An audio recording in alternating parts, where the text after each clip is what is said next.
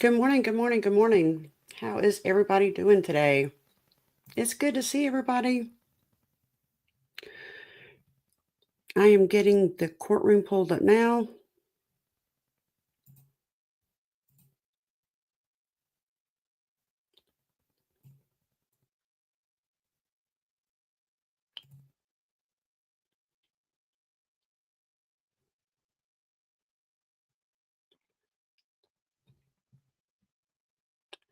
The intro didn't come on. I wonder why.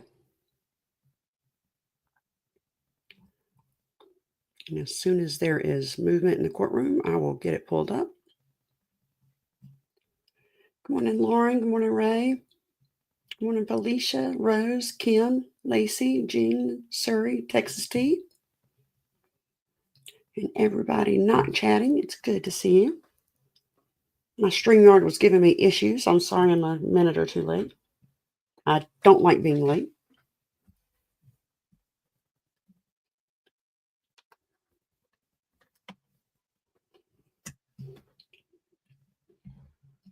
Hey, Jay. Hey, Lady Savage. Harmed Angela. Karen. Paulette. Good morning. Good morning.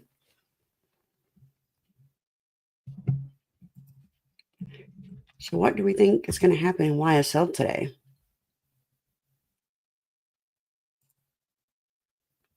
I've heard rumors of things, but nothing for certain, of course.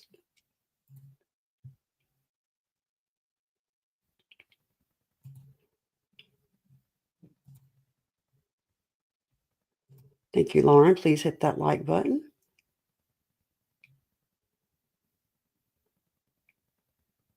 Saw the post about the stream at 9 a.m., but it's gone. Really? Mistrial. Yeah, right. Last week was crazy, wasn't it? It was crazy. It was crazy. I was like, we got to go live with this thing today. This thing has got to go live today. Hey, One Nation.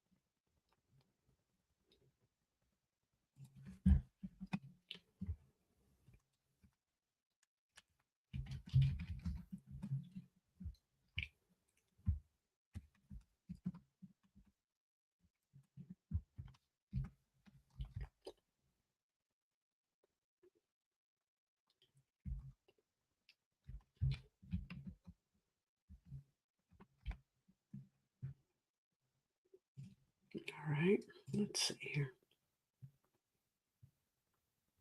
Hey, Bill. Hey, Paulette. Hey, Felicia. Hey, Karen. 22 more state witnesses. You think they're going to squeeze 22 in today?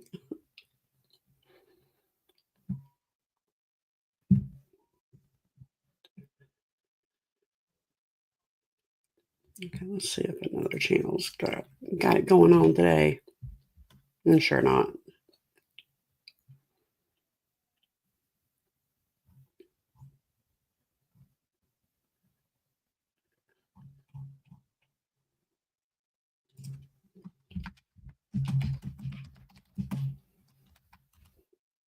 See what Law and Crime's got going on. Law and Crime has been not pulling it up for some reason. Okay, well, Law and Crime's got or Fox 5's got the seal going on, so we'll pull up Fox 5.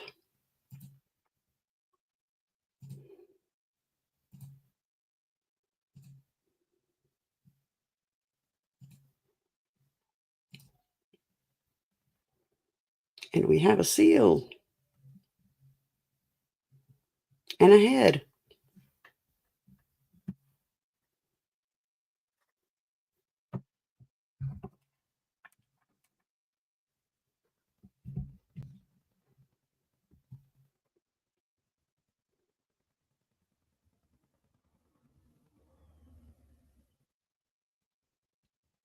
Well, I think we're going to have jury today.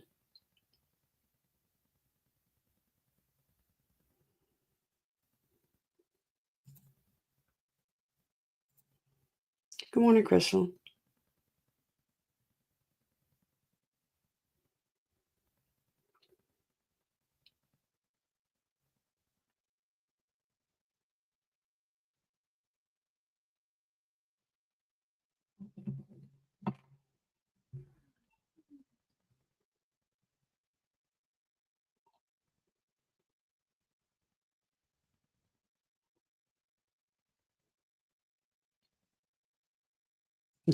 Yeah, that's probably about accurate.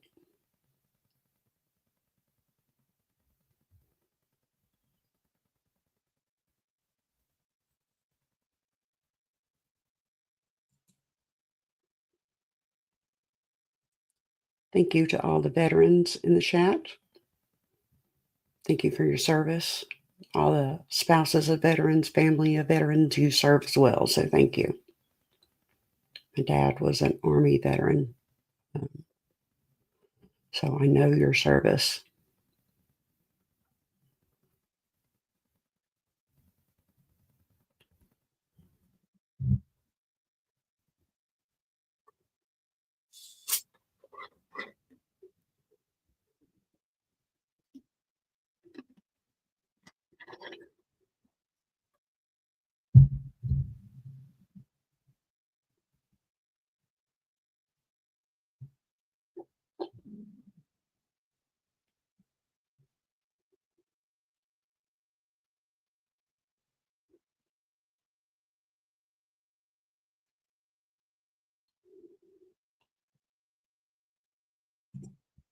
Just an observation with drinks. Everyone seems to think that he pulled up to the stoplight because brake lights were off for a moment. Looks like a person behind the car. Interesting.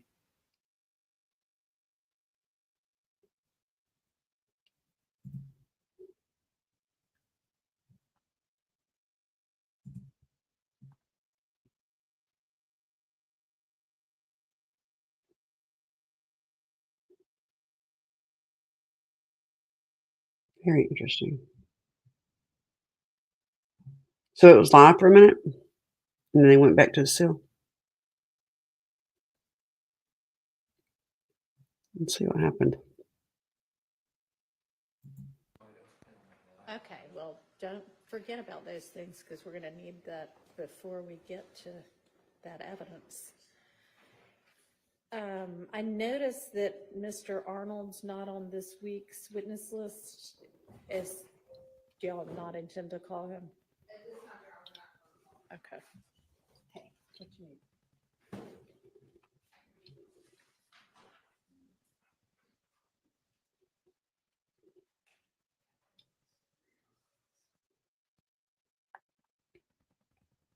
That's it.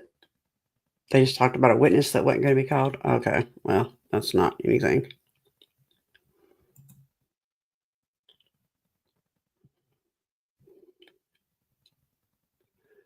I thought we might have missed something serious.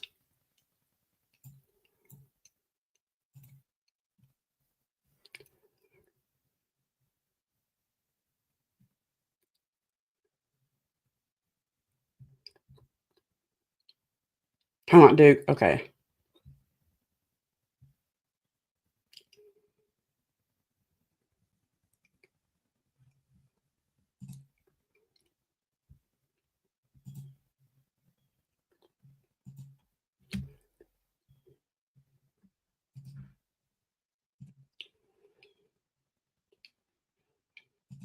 Yeah, that's the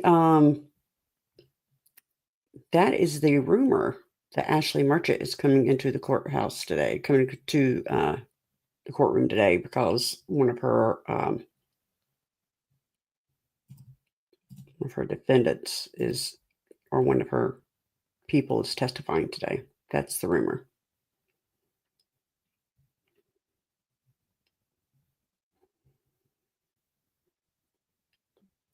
Girl, I love me some Ashley Merchant. Like, I don't fangirl. I don't, because I've met a lot of famous people, but I fangirl over some Ashley Merchant now. Like, yeah. I'd be like, hey, Ashley. I would fangirl over me some Ashley Merchant. I ain't even trying to lie.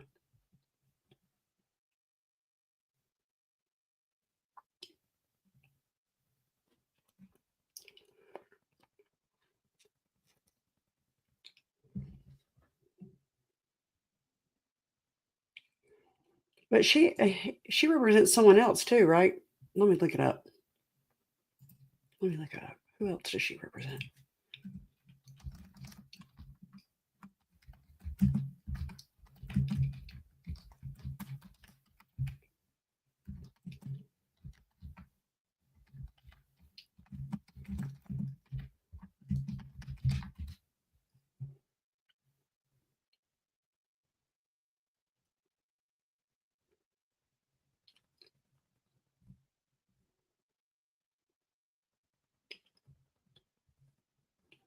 Michael Roman and Yev Saint Laurent. I don't know who Saint Laurent is.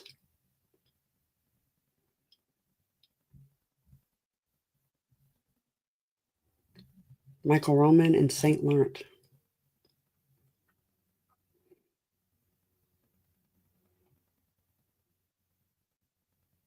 Saint Laurent. Not sure who Saint Laurent. Y'all know who Saint Laurent is? Get blessed life.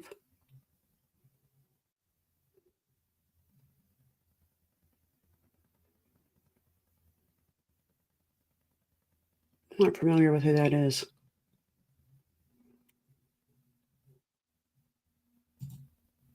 If y'all can tell me in the chat who that is, I would appreciate it because I don't know who that is. Saint Laurent.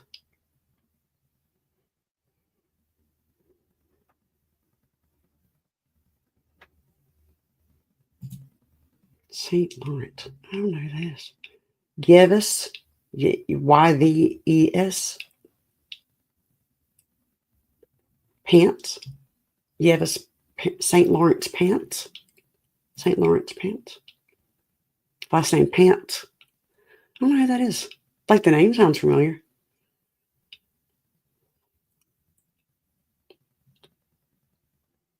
Oh, that's a clothing brand? Oh, okay. I knew that. Sure. I totally knew that. Why does it say she represents that? Oh, logo on the pants. Okay, I see that now.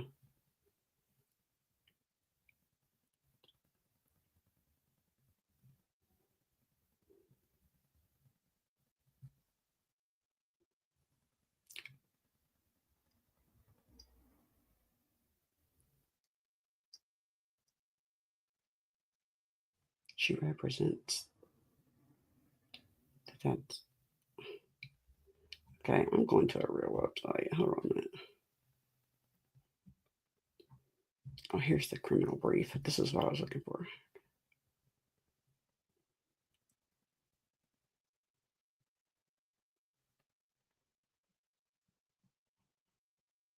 Okay, here we go.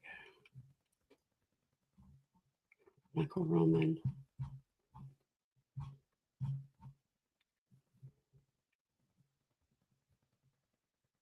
And Natalie Giff.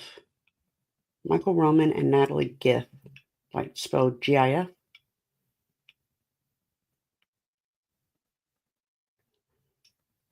And Duke.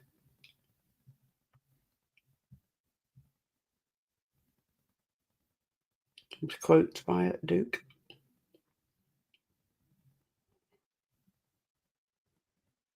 And the state said they were calling. Okay. Thank you.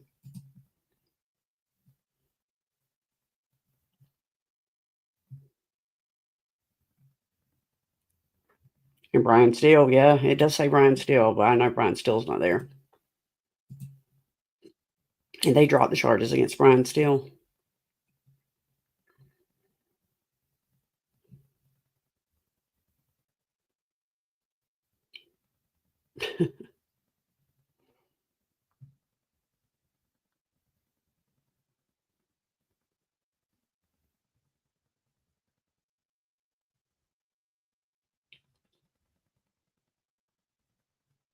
Stillwell, yeah, smoke, yep.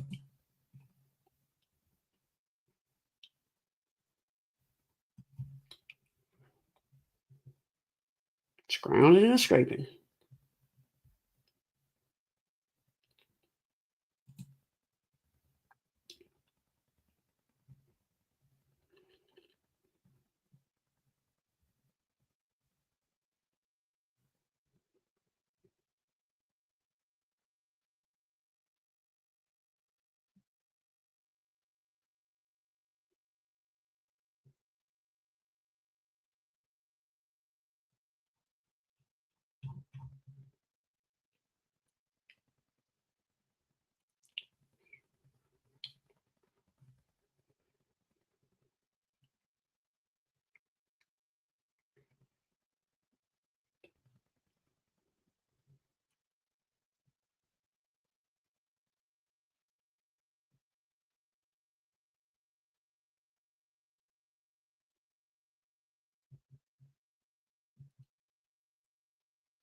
Michael Roman is the former president, former official, former official um, lawyer for President Donald Trump. Wow. How can you say you were once a big lawyer? Jeez.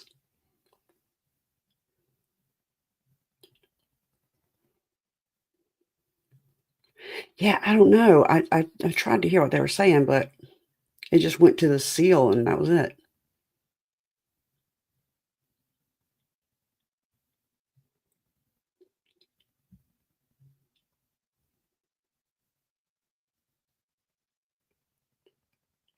I'll not intend to call him. Okay. Hey, what you need?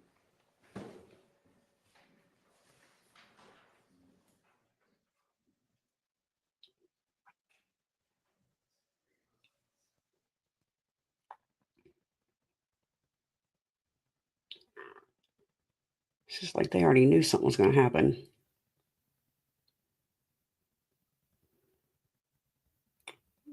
We just don't know.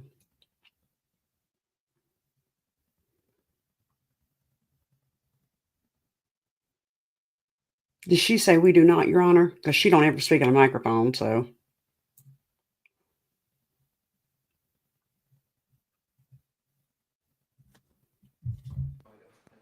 Okay, well, don't forget about those things because we're going to need that before we get to that evidence. I noticed that Mr. Arnold's not on this week's witness list. Do y'all not intend to call him? Okay. At this time, we do not. Okay.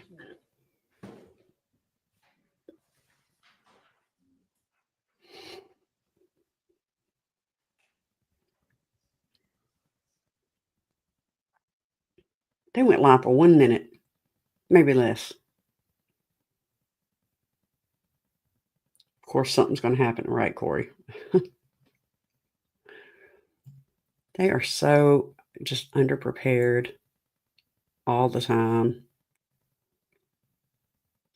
Why the black screen? Not the black screen. Not the black. Not the black screen, man. What? Oh, man.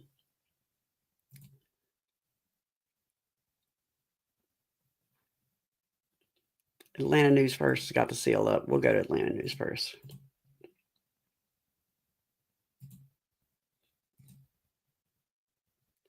At least that gives us a semblance of hope. It's like, no, come on now.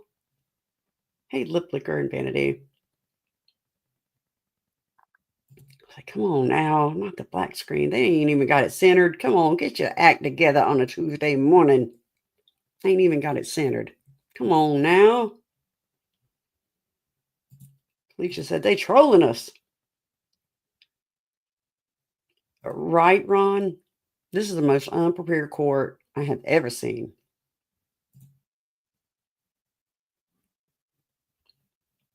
It's crazy, ain't it? It is crazy.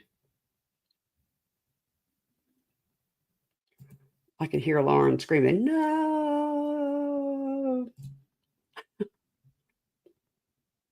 Everybody have a good weekend.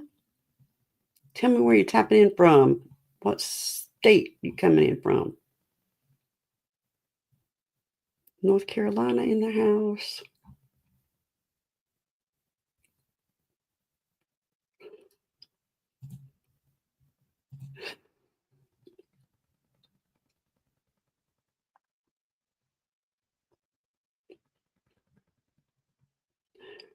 ATL, I hear you, Lauren.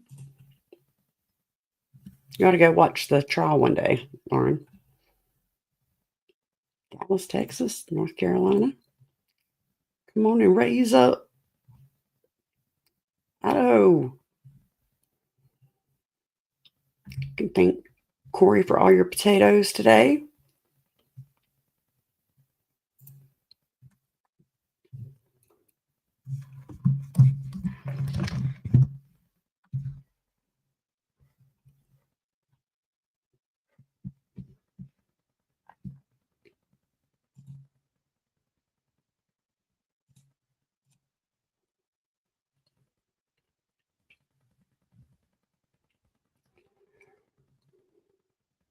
Florida.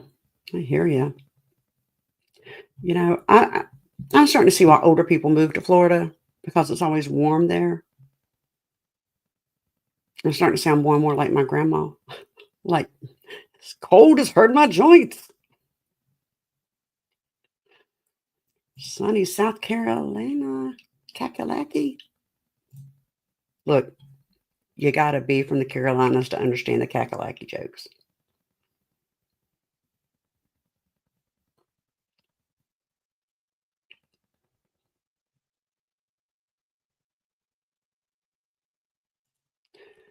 We all find that crazy, Wendell. We all find that crazy.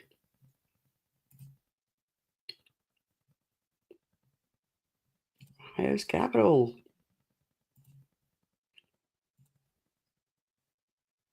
You hate working for.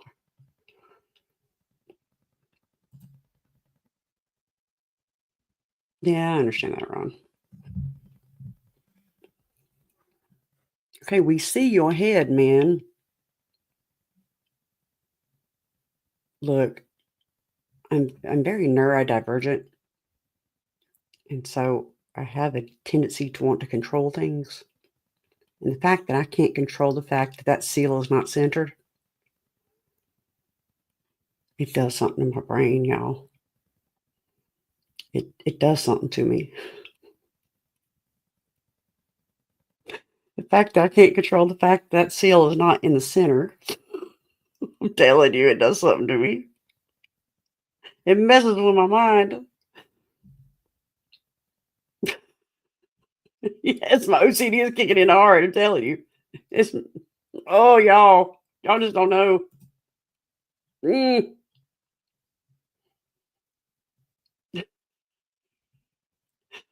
Oh, about to call the courthouse. Yeah, about to send a nasty email. Y'all know what personality? Neurodivergent.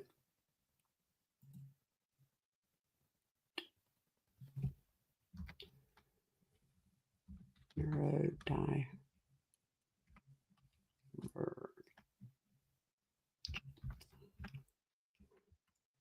I'll put it in the chat. Neurodivergent. Yeah, OCD. Much.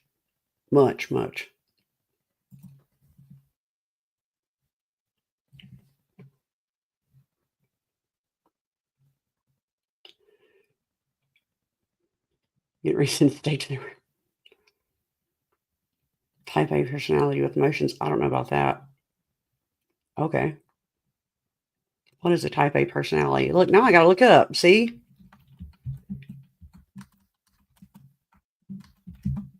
Look, are they getting ready to go live? Nope, they just centered the seal. They heard me. That is so funny.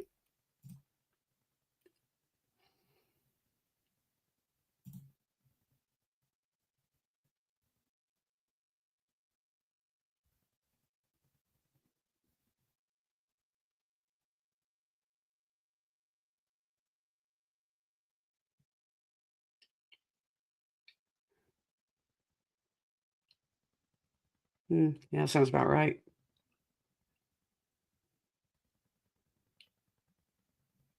Yeah, that sounds right.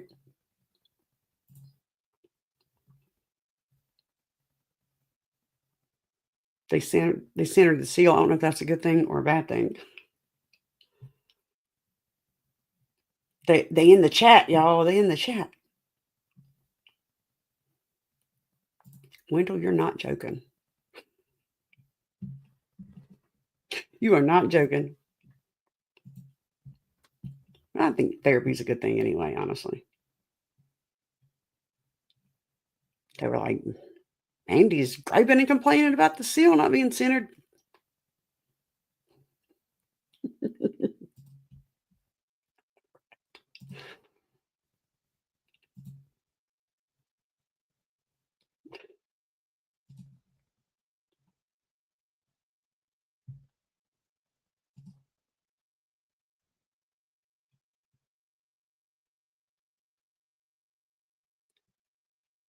There was a video that I wanted to watch, so we can do that while we waiting on them.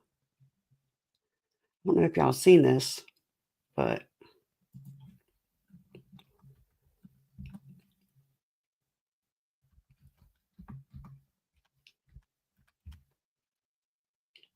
let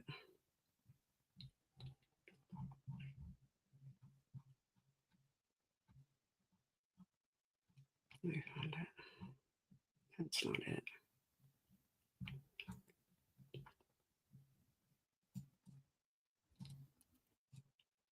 That's not it either.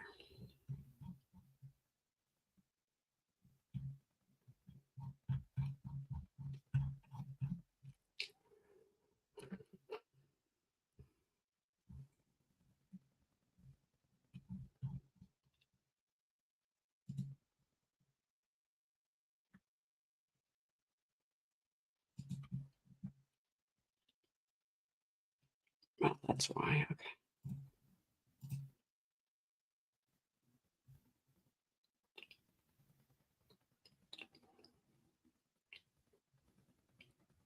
Okay.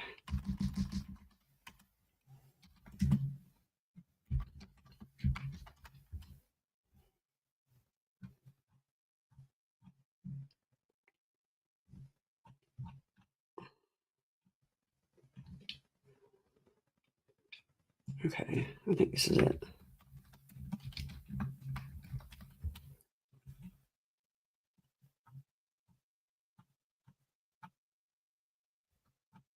All right.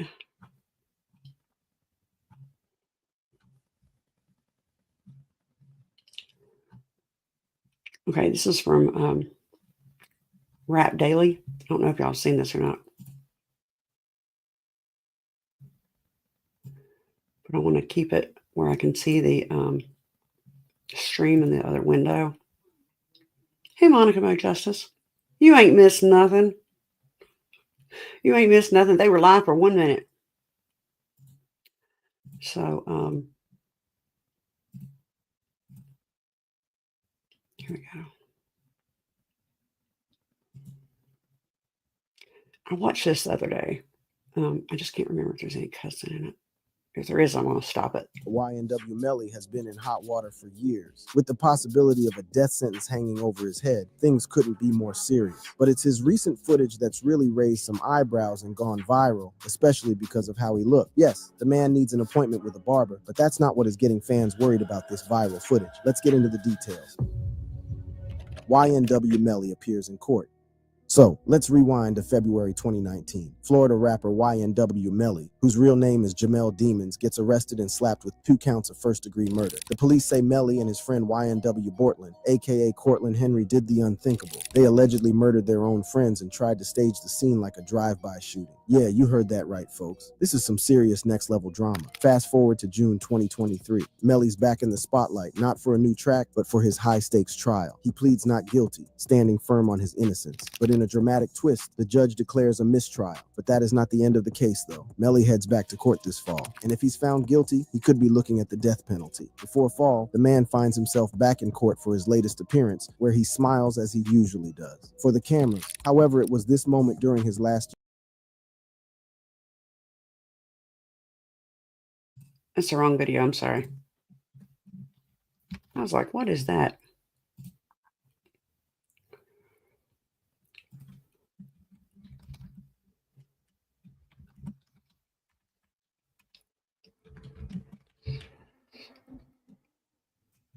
There it is.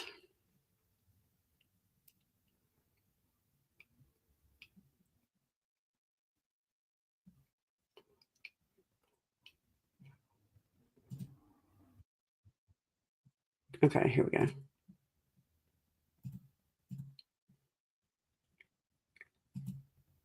All right. Young Thug told everybody that Gunna was a snitch. I'm telling you this. I don't give a fuck if you believe me. That's what he sent to. Or he sent a message to Dirk, Baby. There's a few other rappers I just won't call their names. Just because some of them just told me in privacy. All of them rappers start not with Gunna, speaking out. They're chilling away.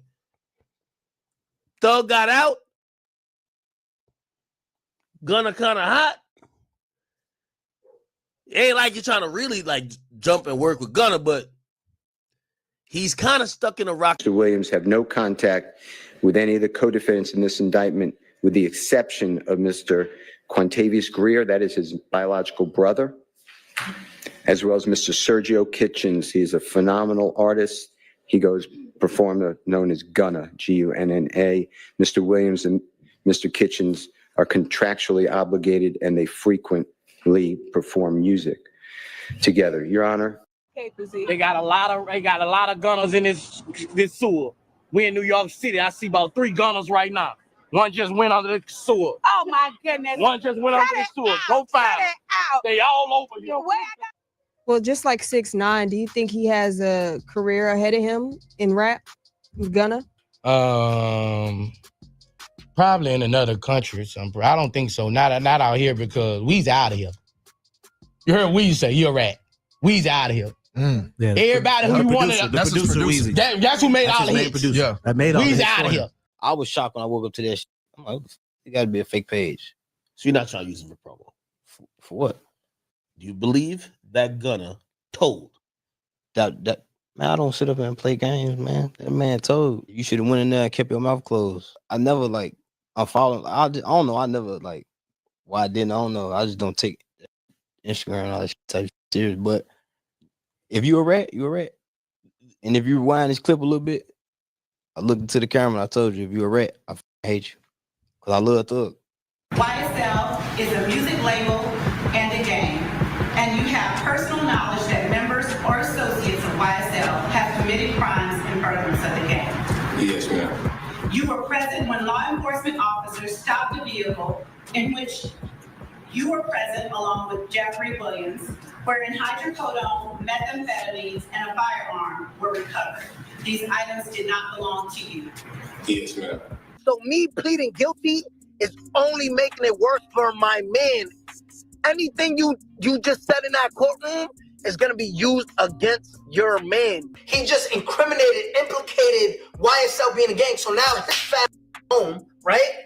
All the people who's locked up, like Jeffrey, like Young Thug, now he can't go with that defense. He can't go with the defense of saying, I'm a record label. Your man just copped out, went home, told open court, told the judge, told the DA, yes, it is a gang. Young Thug is finally free now, and we've all been expecting to see what his next move is going to be. He's been low-key for the past couple of days. He hasn't really done anything aside from tweet. We know that Mariah the Scientist even went as far as canceling the remainder of her tour to fly out the day that he got released from prison.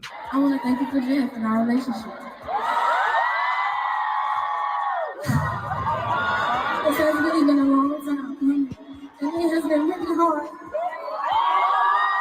There was people who was telling me I would never see him again. There was people who was laughing at me and laughing at the situation, making fun of us. All you who doubted me and doubted me and said this nigga was never coming back. Oh God. What you gonna say now? Now when I say Thug, we gotta switch it up. Let's just make it so the ends like get on this shit.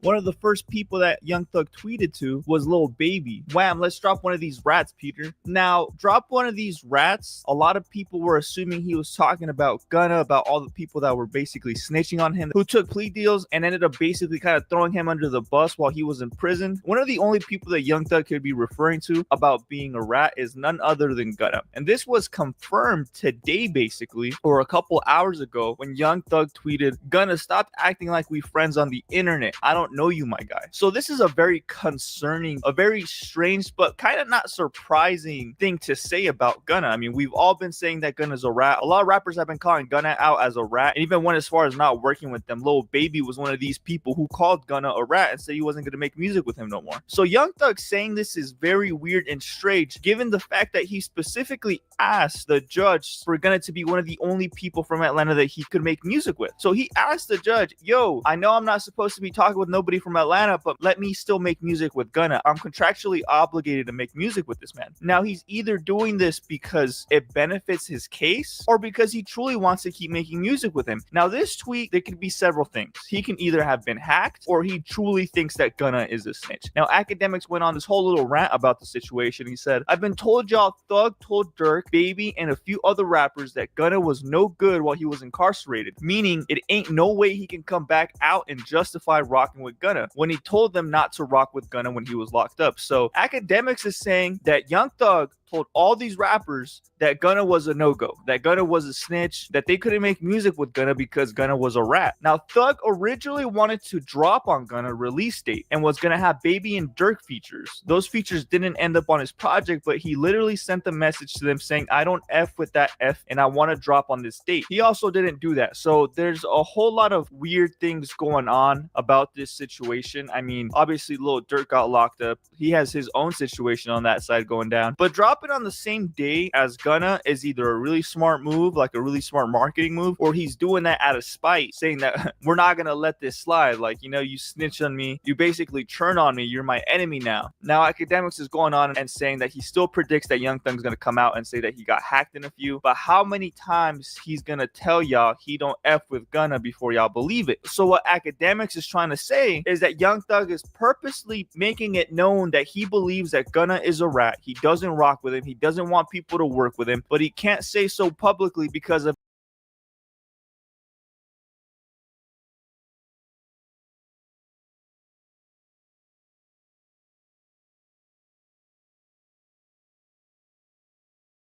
Give me a 1 in the chat if you can hear Court.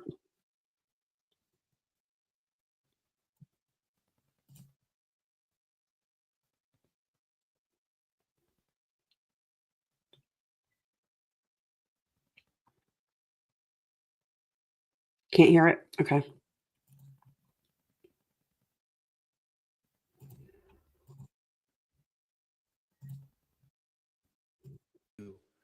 I don't know what the term would be, but unadmit those convictions? No. One's back and one's not. What's up with that? Because those were still, I think, overt acts, right? Are they or not? The whatever Mr. Why is one back and one not? Nichols What's pled up with this? to and what Mr. Arnold? Winfrey. Winfrey. Well, Winfrey's was an Alfred plea. Right, but the issue isn't the act or evidence of the acts. Yeah. The issue is non-testifying witnesses saying, Here we go. yes, I did it. Which is what we expressed way back when they were admitted. It's a confrontation clause issue. Yeah, it definitely is. Right. I remember being surprised that a limiter was not given at the time by the predecessor judge. Right.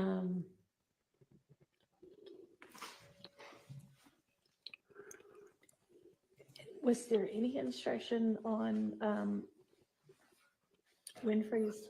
I cannot recall. Our stance is that the plea itself should not even be in evidence. Not even a limiting instruction. Can you guys hear this? The issue Okay, good. shouldn't be in. And same with Nichols. Same with Mr. Nichols. Although Now that they are not. Mr. Winfrey never was sitting with us. So that our stance is that should have never been. But Mr. Nichols, His come in though to sort of explain some of his testimony. No, he never testified. We were arguing that it was a controversial day because from our vantage point, the state was trying to suggest that Mr. Winfrey took a plea because of promises of a car or different things. But Mr. Steele at the time was rightfully pointing out that that plea was not, the Supreme Court later found that plea was not voluntarily given. Right. Didn't that come into evidence though? No, we were not allowed to get into that at all. The fact that it had been reversed and that he then entered an Alford plea instead of a guilty plea, right? That came in. That information came in, right? The information he had to take the plea a second time came in. I don't think the reasoning came in, but the fact that he had to take the plea. I want to be clear. I don't know if the underlying reason came in, but the fact that he had to take another plea about a month or so later. Which didn't, that didn't help a lot for us because we wanted to get into the reasoning. But the bottom line is the plea, whether it was voluntary or involuntary at this point, it's still statements by Jimmy Winfrey, and he never took the stand. So, all right, you know what? I may need to just review that trial testimony. Who was on the stand? Okay.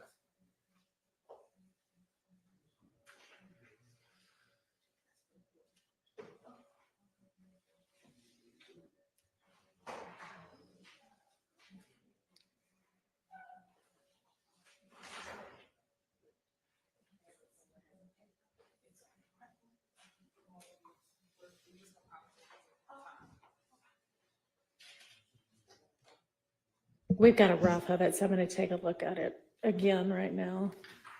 Great, thank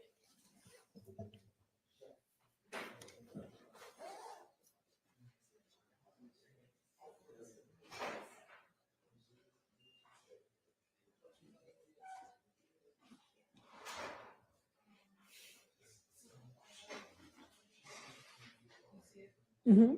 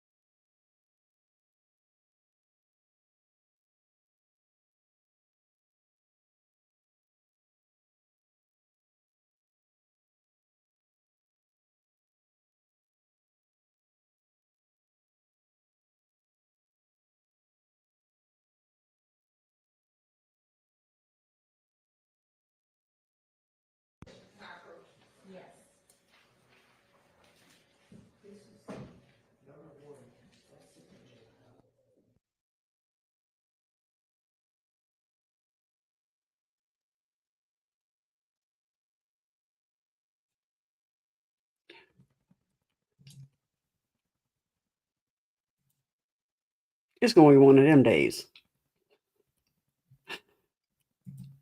Good morning.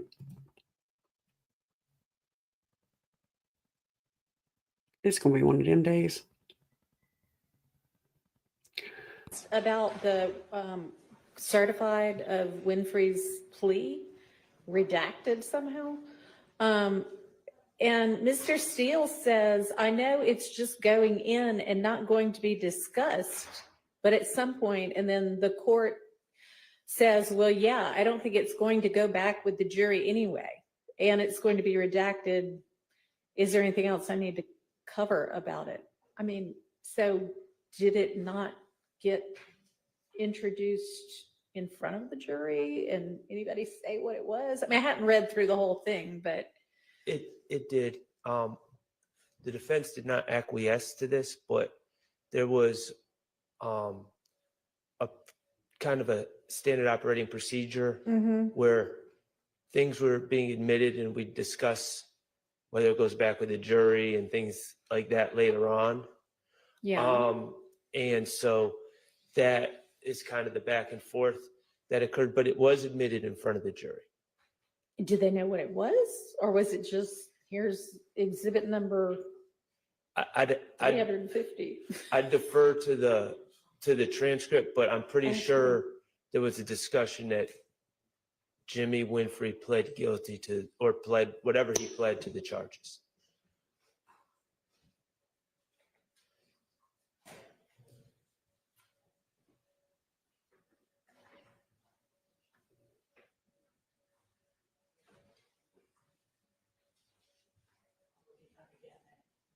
Okay, so this isn't the entirety of the transcript, but then it jumps to some questioning by Miss Hilton of a witness. I don't know who. Oh, yes. As it relates to this case, do you know if Jimmy Winfrey ever took a plea? Yes, he did.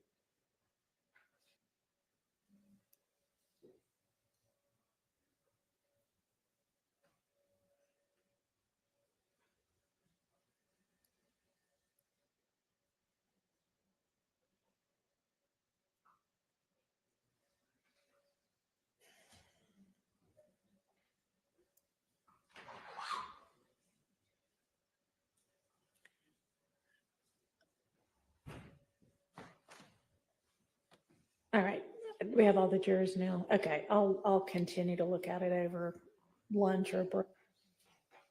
We're not going to need this limiter this morning, right? No, we probably won't need it until when the next day. Okay, great. All right, let's get the next witness, get the jury out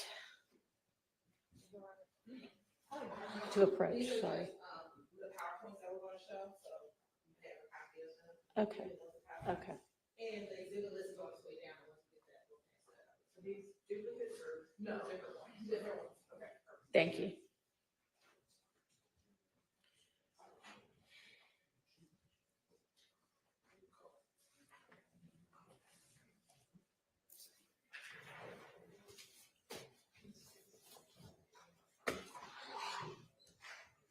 All right, for jury.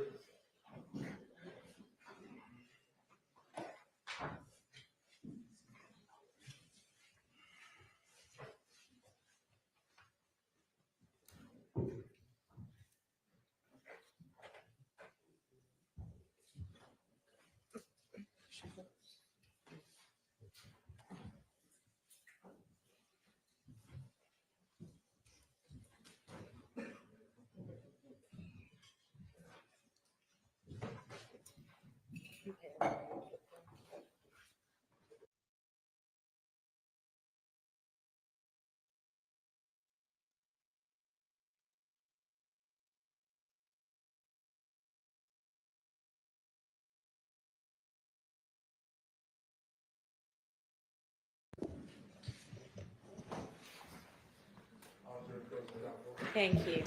All right, y'all have your next witness on the stand. Sergeant Ingram, would you swear that witness for us? Can you stand up till you get sworn, please?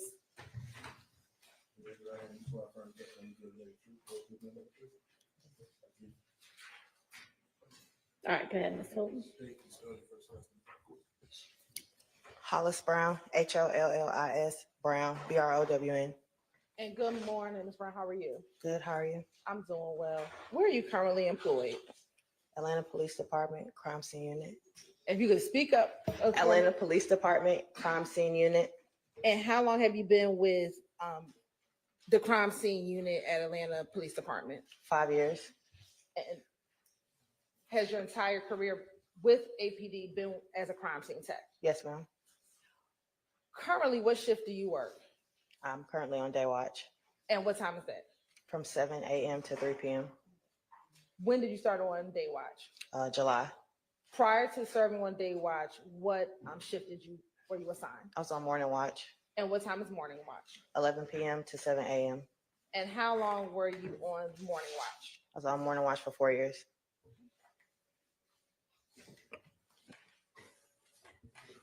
And taking you to March 2022, were you working morning shift back in March of 2022? Yes, ma'am. I want to direct your attention to two separate locations that you responded to in March of 2022. First, I want to direct your attention to March 11th, 2022. Did you have the occasion to respond to I-7585 northbound and Fair Drive? Yes. And why did you respond to that location? I was called to that scene for a homicide. Okay. And I'm going to ask you today, do you remember the APD case number associated with that location? No, ma'am. Did you do a report in this case? Yes, ma'am. Will looking at a copy of your report help refresh your memory as to the location, the APD case number? I'm sorry.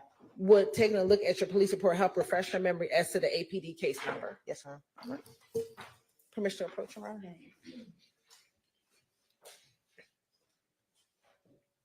I'm going to show you what I'm going to mark as 4VBA. Is that your police report? Yes.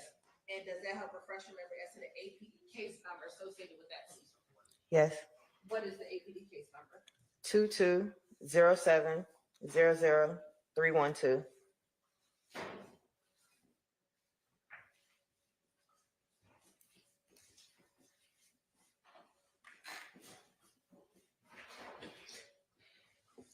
And that's on March 11th? Yes. Why did you respond to that location? I responded to that location for a homicide.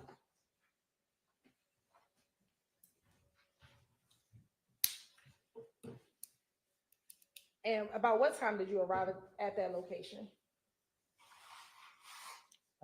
Approximately around 5. Is that 5 a.m.? Yes, ma'am.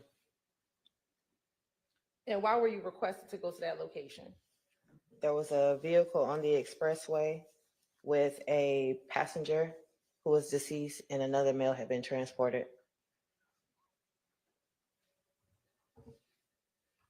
What did you find when you got there? I found a grayish looking vehicle with defects all around the driver's side, the rear, and the passenger side, with a deceased male sitting in the passenger seat, front passenger seat. Did you see any of the shell casings? Yes, they were on the expressway.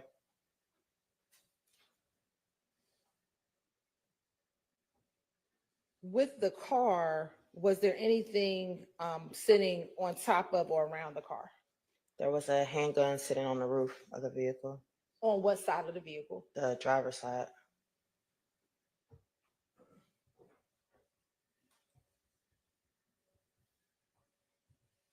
And you said there was a passenger still seated in the car. Were they alive or deceased? They were deceased. Did you find any weapons on that individual? He had a handgun in his waistline area. Now, you talked about shell casings. How far did the shell casings stand on that highway? I don't really remember too much, but I know they were before we hit the vehicle. When you say before you hit the vehicle, what do you mean? So they started a little bit further back, going towards where the vehicle was at. And did you take pictures of the scene as you found it? Yes. And have you had the opportunity to review some of those photographs that you took on March 11, 2022? Yes. Okay, in front of you have the opportunity to look at Stacy Exhibit 4 VV through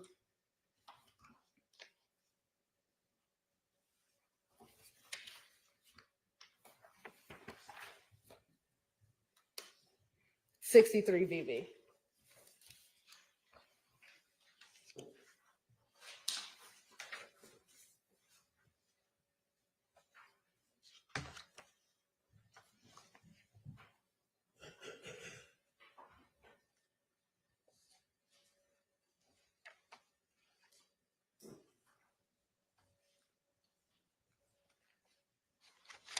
Yes. And did you look at those previously when you were before coming into court? Yes. All right. And do those appear to be a fair, accurate depiction of some of the images that you took back on March 11, 2022? Yes. At this time, the state would like to admit Stacy Exhibit 4 VV through 63 VV into evidence. Those are admitted. How many shell casings did you recover? I don't recall. We're looking at a copy of your police report. Help refresh your memory. Yes, ma'am. Okay. Once you've read it and your memory's been refreshed, just look up and let me know.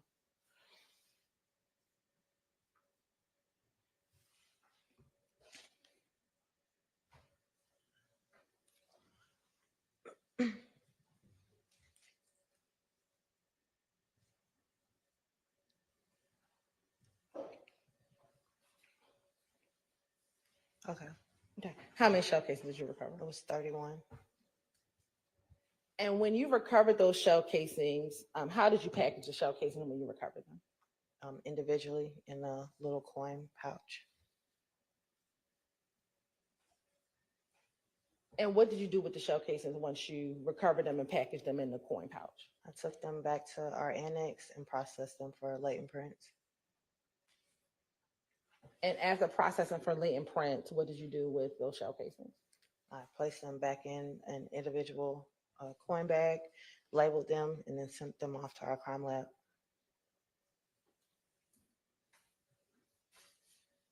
What caliber shell casings were they? 9mm.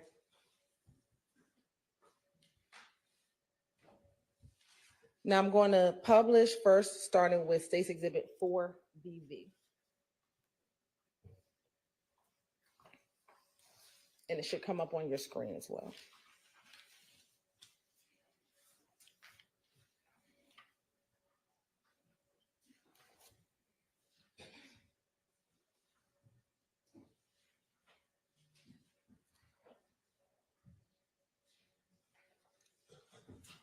And now also looking at 6 VV.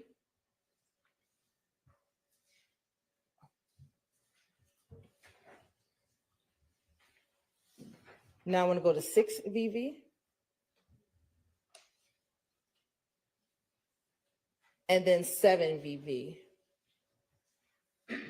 Is this the vehicle in which you found on the highway when you arrived at the location? Yes.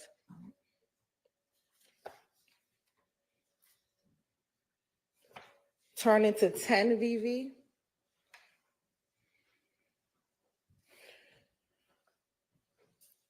$11 VV and 12 VV. What were you depicting in those 3 pictures? The defects in the vehicle. Now looking at 14 VV. And let me go and ask, for 10, 11, and 12, what side of the vehicle were those defects on? The driver's side. Now looking at 14 VV and 15 VV. What were you taking pictures of in those 2 pictures? The defects in the vehicle and the damage to the window. Okay. And what side of the vehicle is that? Passenger side. Okay. And is that where you found the male that you discussed earlier? Yes. And was the driver present when you arrived on scene? No. Do you know where the driver went? I was told he had been transported. Transported to the hospital? Yes. Now, starting at 19 VV, and I'm going to ask you to look at the packet that's in front of you.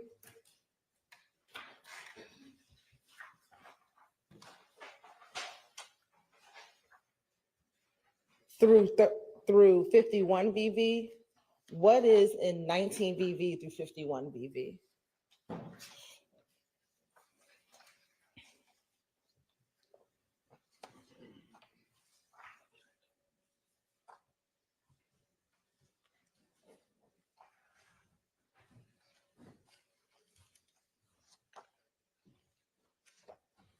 They're photos of my casings. Okay. And are those the individual photos of the shell casing that you collected? Yes. All right. Now I want to go to 53 VV.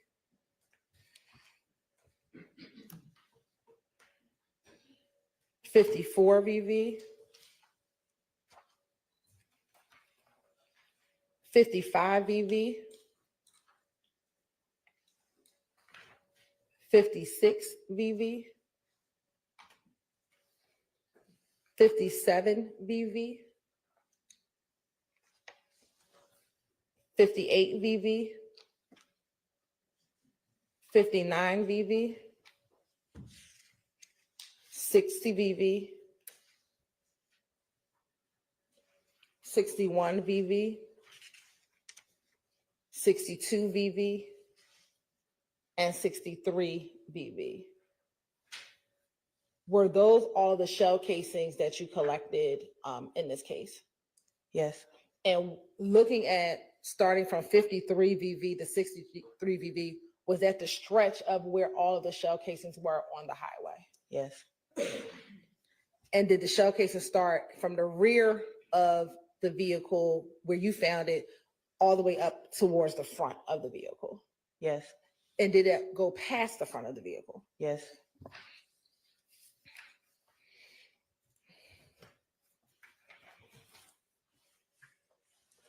And were all the shell casings that you recovered on that scene 9mm? Yes.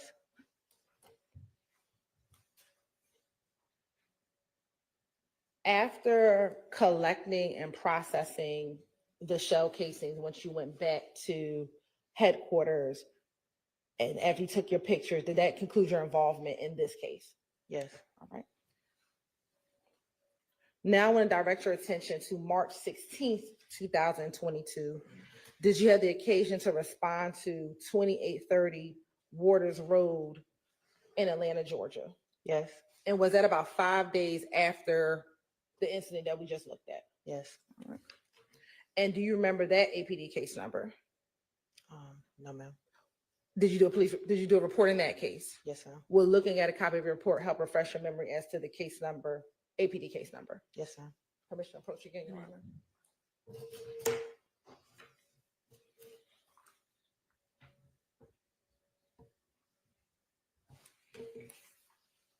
I'm going to show you what I'm going to mark as 248 VBA. Do you recognize 248 VBA? Yes.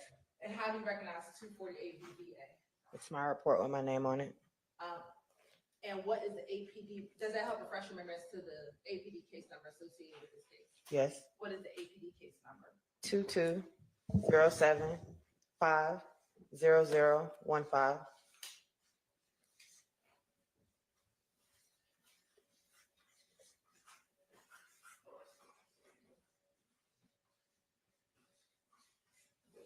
And that date was 3/16/2022? Yes. And what time did you respond to that location? Around 2:30. Is that in the morning? Yes, ma'am. And for the March 11th incident, did you say that you responded about 5 a.m.? Yes, ma'am.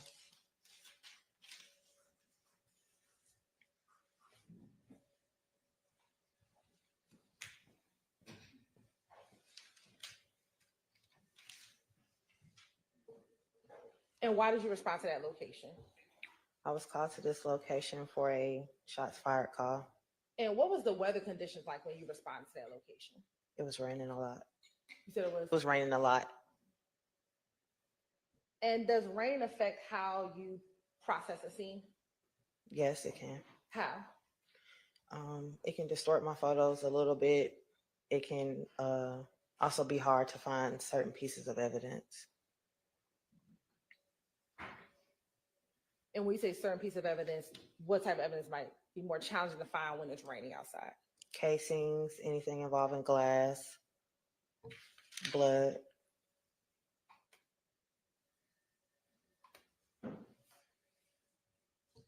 What did you observe when you first responded to that scene? When I arrived, I noticed there were shell casings laying in the grass area by the fence. In front of the fence, there was a little street. There was casings located in the street as well. There was defects in vehicles to the next door, the house next door. There were defects also in the fence and the vehicle in front of the house.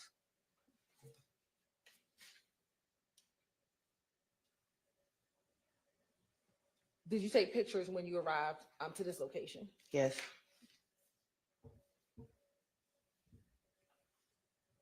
And have you had the opportunity to review those photographs before your testimony here today? Yes.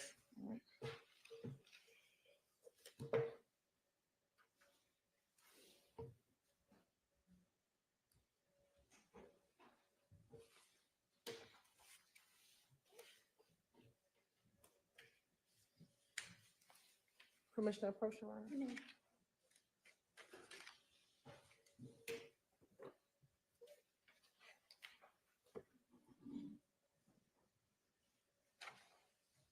going to first show you 248 VV through 271 VV. Are these images that you saw prior to your coming into court today? Yes. And then I'm going to show you next 272 VV through 308 VV. Are those also items or pictures that you saw prior to your testimony today? Yes. And then last term out of these 309 VV through 315 VV. Had you had the opportunity to review those photos prior to your testimony here today? Yes. Do those appear to be fair and accurate depictions of the pictures that you took on March 16, 2022? Yes. You're at this time, the state would like to tender 248 VV to 315 VV into evidence. And permission to publish. First, starting with 248 VV.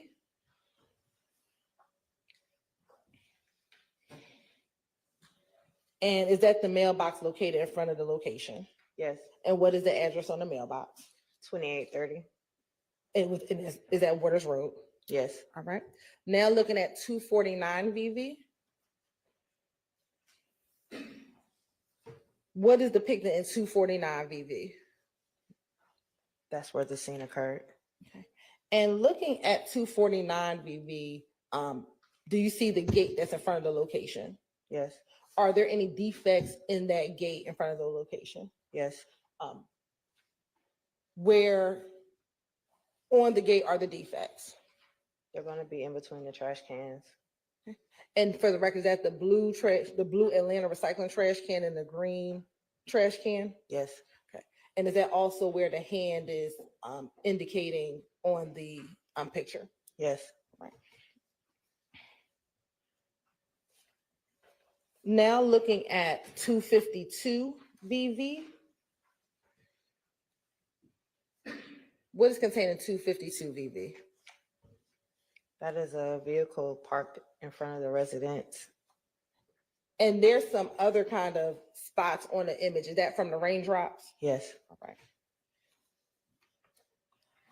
Looking at 253, 254, and 255 VV, is that the same vehicle that we just looked at previously? Yes. Okay. Now looking at 255 VV, what, if anything, were you depicting in 255 VV? The defect in the vehicle. And if we can scroll in, is that the defect that you're referring to? Yes. Do you recall sitting here now what side of the vehicle that defect is on? In this photo, it looks like the passenger side, rear passenger window. All right. Now looking at 257 VV, what is being depicted in 257 VV? The driver's side of the vehicle with defects. And I'm going to show you, where are the two defects, excuse me, or not two, where are the defects that you see? The driver's side window. Are there any other defects on the driver's side of the car? I don't see, well, there's one right here below the side view mirror, a little bit further down where the mouse is. Is that where the hand is? Yes. And if we can pull the photo towards the left. Are there any other defects? I can't see from this photo, so no. Turning, if you can look behind you, are there any defects on the back window? It looks like it may be a defect. I can't really tell between the raindrops. Okay. Now looking at 258 BV. Is that a close-up of the defect that we saw on the front the front driver's side window? Yes. All right. 259 VV. Is that a defect on the rear driver's side above the rear tire? Yes. 260 VV. Is that a close-up of the defect that was on the front driver's side of the vehicle? Yes. Now looking at 261 VV. Where's this area of the home? This is on the right side of the residence. And this is on the front porch of the residence? Yes. All right. Looking at 262 and 263 VV.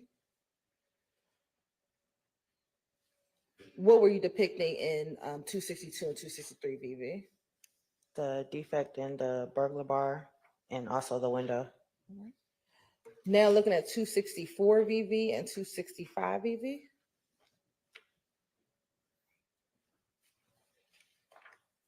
What were you depicting in 265 VV? Showing the defects in the doors. Okay. And is this a defect as we zoom in at the top of the door? Yes. And is there another defect as we zoom in on the bottom of the door? Yes. If you could zoom in.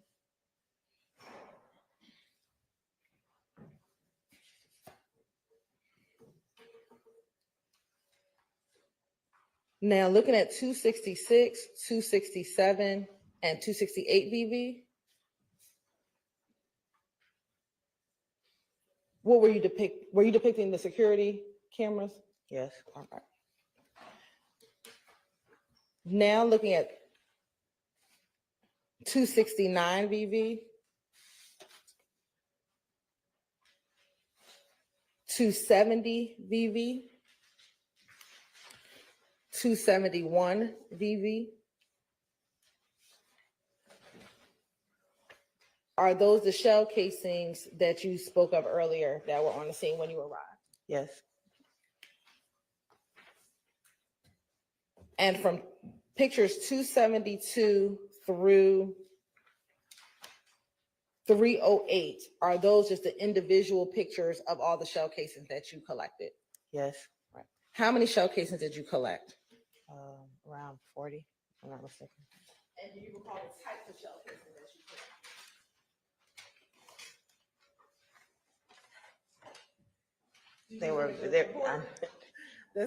Well, okay. They were 40s. I'm sorry. They were 5.57s, 223, 40s, and 9s. Okay. And have you had the opportunity to look at those items today before your testimony? Yes. Mr. Sharp. Permission to approach again, Your Honor. You may. I'm going to show you what's been marked as 424 DV. You can come prepared. Can you look in that bag and tell me if you recognize the items in your bag? In the bag, excuse me.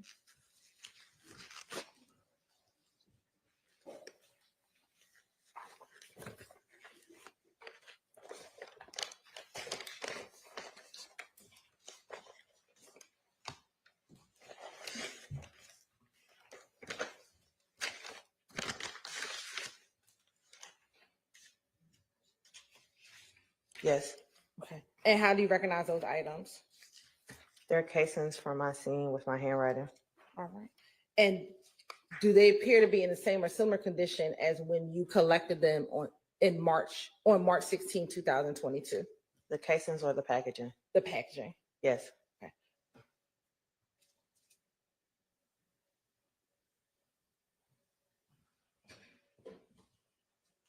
And is your identification on all of the packaging as you remember it from March of 2022, March 16th of 2022? Yes. Now, this time the state would like to tender and admit the contents of 424 BV into evidence. All right, that's admitted. Can you tell us how many of each type of shell casings did you find?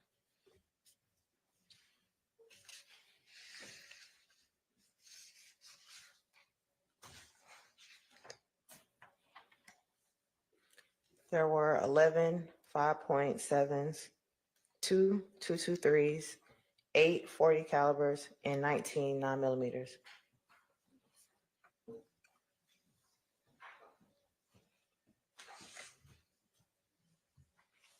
11 5x7. 2 223s, 8 40s, and 19 9mm.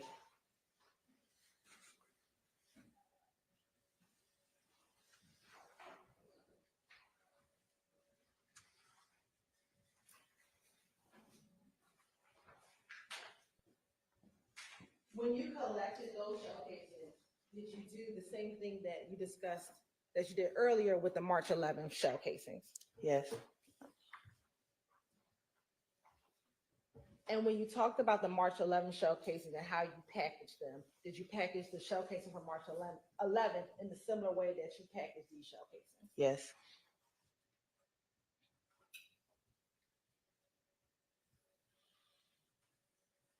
And then did you turn these shell casings over to the APD crime lab in order for any further testing? Yes. After taking the pictures, collecting the evidence, and turning it over to APD, that concludes your involvement in this case. Yes. All right, court's indulgence for a moment.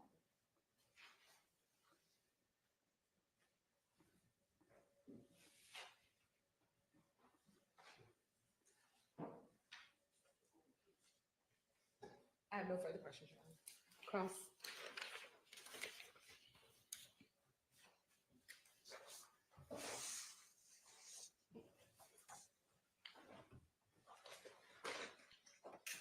Good morning. Good morning. Crime scene take Brown. My name is Max Shard. I represent Shannon Stillwell, okay? Let me just ask you about the March 11th scene that you worked on first, okay? That's the one from the expressway, correct? The expressway. Now, did you write a report regarding that case? Yes. Okay. Do you have that report? Yes, sir. Okay. If you need to refer to the report, just let me know if you need to refresh your recollection, okay? Okay. All right. March 11th on the expressway, we saw the pictures. Looked like a Kia Stinger on the right lane of the expressway. Yes. Okay, and the car had numerous bullet holes in it. Correct? Yes. Okay. Who were the victims in that case? For my report, I only have one listed, and that was the driver. And the driver, what was the driver's name? Christian McMiller. Okay. All right. And your understanding is 2 people were shot and ultimately died in that case, correct? Yes, sir. Okay. Do you know if anyone has been arrested for that case? No. No, you don't know, or no one has? No, I don't know. Okay. All right. I'm going to move to March 16th, okay, 2830 Waters Road. It sounds like from the pictures there's a house on Waters Road with a wooden fence around it. Correct? Yes. And that's what your pictures reflect? Yes. Okay. And when you arrived, it was rainy day, and you were doing your best to document the evidence, correct? Yes. Okay. And there were a number of shell casings. I think you said you collected 40 correct? Yes. And were they all outside the fence? Yes. Okay. And you noted as part of your work that there were bullet defects, there were holes in the house, in the windows, in cars that were parked in the yard, correct? Yes. Okay. It was consistent with people shooting from the street area towards that house, correct? Yes. Okay.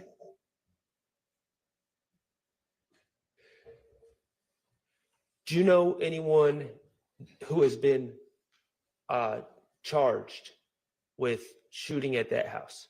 No, sir. Okay. Now, I just wanted to make sure I'm clear. Your Honor, may I approach? You may. Thank you. So, Ms. Brown, this brown paper bag is labeled 424 VV, correct? Yes. And that's the paper bag that you put all the shell casings you collected from 2830 Water Road, correct? Yes. Okay. Now, you preserve that evidence so it could be later processed by GBI or other people for ballistics and things of that nature, correct? Yes. Knives and hits, etc. Yes. All right. If I am to ask the scientists or the GBI people later on about this case, what numbers would I need to know that we're talking about the same shell casings? There were 40 casings, so it should be numbers 1 through 40. As far as the case number, would it go by the APD case number or what would be the cross-reference, if you know? I'm sorry, I don't know how GBI actually labels theirs. Okay, but you have it in the case number that you've already given us, correct? Yes, sir. All right. One other thing I just wanted to clarify and possibly correct. We talked about the different shell casings that were collected, right? In a total of 40. Yes. Okay. There was 2 223s, Yes. 840 caliber, Yes. 19 9mm, Yes.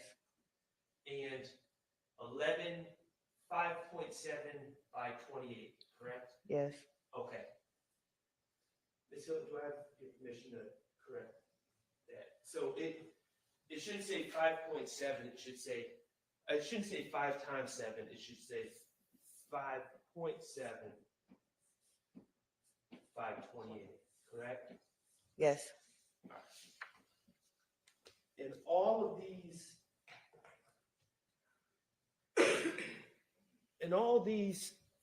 shell casings are for different caliber bullets, correct?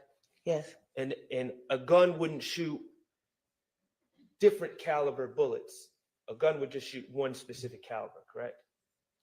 I'm sorry, I'm not a ballistics expert. I Okay. just know they fire. Fair enough. Thank you.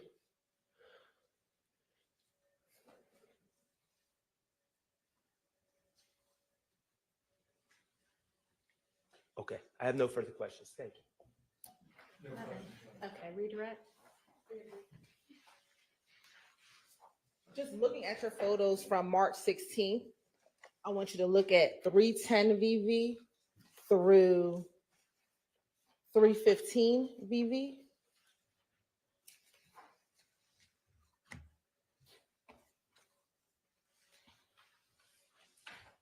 Which numbers? 310 VV through 315 VV. Okay. Earlier, you talked about going to another home and taking pictures of some defects. Is that the home next door to 2830 where you went and took other pictures? Yes. Right. And looking at 311 VV, 312, 313, 314, and 315, is that the vehicle that was of interest that had defects inside of the vehicle? Yes. All right. Thank you. No further questions. All right, thank you for your time. You're excused. Call your next witness. Yes, Your Honor. The state calls Detective Patrick to stand. Judge, Yes. you'd like for me to leave these here? Yeah, that's fine. Thank you. Thanks.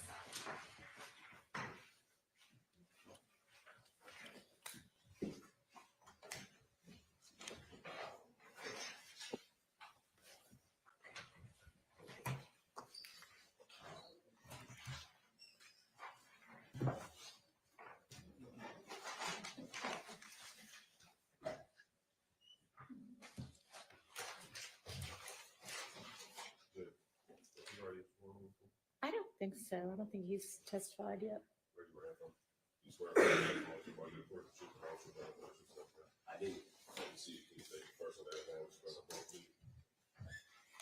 My name is Kevin Leon Packer. It's Kevin. My last name is Leonpacher.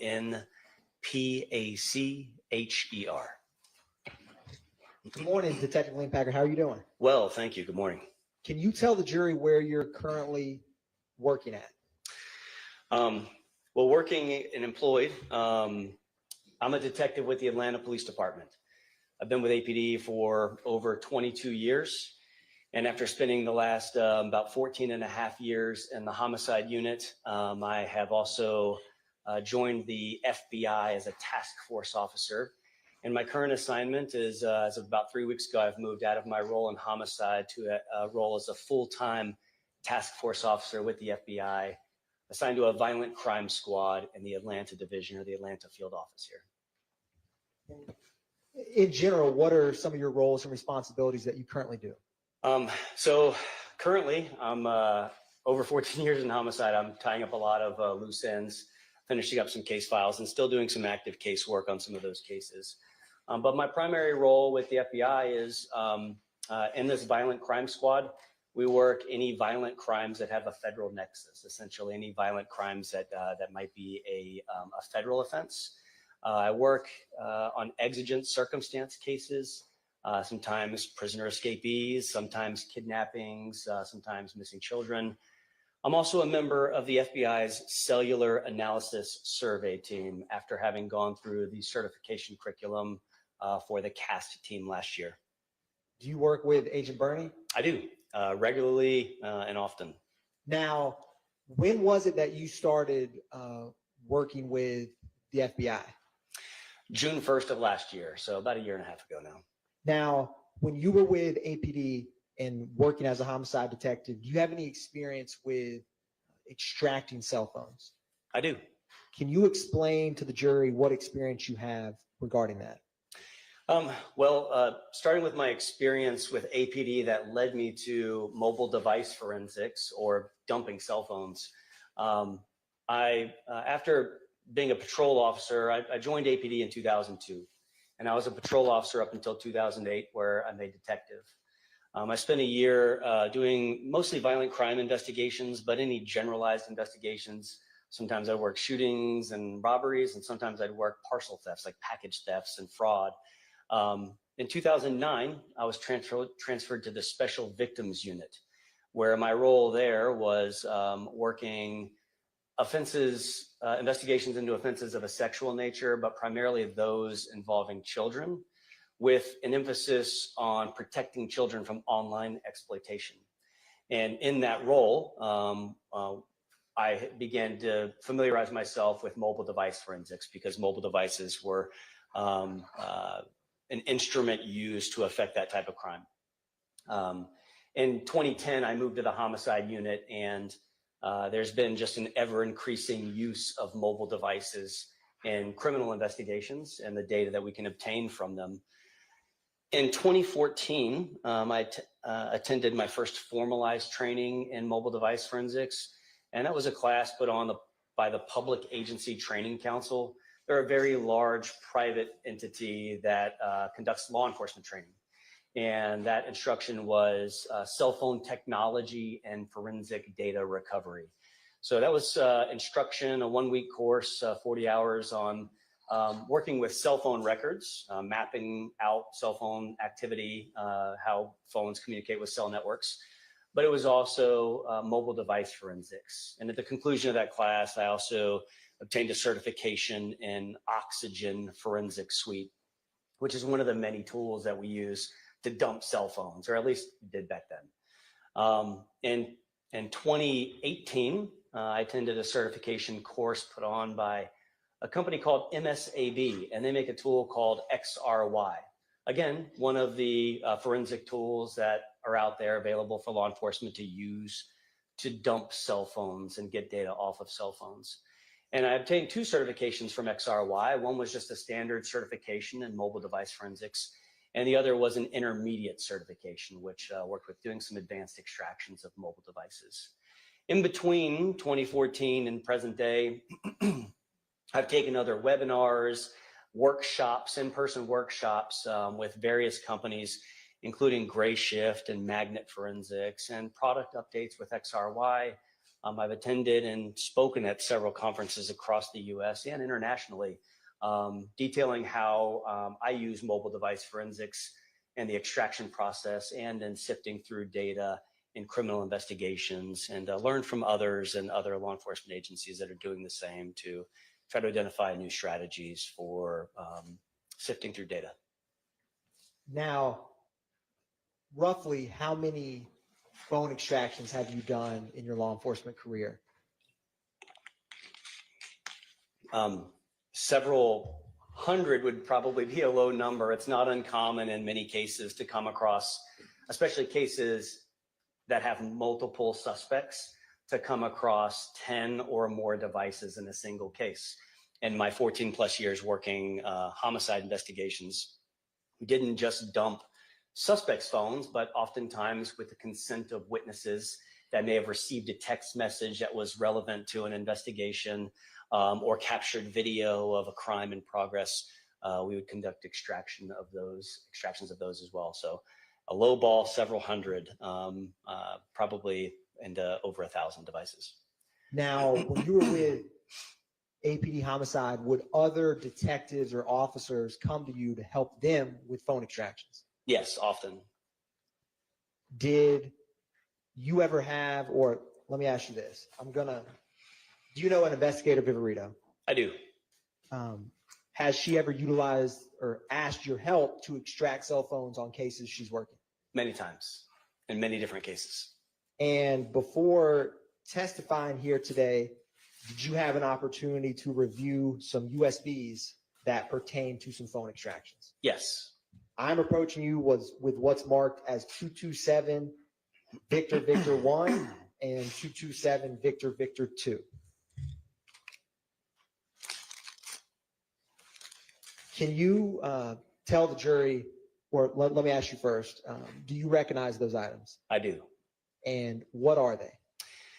They are USB drives, one of which contains cell phone extractions that were from devices associated with Mr. Shannon Stillwell or Shannon Jackson. I'm familiar with him by both names. And the other is and I should say that one is State's Exhibit 227VV1. That's correct. And then the other one, which is a silver and gray USB device, State's Exhibit 227VV2, contains mobile device extractions for phones that are associated with Marquavius Huey. And how many phones extractions are there on each of those USBs? If I could review my notes, but I believe it was 3 for each device. Yes, 3 for each device. Now, each USB drive. Can you describe for the jury, you've discussed phone extractions, what kind of data comes back? Can you kind of describe the process when you get a phone to extract?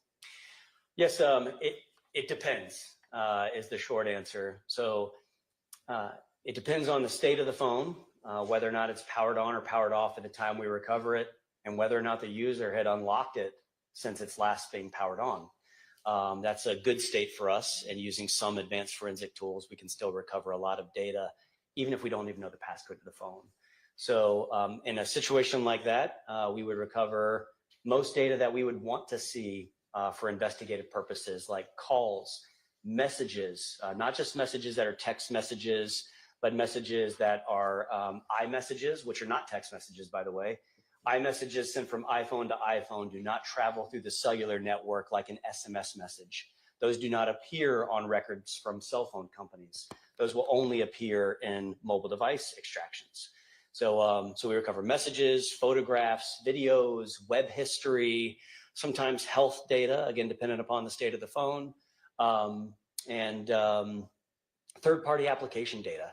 So depending upon how an application works, if it stores data on the device, then we can sometimes recover that data, and depending upon the forensic tool we use, it could parse out that data and show it in the messages section as well. For instance, DMs on Instagram may appear in a cell phone extraction.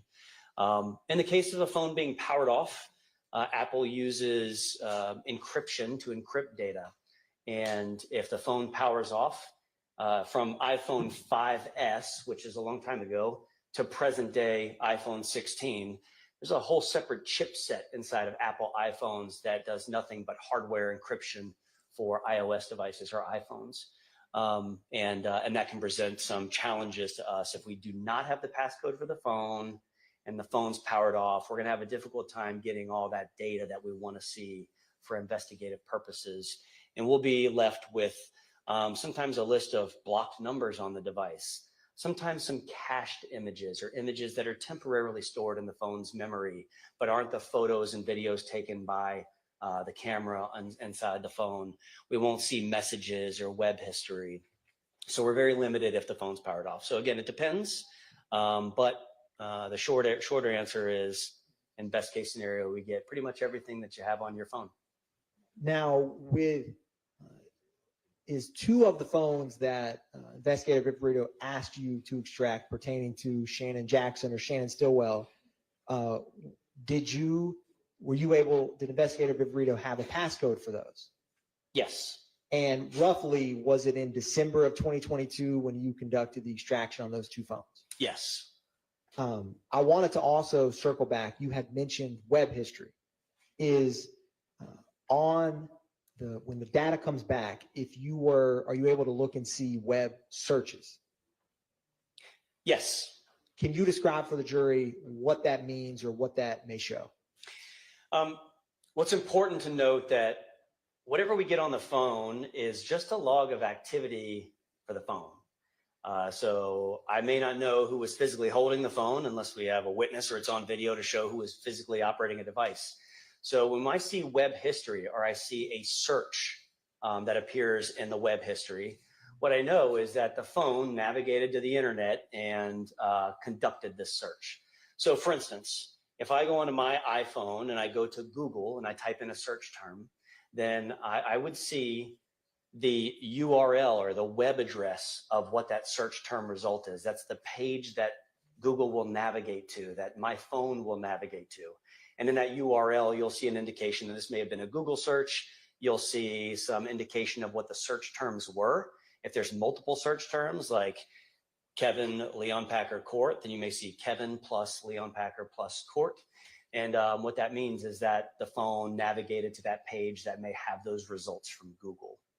If someone were to send a link of search results, which I don't think I've ever seen someone send a link of Google search results, but that would have the same web address. So whether someone types in the search term or navigates to the page that resulted in those search terms because someone, say, texted them a link, then you would still navigate to the Google page that has the results for those search terms.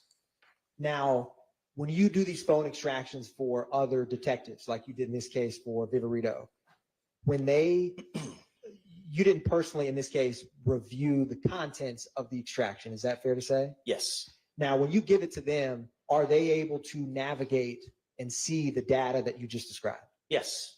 And is the system that they see that data for messages or calls, are they able to tell if it's incoming, outgoing, and who they're communicating with? Yes. The tool that I use and used in this case is XRY. That's the one that's made by that company, MSAD. And XRY has essentially, it's two different tools. One is the extraction tool, that's XRY. And then the reviewer or reader tool is called Examine.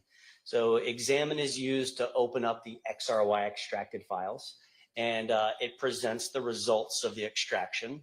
And you can create filters. You can say, I want to see all the calls, or I want to see all the messages, or you can select both and say, I want to see just calls and messages. And when you click on messages, it brings up the messages. It's essentially divided into 3 columns. Filters on one side, the left, calls, messages. And then in the middle, it'll display the calls and messages. And you can sort it by time or sort it by how frequently someone communicated with this person. And then when you click on a message, and the right-hand side, it'll give you more details about it. So you can tell in the center column or in the more details column on the right, from whom the message was sent and to whom it was sent. Now, when you extract these phones, is there any data gleaned of if various SIM cards were used on a phone? Yes. Can you describe, one, what a SIM card is and how that data may show up? SIM cards, which are slowly going away. SIM cards are physical cards that insert into a mobile device. Before we had them just for like GSM phones. That's before we went to like what modern day LTE technology is. We would have a SIM card in like an AT&T phone, but maybe not a Verizon phone. But with SIM cards, they're inserted into the device and they contain information that is used to authenticate that phone or that user on the cellular network. So there are a couple of identifiers. One is an ICCID. That's the SIM card identifier, integrated circuit card identifier. The other is the IMSI, or International Mobile Subscriber Identity. That's a unique identifier for a cellular network, and the IMSI is used in that authentication process. You put a SIM card in your phone, you turn it on. If you have AT&T or now Verizon, it goes to the Verizon cell sites and it goes through an authentication process. Verizon looks at your IMSI, identifies your phone number. The phone number is stored on the SIM card as well. And it says, yes, Kevin's paid his bill this month. He's allowed to use the cellular network and you'll have access to make and receive calls. In iOS devices or iPhones, some of that SIM data is stored. Even if you remove the SIM card from the device, we may still see the ICCID or the IMSI and the date that that SIM card was in the device. It'll have a date last updated. Did you see any SIM card changes in the two phones associated with Shannon Stillwell or Shannon Jackson that you got in December? I did. And did you ever find or see any connection or association with a phone number ending in any phone numbers of interest? Yes. What was that connection? Well, there was a phone number that I understand was a phone number that was identified by Sustained. What was the phone number without saying anything else about it? The phone number is 470-814-8694. And what was the connection with that 8694 phone number when you looked at the cell phones you got in December related to Shannon Stillwell or Shannon Jackson? It was the phone number associated with an Apple iPhone 12 mini. And that was one of those devices that investigator Viverito asked me to conduct a forensic analysis of, and that she provided the passcode for. Now, after you gave, Your Honor, the state tenders State's Exhibit 227, Victor 1 and 2 into evidence. Yes.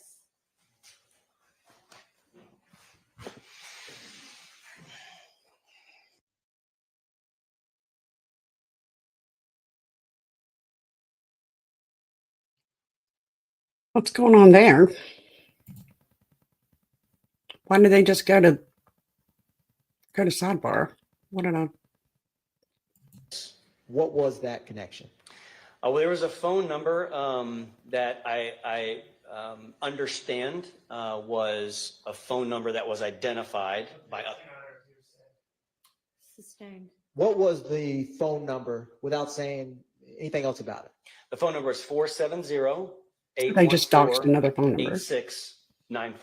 And what was the connection with that 8694 phone number when you looked at the cell phones you got in December related to Shannon Stillwell or Shannon Jackson? It was the phone number associated with an Apple iPhone 12 mini. And that was one of those devices that investigator Viverito asked me to conduct a forensic analysis of, and that she provided the passcode for.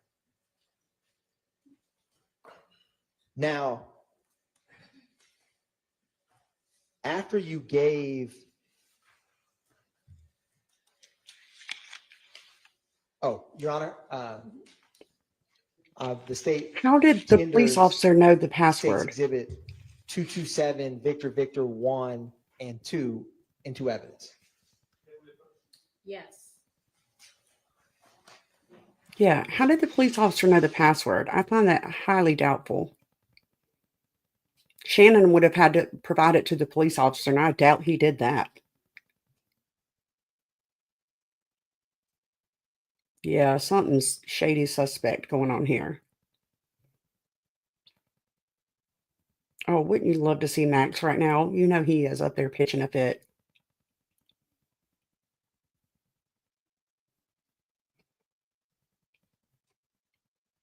Yeah.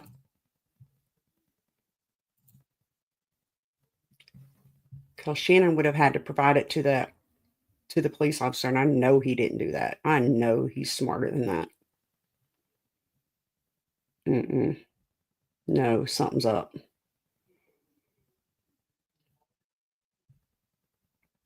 Thinking the jury would overlook that. Yeah, something's up. Something don't smell right up in this kitchen. No. This whole thing should be thrown out.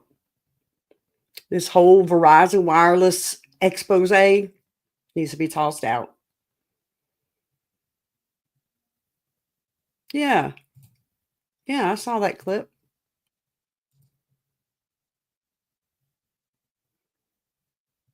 The can you hear me now guy? This whole thing needs to go. The greens are on fire. Yeah. We can't hear you now. Oh.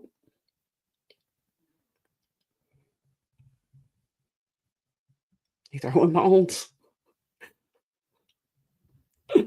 Y'all a trip. Yeah, I doubt it. Yeah, I doubt that. That is just not happening. Oh, and they taking a minute too.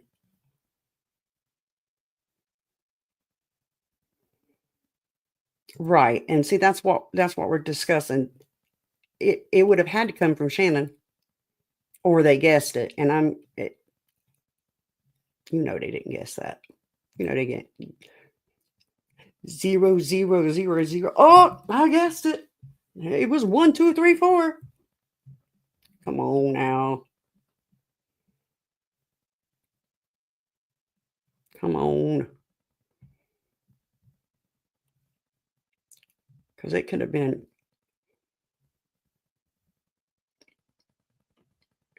a code or a number or letters. It could have been anything.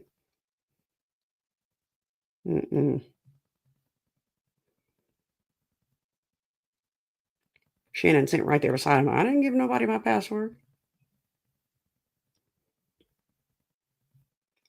And somebody said it in the chat, but they can't get into Trump shooter's phone. They can get into Shannon Stillwell's. But they still ain't into Trump shooter's phone. That shows you. They can get into whoever's phone they want to.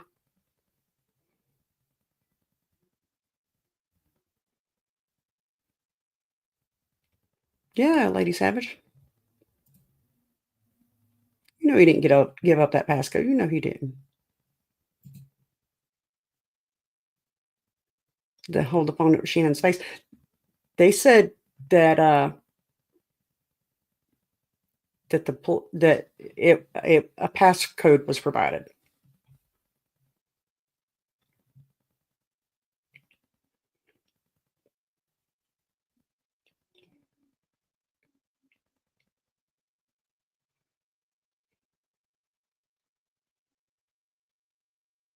And that's possible.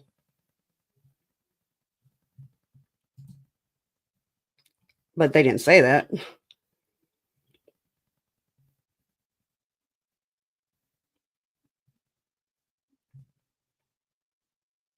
We can go back and listen to it again, but he didn't say that.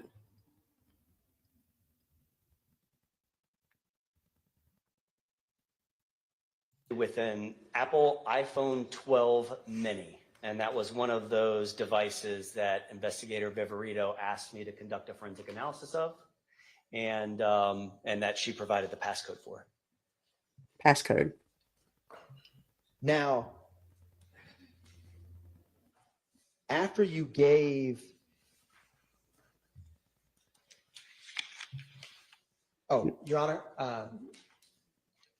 the state tenders state's Officer exhibit Beverito. 227, Victor 1 and 2 into evidence. Yes. See, how did Officer Beverito get that passcode?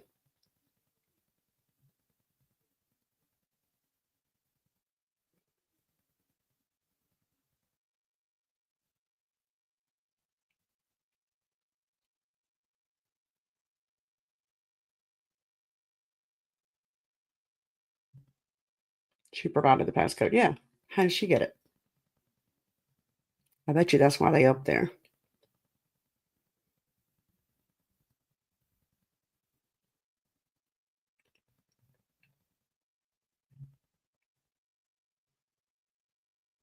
It's the exhibit? Okay. What exhibit? What did I miss then?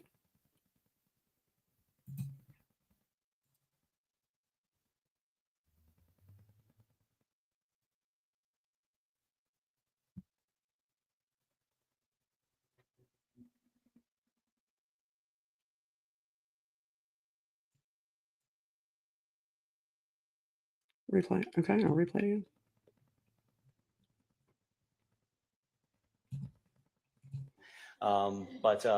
But with SIM cards, they're inserted into the device and they contain information that is used to authenticate that phone or that user on the cellular network. So there are a couple of identifiers. One is an ICCID. That's the SIM card identifier, integrated circuit card identifier.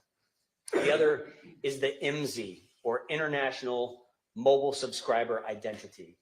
That's a unique identifier for a cellular network, and the IMSI is used in that authentication process. You put a SIM card in your phone, you turn it on. If you have AT&T or now Verizon, it goes to the Verizon cell sites and it goes through an authentication process. Verizon looks at your IMSI, identifies your phone number. The phone number is stored on the SIM card as well. And it says, yes, Kevin's paid his bill this month. He's allowed to use the cellular network and you'll have access to make and receive calls. In iOS devices or iPhones, some of that SIM data is stored. Even if you remove the SIM card from the device, we may still see the ICCID or the IMSI and the date that SIM card was in the device. It'll have a date last updated. Did you see any SIM card changes in the two phones associated with Shannon Stillwell or Shannon Jackson that you got in December? I did. And did you ever find or see any connection or association with a phone number ending in any phone numbers of interest? Yes. What was that connection? Well, there was a phone number that I understand was a phone number that was identified by others. Sustained. What was the phone number without saying anything else about it? The phone number is 470-814-8694. And what was the connection with that 8694 phone number when you looked at the cell phones you got in December related to Shannon Stillwell or Shannon Jackson? It was the phone number associated with an Apple iPhone 12 mini. And that was one of those devices that investigator Viverito asked me to conduct a forensic analysis of, and that she provided the passcode for. Now, okay, I see. After you gave, Your Honor, The state tenders State's Exhibit So it's swap. 227, Victor Victor It's 1 the and SIM 2 card swapping of the around weapons. issue. Yes.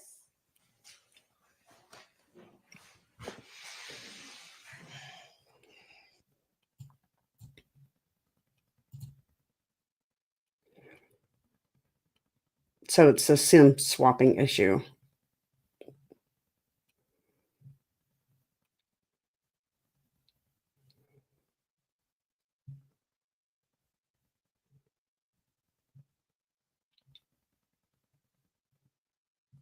I think. Some people do that to put their phone number in a different phone, though. I don't think it really works for Apple devices. I could be wrong. I haven't done it for an Apple device. I used to do it in old Motorola devices.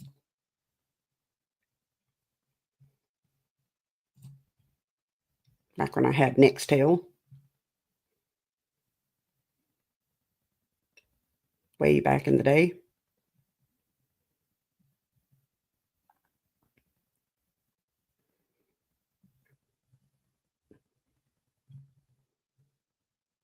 Okay, I think they're getting ready to come back.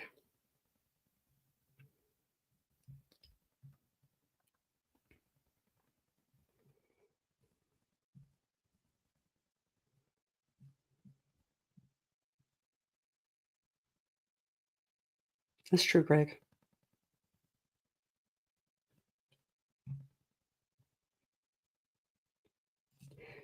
From what he was saying, it could have been either one.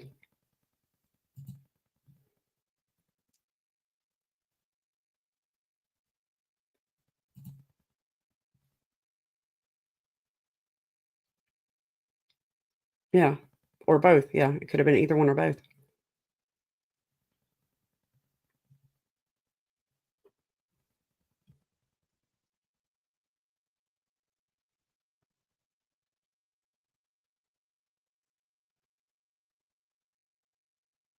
iPhone 12. I don't think they use fingerprint. I could be wrong though.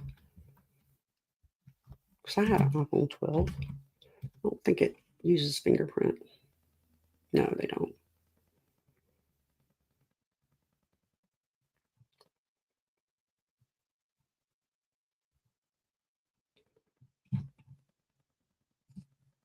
They do use facial recognition though.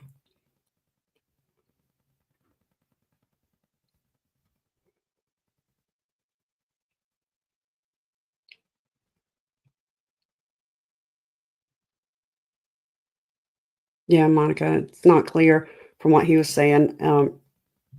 And there were 3 phones.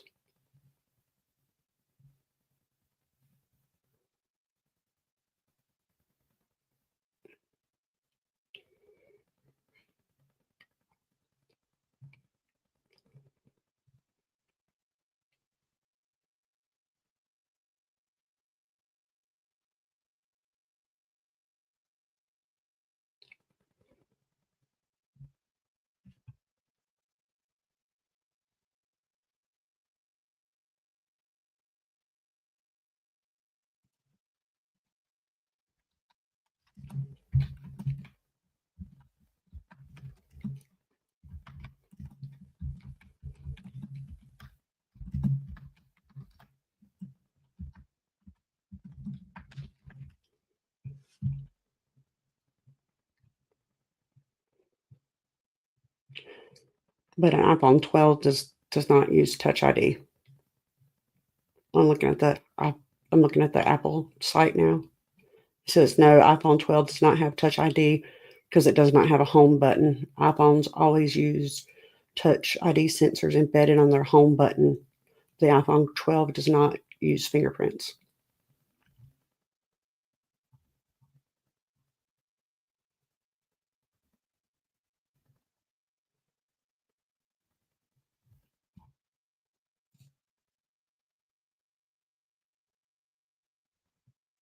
Yeah, no, it doesn't. You're right.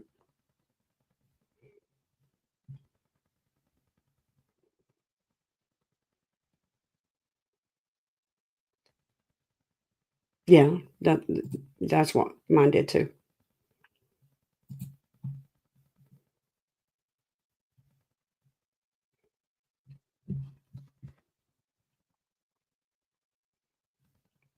Okay. I'm hearing noise, so I think they're getting ready to come back.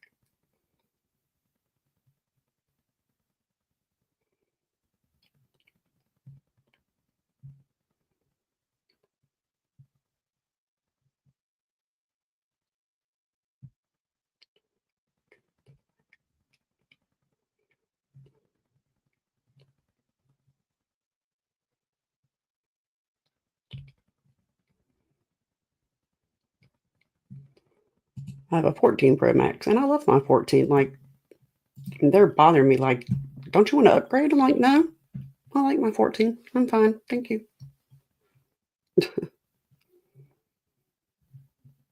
I've been looking at the 16 online, and I don't see where it's that much of an upgrade.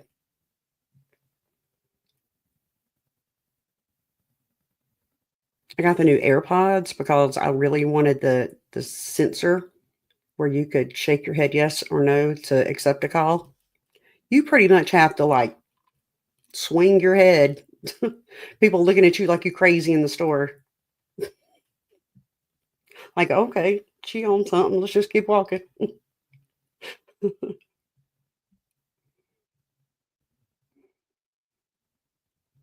No, I don't want to take the call. Oh, you did not say bag phone. Oh, Joni, taking it back. Oh, my parents had one of those.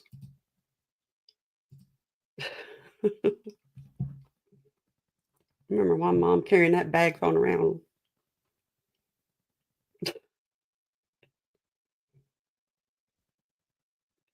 Then she had the phone with the card that you put in it.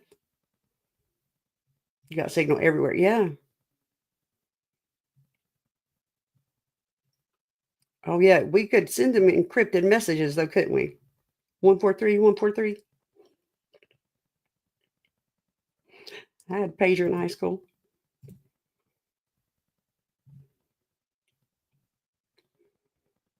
Nine one one 911.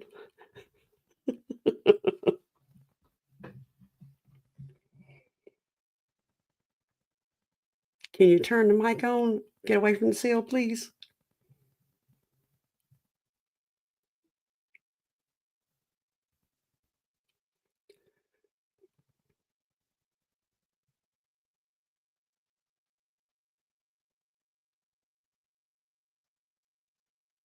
We want to hear what you're saying.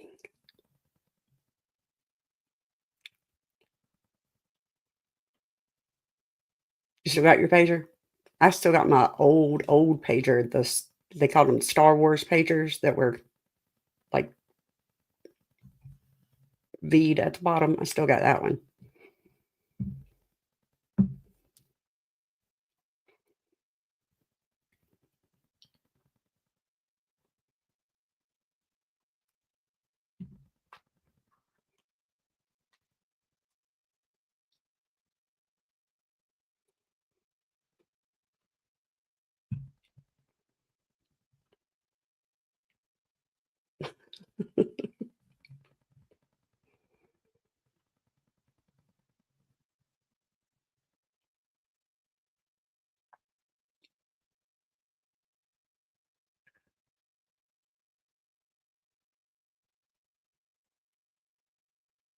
This is a long bench conference.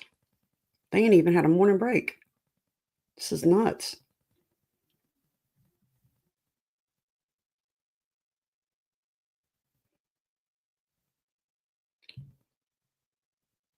Okay, here we go.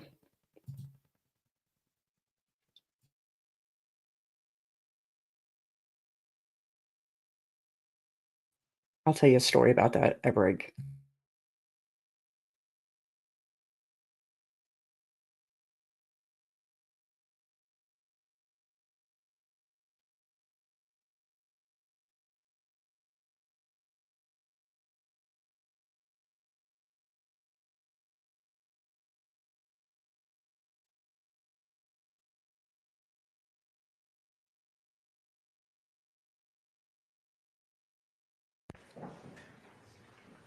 right, Don, go ahead.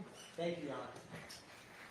Now, Detective Lane Packer, did you have the opportunity on March 17th of 2022 to participate in a search warrant Yes. at 2830 Waters Road? Yes. Can you describe for the jury how you got involved in that search warrant? Well, I mentioned just a moment ago that I know Investigator Viverito. I've worked with her a lot over the years. She's been in a few different roles, and I've worked with her in each of those capacities with the different agencies that she's worked with, including when the search warrant was obtained and to be executed. So she asked for my assistance to execute the search warrant, and that's why I participated. Now, when you got there, was it daylight or nighttime? It was daylight. And was there other units within APD that were there for the search? Yes. What were some of those units? The SWAT team, our intelligence unit, I think some gang unit investigators, and myself, and I believe my sergeant and our homicide unit, Ray Layton, were there, and our crime scene technician. Now, you personally, when you go to scenes or work cases, do you take any photographic or video evidence yourself? Sometimes. And what do you use for that? Usually a city-issued cell phone to photograph or video a walkthrough of the area. And did you do that in this case? Yes. Now, Your Honor, I am approaching with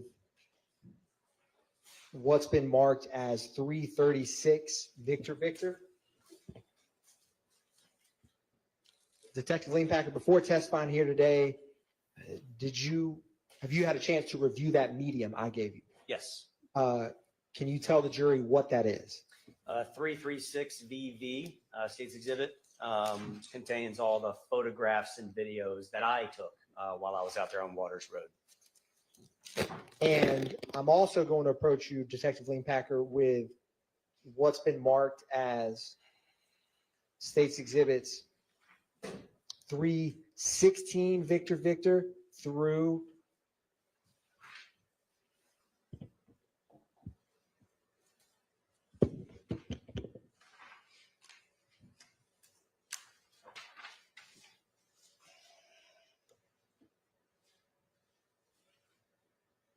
335 Victor.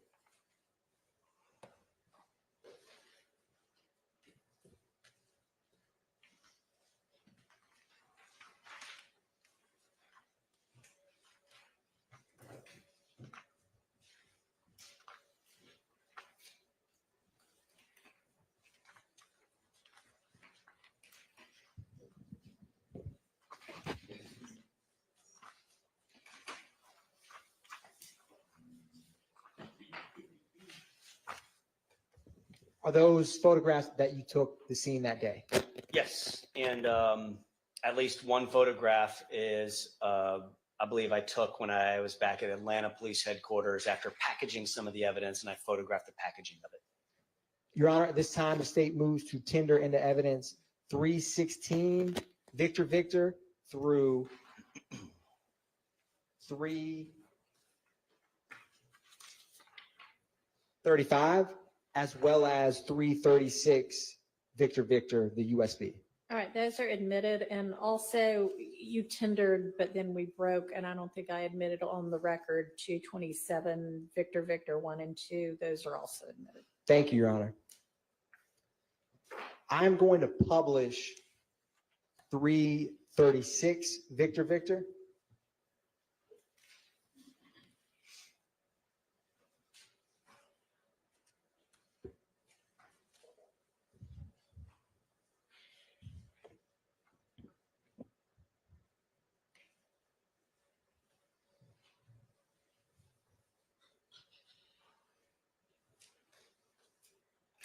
Now, is this the location that you were at, Detective Lane Packer, on March 17, 2022? Yes. And when you do document search warrants or scenes that you walk through, do you kind of take an overview of the location? Yes. And is this you walking to the mailbox to document the address for this search? Yes. Now, had SWAT already cleared the residence by the time that you started searching? Yes. And I'm going to publish another portion of State's Exhibit 336, Victor Victor.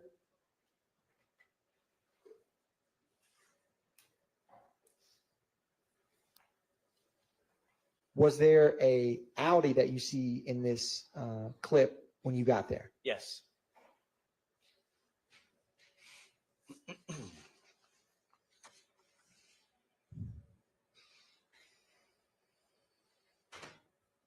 Now, do you typically try to capture the VIN number of vehicles that are on scenes? Usually. Can you tell the jury how were law enforcement officers able to get in this Audi vehicle? You can see on the left there at the door, there's a coat hanger. The window was ajar, and investigators used a coat hanger to tug on the door handle to open the vehicle and access the interior of it. Now, was there a firearm in that car? Yes, on the passenger floorboard, protruding up into there's me. The passenger floorboard, the firearm was laying down on the floorboard and leaning against the passenger seat. Now, after documenting the firearm inside of the vehicle, did you ever pull it out of the vehicle to examine it closer? Yes. I am going to publish 318 Victor Victor. Is that a picture of the firearm in the passenger seat where you found it? Yes. And what type of firearm was it? This was a Ruger AR 5.56. It takes 5.56 caliber ammunition. And I'm going to publish another portion of 336 Victor Victor. Do you see on the screen before I start this magazine and a firearm on the roof of the car? Yes, that is the magazine that was inserted into the weapon when it was recovered. Now, I'm going to play this first and ask you, is that cartridge you saw on the purple glove something that you had to get out of? Was that in the chamber or in the firearm when you examined it? Best I recall, I could review my notes for it to refresh my recollection, but best I recall, yes, it was loaded with one round chambered and it had to be cleared to extract that round from the chamber. If I approach you with a copy of your incident report, would that help refresh your memory? Yes.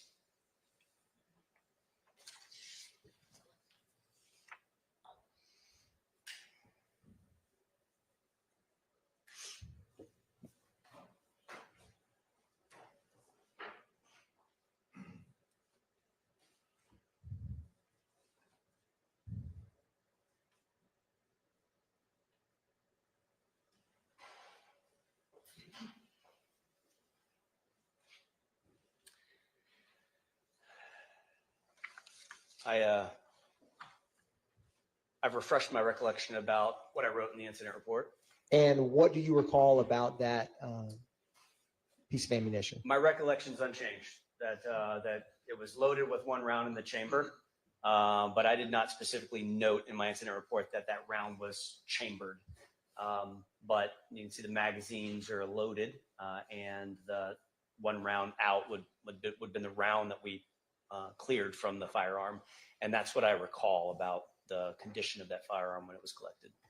Now, I wanted to ask you, and I'm going to show you from this clip. Can you describe for the jury what is that, 2 magazines, and can you describe like what that was and with the tape and the different magazines? Well, there's 2 magazines that are designed to fit that weapon, that AR, and they're taped together facing opposite directions. So if one were to insert the magazine and fire enough rounds to use all of the ammunition in that one magazine, one could then pull the magazine out, flip it over, reinsert it, and get back in battery and begin shooting additional rounds without having to drop a magazine, retrieve an additional magazine from an alternate location, and then load it in. It's taped together so it makes a quick extract, turn over, reload, and then the firearm would be ready to fire again. Now, did you also collect this firearm that day? I did. Now, I am approaching with what is marked as 223 Victor Victor. And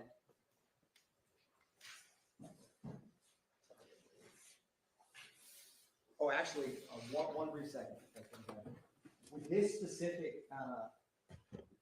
With this specific firearm, did you do any research with this and contact any other law enforcement entities? I did. Can you describe for the jury what you did in relation to this firearm? Is it permissible to talk about the results of inquiries I made on the firearm? Yes. Okay. So I checked the serial number of the firearm in the same way we would run a license plate to see if a car was stolen. We can run serial numbers of articles and firearms to see if they have been reported stolen. What I found was this firearm was reported stolen while in transit from a Ruger manufacturer in North Carolina while it was en route, I believe via UPS, to Baton Rouge, Louisiana, somewhere between origin and destination. It was stolen in this essentially cargo theft from UPS. And so it was recovered when I wrote the report for it. The ATF investigates firearms stolen while in transit. And I communicated with an agent of the ATF who then recovered the firearm at a later time.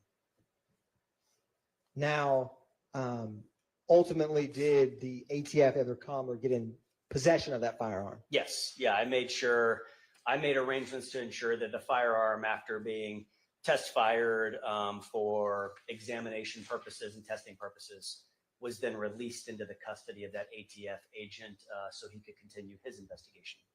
Now, Detective Lean Packer, I'm going to publish 319 Victor Victor. Is this another photograph of that same firearm? Yes. I'm going to publish 320 Victor Victor. Is this a close-up where the trigger mechanism would be? Yes. And 323 Victor Victor. Is this another photograph of those taped magazines in the gun? Yes. Now, did you find any other items in that vehicle that you documented that day? What did you find? There was a pink colored wool cap, I believe in the back seat. Did you collect that item? Yes. I'm approaching you with what's marked as 340 Victor Victor. And Detective Lean Packer, when you collect items at a scene, are you familiar with how APD property evidence labels and case numbers are for pieces of evidence? Yes. And is there any identifying features on that? And if you need to open it, you by all means can. That helps you know what is inside of it. Well, I packaged this item and sealed it. My initials were on the original evidence seal. And I also wrote on there that it was a pink wool cap recovered from the Audi. And in the evidence label that I created, I labeled it as the brand Time and True pink wool cap. So at the time that I packaged it in this evidence envelope, it was a pink wool cap. Your Honor, the state moves to tender into evidence 340 Victor Victor.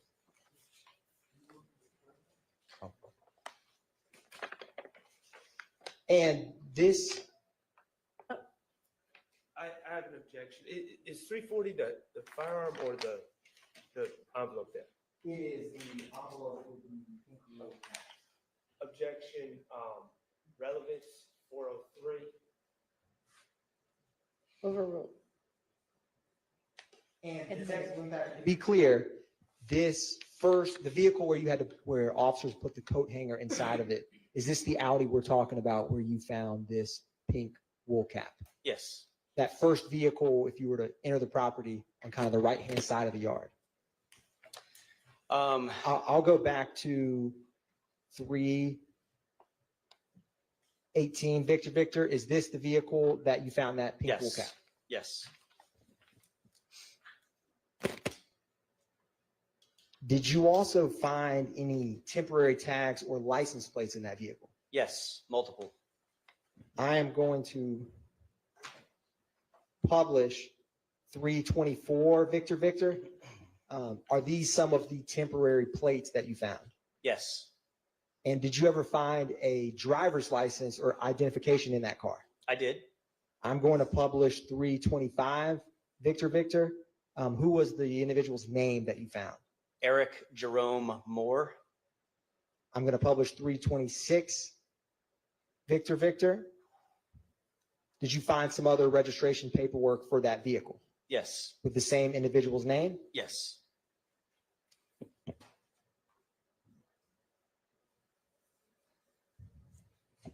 Now I'm going to publish another portion of, and is this the pink wool cap that you were just discussing? Yes, and I've looked inside the envelope, which is open, and I can see it's the same pink wool cap.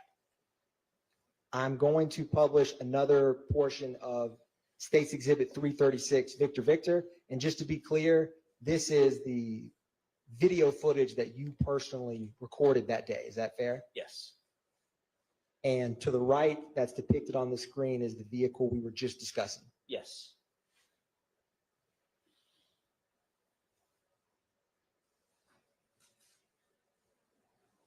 Did you find any other firearms in the yard that day? Yes. Approaching this Jeep vehicle, on the ground there was this firearm with a drum magazine. Is the circular item the drum magazine? Yes. Is that increase the capacity of rounds that it can hold? Yes, the drum magazine is a high capacity ammunition magazine that loads rounds or cartridges in a circular motion. And as rounds feed into the firearm, they continue loading a round in that circular motion to feed into the firearm. So it's just a high capacity magazine. Now, Detective Leanpacker, I am approaching you now with what's marked as 223 Victor Victor.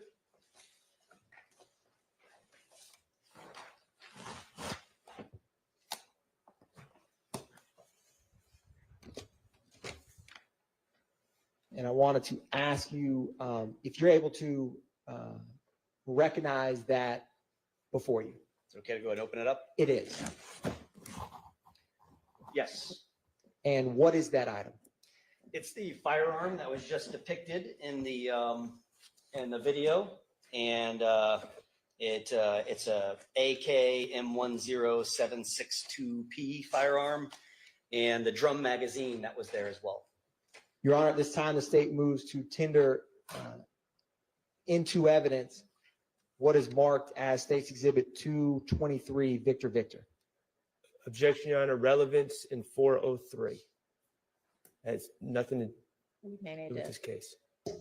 Your Honor, Take that up. I object to the speaking objections, and I can explain relevance outside All the right. presence of the jury. Coming up.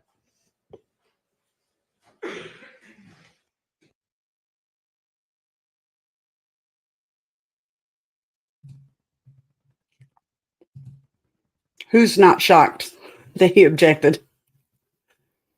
Oh, who is not shocked? 403 has entered the chat.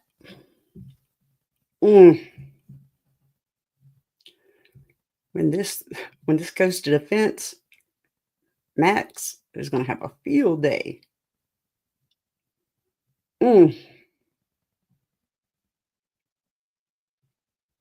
Max said, make it make sense.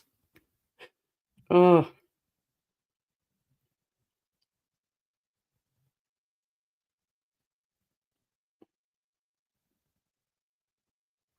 Yeah, it was definitely a crime scene. Yeah, 100%.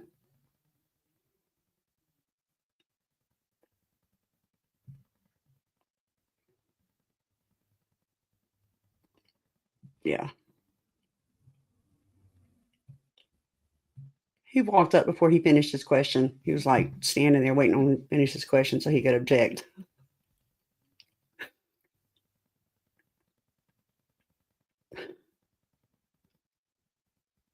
Look at this. Has nothing to do with this case. As State's Exhibit, Look, he walks up before he into evidence this question. what is marked as State's Exhibit 223, Victor Victor? Objection, Your Honor. Relevance in 403. Has nothing to We may need do with to this case. Your Honor, take that up. I object to the speaking objections, and I can explain relevance outside All the right. presence of the jury. Coming up. And 403. He said like real so slow so the state couldn't understand. And 403. And 403.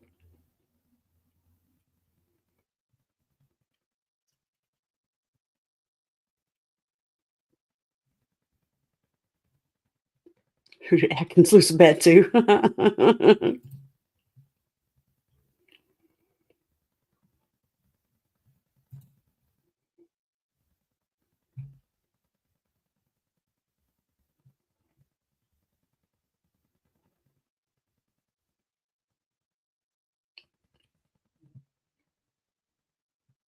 Right, Greg? Yeah.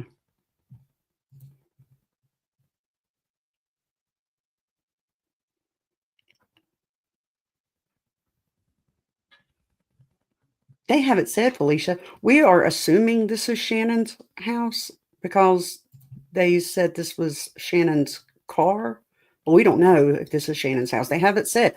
And they're not saying, like, they're not telling anything about the crime scene. And they expect the jury to know. The jury don't know. The jury's lost. The jury's completely lost. And they can't ask questions. So they don't know. They're just like, yeah, this is somebody's house. That got shot. They don't know. And they expect the jury to be able to put these pieces together. Like if we can't put it together with over 100 people here in chat, how are them 12 supposed to put it together? How?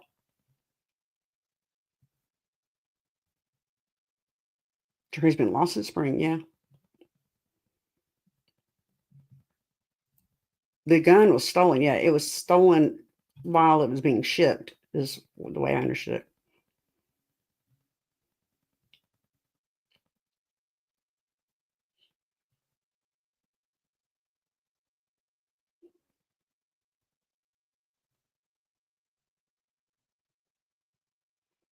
Yeah, the registration and driver's license are for someone else. It's all kinds of messed up and confusing. But there were several driver's licenses in there. And several registrations. So, and several plates to go on the car. So, something shady was going on.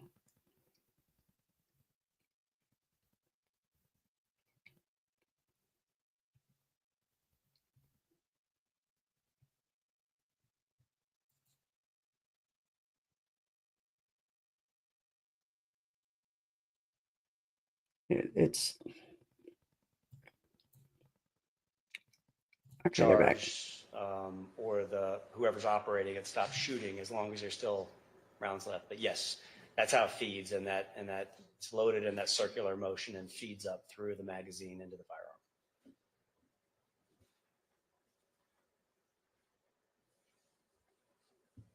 One brief moment.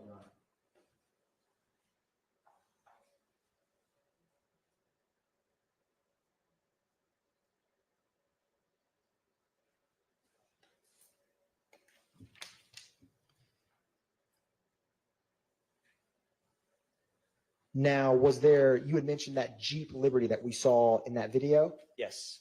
Was there any defects in that car or anything of note in that blue Jeep Liberty? Yes. What did you see? On the driver's door, there appeared to be what we often say in homicide cases.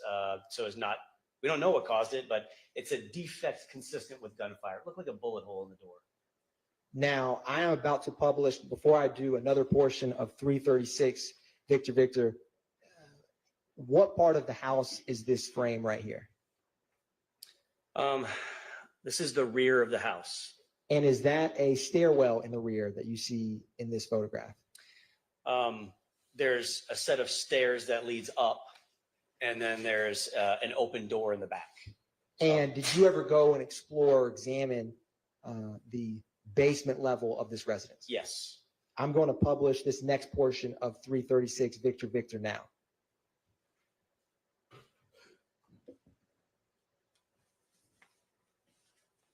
And is this opening that you are walking towards the basement of the home? Yes. Was there another stairwell inside of the basement? There's stairs. Yes. Were you able to get inside the home from those stairwell? No. No, it's closed off. It's like wood that's like nailed shut, so it did not permit access from the basement level into the house.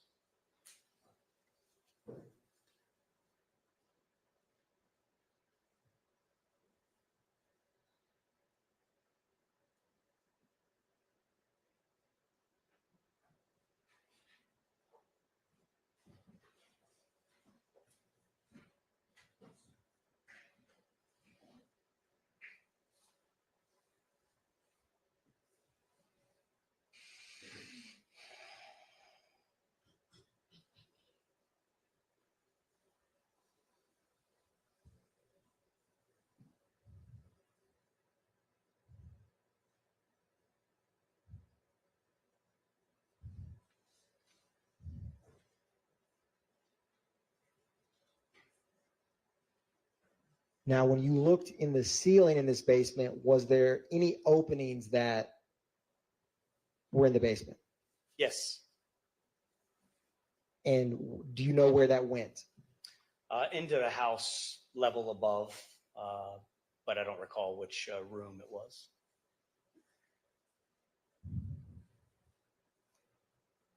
Now, ultimately, did you go and conduct a search of the house inside the home? Yes. I am publishing 336 Victor Victor, another portion. But before I do, what is that? Or let me ask you this. If you were to walk in the front door, do you know where we are in the house with this photograph right now? Yes, if you walk in the front door, just to the left, there was a television, a large television, a flat panel TV, and yeah, there's some wires hanging down there. I am publishing this next portion of 336 Victor Victor.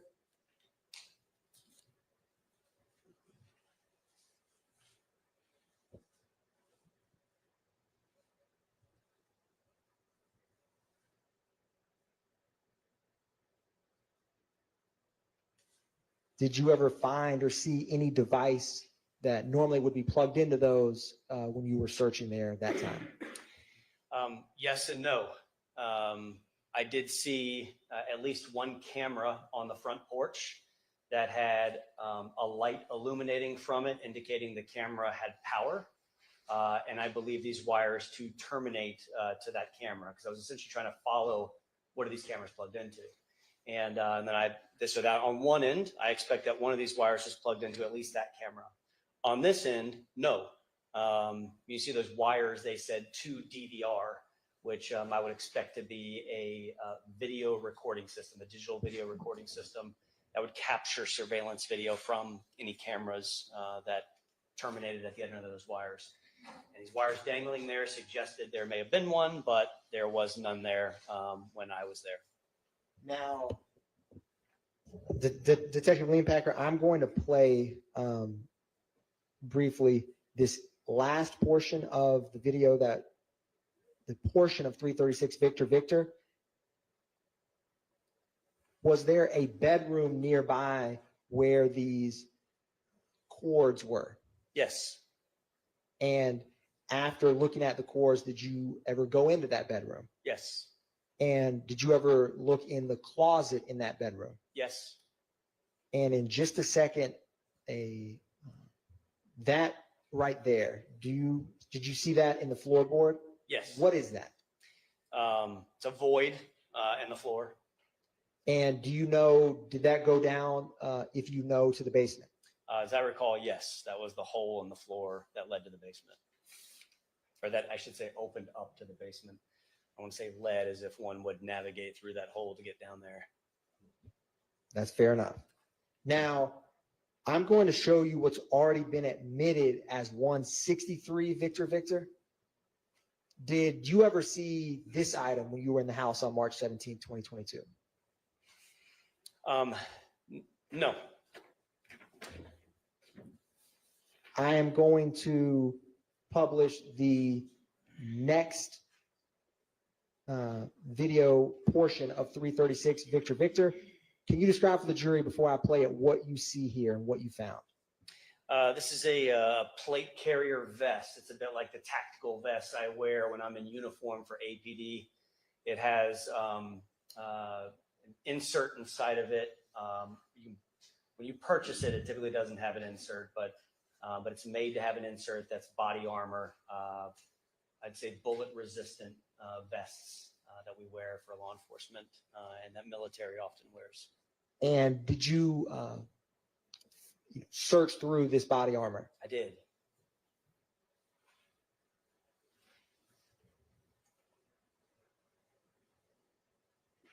Did it have, if you recall, what type of, in general, plate? Was it hard, soft, or some?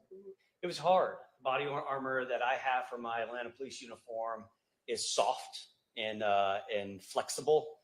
This one was extremely heavy and hard, which would indicate to me it's a different level of body armor than the one that I wear for APD. And was there any other cases found nearby the body armor? Yes, there's a gun case or a rifle case.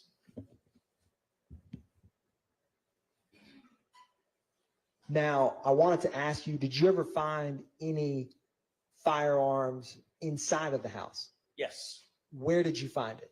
In a bedroom closet on the top shelf, there was a pistol. I'm going to publish the next portion of 336 Victor Victor. Is this the inside of the home? Yes.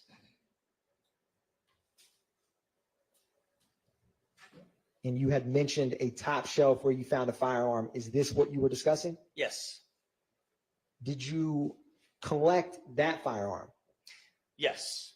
Ultimately, a crime scene technician took it away from the scene, but I participated in the collection of the item. Now, I'm going to approach you with what has been marked as 222 Victor Victor.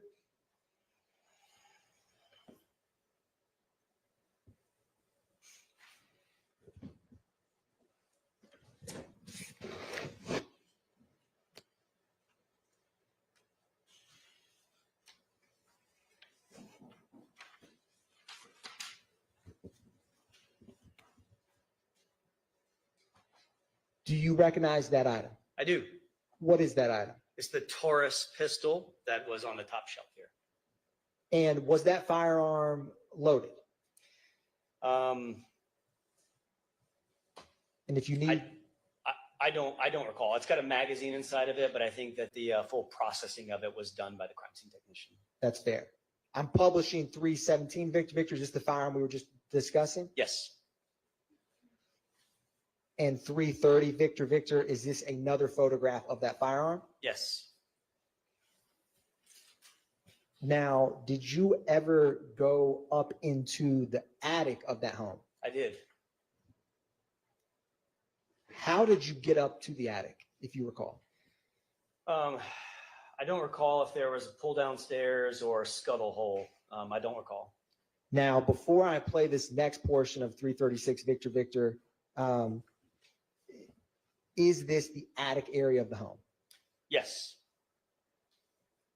And did you find anything up in the attic? Yes. What did you find? There was a bucket full of ammunition of various calibers. Now,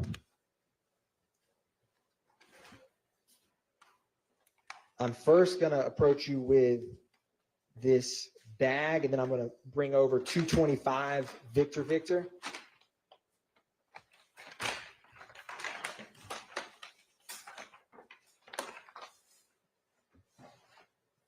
And I'm going to set it down by your feet and ask you if you recognize that item. Yes. What is that? That's the bucket of ammunition that was recovered from the attic. And at some point, was that bucket inside of that bag that now has a hole in it? Yes. The item, the bucket was packaged by crime scene technician. I misspelled my name, but it's on there nonetheless. And And yes, that's the bucket that was inside the residence. Can you explain for the jury and feel free, well, Your Honor, at first the state's going to tender 225 Victor Victor into evidence. Submit it. Thank you, Your Honor. And Detective Lane Packer, feel free to examine 225 Victor Victor. What kind of ammo was in this bucket in the attic? 5.56 ammunition. There was a full box. 223 ammunition.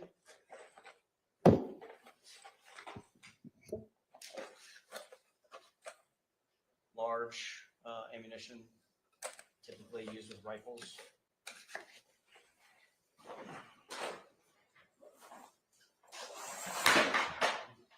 And the 5.56, the green tip ammunition, much like the ones that were loaded into that stolen rifle, had green tips as well. 2 magazines taped to each other. Only 4 popped out, so excuse me.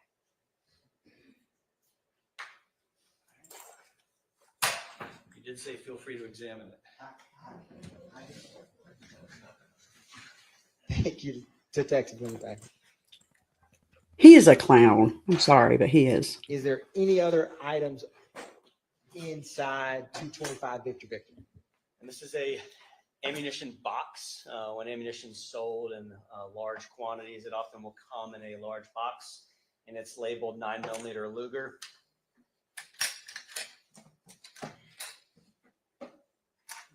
Which contains a Glock magazine for a semi-automatic pistol, a magazine for some type of rifle, semi-automatic pistol, which appears to, that's a 5.7 by 28 caliber, and an ammunition loader, which is used to quickly reload magazines with ammunition. And it's got 1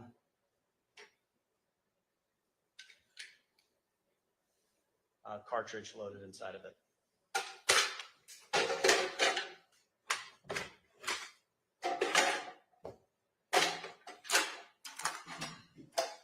Thank you, Detective Lane Packer. I'm going to help you when you get that back. Move that bucket to the side. There's more. There's more. Keep going, Detective Lane Packer. What else is inside? Another box of 223 ammunition. That's pretty full. It's okay. I will open that one. Plastic sandwich bags. Another box that's pretty full of 5.56 ammunition.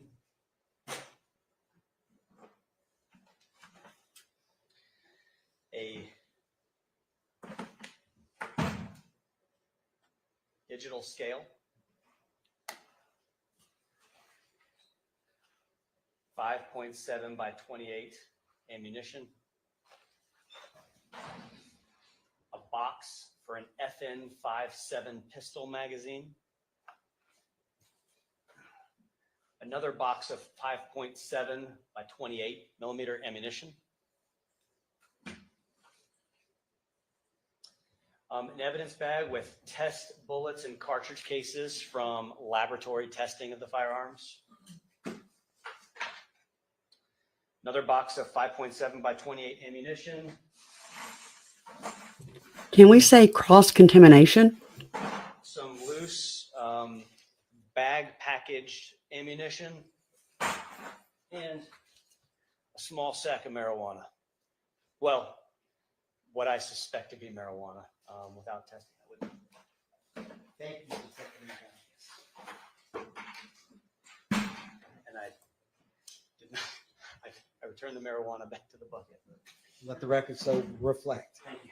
And Your Honor, I don't believe that I formally tendered 222 Victor Victor into evidence, but the state would move to tender 222 Victor Victor at this time. Admitted. Is the firearm. Now, Detective Lane Packer, I'm going to help make a little bit of room for you.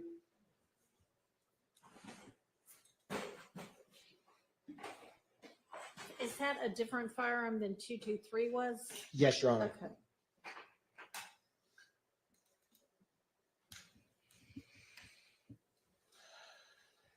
Did you ever collect, Detective Linebacker, any items of clothing in that house? Yes. What did you collect? A T-shirt that was found in a bin inside the house, plastic bin. I'm approaching you with what's been marked as 226 Victor Victor. Ask you if you recognize or see that item. Yes. Is that the piece of clothing that you were describing? Yes. And I'm going to publish 332 Victor Victor. What did that piece of clothing say? The front of it had a print on it that read slime, and then in quotation marks it read slime. It's a adjective is listed below that, and then it says 1, can't be trusted, a repulsive or despicable person, wipe your effing nose. I'll just say F asterisk asterisk ing. So wipe your effing nose, and then is you slime enough? Did you ever examine the front yard for any possible shell casings or cartridges? I did. I'm going to publish another portion of State's Exhibit 336 Victor Victor at this time. Can you tell the jury what we're looking at as this plays in terms of right here? This is a portion of the front yard near those Herbie Kirby cans where I recovered 2 cartridge cases of different caliber. And is that the first cartridge that you recovered? Yes.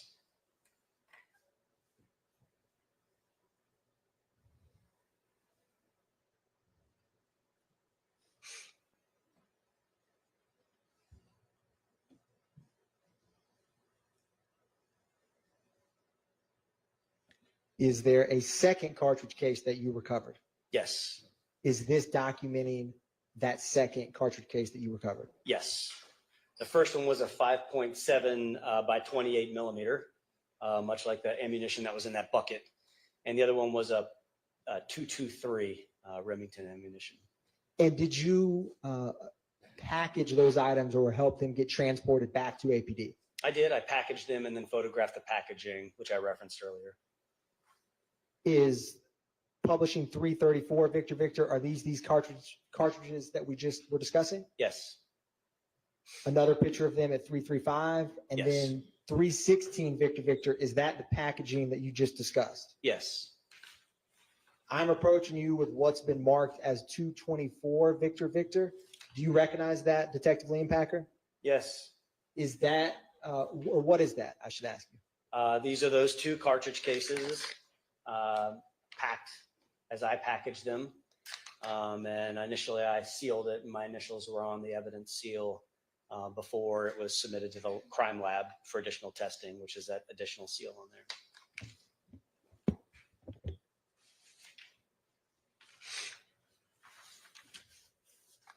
Your Honor, the state moves to tender into evidence 224 Victor Victor at this time. Okay, it's admitted. And Detective Linebacker, was there a vehicle parked very close to the front door of that house? Yes. Can you describe for the jury what you saw in relation to that vehicle? That vehicle was a 2011 Chevy Malibu, and it had significant damage from gunfire. There was gunfire. First off, I should say, I believe it was the front passenger tire was flat. And then there was gunfire, I think, through the window, through the fender, through the pillar, like on the back, we call it the C pillar, it's the rear driver's side pillar. So there was just damage from gunfire, and the car did as well on portions of the residence, the facade of the residence. It seemed to line up with the where the defects were to the car, as rounds may have traveled through the vehicle and into the house. Was there any cell phones on scene that were collected? Yes. Do you know how many? As I recall, I think 5, and I can refresh my recollection. But if looking at a copy report would refresh recollection, yes, please do. Yes.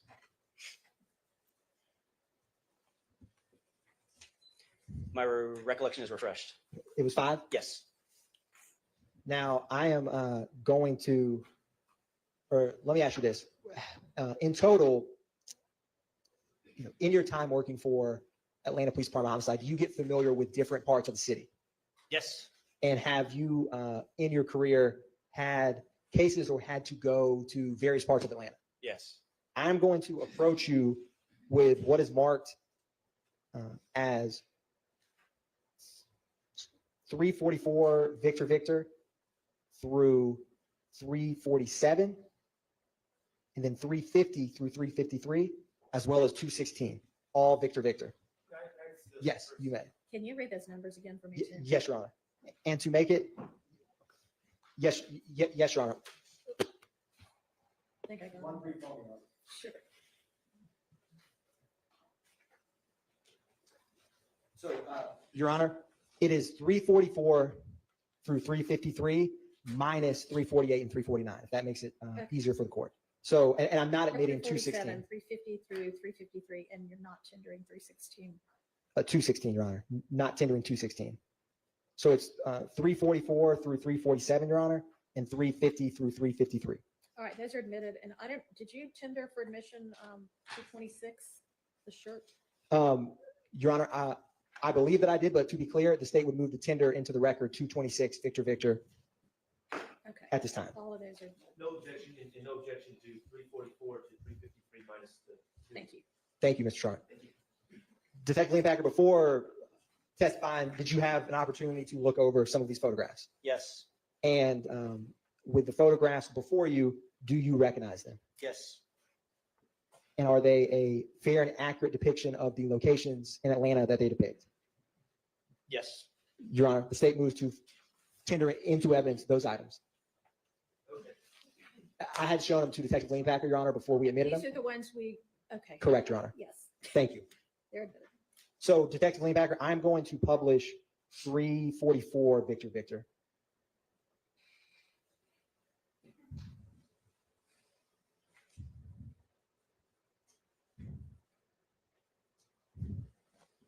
One brief moment, Your Honor.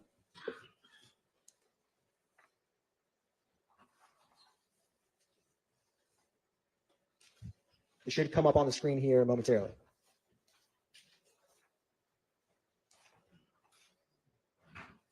Where is this area, Detective Leanpacker? That's I believe it's 464 Windsor Street. It's at the corner of Windsor and Fulton, the northeast corner. Is it near I-20? Yes. I'm going to publish 345 Victor. Is this another photograph of that same location? Yes. I'm going to publish 346 Victor. Is this the inside of that BP gas station? Yes. I'm going to publish 347 Victor. What is this? It's the liquor store that's next door to it. It's kind of attached. I am going to publish 350 Victor. Do you recognize where this area is? Yes, that appears to be Windsor Street, orientated looking northbound. So if you were to come out of that BP gas station, again, which is in Fulton and Windsor, go north on Windsor, you're looking north towards I-20. And I'm going to publish State's Exhibit 351 Victor. It's a closer image of the Windsor intersection? I-20. Yes. I'm going to go to 353, 352 Victor. Yep. Same intersection. Now, Detective Leanpacker, if you were to leave that BP, go to that intersection and get on I-20 West, would you ever hit the perimeter? Yes. And what highway or would you cross over, intersect if you kept going down I-20 West? If you go I-20 West, you would eventually hit Interstate 285, the perimeter. It's in the Adamsville neighborhood of Atlanta. And then if you keep going I-20 West, another major roadway you hit just after you pass over 285 is Fulton Industrial Boulevard. Thank you, Detective Leanpacker. One brief moment.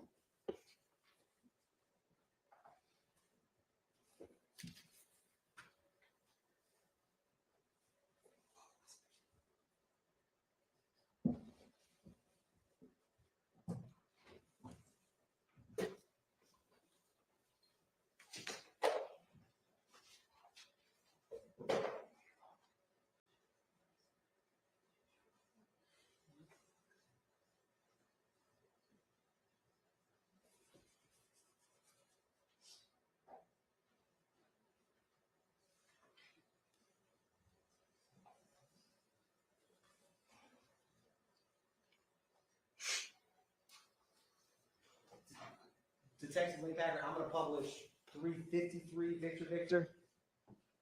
And that's a Scribner's error, Your Honor. It shows 253, but that's what has been admitted as 353. Is this also what you were just describing, Detective Lee Packer, with I-20 near Windsor? Yes. Yeah, different perspective, but yes. I am going to go back to 164 Victor Victor. Or I'm going to go back to 164 Victor Victor.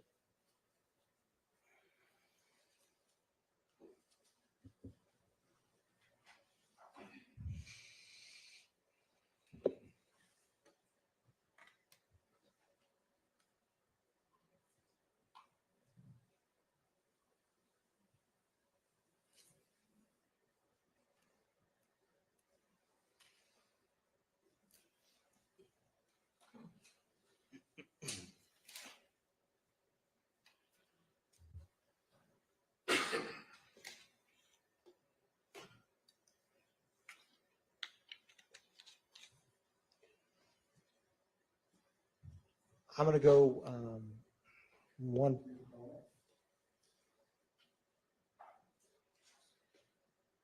Detective Lee Packer, do you see that TV that has TCL Roku TV on it? Yes. Was that TV in 2830 Waters Road on March 17th when you did the search? Yes. And do you see on this photograph like a table or some kind of setup on the right-hand side of this photograph? Yes. Do you see any cords that resemble or appear to be ones that you saw on March 17th? Yes. And the screen that appears to be mounted on the back of the wall, was that or was that not present? Was not present. One brief moment, Your Honor.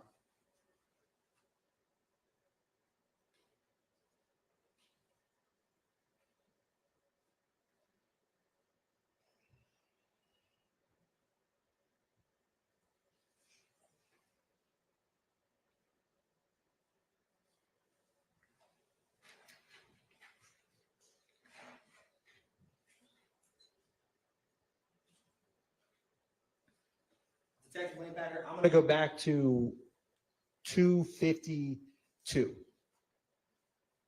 It should come up on the screen in just a minute. And if you were heading north from that BP gas station at 464 Windsor and we're trying to get on I-20 West, where's the rampway that you would get on? You go underneath the Interstate 20 and then go west from there.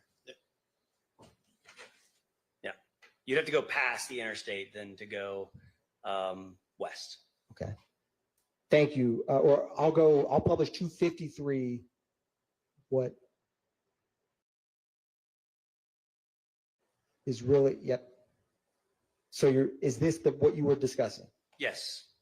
That's the westbound ramp. So this perspective is looking south along Windsor Street. And that roadway that goes at the right edge, that would be heading west on I-20 there. Thank you, Detective Lee Packer. Your Honor, no further questions at this time by the state. All right. I assume y'all are going to have cross. Is it going to be like 30 minutes? All right. Y'all want to just go ahead and get this finished before we break for lunch? Yes. Okay, go ahead. No, lunch.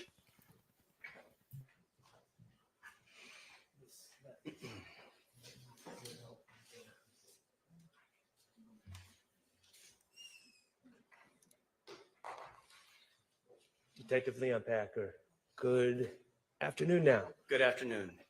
Max Shard, we've met before, but Max Shard, I represent Shannon Stillwell, okay? Yes, sir. All right. I just want to ask you first about what we talked about first in direct, talking about the downloads of the phone. We talked about you were able to find searches on a phone that you download or extract the data from, correct? Yes. Okay.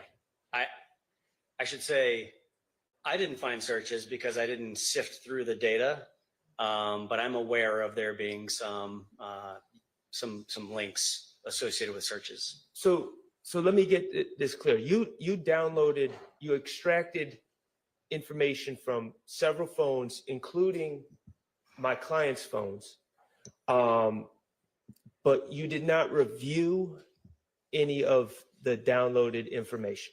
That's correct. Okay, do you know who reviewed the downloaded information? I provided all of the extractions to investigator Marissa Viverito, who I believe conducted thorough reviews of the data. Okay, now it seems to me that your role now in law enforcement focuses a lot on cell phones, correct? Yes and no. I actually, in my role now at the FBI, I expect that I'll be spending a lot more time working with cell phone records from providers and less time working in mobile device forensics. So I'm transitioning now. But yes, over the past several years, I've been working a lot with mobile device forensics. You were once a homicide investigator, though, correct? Up until about 3 weeks ago, yes, sir. Okay. Now, as a homicide investigator, if you see a search in a phone, is there some information you'd want to know? Let me back that up. You would want to know when that search was made, correct? Yes. And now let me be clear, because on direct, you did say a few things. It could be when a search shows up with keywords, it could be someone clicking on a link sent by someone else, right? Yes. It could be someone searching in their phone themselves, correct? Yes. And it could be someone else utilizing a device, right? Just because it's someone's device doesn't mean they were the ones utilizing it at that time, correct? But yes, I wouldn't count that as a third option, because as a forensic examiner, I'd only be concerned about what the phone did. So no matter who's holding the phone when it did what it did, it's only one of the two, right? The phone navigated to a URL that resulted in search results from, say, Google, regardless of who's holding it. Okay, now with all those qualifiers aside, as an investigator, if you saw search results in a phone of a person of interest, you would want to know what date that search was allegedly done, correct? Yes. Okay. You would want to know, if you were investigating a case with such a cell phone, you would want to know if on that date of that search, other people had already alerted the owner of the phone of the fact that something had occurred at an address, correct? I would take that into consideration in my examination of the results, yes. So for instance, if the search was homicide or shooting, Smith Street X Bell Street, corner of Smith and Bell, you would want to know if the person that owns this phone or may have been using this phone is just searching that on them by themselves with no prompting, or if someone else has already alerted them to a fact that a shooting had occurred at that address. That would be an important fact to know as an investigator, wouldn't it?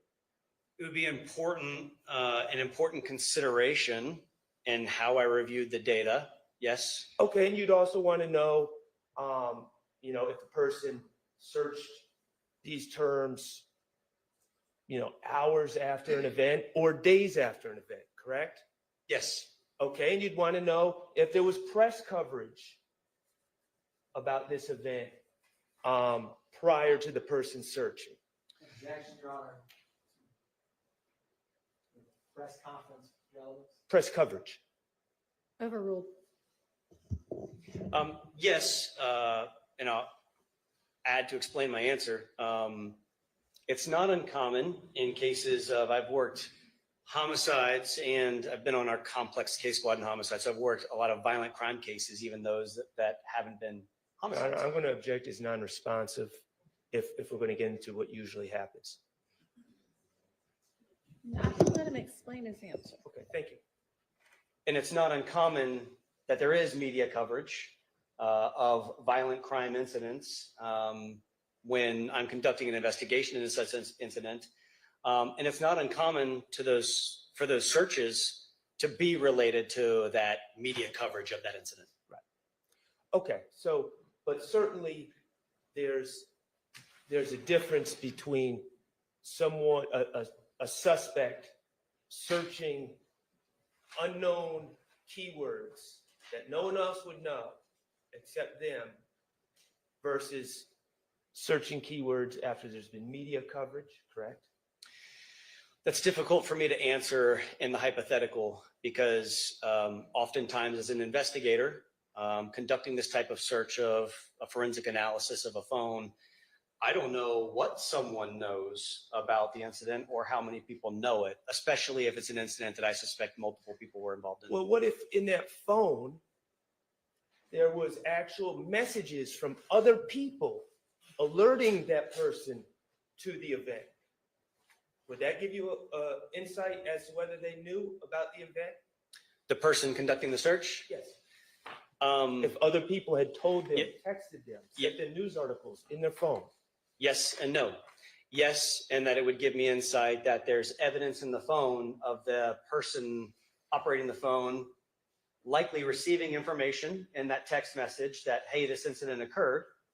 But no, and that I've worked many homicide cases where I see people that that I did charge with participation in a murder that were receiving notifications from other people, hey, did you hear about this incident?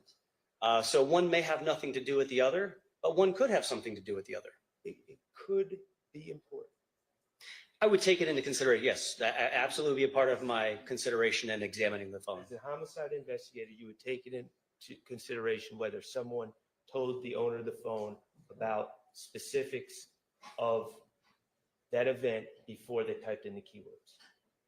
Yes. Okay. And do you know what ATL Scoop is? Yes. Okay, ATL Scoop gives updates or really quick news about events around Atlanta, correct? Yes, largely the reposting of individual Instagram users' coverage of events around Atlanta. It's a big reposting site typically. Did ATL Scoop, to your understanding and knowledge of this case, Shamal Drink's shooting, did ATL Scoop have updates being sent throughout Atlanta within hours of the shooting? I don't know. It's assuming facts. Okay, well, he said he doesn't know. If you know. I don't know. I honestly know very little about this case other than I worked next to the detective that was the lead detective, Al Hogan. But I know very little about the circumstances of this Do you case. know if my client's girlfriend reached out to him within hours of the shooting just to check if he was okay and alerted to him about the shooting? Objection, Your Honor. Lack of foundation, assuming facts. Sustained. Do you know if my client's grandmother did the same? Same objection. Sustained. Okay, so you didn't review the phone, so you don't know any of these answers that could add context to any searches. From the phone or my knowledge of just being in the homicide unit next to the lead detective, no, I still don't know the answer. Okay, great.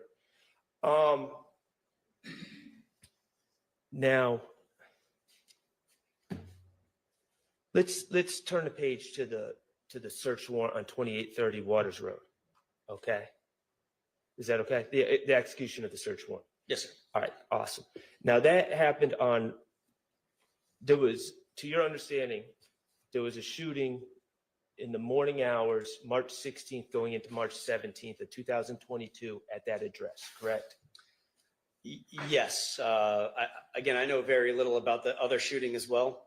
I just went to assist in the execution of the search warrant. So I don't know very many case details about the other shooting, but it is my understanding that yes, there was another shooting that was just before this incident. And you observed holes in the house, you observed holes in vehicles that were parked in yard, etc., correct? Yes. All right.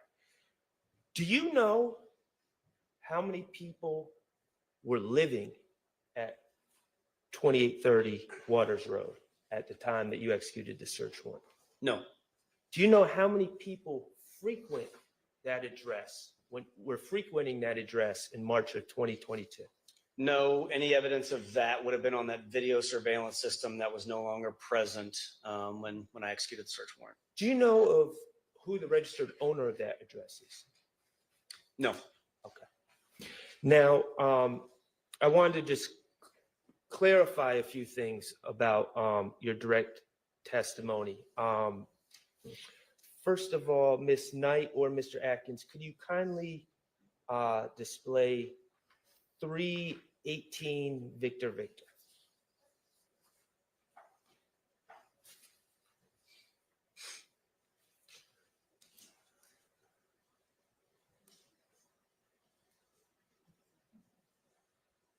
Now, what time did you execute this search warrant? Like when we saw that video that you made at 28:30, what time of the day was it? I don't recall, but I'll add that I often do, and I believe I may have in this case. When I start recording a video, I verbally say aloud the date and time that I begin the recording of the video. And I know that the audio is not included in this published version of this video, but I'd have to refer to that to tell you the exact That's fine. Do you have an approximate time? I'm not going to hold. Okay, it's fine. Sorry, I don't. Yeah. Light hours. Daylight, yes. Okay. All right. You are aware that on March 17th, around the same time that you were conducting the search warrant at 2830 Waters Road, my client was being arrested at Meadowlark Drive in a white a white Audi with Maryland plates with tinted windows. You're aware of that? No. Okay. If I was back then, I don't have any recollection of it now because I wasn't involved in that investigation. All right. Well, I want to be very clear about a few things. 318. Okay, we see a blue car, correct? You talking about the vehicle that's here? Yes. Yes. Okay. Blue car. It is an Audi. Yes. Okay. And you found various things in the car, and we're going to get to that in a second. You are not suggesting that this is the white Audi with tinted windows that was rented to Shannon Stillwell, are you? I have no idea. I don't know anything about that. Okay. All right. This pink hat, 323 Victor Victor, if you would, Miss Knight. Thank you.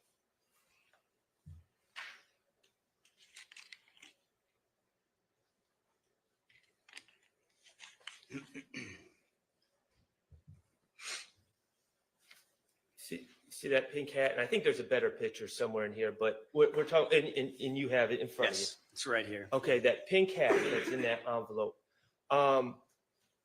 You aware that Mr. Stillwell was arrested on the same day in the white Audi wearing a pink hat? No. Okay. This pink hat would not have been something that you took from the scene and then somehow met up with Shannon Stillwell and gave it to him to wear for when he would be arrested, is it? No. Okay, so this is a completely separate pink hat. Isn't that correct? I don't know when Mr. Stillwell was arrested or what the circumstances were, what time that was, if it was before or after the execution of this warrant. If I accept what you're telling me as fact, then sure, he was arrested before with a pink hat, but I don't know. I just know that this hat was recovered in this car on March 17th. I put it in this envelope, sealed it, and put my initials on it, and that's the last time I saw it before today. Okay. All right. Well, I think that answers the question. Now, in this car, you also found a gun, a very large gun. And that's what's in front of you on that table, correct? Yes, sir. And what kind of gun? No, that's the gun that went back to the ATF. You're right. The stolen firearm. Correction. And what type of gun was that? That was it was a Ruger AR 5.56. Okay. And that gun was found in this blue Audi. And it was also inside the blue Audi was a license in the name of Eric Moore. Yes. Correct? Okay. And Eric Moore Did you investigate further into who Eric Moore was? I believe I ran Eric Moore's driver's license at some point to identify who he was, but no, I didn't conduct any follow-up investigation into that aspect of the processing of this vehicle or its contents. Okay. Miss Knight, if you could put up 319 Victor, please.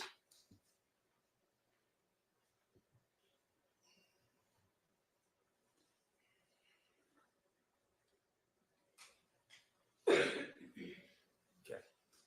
So that's the gun that was found in the blue Audi, correct? Yes. All right. Do you have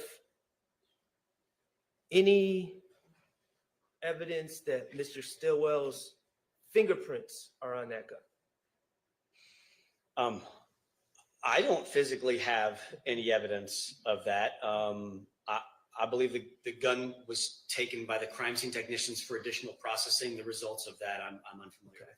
Do you have any evidence that Mr. Stillwell's DNA is on that gun?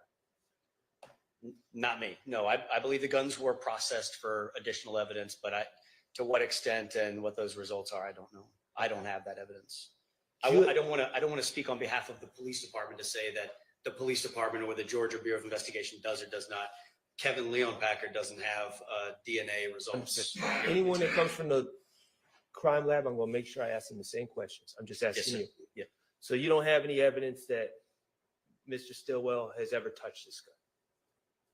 No, I don't. Okay. No. All right. And let me ask you this. This gun, are you aware that Mr. Drinks, deceased Mr. Drinks, from the 3/14/2022 shooting was shot with .40 caliber ammunition? I'm unfamiliar with that. Okay. Well, let me ask you this. Does this gun shoot .40 caliber ammunition? No. All right. Excellent.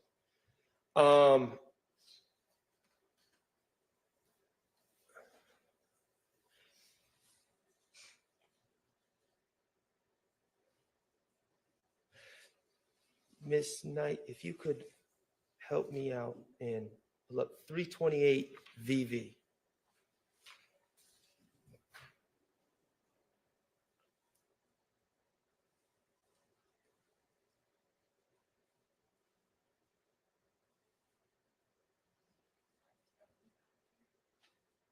Definitely further down. It's the second gun. No, up.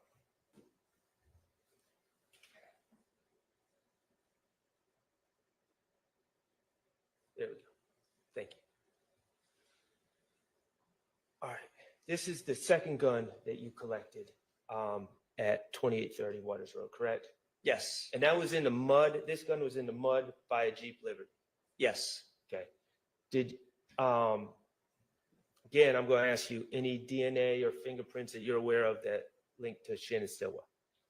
Not that I'm aware of. Okay. And how about that Jeep Liberty? Are you aware of any links that would link or connect Mr. Stillwell to that Jeep Liberty? Not that I'm aware of. Okay. So, and let me ask you about what type of gun is this? It's a 7.62, I believe. It's a Romarm Cougar 7.62. The model is M10-762P. It's an AK-47 type firearm with a drum magazine. And it shoots 7.62 bullet or caliber bullets? Yes. Okay. It does not shoot 40 caliber bullets, does it? Correct. All right. Excellent. And Miss Knight, if you could 330 Victor.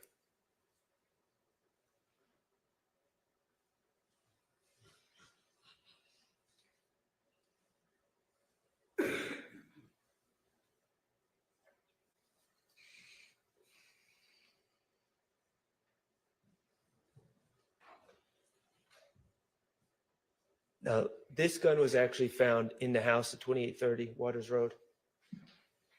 Yes. Okay. And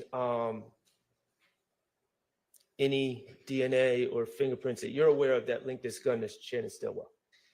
I have no knowledge of that. Okay. And what type of gun is this? This is a Taurus G3 9mm pistol. 9mm. Yes. Does this gun shoot 40 caliber bullets? No.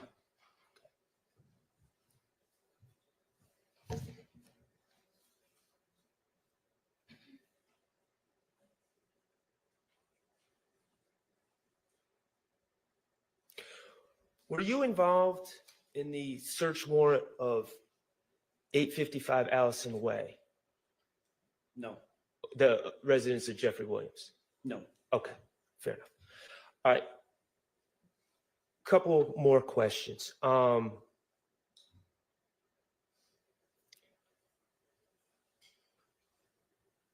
5.7 by 28 an FN gun, 5.7. Would that shoot 40 caliber bullets? I would not expect it to, no. Okay. I'm not a firearms expert or a ballistics expert. Right. But no, I would not expect, especially given those cartridge cases, the 5.7 cartridge cases that we recovered, or the one cartridge case I recovered, it was an elongated cartridge case versus a 40 caliber is much shorter. And an FNX 45, FNX 45, would that shoot 40 caliber bullets? I don't know what an FNX 45 is. Okay. Let me just ask you this, would a 45 caliber handgun shoot 40 caliber bullets? I would not expect it to. Okay. I suppose under like a perfect set of circumstances, you might be able to put a 40 caliber cartridge in a 45 caliber firearm, and it may, under the right set of circumstances, a firing pin might strike it in the right place, but I wouldn't suggest it, nor would I overtly expect it to fire that round. At least not correctly. Not correctly. I think it's a bad idea to try. Yeah. Okay. Is it fair to say that you don't have any information about any guns ballistically matching the shooting of Shamel Drinks? If I ever came across any information about any ballistic matches or NIBIN correlations, I listed some in my report that I wrote following this incident. Mm-hmm. Whether or not those matched that shooting, I don't recall. Okay. And I did not conduct any follow-up investigation into any correlations that were made from anything found at Waters Road or elsewhere. How about any of these guns matching the January 10, 2015 homicide of Donovan Thomas?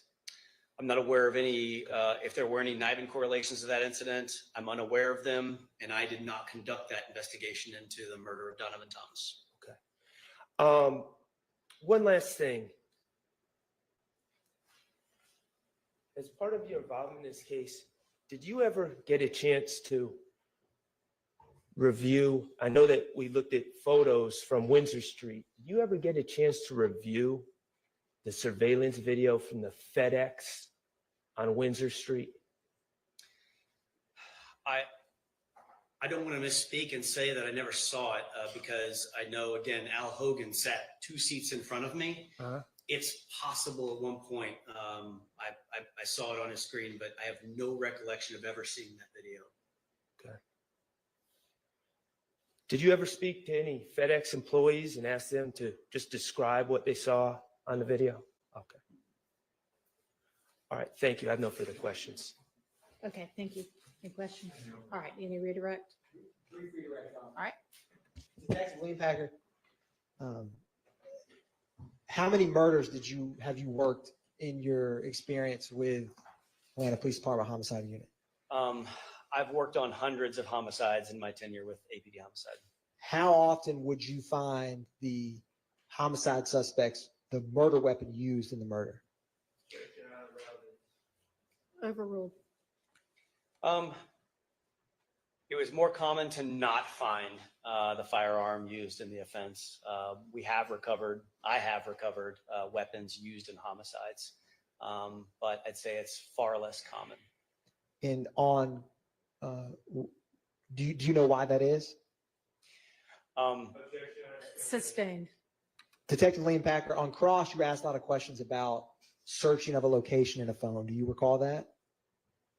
Searching a location of a phone? A suspect searching a specific location in their cell phone. Yes. And you were also asked questions about if they were notified or hypothetically what someone knew. Do you remember that? Yes. If you had information that a possible homicide suspect was either at or within minutes at the scene and searched that location, how would you take that piece of information? Sustained. On cross-examination, do you remember Mr. Shard asking you about 8 to 10 questions about searching a location of an incident Yes. and how that would impact your investigation? Yes. With those line of questionings that you remember, how would it impact your calculus if the person that searched the location was on the scene when the murder happened? I would perceive that as being intelligence gathering to determine what the police knew about the incident through media reporting. And if I obviously knew who my suspect was because I'm searching his or her phone, then I would incorporate that into a series of questions that I might ask that individual given the opportunity to interview them about their search of these items. It's not uncommon in my experience for people that have been determined to be involved in an incident to say that they had no involvement and they weren't there, and that they had little if no knowledge about the incident at all. So whether I confront them with the knowledge of knowing they searched about the incident and probably other evidence that suggests that they may have been at the scene and the duration of time that passed between the incident occurring and when the search occurred would all be things that I'd want to talk to that individual about. One brief moment, Your Honor.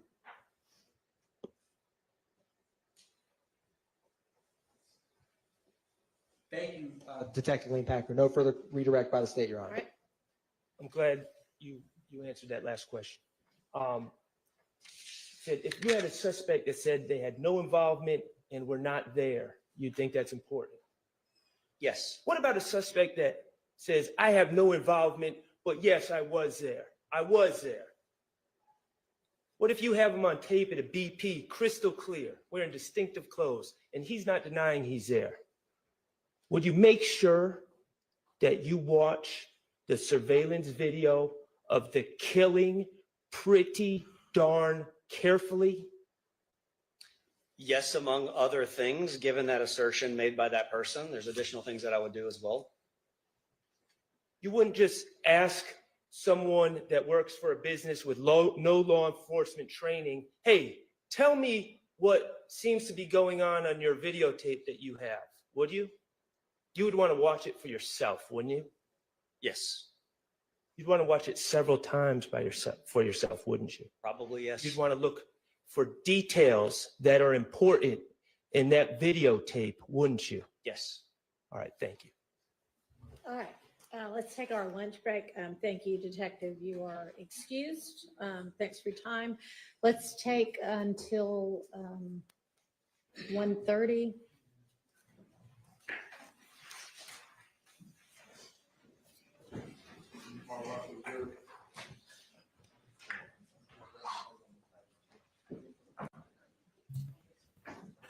Max was so ready for that. He was like, "Wouldn't you?"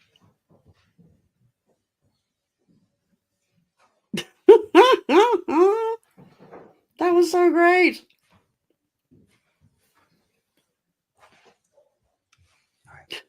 With distinctive clothing. He said that the way he said 403. I love Max. Okay. Y'all should have a copy. I received your proposed instruction and I took a look at it and made some potential edits, and it's about to get sent to you. And we can we don't have to sort it out right now, but if y'all will take a look at that, see what you think, and then maybe we can come back at maybe 125 and put whatever on the record about that then. Okay. All right. Anything else before we take our lunch break? All right. See y'all at 125. Thanks.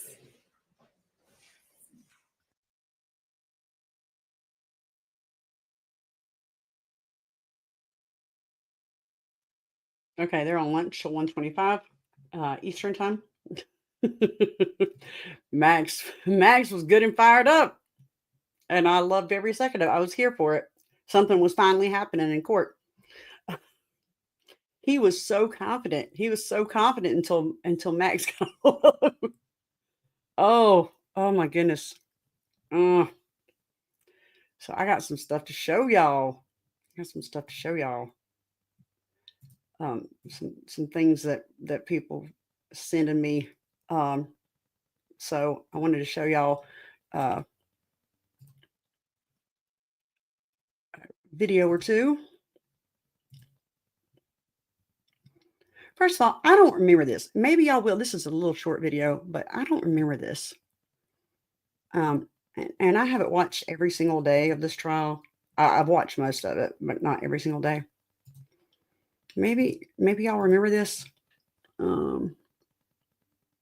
Yeah. See if you guys remember this. This is just like a 2-minute clip. After a few days, the jury in the YSL trial returned to the box, and today outrage stemming from an email tied to Fulton District Attorney Fonnie Willis. Atlanta News First, Yasmina Olsen is at the Fulton County Courthouse, where Fulton County Superior Court Judge Paige Whitaker once again had some strong words for the prosecution. A little over a week ago, Judge Whitaker called out the prosecution for all of the delays happening in the trial. And today, the same thing, but this time about an email from Fulton County District Attorney Fonnie Willis.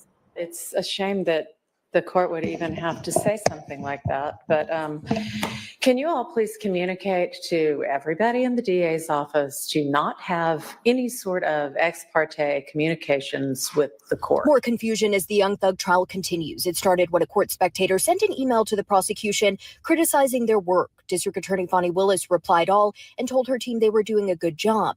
The problem is that the court was copied on this original email. And when DA Willis responded, the court remained copied on everything, but the defense was left out. Judge Whitaker defined that as ex parte communication. The defense calling it out is inappropriate. It went from Madam DA Fonnie Willis to this court. It was a direct communication to this court. It was inappropriate. It was praising Georgia's Rico statutes to the court. Judge Whitaker then told the prosecution to tell everyone in the DA's office to not have any sort of ex parte communication with the court. Still, the defense had strong words. I understand probably what was behind that communications. And of course, it is great for a boss to buck up an underling who has perhaps been attacked or maligned. But I don't believe that, and I don't think the court does either, that the court should have been copied on that communications, especially one that reads maybe more like a campaign ad with a source story in it. This, of course, a sensitive issue for the defense. If you remember back in June, then Judge Glanville, 2 prosecutors and a star witness had an ex parte meeting. Eventually, that judge was removed from the case. In Fulton County, Yasmina Alston, Atlanta News First. Yeah, I didn't see that. So that's crazy. That is crazy. Oh, so I found this, and I found it to be very interesting, and I thought y'all might too. Look at this. Watch. Stink, I miss you. I miss you too. What you doing? Nothing, bored. You don't like him? No, he's in my motherfucking room. Cause you was being mean. He felt your energy. Man, I don't even play. I fly all the way to LA. Is that? You ain't gonna touch him. You ain't gonna put an inch of him. Hold on, let me show you Tootie. I used to forget, like, damn, I really got little people. Yeah, so you gotta just. So lately, I just been with my kids a lot. So now it's just like I'm looking at my daughters. They listening to. I'm sad. I'm like, oh, they got to get there. Hell no, Meg got to. They come out the room talking about, The reason for Young Thug being silent after his release from jail has now finally been revealed, plotting his first song release to be a diss towards Gunna for snitching in the YSL trial. As the day after his release from jail, Young Thug tweeted, "Wham, let's drop one on these rats," with the name Wham referring to rapper Lil Baby, as Lil Baby has been firm on dissing Gunna for snitching out of the YSL trial early. Lil Baby responded to Young Thug on Instagram saying, "We should," but then he followed it up with a short Instagram clip with one of his mentors named T.I., where Young Thug clearly says that he's home and he did it the right way, sneak dissing Gunna. Hey man, what you got to tell these people? Back. Back, Jack.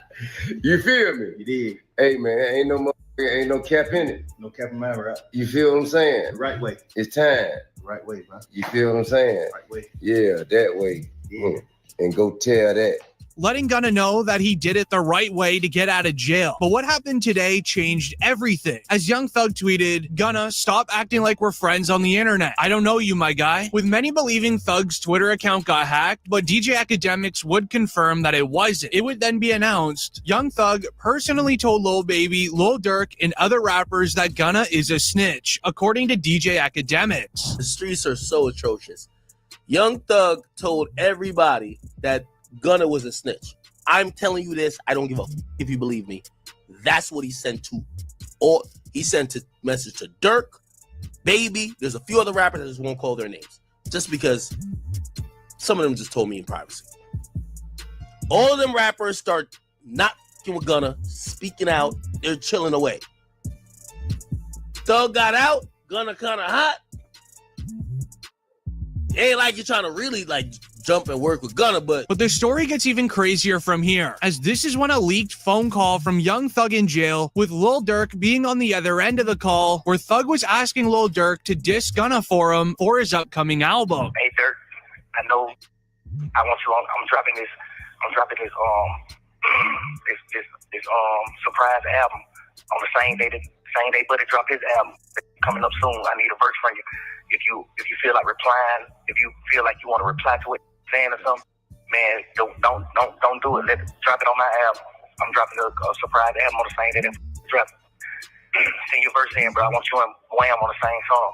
Send your verse in." This is when more rappers would begin getting involved in the beef, wanting to get close with Young Thug, knowing that Thug's first project is going to be one of the biggest of the entire year. We would see Drake take advantage of it, who was once just recently in a very big beef with Kendrick Lamar, is looking to have ties with anyone in the industry. As it was announced, Academic says Drake flew to go see Young Thug just 2 hours after his release from jail and gave him $1 million in cash. they say 2 hours afterwards, Drake flew to Thug and allegedly gave him $1 million.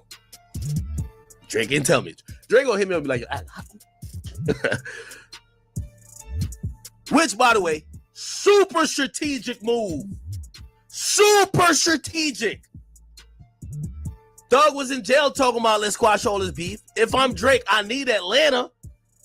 Okay, so I got one Atlanta. That's what I Ghost. Supposedly Drake flew to wherever Thug was at. Gave $1 million. Y'all can't turn Atlanta against no big Drizzy. Get the fuck out of here. However, the situation could end very badly for Young Thug if he continues. He's not allowed to be acting like this according to his probation agreement, as it would be announced. DJ Academic speaks on Young Thug getting released and says the stipulations that he has got are a setup for the court to try to put Young Thug back in jail, explaining that it's all a setup for Thug to eventually fail and then go to prison for over 20 years. I know some of his fans think he beat the case. He definitely didn't beat the case. Beat the case means you got no stipulations. The Young Thug thing is a win, but it's also a huge setup. If you gonna tell me that they're gonna monitor him on a probationary basis for 15 years, can't be in Atlanta, can't communicate with co-defendants or gang members, he can't rap about, he can't promote any music that has to do with what they believe is gang activity. But he's always gonna talk about him and his doing his thing. They might consider that gang activity. He might be like, yo, me. It's like, yo, we going to the park getting lit.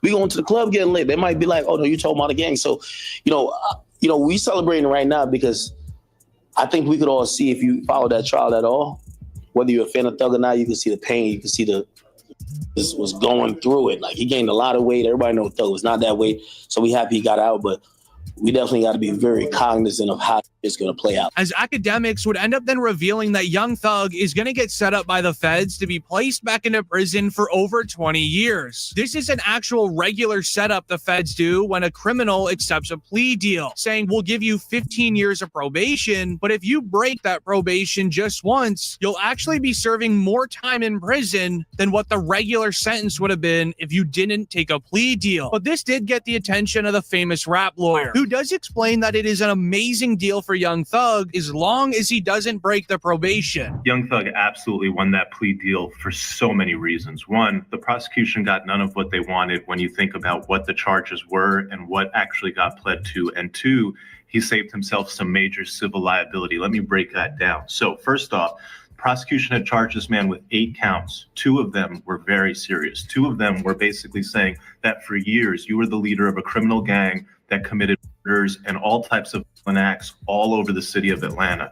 Those 2 charges, Young Thug did not plead guilty to. Had he pled guilty to those, he would have gotten serious time, and all the victims of all of this alleged criminal street gang activity, including the families of victims, could have sued him civilly in court and said, hey, this man pled guilty to doing it. Now he's got to pay me. He pled nolo contendere. The judge accepted that plea. The prosecution said, Judge, you should not allow a nolo contendere plea on those 2 counts. The judge said, I am going to allow it. But the YSL Rico trial is actually far from over, as reports are coming out that Young Thug's legal team is taking action against the state for stealing a watch from Young Thug.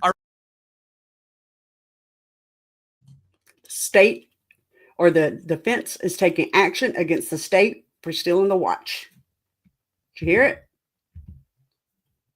A report would be shared. Contendere plea on those 2 counts. The judge said, I am going to allow it. But the YSL Rico trial is actually far from over, as reports are coming out that Young Thug's legal team is taking action against the state for stealing a watch from Young Thug. A report would be shared. Rapper Young Thug had millions in assets in his home when he was arrested, and now the state wants to seize it. The only problem is that he earned it with his very successful music career, with the main item in question being a Richard Mille Bubba Watson with an estimated price tag of $304,000 retail. Mind you, there's only 100 of them made. The actual price to obtain the watch is nearly $1 million. But then the following day in court, a police officer would take the stand, who just so happened to be wearing a Richard Mille. 3 p.m. to 11 p.m. Can you tell the jury some of your responsibilities and what your role was at Zone 3 Evening Watch? Now, Young Thug found it funny. After the reports went viral of a police officer with an estimated salary of $60,000 in the United States went to the stand wearing a Richard Mille, Young Thug would go on Instagram Live to laugh about it, as well as laughing a little bit too hard, where many fans believe that he was talking about the tweet that he made earlier on in the day. I'm on live. I just jumped on here to let you ladies know that yes, a goat can go live. Whoa! What's up? Who up right now? What's up? Who up right now? Several hours later, we would then see Young Thug once again, but this time he would be on FaceTime with his lawyer, Brian Steele, who is talking into a classroom for motivation for all the students that want to become a lawyer. Young Thug would call and share what's important in life. You guys should become lawyers. I think it's very important to help people out of the situations they're in as best you can. I mean, what side you want to be on? You want to put people in prison for mistakes? Because everybody makes mistakes, are human. You know, and everybody on this phone, everybody in this classroom, you always need to know that you're one mistake away. And I feel like we need more people like Brian Steele on this earth and less people like that. So I think it's very, very, very important to become lawyers. I think it's very, very important to be a lawyer over any other thing. You know, lawyers and doctors are the 2 greatest things that were ever founded, you know? As Young Thug would later describe to the classroom the real reason that he was even released from jail. This was the emotional speech he had inside of the court, which made the judge cry. As described by Young Thug himself, he would end up sharing to the jury and judge the type of man that he is, and that he's truly sorry for the mistakes that he made. Anything that you want to say? Yes, ma'am. I take full responsibility for, you know, my crimes or my charges. I want to say sorry to my family, my mom. My mom got 11 kids. I can't say all their names, you know. My managers, my kids that's not here. Really everybody that got something to do with this situation, I want to say sorry for just like, you know, having so much time invested into this, you know. And I am a smart guy. I am a good guy, and I really got a good heart. You know, I find myself in a lot of stuff because I was just nice or cool, you know, and I understand that you can't be that way when you reach a certain height because it could end bad. As Young Thug would continue on further with his speech, making everybody cry inside of the room, accepting his wrongs and promising to be a better person, you can tell that he was truly being genuine. I hope that you allow me to go home today and just trust in me to just do the right thing and never see you again unless it's at a, you know, bar in the future or something. Just out of this type of situation, I promise you I won't ever be in this type of situation again. I'm going away. I've learned from my mistakes. You know, I come from nothing and I've made something and I didn't take full advantage of it. I'm sorry. Through these last 2.5 years of my life, you are really, truly, honestly, the best thing that has happened to me because you made everything fair for me and everybody involved on both sides, you know. I'm sorry to the sheriff, you know, everybody for just having to put extra time in. I know y'all got paid more money, but I'm sorry for y'all having to put this extra time in to be away from y'all family, you know, and I just hope that. He would then end off his speech by telling the judge what he has done for the community by performing free concerts and donating millions of dollars for underdeveloped communities and schools. You find it in your heart to allow me to go home and be with my family and just do better as a person. I know what I bring to the table. I know what I am. I know the heights I've reached. I know the impact I got on people, period, in the community, you know, all people. I learned that late, like these past 2 or 3 years of my life, I kind of learned that late. And maybe it was because I was, you know, probably on or anything, I don't know. But I have came to my senses and I understand what I mean to this world. But I am a good guy, you know. I don't mind doing stuff like, you know, like free shows, and I always did that. You know, I did free shows and gave it to single parents, millions of dollars. You know, I made $1.8 million on a free show, and I gave it all to single parent charity, and I did. As this is what Young Thug meant when he said that he got released the right way earlier on in the video, as Thug was never even supposed to be released from the YSL trial because it wasn't even supposed to end. It was sadly announced. Young Thug's lawyer said Young Thug insisted on this because he couldn't handle 3 more months knowing of his kids being upset. If there was any chance that he can come home and see his kids, then take the deal. His lawyer told him that they are winning the trial, but he was okay with either decision. For almost 2 years since we did our jury selection initiation on January 4th, 2023. Mr. Williams been sitting in a jail since May 9th, 2022. This is 2.5 years waiting for the conclusion of the state's case and a verdict from the jury. And that's why he is tendering this plea. I'm telling the court this, and the court knows when you came out the first time, it's very hard for Mr. Williams. I'm not supportive of what we're doing right now. I'm not against it. But I told Mr. Williams, you okay with me saying yes? I told Mr. Williams that I think we're winning the trial and we should go to verdict. But he told me I can't wait another 3 months if there is any possibility I could go home because I have children that are hurting. As when Young Thug finally won the case and he was sentenced to probation, we would see Thug's lawyer outside of the courthouse giving a post-game interview where he would share disturbing details of the life of Young Thug while in jail. As far as how Jeffrey's feeling now, he knows my feelings, which I'm not going to reveal for attorney-client privilege, but this is not the same as a not guilty verdict. That should have been ran. But nobody here wakes up every day on a concrete floor that they're calling his bed, gets up at 4:15, gets shackled at his feet, his waist, and his hands, comes to the Fulton County Courthouse to be on concrete, eating out of a bag. Doritos is his meal of choice.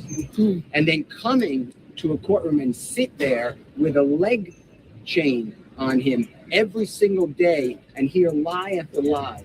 So for Jeffrey, go home today and not have another 90 days or 120 days of it, he is very happy.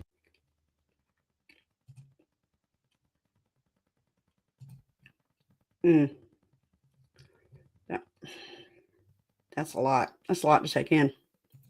It's a lot to take in. So let's finish this this video that we started earlier at break or at bench. Here we go.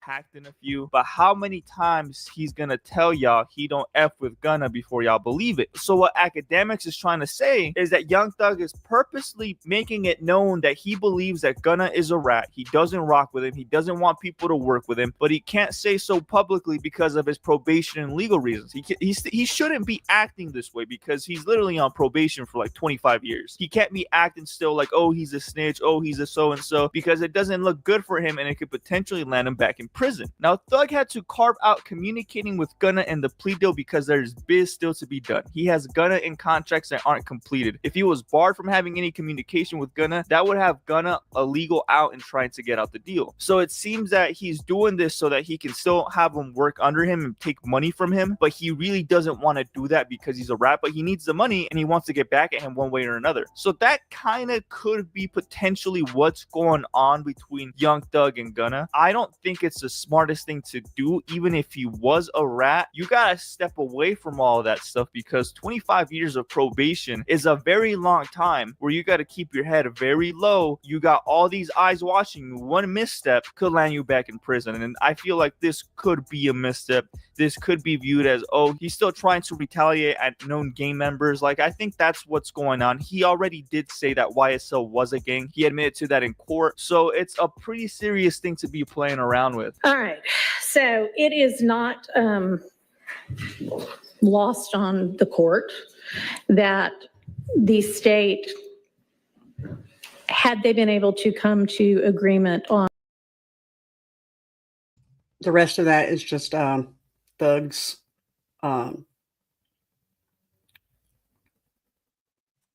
presentation, which we just heard. This is Instagram post from Thug. Hey man, what you got to tell these people? Back. Back, Jack. You feel me? You did. Hey man, ain't no cap in it. No cap in mine, right? You feel what I'm saying? The right way. It's time. Right way, man. You feel what I'm saying? Right way. Yeah, that way. Yeah. And go tell that. Rapper Young Thug has made his first appearance on social media since his release from jail last week. The Atlanta rapper reunited with his mentor, T.I., in a video shared to Instagram early Tuesday morning. In the video caption, T.I. hinted at possible new music, writing, "The Kings have reconvened. Guess I'm officially out of retirement for tonight." This reunion is just the beginning for the newly released rapper, who took to Twitter after he walked out of jail to hint at a possible new song with rapper Lil Baby. The tweet reads, "Wham, let's drop one on these rats, Peter," which references Lil Baby's nickname Wham. Fans will not have to wait and see what's next in store for Thug, though one thing remains clear. He will have to be very careful about what he says in his music, per the terms of his release. On Thursday, Thug decided to put his fate in the hands of the judge and pleaded guilty to drug and gun-related charges. He entered a plea of no contest to charges of conspiracy and participating in a criminal street gang. In the end, his decision paid off. In the sentence, Judge Paige Whitaker decided against prison time and instead ordered that Thug receive 15 years of probation. But she warned he could face 20 years in custody if he violates the conditions of his probation. She imposed several severe restrictions, including no travel to the Atlanta metro area, no contact with affiliated gang members, a requirement to perform community service, and the need to conduct presentations to community groups and children against gang violence. Before his sentence was imposed, Young Thug gave a heartfelt speech to the court. I take full responsibility for my crimes or my charges. I come from nothing and Charges related to participating in an alleged criminal street gang known as YSL, or Young Slime Life, with members accused of committing illegal and violent acts, including murder, armed robbery, drug dealing, and carjacking. In crafting her sentence, Judge Paige Whitaker said she appreciated the impact Young Thug had growing up in a community plagued by violence, but she urged him to be part of the solution going forward. I appreciate that you do realize how much of an impact you have on people. I mean, it's past your neighborhood. It's worldwide, especially young people. And having come up from where you came up from and living in and around that, you know that gangs are damaging to our community. Even if you choose to continue to rap, you need to try to use your influence to let kids know that that is not the way to go, and that there are ways out of poverty besides hooking up with the powerful guy at the end of the street selling drugs. And I know that happens for protection sometimes, but a much better way would be getting an education and hanging around with people who set a good example. And you be one of those people that sets a good example. I want you to try to be more of the solution and less of the problem. Following Young Thug's release, his attorneys expressed their gratitude to the court, but also their wish that Young Thug could have been acquitted instead. As far as how Jeffrey's feeling now, he knows my feelings, which I'm not going to reveal for attorney-client privilege, but this is not the same as a not guilty verdict. That should have been rang. But nobody here wakes up every day on a concrete floor that they're calling his bed, gets up at 4:15, gets shackled at his feet, his waist, and his hands, comes to the Fulton County Courthouse to be on concrete, eating out of a bag. Doritos is his meal of choice. And then coming to a courtroom and sit there with a leg chain on him every single day and hear lie after lie. So for Jeffrey, go home today and not have another 90 days or 120 days of it, he is very happy, thankful to the honorable court. So to answer your question, this was not what I wanted. I don't believe that it is just, but I believe that under these circumstances, it is justice for Jeffrey Williams, and he is delighted, as are we. I'm thankful. Young Thug's father also spoke in support of his son, despite his wish for him to have kept fighting. I was kind of startled behind it because I was in agreement with Brian and Keith. Let's keep fighting. You know what I'm saying? Let's make them continue to embarrass themselves. But at the same token, my son is I've never tried to interfere with his decisions. I just try to give him the knowledge of making the best decision that he sees fit for him. And I support it. The YSL Rico trial resumed following Young Thug's plea with the two co-defendants who still remain, Deamonte Kendrick and Shannon Stillwell. Kendrick, aka Yak Gotti, faces several RICO charges along with a murder charge for the death of Donovan Thomas, as well as firearm and drug charges. Stillwell, aka SB, also faces RICO charges along with 2 murder charges tied to the deaths of Thomas and Shimel Drinks, plus gang and firearm charges. Just this week, a juror emailed the court asking to be removed from the case due to the length of the trial. The juror also blamed the state's handling of the case and said he'd be biased moving forward. So I have an email from one of the jurors this morning. Interestingly, he sent 2 different drafts of it. The first says, it's to my assistant. When you have a moment, please relay this to the judge. Good morning, Judge Whitaker. I am requesting to be removed from the current case due to the length of this trial and how the state has handled this case. I can no longer be unbiased towards any decisions moving forward. Yesterday provided a glimpse of how the state presented its evidence, and I foresee another 3 to 6 months with the remaining defendants. Thanks.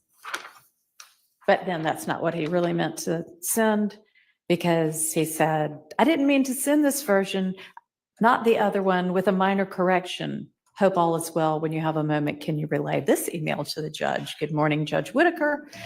I am requesting to be removed from the current case due to the length of this trial and how the state has handled this case. I will be biased towards any decisions moving forward.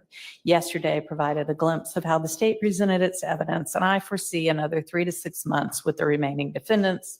Thanks. Ultimately, the judge reassured him that the trial should be over quicker than expected. Now, this is the same juror who a few months back asked to be removed from the case and provided no reason whatsoever. And so I just ignored it. I just said, no, you're not removed. Doesn't work that way. And so I think this is just a ploy to get off of a case that he's sick of being on because it's taking up his time. The YSL Rico case is one of the longest trials in all of Georgia's history. Opening statements were nearly a year ago on November 27th of 2023. If you'd like to stream the trial, you can head over to our Trials channel on YouTube. Reporting for Law and Crime, I'm Elizabeth Milner.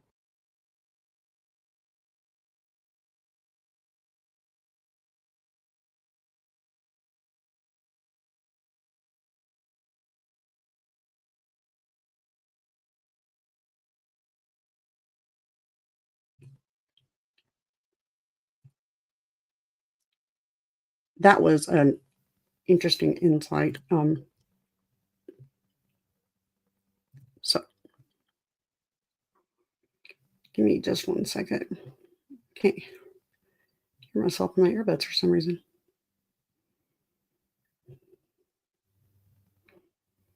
And they're still 20 minutes from coming back. Let me see. I had another video, I thought.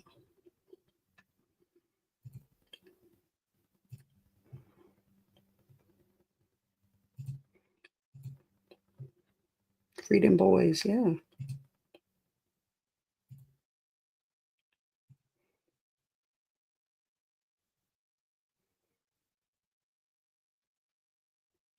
See what's going on with my audio here. I'll be right back.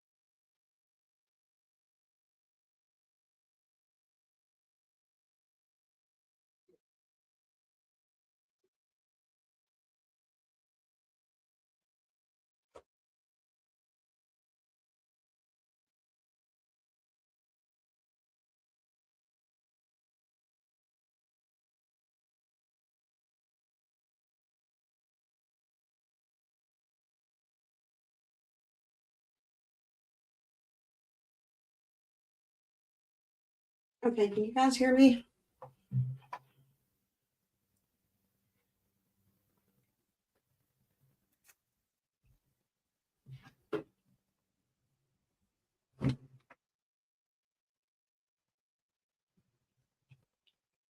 Okay, good. All right.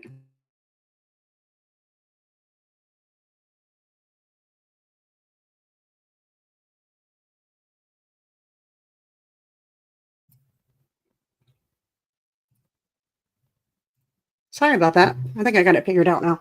I couldn't hear myself and I couldn't hear the video playing like the last 2 or 3 minutes there. Sorry about that. I had another one pulled up, but I had to close everything down. Let me see if I can find it here.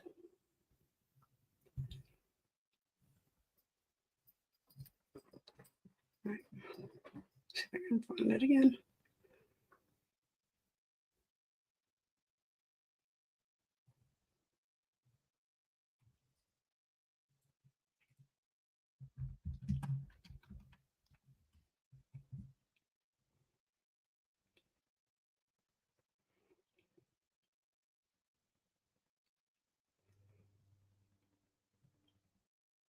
Okay. Here we go. See if we remember this.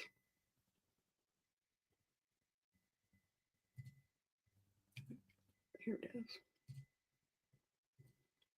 Mr. Sharp has no good faith basis for asking the witness a question. It is not relevant whether or not the witness's attorney, some other person, was told that his client should not commit perjury. And here we go. At not one time when Mr. Zachary was on the stand did I claim that Miss Love intimidated him. I never used the word intimidate in front of the jury. I'm talking about.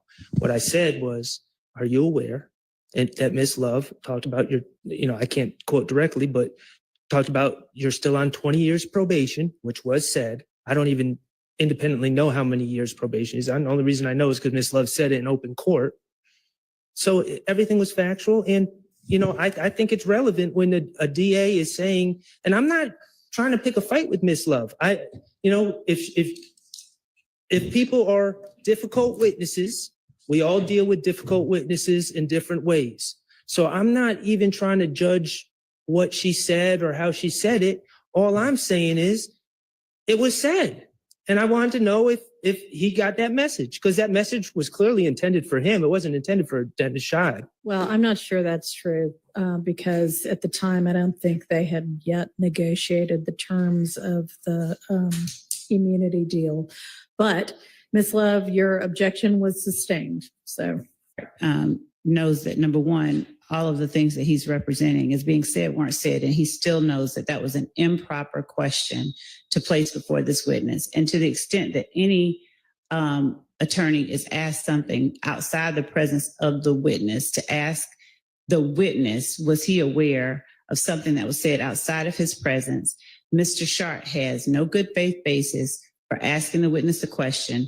It is not relevant whether or not the witness's attorney, some other person, was told that his client should not commit perjury. And I don't think all of what Mr. Sharp said was even what was actually said. But the question that he asked the witness was not a proper question. It was just an attempt to paint a lie to the jury that someone is trying to intimidate this witness, when frankly, the only person that the witness has been friendly to is all of his friend Shannon's lawyers. And Mr. Scheib is talking to Mr.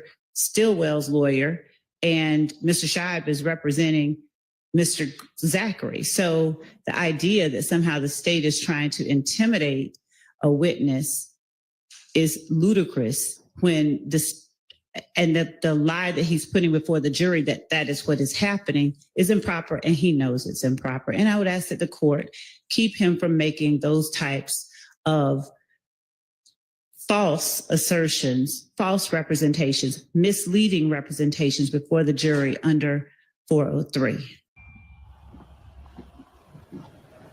Yeah, it's rewind time.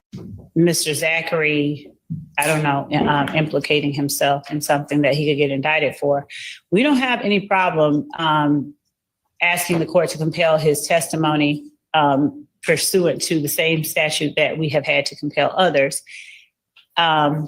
We don't have any problem doing that. All right, well, it sounds like y'all might need to get some sort of an agreement in place between yourself and Mr. Scheib. We definitely like something in writing. I mean, that's basically what you're saying, Mr. Scheib, right? Is that Part of the situation. And also, I think I ought to make Mr. Scheib aware. I just want to make sure he's aware that part of the requirement for that statute is that he not commit perjury on the stand. And Mr. Zachary is currently on probation for a long period of time. Requirement for that statute is that he not commit perjury on the stand. And Mr. Zachary is currently on probation for a long period of time. Amazing. Every word of what you just said was wrong.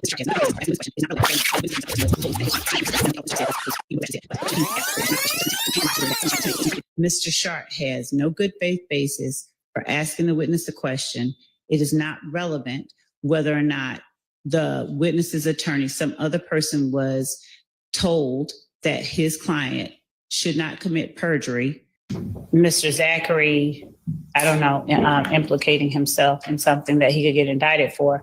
We don't have any problem asking the court to compel his testimony pursuant to the same statute that we have had to compel others.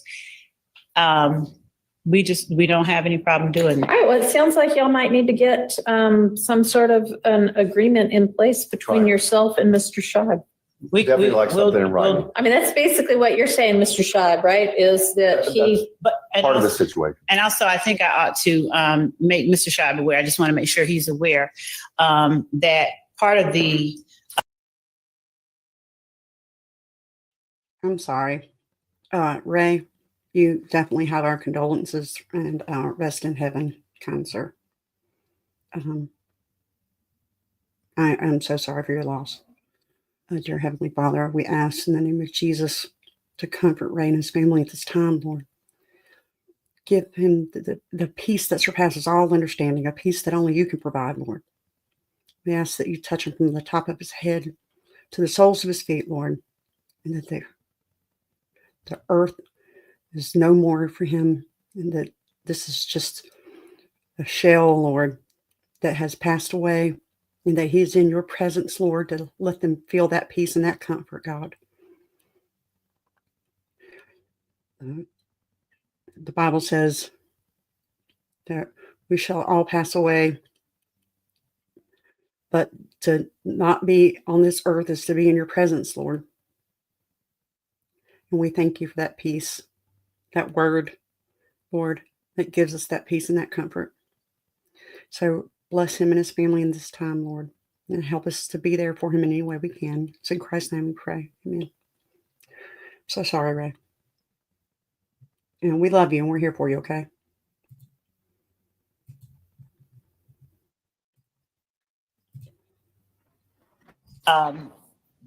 Requirement for that statute is that he not commit perjury on the stand. And Mr. Zachary is currently on probation for a long period of time. And so I'm going to put that out there. That's it. All righty. Well, Mr. Scheib has been a defense attorney for more years than probably he can count anymore.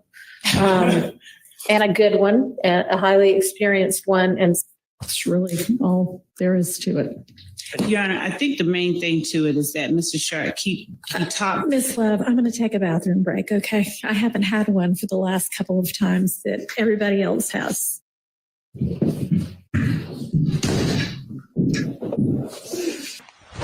Emotional damage. Miss Love, I'm going to take a bathroom break, okay? I haven't had one for the last couple of times that everybody else has.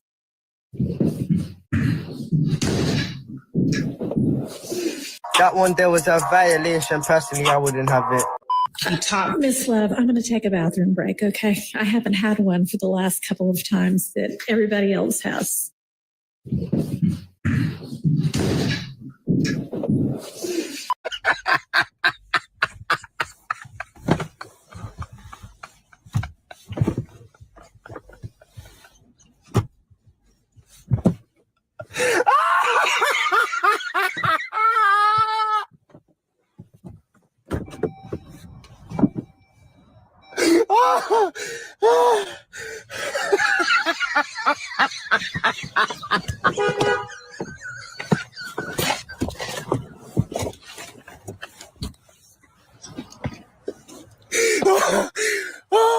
Ladies and gents, this is the moment you've waited for. Yo, hit that like for a deal with Christian. Yo, for a deal with Christian. Smash that bell for DWC. Yo, smash it. Just smash it. Hit that like for a deal with Christian. For a deal with Christian. Smash that bell for DWC. Yo, smash it. Just smash it. I love that video. That's one of my very favorites. Oh, sorry. I have food in the corner of my mouth. That's one of my very favorites. She was like, love, I'm just not with you. She just gets up and walks up. I'm going to the bathroom. Is that all right? Love? Is that okay, love? And she just gets up and walks off.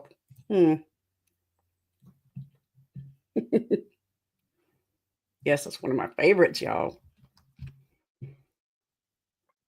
I just love it. Hot. See what I did there?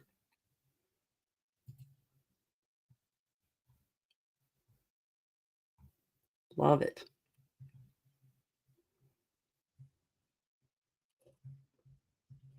We might have enough time to squeeze this one. I don't know.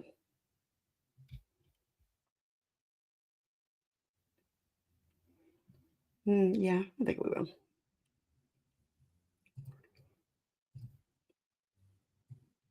See if we got time to squeeze this one in.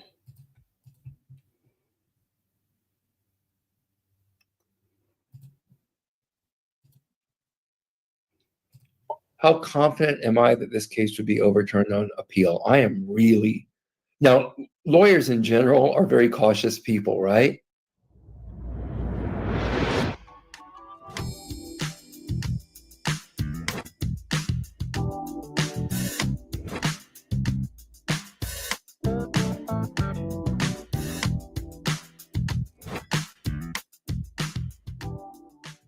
Do you have other cases that you're working on?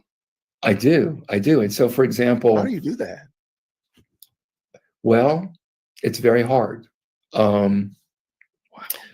There's nights, there's weekends. We have 3 lawyers in the office I work in. There's Jay Apt, who runs the office. There's myself, and there's Katie Hingerty.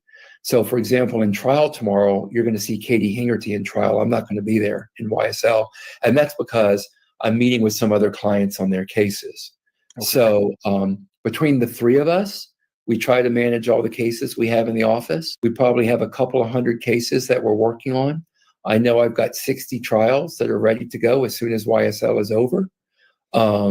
So we do our best to manage all our clients' cases. So when there are things like bond hearings, obviously we don't postpone or miss those. We do everything we can to get our clients out of jail, but they may have to wait a little bit before they get to trial.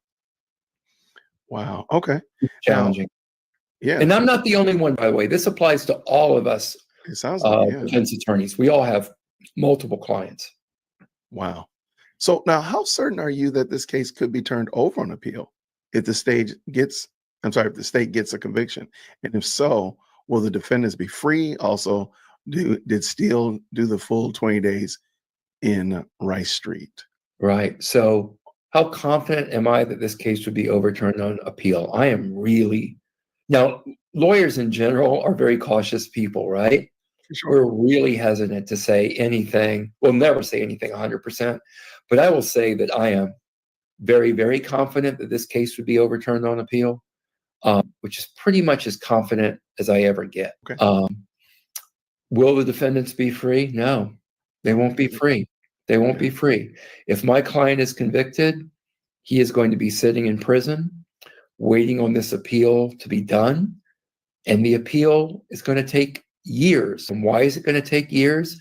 Because we need a transcript before we can go up on appeal. And it's going to take some time just to get a transcript to this case. And this transcript is going to be a fortune, by the way. Hundreds and hundreds of thousands of dollars to buy this transcript. I would expect. So will the defendants be free? No. So we need to win now. We're not playing for appeal. We're playing to win right Now, I do not want Deamonte Kendrick sitting in jail or in prison 1 day longer than he has to. Did Steele do the full 20 days in Rice Street? Actually, I think Brian asked to be put in Cobb County so that he could work with Jeffrey Williams while he was serving his weekends. He hasn't served any. The Supreme Court put that on hold pending appeal. So he has not served any time. Wow. Okay. And let me, there we go. How's Yak's spirit? How are there spirits in there? You know, you don't see a lot of cheesing and smiling, but you also don't see a lot of shoulders slumped and looking down at the floor. So I think some days, you know, some days you will see a little bit of smiling, a little laughing, a little joking, because honestly, I've seen some folks give our clients heat when that happens. And don't give my guys heat when that happens, because think of what they're going through. And if they have the opportunity to laugh or smile or in any way relieve the tension, especially during a break in the proceedings, I am all for it. His spirits in general, well, his spirits are far better than mine would be given the circumstance. Right. And I am amazed by it. Are there days that are harder than others? Sure.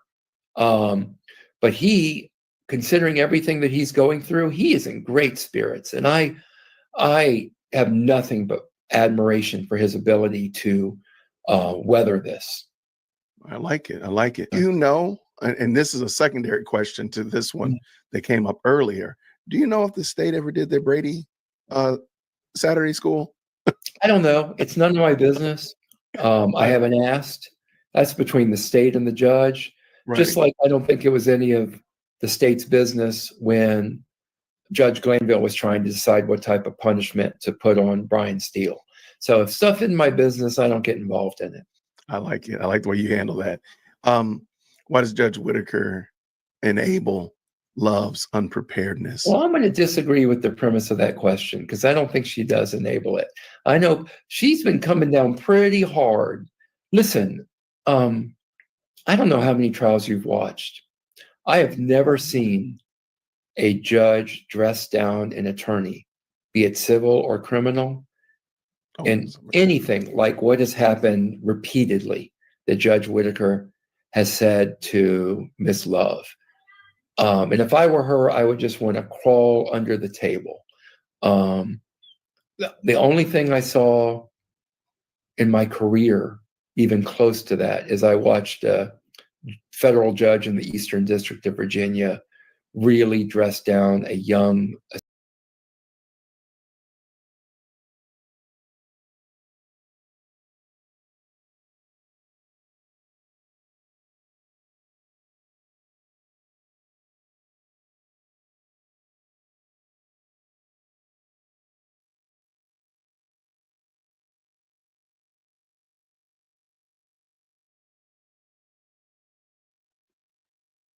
Sorry, the court's back and I'm trying to get back to it.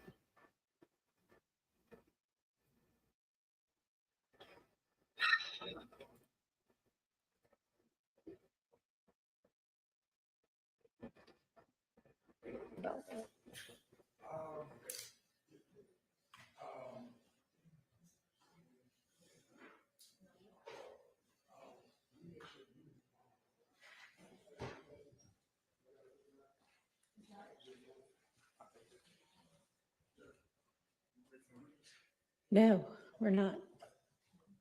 I mean, we almost are, but not quite yet. Let me just ask the court a question first. Yeah.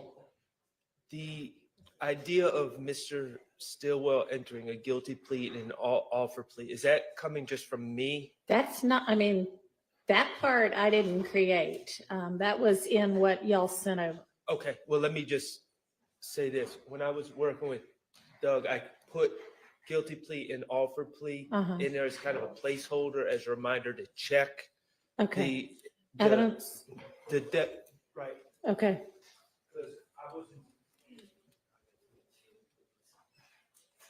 What? Is that a possibility?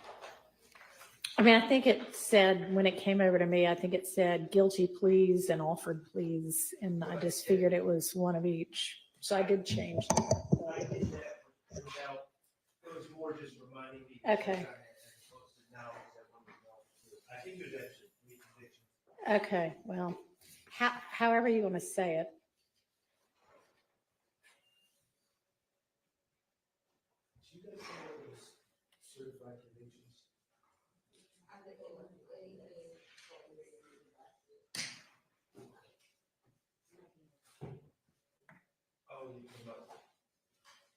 They may be in those bins too. I don't know. Did you find them on Friday? I did find them on Friday and I kept them, my collections, I kept them separate. The problem is we didn't have enough room in the bins. Okay. I think Shannon's about to Did we plea. find or could we get another bin, I wonder? I'm not certain, but that's the way it sounded.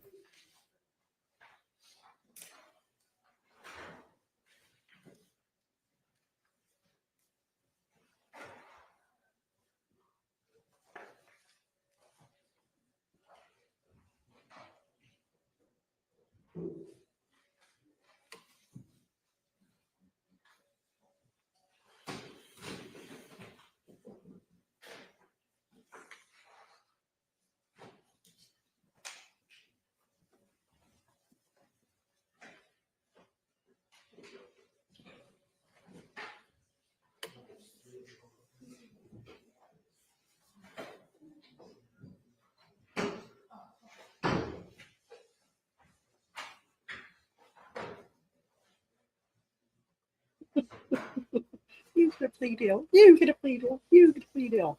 But you got to plead guilty to Rico. Thank you.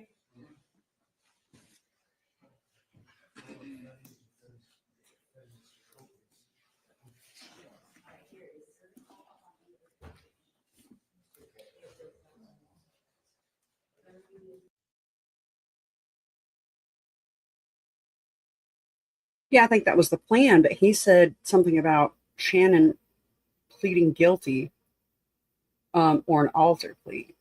So offered plea. So I think they're just discussing it. I don't think there's anything solid. I think they're just discussing it.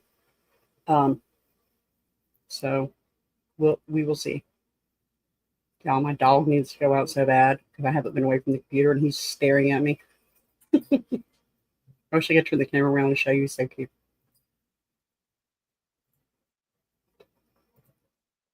Yeah, right? Me too. I wish somebody would say something. Tell us something. I'm with Danny here. Me and Danny are like eye to eye.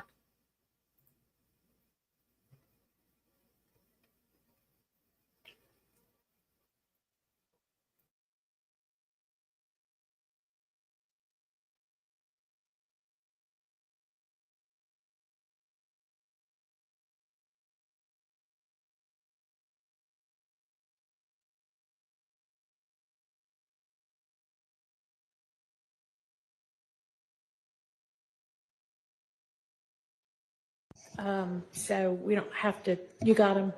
All right, what do we know? All right, so there appears to be the 10SC 87662. 10SC 87662. Okay. I'm just trying to figure out where they would. All right, you know what, let's figure it out on the next break or after court today, because we don't have to deal with this today. I just, and then we have to still sort the Nichols thing too. And I found out some more information about Winfrey, but we'll do all of this after, not on the jury's time, but yep. And these are in Q. Q? Yes, in folder Q. Okay. Thank you. All right. All right, is the jury ready? Okay. Just find out and we'll do it on the next break. All right, we're ready for the witness, next witness.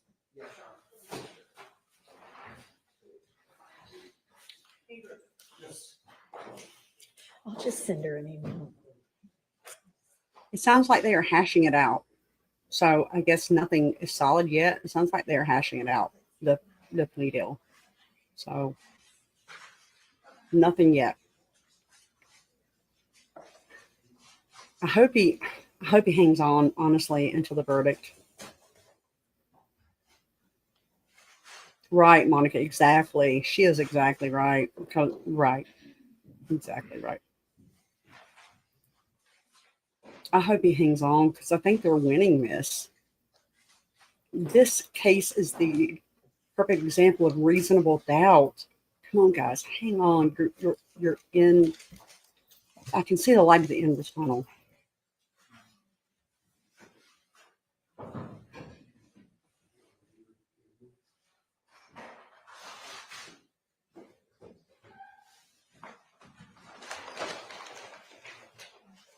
You can come on up by the stand.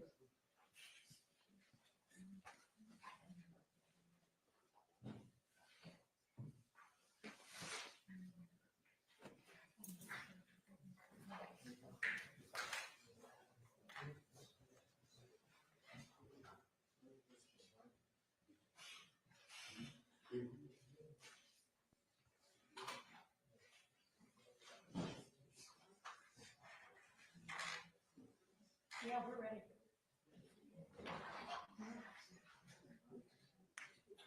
Do y'all want to take that board down? Rose next to this? The board. I don't know what's on it.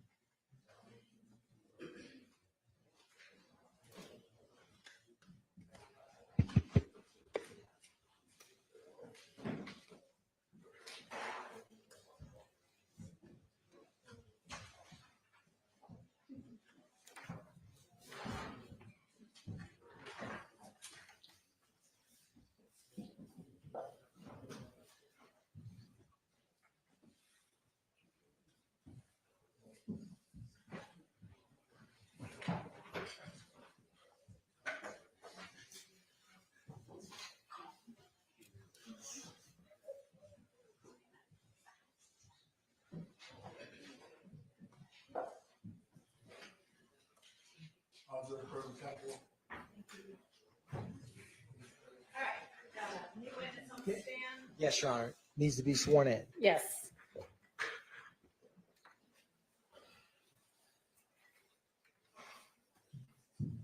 Raise your hand. You swear affirm testimony you give the truth, the whole truth, and nothing but the truth. State spell your first last name for the courts, please. My name is Doug Bailey, DOUGBAILEY. Good afternoon, Mr. Bailey. How are you doing, sir? I'm doing well. How are you? Doing well. Can you tell the jury where you currently work? Yes, I'm the operations manager of GPS monitoring and tracking services. Can you explain a little bit about what GPS monitoring tracking services does? Yes, we are an electronic monitoring service provider.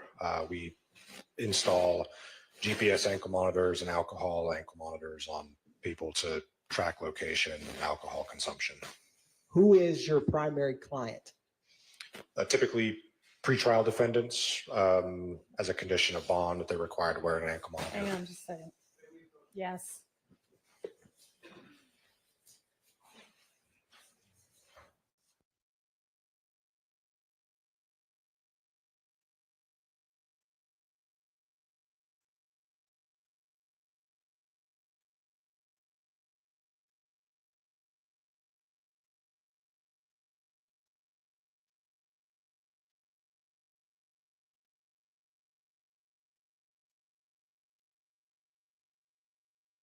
Well, that was fast. They didn't waste any time, did they? Yeah, Monica, Max said something about it. I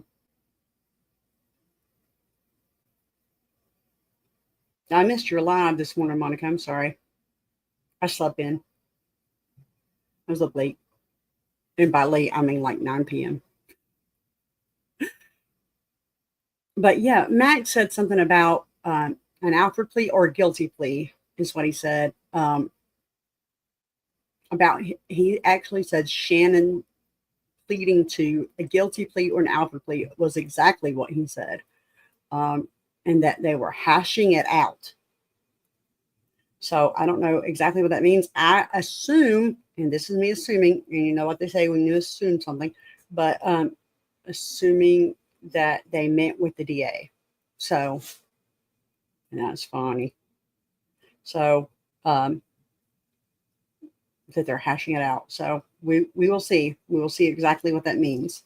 So let's not jump to conclusions or anything, because nothing is set in stone, obviously, because they haven't worked anything out yet. Hashing it out, as we've seen with Doug, can jump from one thing to a whole nother thing. Because I thought with Doug that he was going to do some time. I thought he was going to do some serious time, honestly. I just didn't want to be negative. But he ended up not doing any time, which is, honestly fantastic. But you just never know.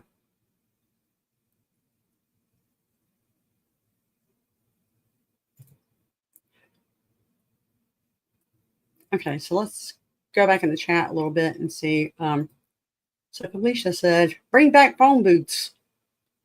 I wanted to tell y'all a brief thing about that. So I was sitting in my car with my son, and he was little at this time. Well, not little, but he was a teenager. And I watched this millennial kid, teenager, walk up to a phone booth, and the phone had been ripped out of the phone booth. And he walks up with his phone and he tries to plug it in. Specifics. Is there a number of reasons why someone may utilize a GPS monitoring service company like GPS monitoring? Yes, sir. And back in 2022, did you work for another company? Yes, sir. AAL County Monitoring Services. Now, when did you first get into the ankle monitor? And if you could, Mr. Bailey, could you try to speak into that mic? Thank you. Yes. Sir. Yeah. I started in ankle monitoring in September of 2016. And let me ask you this. Since working in ankle monitoring since 2016, can you tell the jury your experience with the data that's collected on ankle monitoring in general? Yes, for the Scram GPS ankle monitor, which we've used probably since 2017, I've seen all sorts of use cases and all kinds of data, location, and just a lot of data.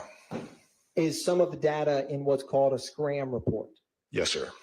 Is some of the data in Excel spreadsheets? Yes, sir. Now, before testifying here today, did you have the opportunity to review, and I'm approaching you with what's marked as 397 Victor Victor and 397 Victor Victor Alpha? One of those is a disk. Did you have an opportunity to review that disk before testifying here today? Yes, sir.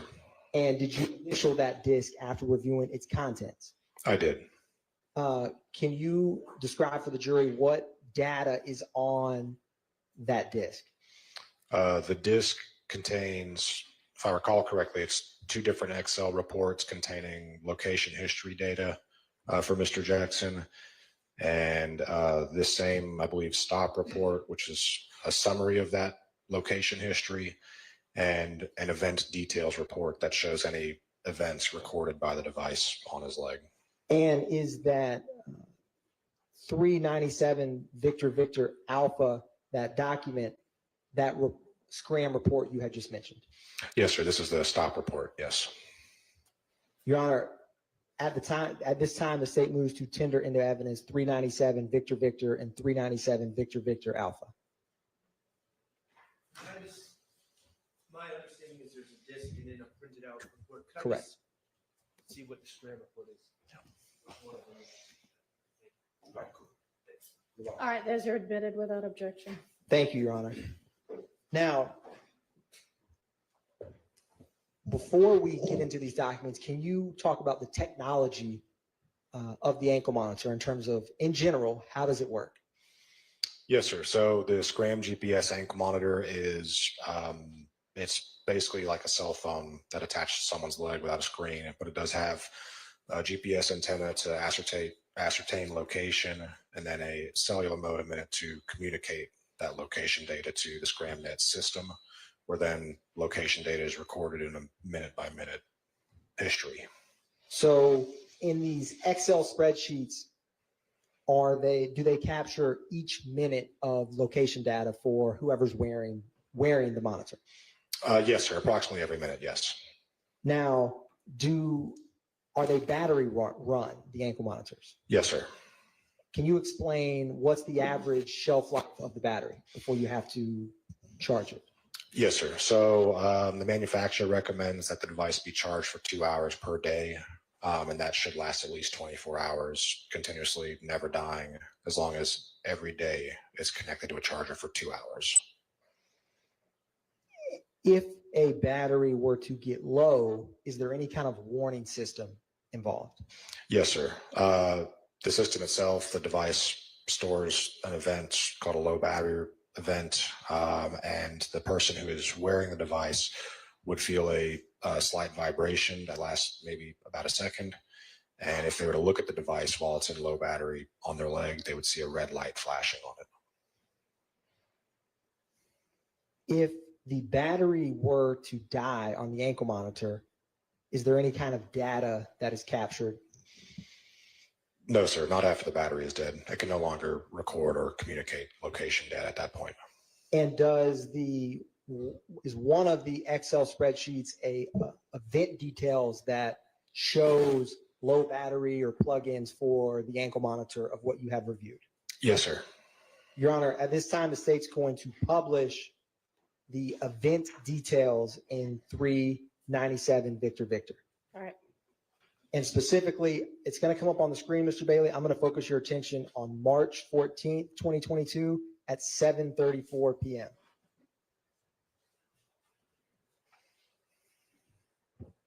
And we're going to zoom in a little bit on this document. And what I may ask you, Mr. Bailey, and if I have an old school pointer that I may use so you can help orient the jury to what we're discussing. I'll find it here in a moment, but I also have a laser pointer that I think would do the trick. But can you describe the columns for this to the jury while I'm pulling that up? And I'm going to give you this laser pointer. You click this big red circle and it should, well, that screen consumes the laser pointer, but we'll make it work. This one should work. Yep, and it does. So I'm going to give you this laser pointer. Use it carefully, Mr. Bailey. Can you tell the jury what the columns and data this has? So the first 2 columns are the person wearing the device's first and last name. The third column, column C, the events. That is any events that is logged by the device, including when the service was complete, anytime the location failed or communication failure occurred, typically due to a dead battery. There's also battery critical events, low battery, and any type of event that the device records. And then column D is just the date and time that event was recorded.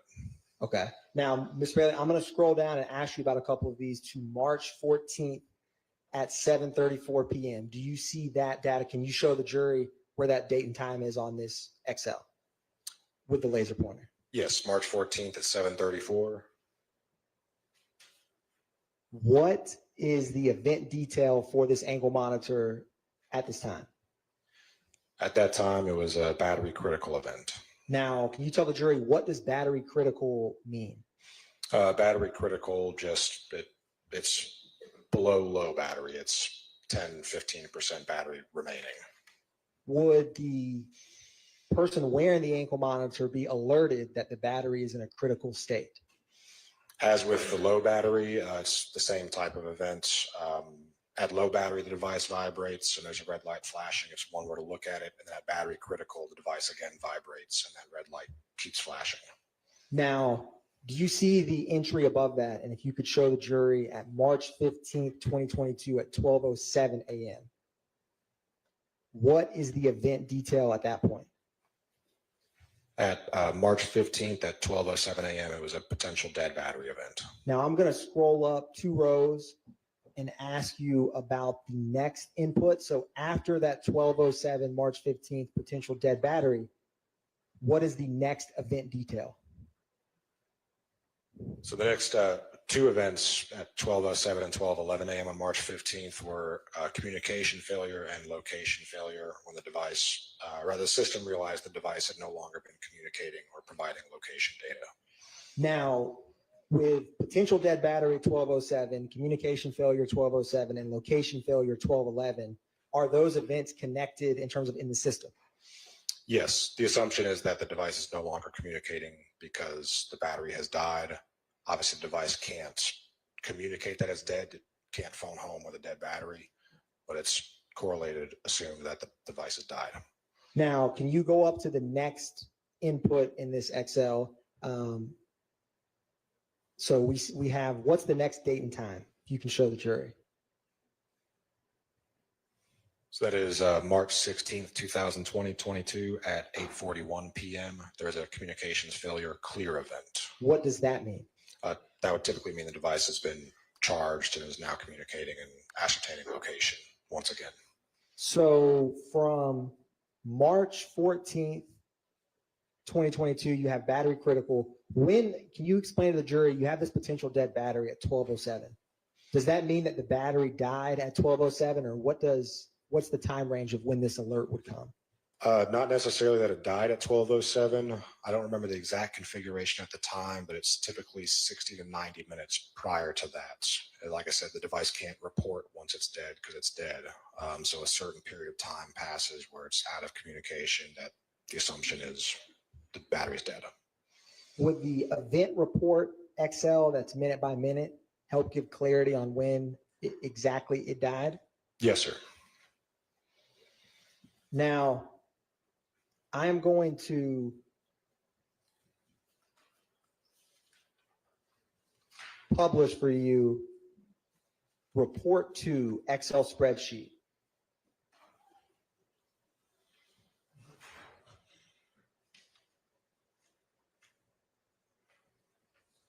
And I'm going to scroll to the very bottom or the oldest date of that document. And from reviewing this report while it's coming up in general, and I can ask you when it comes up, what is the time frame for report 2? If I recall correctly, report 2 is from January of 2022 through March of 2022. If we scroll to, so you see at the top, it says January, and we're going to zoom in some. Can you explain for the jury while we're zooming in what these columns show? Yes. So from what we can see here. Can you use the laser pointer, Mr. Bailey? Thank you, sir.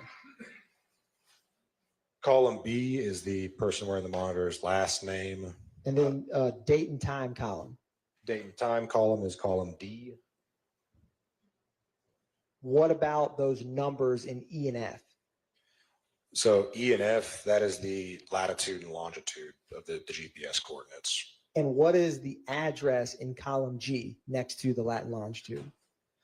The address in column G is the closest address that the system can correlate to the specific latitude and longitude recorded. And then what is column H? Without seeing the header, I'm not sure. It's either accuracy or speed. It is accuracy. Okay. Column H. And then column I? And column I is the speed. Okay. Now, and this is the one you described that's minute by minute? Yes, sir. So the last date, was it March 18th, and the first date was January 2nd of 2022?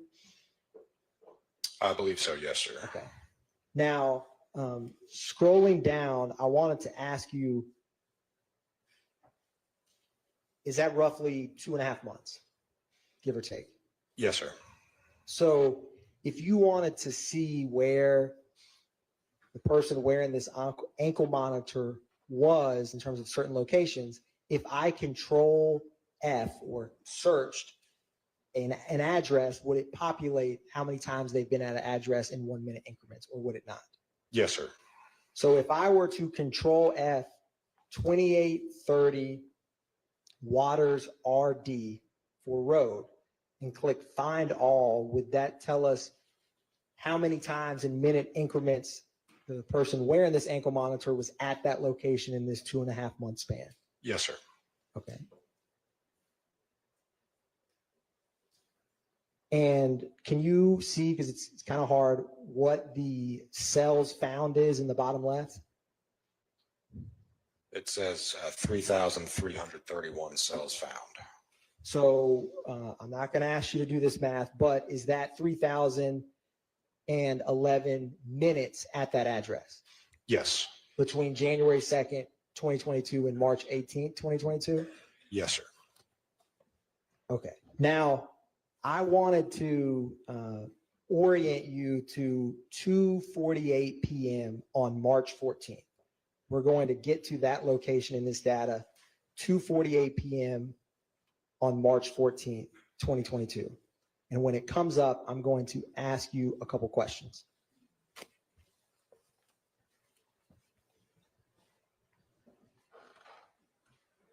What is the location at 2:48 p.m.? And if you can use that pointer, Mr. Bailey, I appreciate it.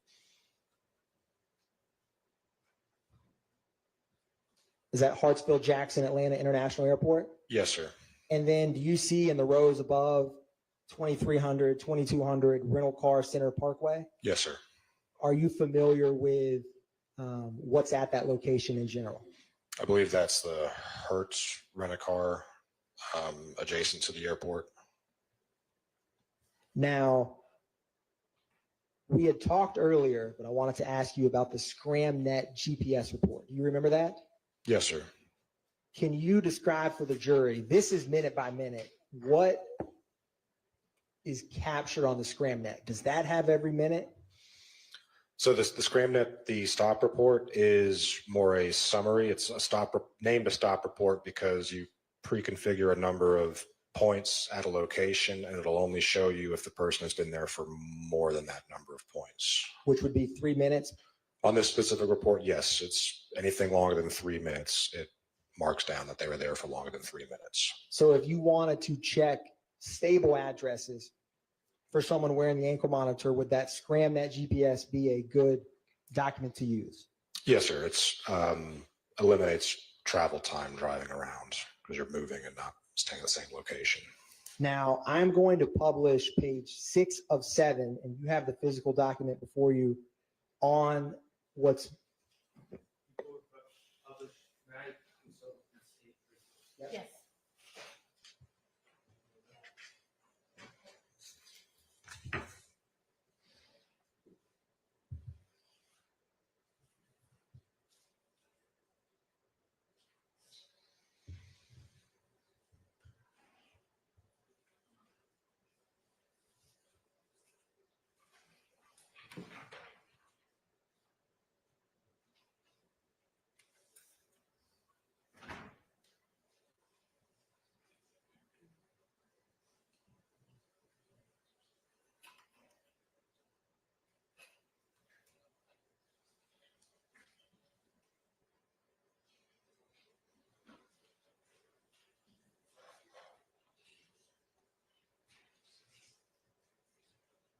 So, Mr. Bailey, you can use that physical copy. We're going to zoom in on page 6 of 7 of that report on March 14, 2022 at 3:10 p.m.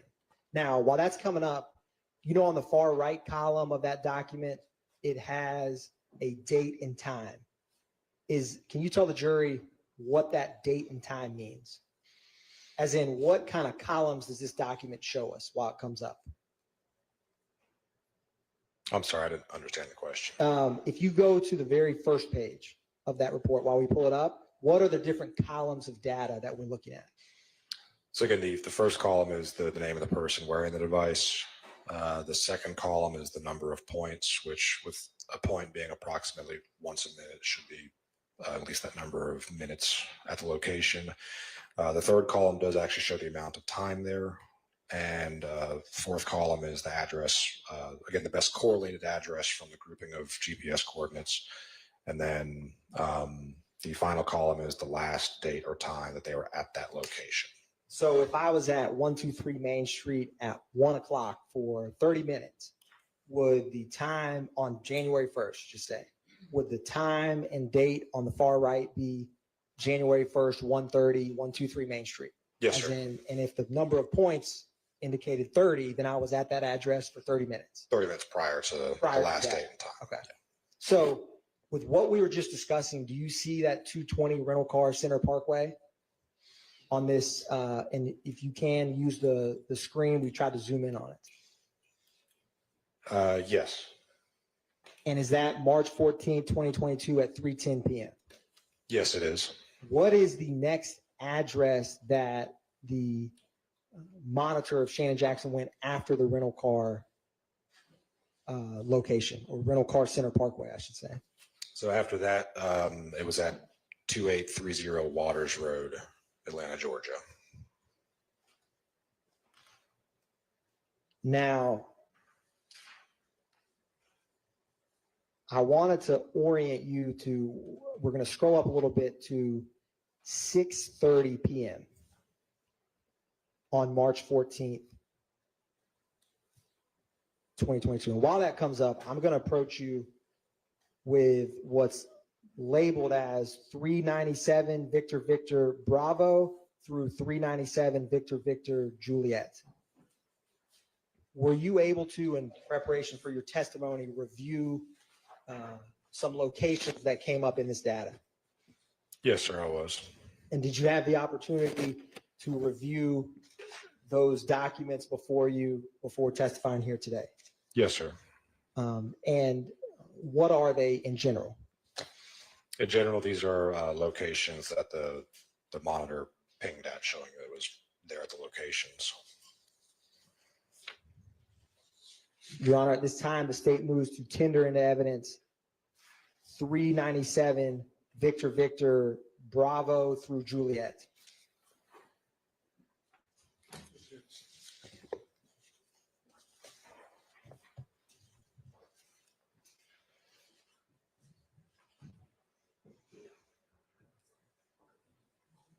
No objection. All right, those are admitted. So to orient the jury, this is March 14, 2022, what's displayed on the screen. Yes, sir. Can you describe the date and time in minutes for this 257 Flat Shoals Avenue, Southeast Atlanta, Georgia? So it was March 14th, 2022 at 6:56 p.m. and then again at 7:52 p.m. And is there also one at 6:30 p.m.? Yes, sir. And in general, with the amount of points or minutes there, what's a rough ballpark of how long at this address? Just on the three on this page, approximately an hour and a half. Now, I am going to publish what's just been admitted as 397 Victor Victor Bravo. It's going to come up on the screen.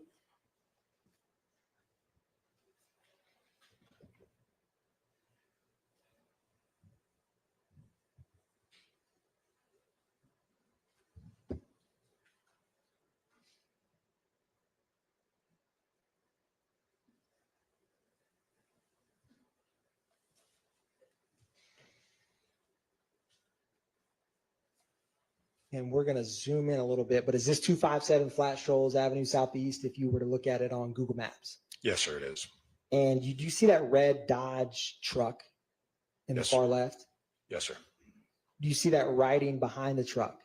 Yes, sir. Window tinting. And is this the address we were just discussing for roughly hour and a half on March 14, 2022? Yes, sir, it was. Now, what is the, looking back on page 5 of the GramNet report, do you see a time at 8:36 p.m.? On page 5, yes. March 14, 2022, 8:36 p.m. is at 2830 Waters Road.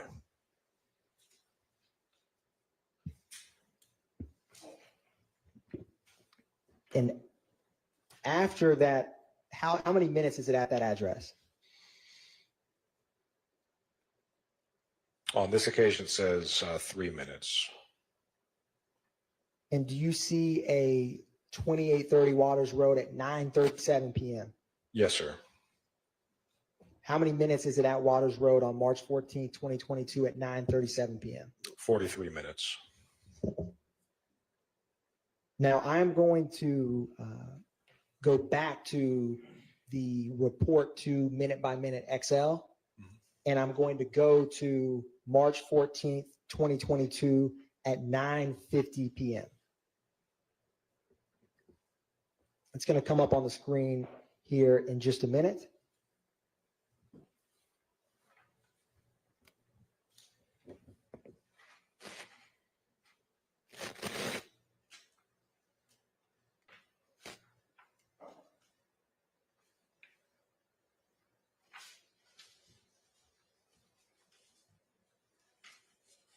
And we'll publish this in a minute, but while that comes up, do you have well, here it comes. So do you see the first entry at 464 Windsor Street Southwest? Yes, sir. March 14th at 9:50 p.m. I am going to publish 397 Victor Charlie, and then come back to this document.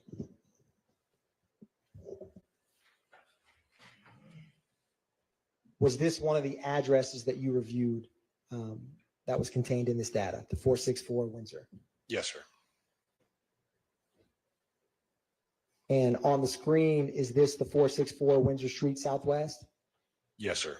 And is there a gas station at that location? Yes, sir. It's a BP gas station, I believe. And this is at 9:50 on March 14th, 2022. Yes, sir. I'm going to go back to the report too. If you look at this report minute by minute, can you tell how many minutes someone's at a location? Yes, sir. So starting at the first 464 Windsor at 9:50, we're going to scroll up a little bit until the last time we see 464 Windsor. We'll stop right there. What's the last time it's at 464 Windsor? March 14th at 10 p.m. And can you show the jury that with the laser? So it's at the ankle monitor for Shannon Jackson is at the BP gas station for about 10 minutes on Yes. March 14th. Yes, sir. Now, earlier you had described about this latitude and longitude that we see here. Do you remember that? Yes. If you put in latitude and longitude into Google, will it give you an address? It will. Now, at 10:01, does the address change from 464 Windsor Street? It does. It changes to 405 Cooper Street. Now, if you were to put in the latitude and longitude depicted there, would you also get that address? So I'm going to show you or publish what's admitted as 397 Victor Echo.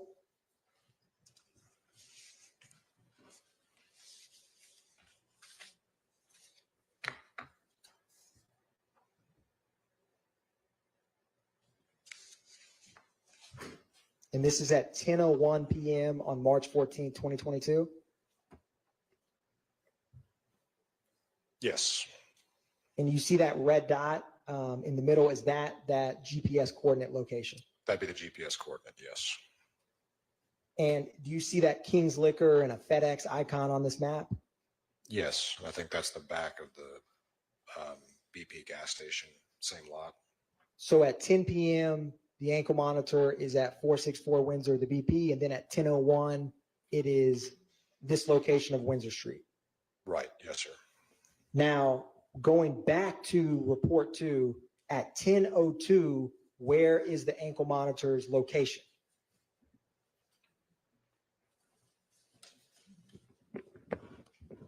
It's going to come up in just a second.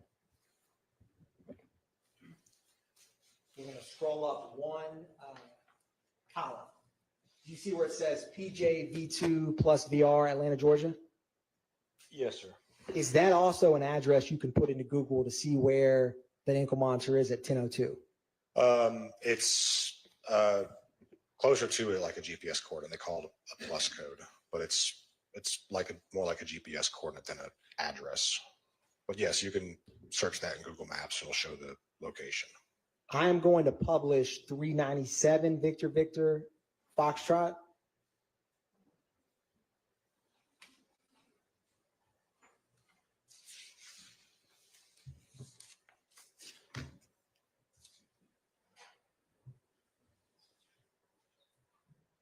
We're going to zoom in just a little. Is this that address at 10:02 p.m. on March 14, 2022?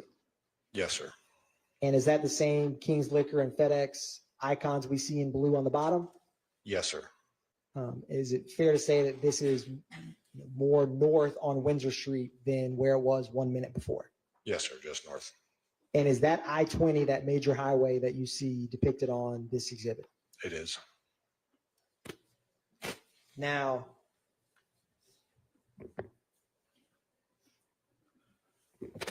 I'm going to go back to report 2 and ask you after that 10:02 p.m. March 14th input about some of the addresses next depicted. So we're going to scroll up a little bit and keep that laser pointer handy, Mr. Bailey.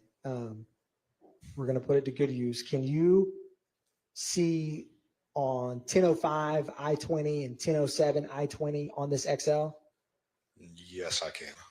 And when the addresses change minute by minute, is that typically when someone is moving?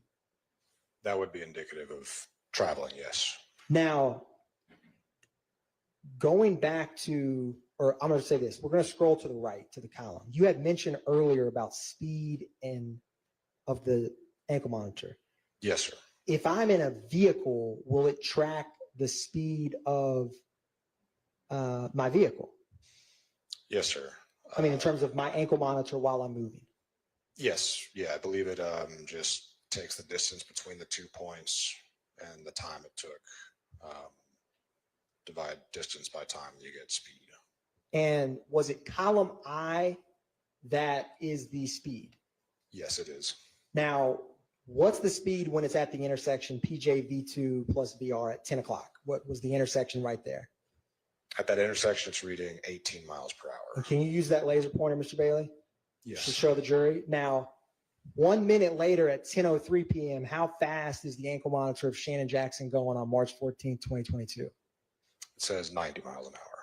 And at 10:04 p.m. on March 14, 2022, how fast is the ankle monitor of Shannon Jackson going?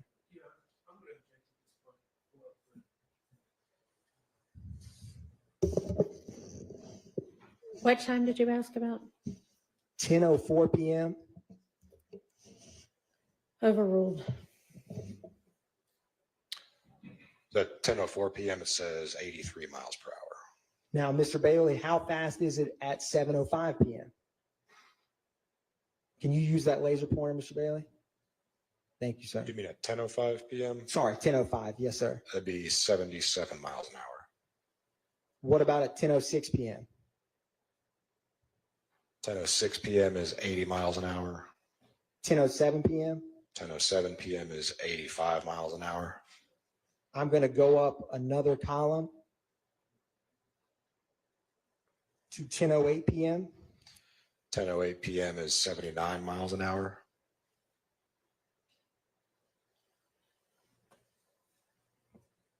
Now,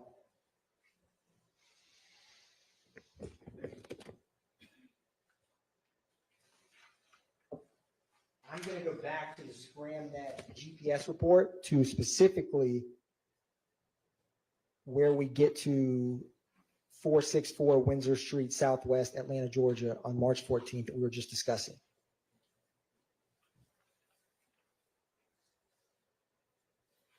Okay, yes, sir. What is the next stable address after that? Captured on that report. So after Windsor Street, March 14th at 10 p.m., the next address where the device, where the stop report marked that it was longer than 3 minutes was 600 Interchange Drive in Atlanta. And it says it was there for 38 minutes, ending at 10:55 p.m. Now, I'm going to publish 397 Victor Victor Golf.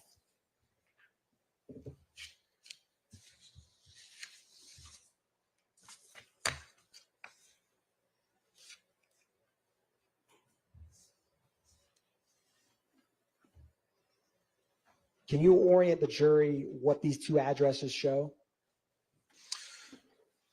So the right side of the screen is, I believe, the Windsor Street starting location.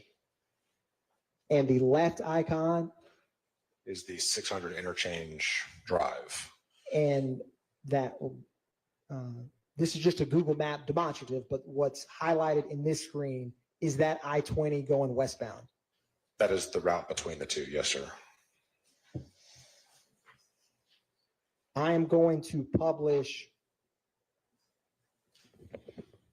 Oh, I wanted to ask you something else. Going back to remember how earlier we had mentioned to you about the battery critical and then getting recharged? Yes, sir. On this report 2 data on March 14th, 2022, we're going to pull it up now, and I'm going to ask you if the minute by minute increments ever stop.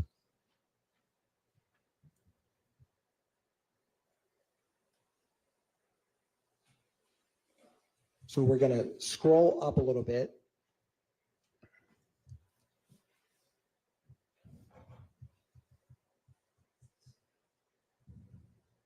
And is this the 600 Interchange Drive we were just discussing? Yes, it is.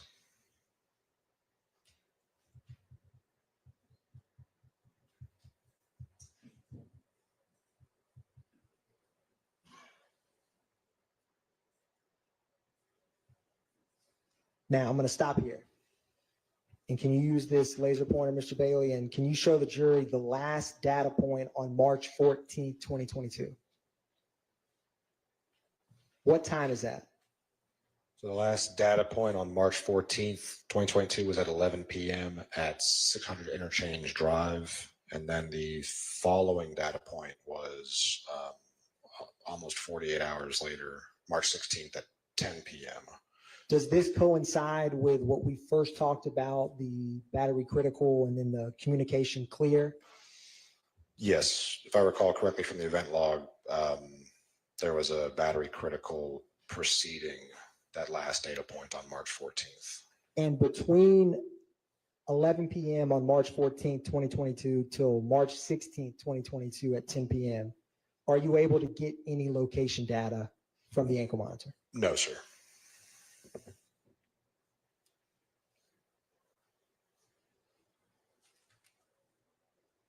Now, when the ankle monitor does plug or comes back online to register data, what is the address?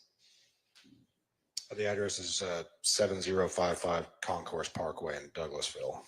And is that at 10 p.m. on March 16th, 2022? Yes, sir, it is. Now, I'm going to publish 397 Victor Victor India.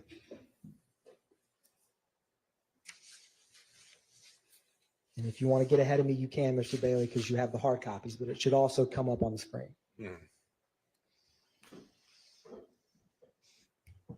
Is this the address that comes up for that 7055 Concourse Parkway? Yes, sir. It appears to be a hotel.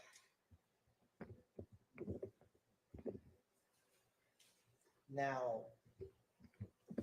looking back at the Scram report that you have, is the ankle monitor at that hotel location for quite some time?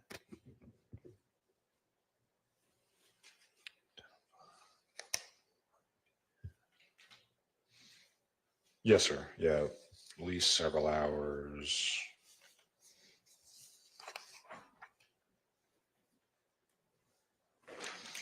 At least until March 17th, 10:52 a.m. So a little over 12 hours later. So what is the next address after that 10:52 a.m. on March 17th, 2022 at the Concourse Hotel location? The next address after leaving Concourse Parkway was 2481 Meadowlark Drive in East Point. That was March 17th at 11:37 a.m. was the last point at that location. And I'm going to publish the Scram report on page 2.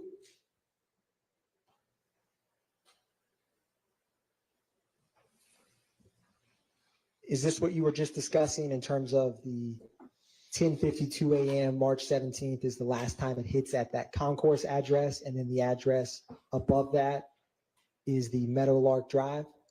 Yes, sir. Do you see on this report, the third from the top, a 50 Mount Zion Road Southeast? Yes, sir, I do. Do you know what's at 50 Mount Zion Road Southeast? I do not. What is the time and how long is the location at that site? So 50 Mount Zion Road, the last point at that location was March 17th at 1:22 p.m. And it says it was there for 20 minutes. So it would be from 1:02 p.m. to 1:22 p.m. Now, I want to fast forward to page 1 of this report at 2:56 p.m. on March 17th, 2022. What is the location at that time? At 2:56 p.m. on March 17th, it was 1065 Cleveland Ave in East Point. And was that also one of the locations that you looked at in preparation for your testimony? Yes, sir. I'm going to publish 397 Victor Juliet.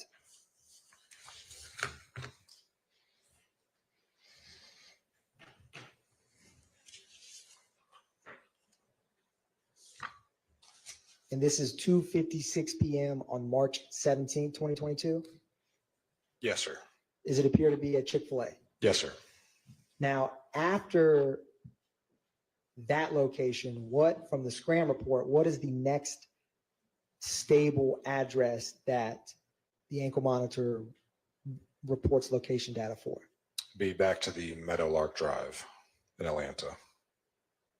And does it have numerous data points at the Meadowlark Drive in East Point, Georgia, or Atlanta, Georgia, as you see the report where it has the different Meadowlark drives? Yes, sir.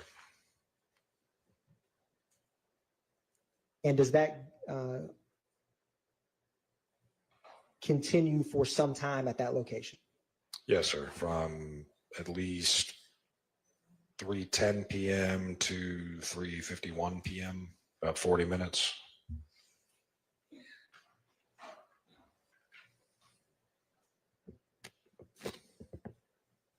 One brief moment, Your Honor.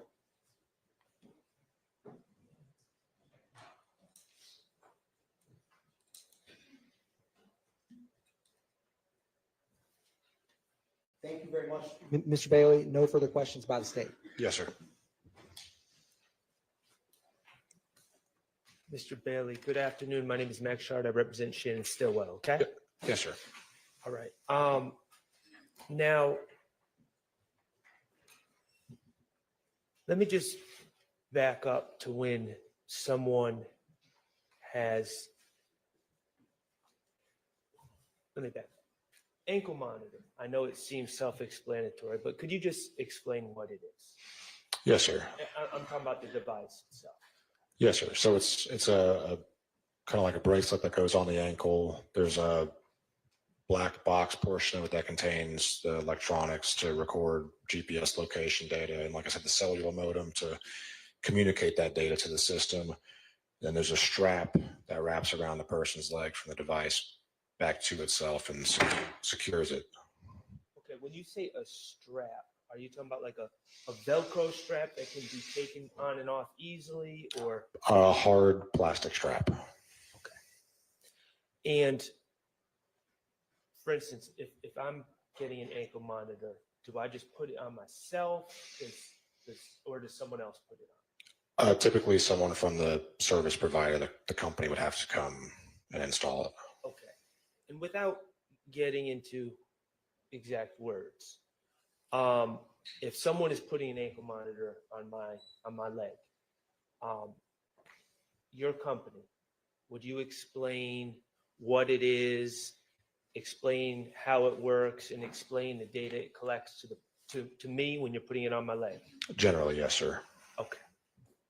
So in your experience and expertise, someone wearing one of your ankle monitors would know what it's doing, know the data that it collects, and know that you will be getting, be a recipient of that data, correct? Typically, yes, sir. Okay. In other words, the person wearing the monitor knows they're being monitored. Yes, sir. All right. Okay. Let's talk about the battery issue. I know that you testified that typically, if I were to charge my ankle monitor for 2 hours, it would be good for a day. Yes, sir. Okay.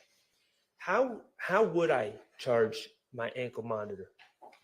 So there's a proprietary charging cable that is issued to the person when they get the ankle monitor.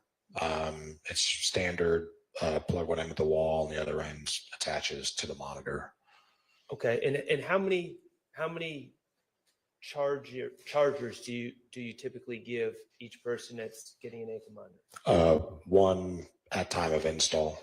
Okay, so there's no car charger like we have for phones? No, sir. The manufacturer recommends not to do any kind of car charging. And so to charge my ankle monitor, I would have to plug it into the wall, plug the charger into the wall, typical outlet, I'm assuming, in a house? Yes, sir. All right, and then plug it into my monitor to charge it, but the monitor stays on my leg. Right, yes, sir. Okay.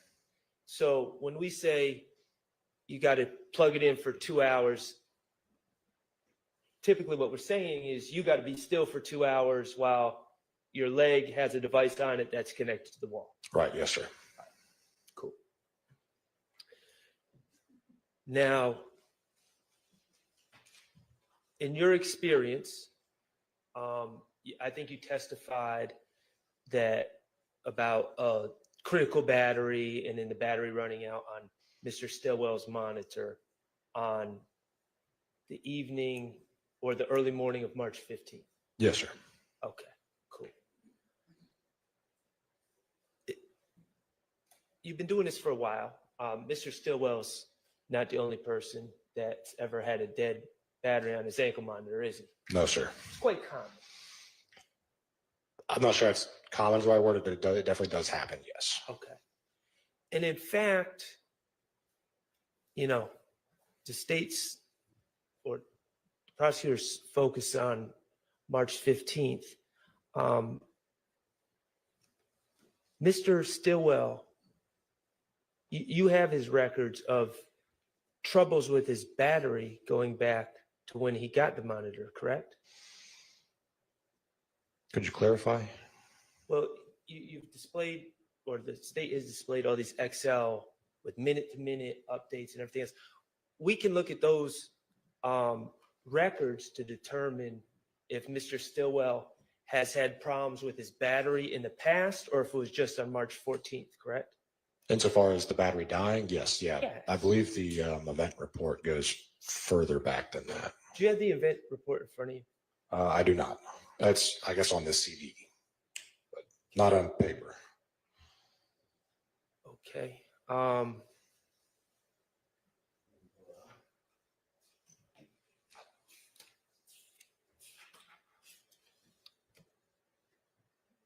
don't.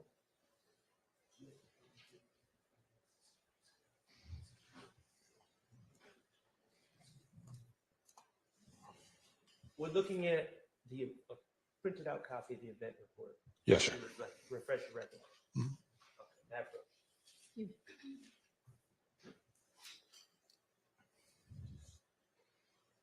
All right. That goes back to beginning of January 2022, correct? Yes, sir. And it goes till March 17th of 2022, isn't that correct? March 18th was the last event prior to when the terminate out of the system in September, but yes. Okay. Let's just start, let's just, for time's sake, begin on February 1st. Okay. Okay. February 1st, going into February 2nd on Mr. Stillwell's ankle monitor.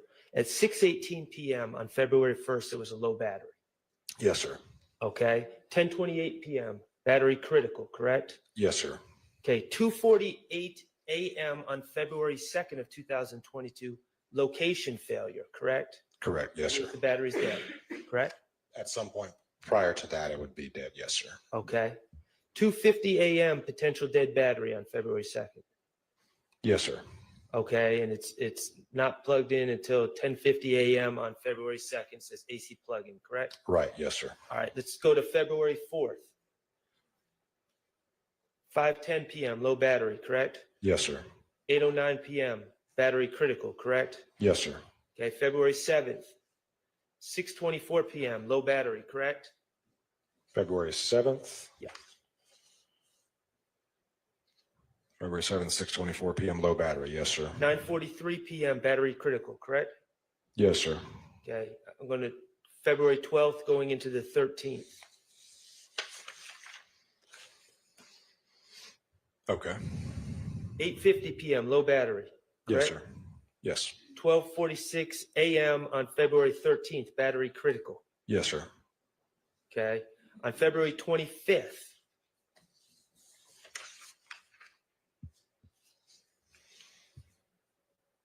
Yes, sir.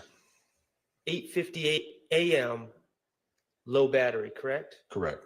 1 o'clock p.m. battery critical, correct? Correct. 4:55 p.m. potential dead battery, correct? Correct. Yes, sir. All right. And on that particular instance, the charger stayed uncharged or dead for some time, correct? Correct. March 25th or February 25th through March 3rd. Okay. So we're talking about 7 days. Yes, sir. Approximately February 28 days, maybe 6 days. 6 days, yeah. All right, cool. March 4th, going into the 5th. 8:57 p.m. low battery. Yes, sir. 12:20 a.m. on March 5th, battery critical, correct? Correct. 4:45 a.m. potential dead battery. Correct. Okay, let's look at March 7th going into the 8th. Okay. 9:04 p.m. low battery, correct? Yes, sir. March 8th at 12:34 a.m. battery critical, correct? Yes, sir. March 8th, 5:13 a.m. potential dead battery. Yes, sir.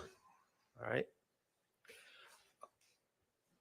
March 8th, later on that day, 2:21 p.m. low battery. Correct. 5:58 p.m. battery critical. Correct. 9:48 p.m. potential dead battery. Correct. Yes, sir. All right. March 10th, going into the 11th of 2022. 11:47 p.m., low battery, correct? Correct. March 11th, 3:32 a.m., battery critical, correct? Correct. 8:10 a.m., potential dead battery. Correct. All right. So in that month and 10 days that we just reviewed, 1, 2, 3, 4, 5, 6, 7, 8, 9, we had 9 different battery events, correct? Correct. Yes, sir. All right. And that's what we had on March 14th as well, correct? A battery event. Correct. Yes, sir. All right. Not his first one. Correct. No, Not sir. his only one. No, sir. All right. Now, here's the thing about the battery event. March 14th at 10 p.m., it was working, right? March 14th at 10 p.m. I think, yes, sir. Yeah, it was. Right. It's that monitor that he was wearing that allows you to put him on Windsor Street, correct? Correct. Yes, sir. Okay, so we're talking about dead batteries. March 10th, 10 p.m., the battery is still working. March 10th at 10 p.m. Excuse me, March 14th, 10 p.m. March 14th, 10. Yes, sir. Still working. Yes, sir. All right. So now, other than just hoping your battery runs out, there's other ways to stop a monitoring company from tracking you, correct? Yes, sir. You could smash the monitoring device, correct? Yes, sir. You could also, and this is quite common, you could gnaw at with a knife and cut off the monitor from your leg if you didn't want someone to monitor you. Yes, sir. If you wanted to hide your location, you could do that. Correct. Yes, sir. Okay. Was Mr. Stillwell's monitor smashed? No, sir. Either of those two scenarios, the device can tell if it's been smashed or if the strap is cut, and it would show an event. Mr. Stillwell didn't cut off the device either, did he?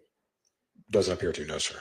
Okay. And in fact, at 10 o'clock on March 14th, the device was working just fine. It just needed to be charged eventually. Yes, sir. All right.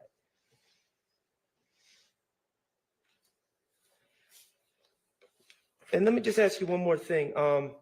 When you were going through those locations on March 14th, 15th, and you Googled different addresses in?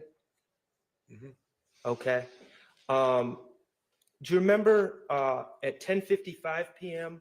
on the 14th, and this is in the stop report, 600 Interchange Drive, Southwest? Yes, sir. Okay, and the state asked you to Google those addresses to figure out what's there, correct? Correct. Okay, and you, in fact, Googled the addresses and printed out pictures of what Google Maps says is at that location, 600 Interchange Drive, correct? The state asked me to review them, but these are the state's. Okay. These, but yes, sir. So they printed them out and asked you to review them. But I have Googled these addresses as well. Okay. 600 Interchange Drive, your monitor was showing Mr. Stillwell there on 3/14/22 at 10:55 p.m., correct?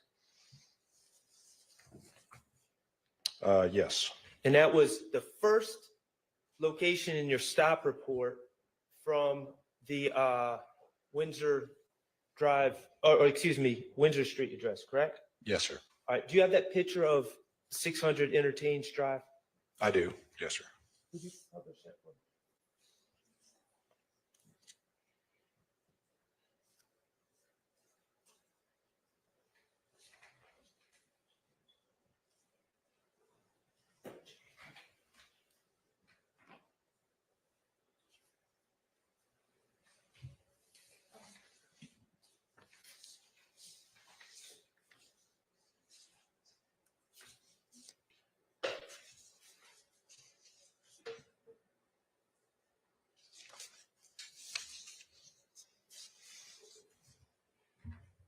Okay, and this is where the monitor puts Mr. Stillwell at 10:55 p.m. on March 14th, 2022, correct? Yes, sir. All right. And have you been to that location? I have not, no, sir. Do you know if there is in fact a recording studio at that location? I do not. Okay. Thank you. I have no further questions. No question. Redirect? Yes, Your Honor. Go ahead. Your Honor, can I have a 30-second approach with you and just Yeah. start real quick?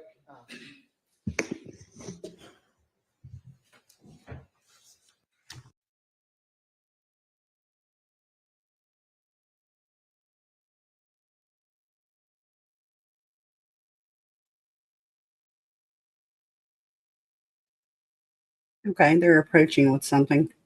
So that was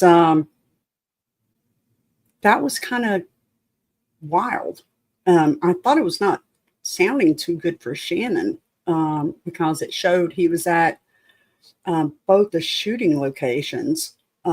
So that's why I said it wasn't sounding too good for Shannon because it showed he was at the exact shooting locations.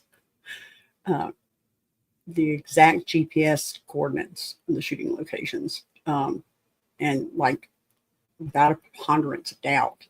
But then here comes Max in with the equipment,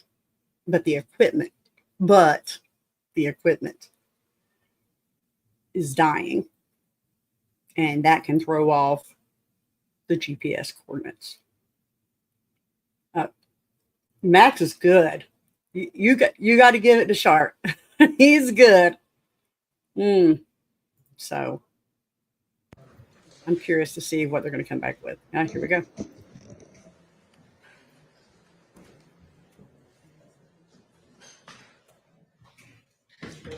Yes, sir. On cross, you were asked about cutting off an ankle monitor, smashing an ankle monitor. Do you remember that? Yes, sir. What happens when that occurs in terms of in the system? There's an event recorded. If the device were to be smashed and separated, that shows up as a device tamper. Or if the device's strap were to be cut, that would show up as an event for a strap tamper. And if the battery dies for whatever reason, does that show up as anything other than communication failure or low battery critical? No, sir. Now, you had mentioned about the charging is about 2 hours. Correct. Yes, sir. Is the charging of an ankle monitor in terms of the time any different than charging your phone at night? No, sir. That's typically the analogy we use is you have to charge your phone every day. You have to charge your ankle monitor. And is the person wearing the ankle monitor responsible for charging the ankle monitor and making sure that it is active? Yes, sir. And they are notified when the battery begins to get low. Is that fair? By the device itself, by a vibration, and if they were to look at the device, they would see a flashing red. And on cross, you were asked about other times that the device stopped working or was not registering data. Do you remember that? Yes, sir. Does that event details, that same document that you were looking at, show you when the device is plugged back in to be charged? Yes, sir. So for those gaps of time where there's no data, the device is not being plugged in to be recharged. Is that fair to say? Correct. Yes, sir.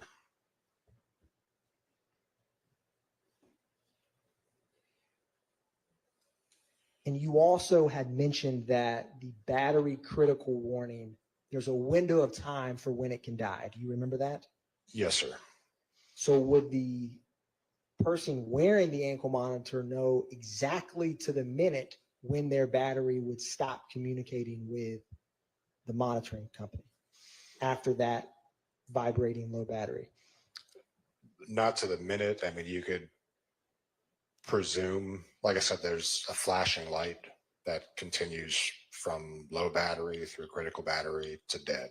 So if you were to literally watch the ankle monitor and see the light stop flashing, you could assume it's dead at that point. But before that light stopped flashing, would you know exactly how many minutes left before that specific battery dies? No, sir. And we had on cross, you were asked about that window of time, March 14th, March 15th. Do you recall that? Yes, sir. And with the event detail data, or excuse me, the event report data, the Excel spreadsheet that we looked at, do you remember that? Yes, sir. Is it fair or not fair to say that within less than an hour from 10 p.m. on March 14th, 2022, the battery or the ankle monitor for Shannon Jackson did not return a signal for roughly 48 hours?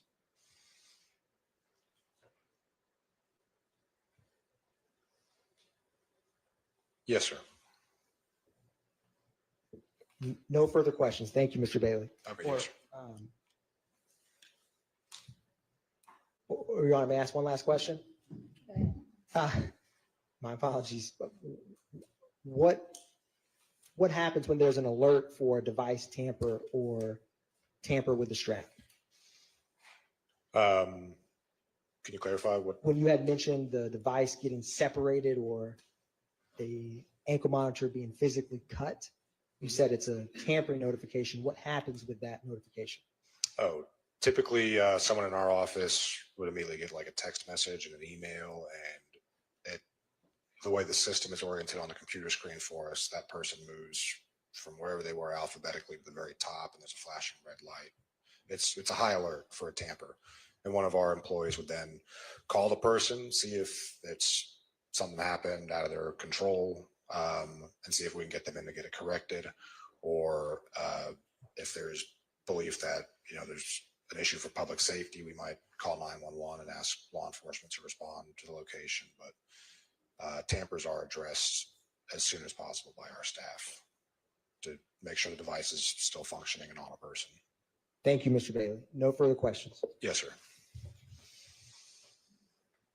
Mr. Bailey, I believe either you or the prosecutor said tampering. Charging a monitor is like charging a cell phone. Like I said, that's the analogy we use. You have to charge a phone, you have to charge a monitor. Right. I mean, that's fine as an analogy, but do you connect your cell phone to your body when you're charging it? No, sir. Okay. Do you have a car charger and a travel charger for yourself?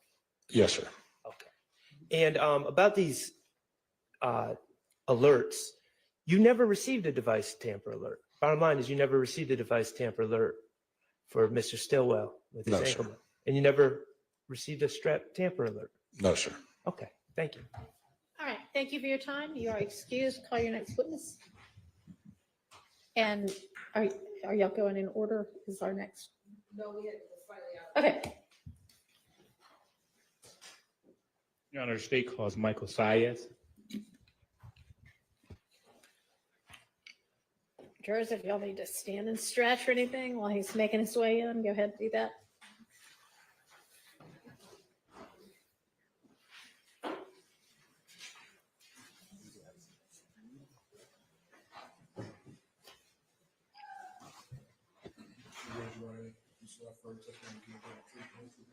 Yes, sir. First and last name for the courts. All right. First name Michael, last name Sayas, Syass. Good afternoon, Mr. Sayas. Good afternoon. Mr. Sayas, please tell the jury where you reside. East Point, Georgia. And how long have you resided in East Point? 4 going on 5 years. Okay. And I know you're wearing a mask, but can you just speak it to the mic a little bit? Yes, sir. 4 to 5 years. Thank you. Mr. Sayas, on or about March 17th, 2022, did you report finding a gun to the police? Yes, sir. Okay. Can you tell the jury what you were doing when you found the gun? Was walking my dog up the street. Okay. And when you say street, what street? Metal Art Drive. Okay. And where did you find the gun? Off to the side in the field near a fence. Okay. Permission to approach, Your Honor? You may.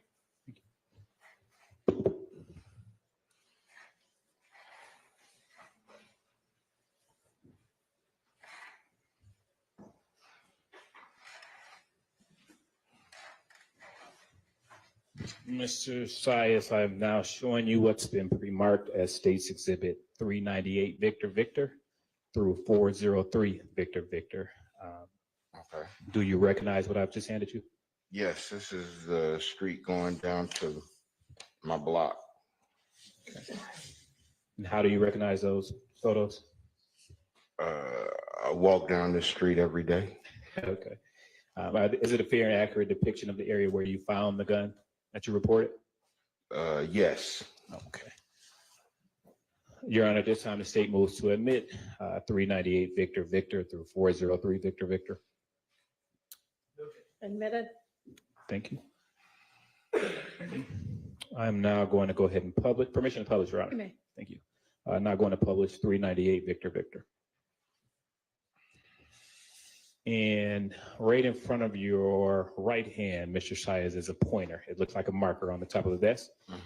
And if you could turn around, there's a screen on 398 Victor Victor. Can you kind of orient the jury on what's depicted in 398 Victor Victor? The street leading down to my house. Okay, and what street is this? Metal Art Drive. Okay. I'm now going to go ahead and publish 399 Victor Victor.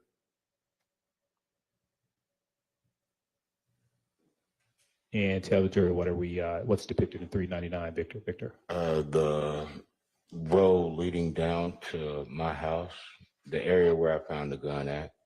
Okay. And I'm just going to go back just briefly. 398 Victor Victor. And is this the entrance of Meadowlark? Yes, that's the street leading up to Ben Hill. Okay. I'm now going to publish 400 Victor Victor. And can you tell the jury what's depicted in 400 Victor Victor? The area where I found the gun at. Okay. And can you, with that pointer? Right in that area. Right in that area right there. Okay. And if it's easier, you can stand and turn, and it's up to whatever is easy for you. Okay. My arms are long. I'm now going to publish 401 Victor Victor.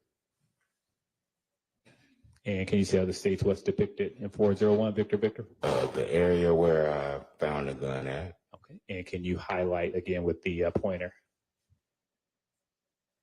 Right in that area right there. Okay. I'm now going to publish 403 Victor Victor. And can you tell the jury what's depicted in 403 Victor Victor? This is the street leading down to my house. Okay. This is Metal Lark Drive. Okay. Now, if you continue to travel north on Metal Lark Drive, that leads to Meadow Lark Lane. Okay. And if you're going towards Meadow Lark Lane, would you run into 2841 Meadow Lark Drive? Yes, that's going down the block. Okay. Towards your home? Yes. Okay. Now, when you found the gun, can you describe the gun for the jury? Black gun. It was a black gun. I don't know guns like that. It was a gun. Sure. And after the finding the gun, what did you do? Called the police. And did the police respond to your call? Yes. Officer came out and I guess stayed in the area. Did the officers collect that gun? I believe so. I left. Okay. I went to work. Now, in the time that you lived in that neighborhood and, walked your dog, have you ever found like a random gun on the side of the road? No. Nothing further at this time, Your Honor. Questions for this witness? All right. Thank you. All right. Thank you for your time. You're excused. Call your next witness. State cause Detective Starks. Okay. So this next witness is, thank you. Yes.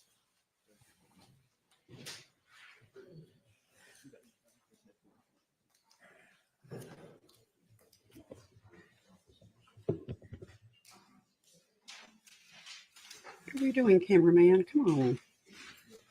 This ain't the Blair Witch.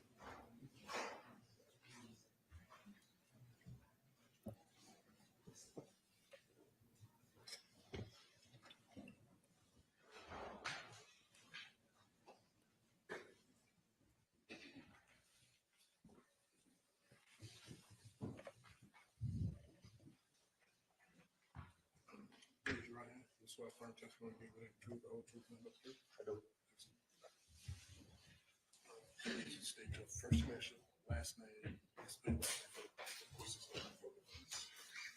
it. First initial J, last name Starks, Starks. Good afternoon, Detective Starks. Good afternoon. Detective Starks, are you employed? Yes, sir. And where are you employed? With the City of Atlanta Police Department. And how long have you been with the City of Atlanta PD? Since around 2012. All right. And can you tell the jury what unit you are assigned to? Yes, sir. I'm assigned to the gang unit. On or about March 17, 2022, what unit were you assigned to? The gang unit. Can you tell the jury some of what your role and your responsibilities were within the gang unit? Yes, sir. So I'm a detective. We investigate predicate acts such as aggravated assault, homicides, robberies, enter and auto thefts. And we basically go out and investigate those crimes and add gang charges if applicable. So we document, we interview witnesses, victims, interview suspects, do undercover work, stuff like that. Okay. Now, turning your attention to March 17th, 2022, were you requested to assist the gang unit with locating a suspect vehicle involved in a homicide? Yes, sir. Okay. And what type of vehicle were you looking for? It was an Audi A5. And where did you locate this vehicle? So I was hungry, so I went to Chick-fil-A off of Cleveland Avenue. I was going to order some food, and while I was in the drive-through, the vehicle drove through. Okay. I'm now going to publish 397, Victor, what's already been admitted. Oh, Juliet, 397, Victor, Juliet.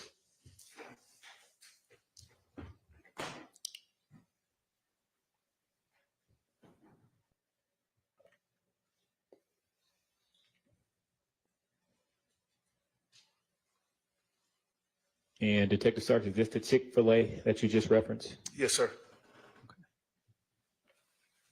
Now, can you tell the jury what caused you to locate this vehicle?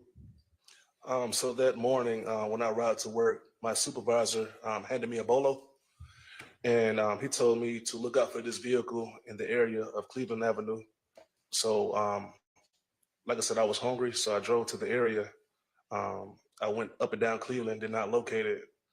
And then when I pulled into the Chick-fil-A restaurant, that's when I located it. Okay. Do you recall the what state issues license plate that? Yes, sir. It was Maryland. Maryland tag? Yes, sir. Okay. Now, after locating the vehicle, what did you do?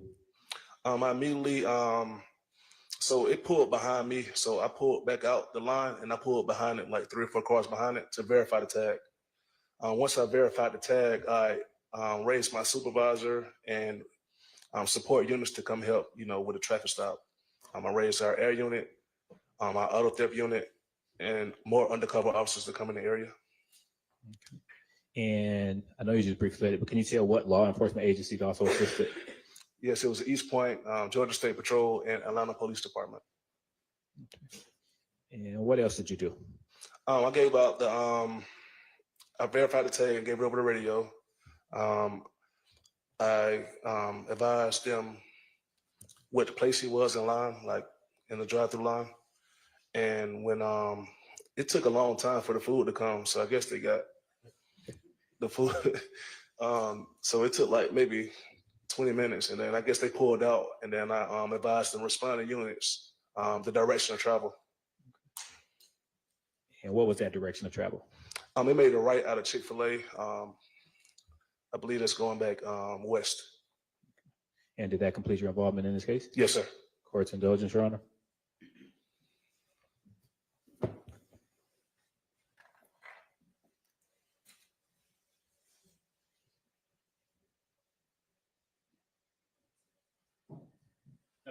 All right, questions for this witness? Investigator Starks, good afternoon. Max Shard, I represent Shannon Stillwell. As part of your work in this case, were you able to review a FedEx video? No, sir. From March 14th of 2022? No, sir. Okay.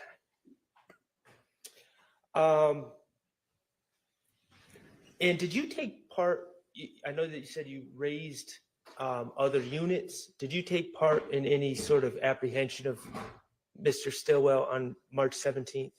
I drove to the area, but I did not participate because I was undercover, so I did not do anything to apprehend him. Fair enough. Okay. So let me just ask you this then. You, other than when you were getting lunch, yes, when you actually found the car, Mhm. That day earlier, you were looking for Mr. Stillwell because there was an arrest warrant for him. I was looking for the vehicle. Okay. Per se. Okay. You were looking for a particular vehicle that information had been given you emanating from Detective Hogan to be on the lookout for this vehicle so an arrest could be made. Is that fair to say? No, sir. So my supervisor just gave me a bolo with a vehicle with the tag description and said, hey, this vehicle was involved in a homicide. It should be around the Cleveland area and look for it. Okay. All right. What was that description you were given? A white Audi A5 with a Maryland tag. I don't recall the tag. What about tints? The car was tinted because I could not see the occupants of the vehicle when I was in Chick-fil-A. Right. You could not?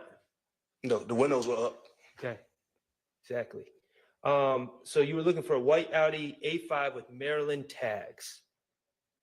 Yes, sir. All right.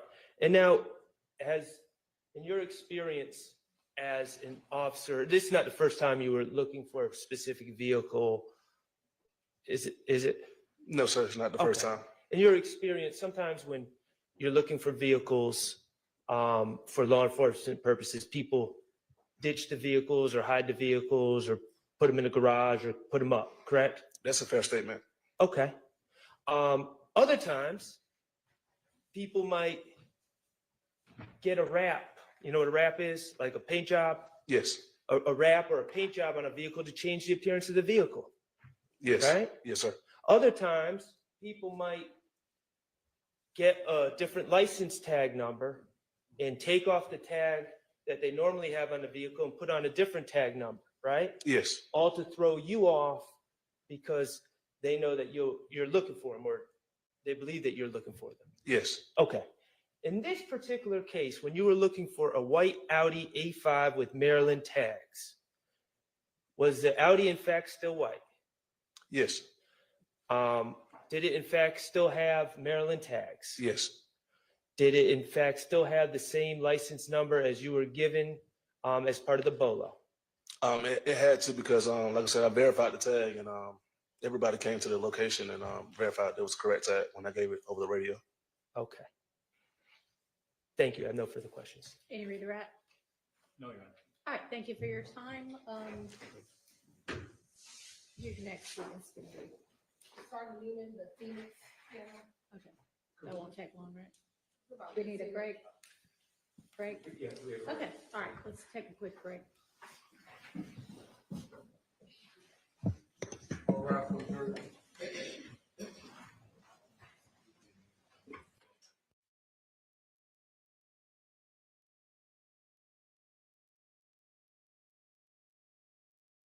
Why's her mouth being open?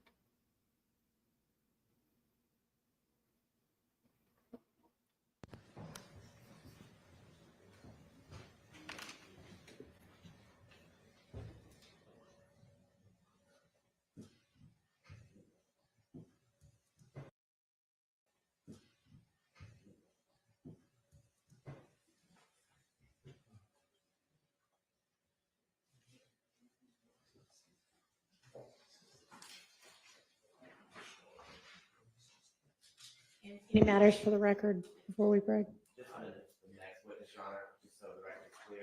And Mr. Sharp and Ms. Watson both looked at the video that we're using, the part where it says anything about either being armed and dangerous has been redacted. Okay. So there's no issues from my understanding with the audio now. Right. On an entirely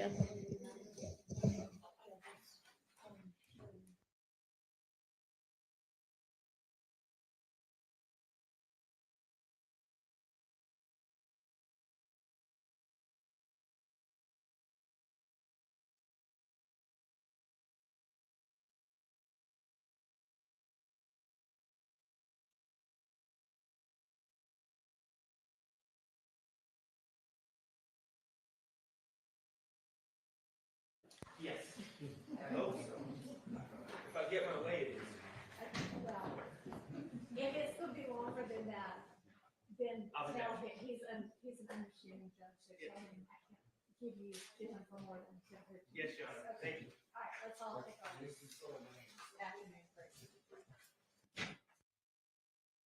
She cut her mic off for that. I wonder what that was about. So they're going on a break. They're going on a short break.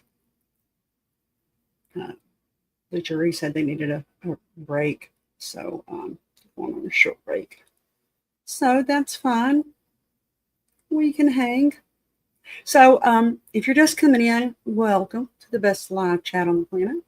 And you missed a very kind of mundane testimony from a guy who claimed to be a super cop who was saying that he knew it all. He knew guns, he knew cell phones, you name it, he knew it. Until Max Shark got a hold of him, and then he melted and claimed, well, he really didn't know a whole lot about this case. And then all his credibility kind of went out the window. But I find the guy that knew all about the data with the GPS coordinates related to the tether device, I found him actually very interesting because he put Shannon in the exact GPS coordinates of the shootings. Now I know we have video.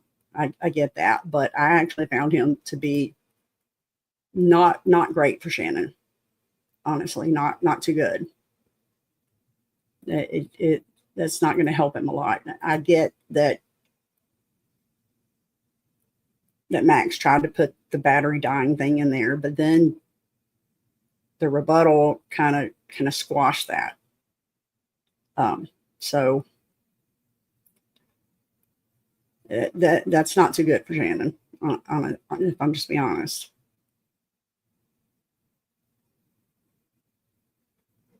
So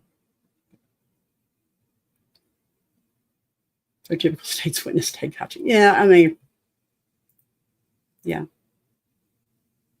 I think, if I'm not mistaken, his ex-girlfriend's next.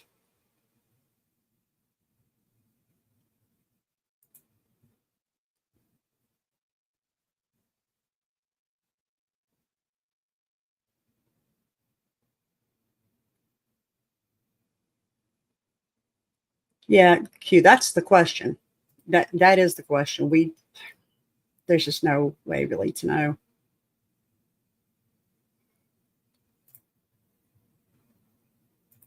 There's just no way really to know.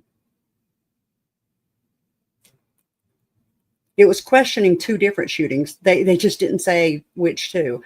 It was the drinks and another one, but they didn't say which one.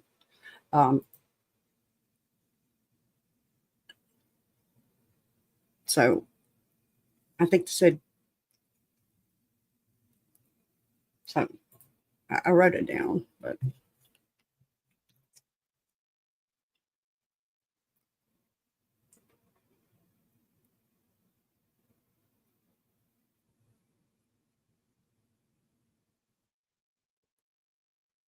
Antivia. I don't know what you're talking about.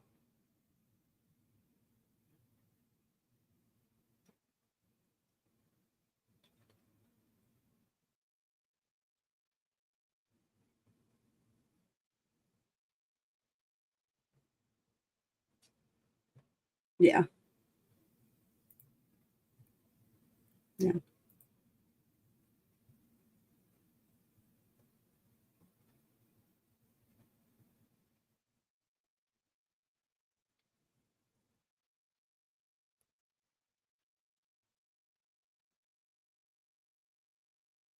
The ex-girlfriend, yeah.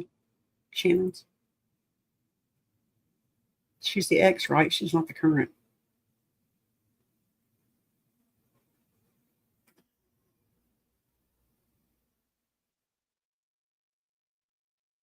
With Santa Claus.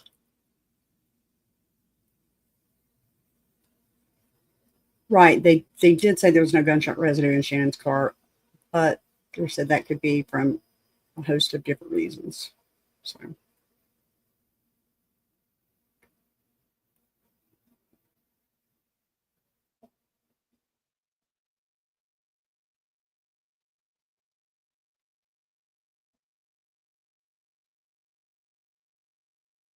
I'm not sure, Karen.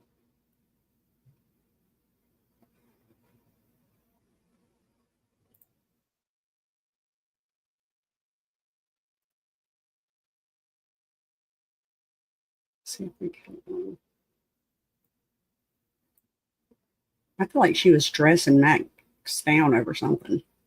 That's why she muted her mic. I was trying to go back and see if we could.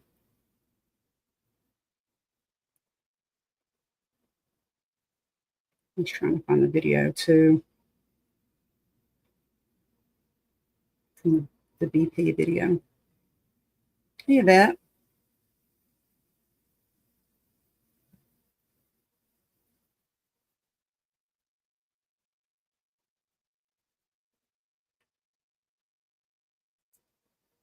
I think I found it.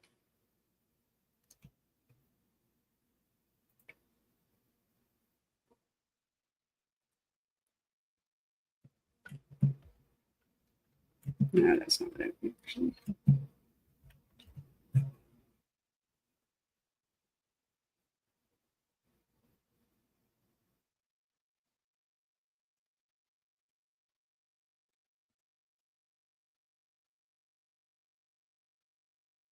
Here it is. Okay. All right. Here it is. Okay, so I got court pulled up in my other screen, so when they come back, we'll be ready to go. There.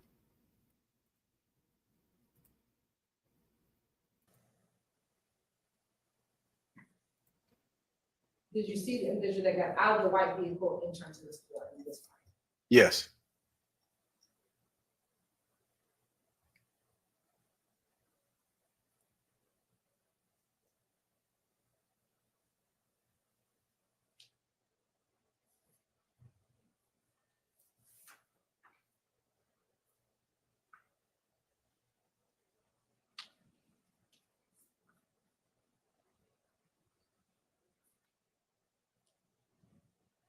For the record, which individual walked out of the white vehicle? Was the individual in the beige outfit? Person that we have with a beige jacket and the green hoodie underneath.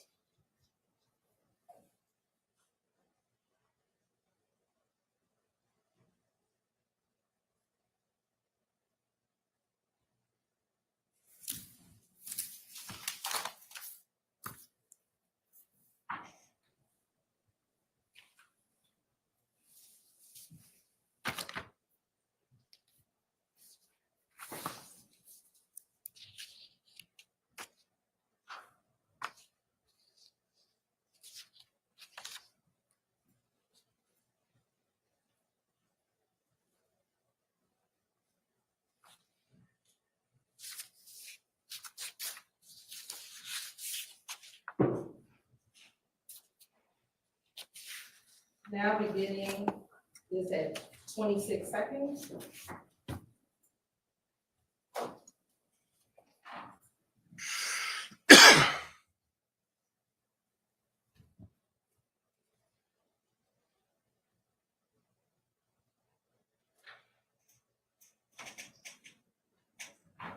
And looking at the video, do you see in this upper corner outside of the store that same white Audi? Are you able to see it? Yeah, you see the tail light shining through the window.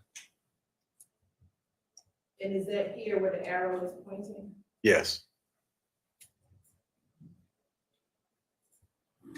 You can see the door just opened and somebody exited the driver's side and is walking in.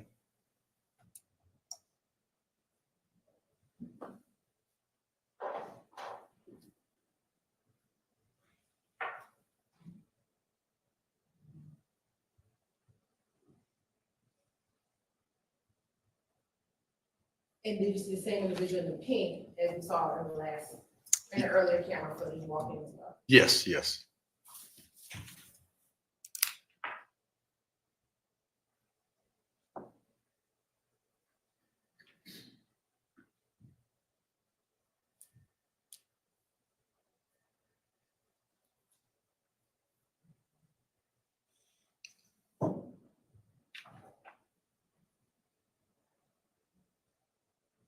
And then you see the same individual in the beige and the green hoodie walk in as well. Yes. And then the person with the pink hat puts the item on the counter and the person with the green hoodie pays for it for him.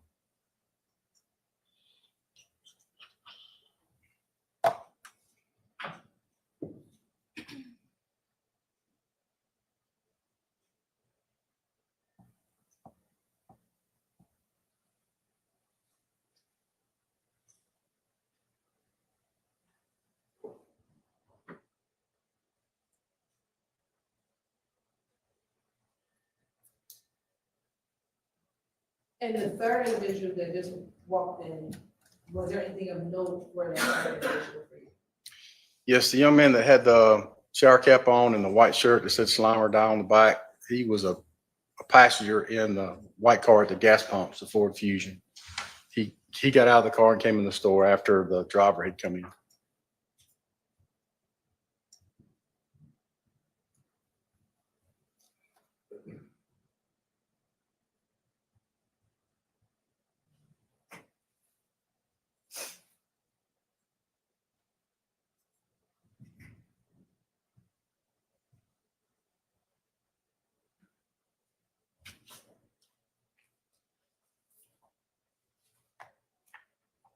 And you eventually see the person with the green hoodie at 4 minutes and 14 seconds in the video come back into the store. Yes, he had walked back to the car and then walked back into outside the store and made another purchase.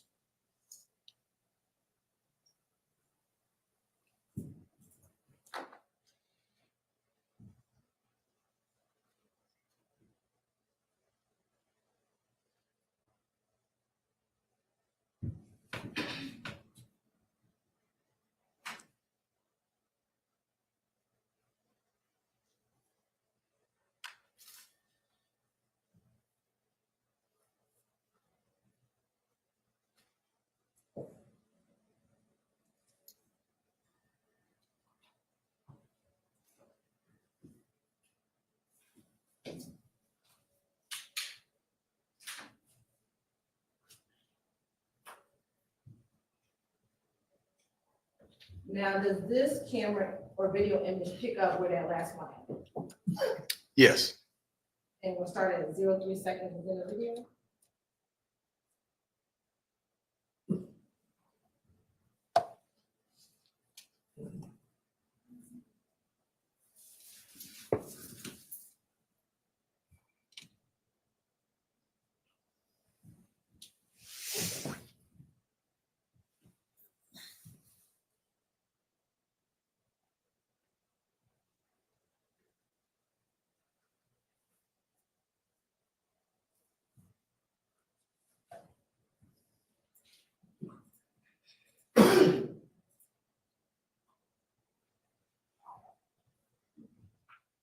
And we're going to pause at 48 seconds within this frame.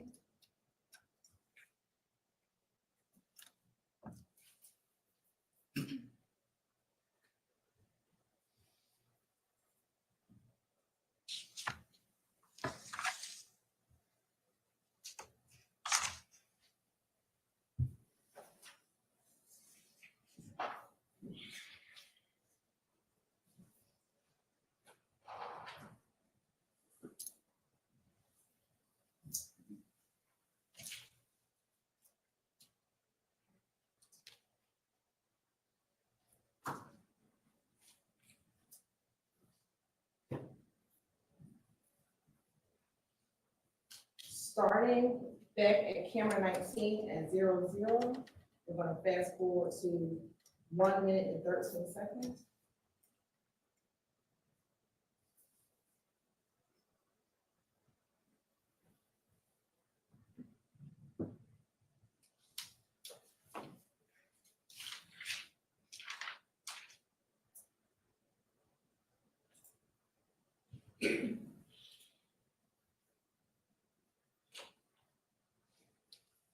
The red car pulling into the gas pumps there now is the victim, Shamal Drinks.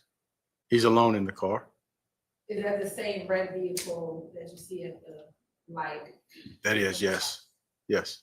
And you see the driver of the Ford Fusion walks up and gets in his car.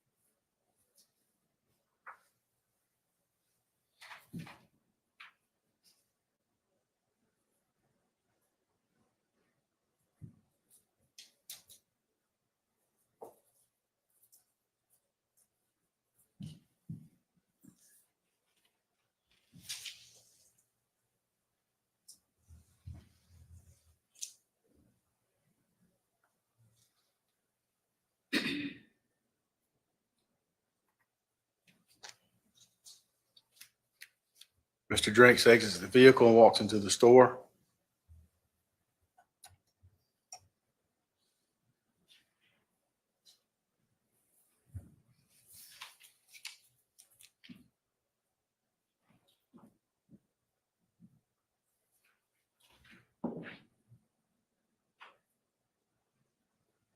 Fast forward to 3:47, 59, 3:47.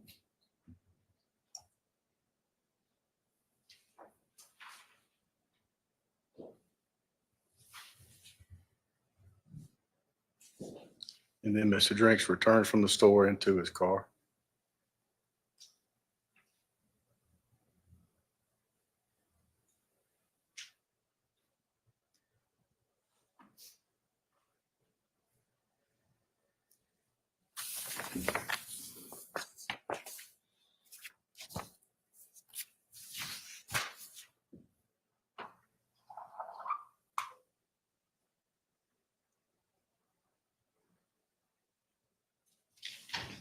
Going to publish camera 14.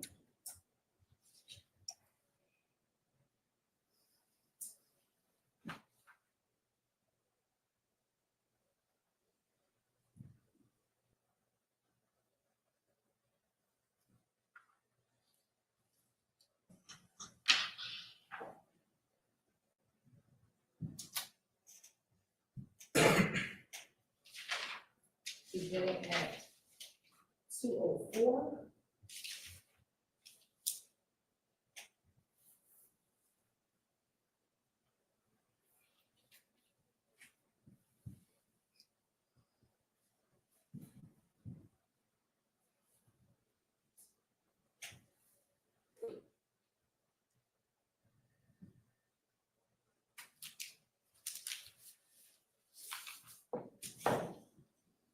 That's Mr. Drakes walking in with the gray sweatpants and the black hoodie.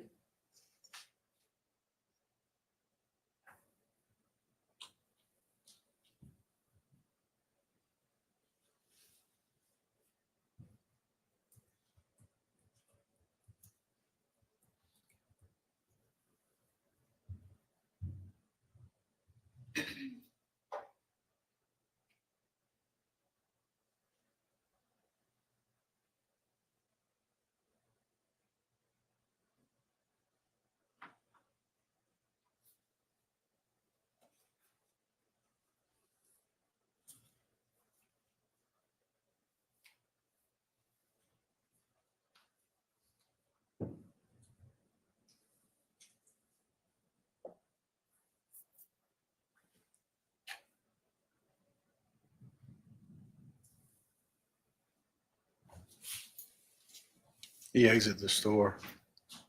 And is that what picks up on the camera and you just see when he walks When he out? returns to his car, yes.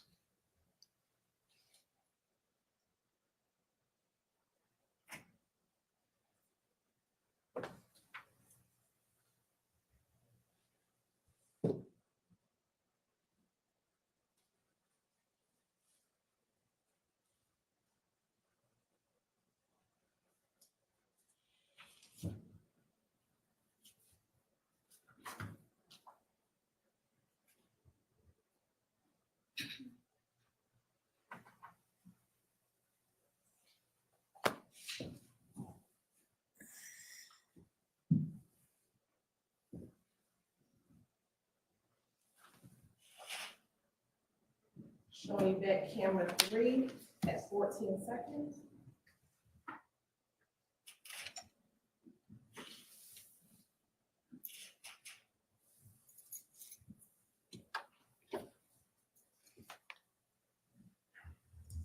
Is this just a close-up view from behind the register of what we just saw in those last 2 clips? Yes, that wasn't the victim, but yes, it is. Was that the other individual that we've been talking about? It's the driver of the white Fusion, yes.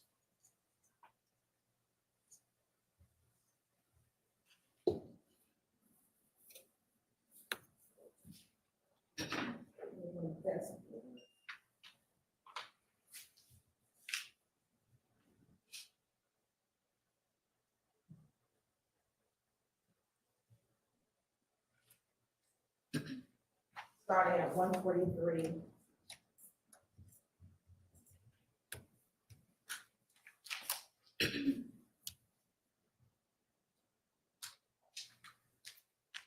And is this still the Audi that we saw earlier?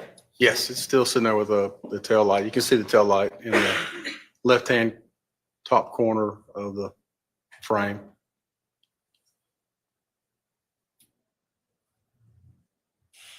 And you know what I see? I see 2 white cars side by side. Somebody said there were 2 white cars. Sure enough, right there.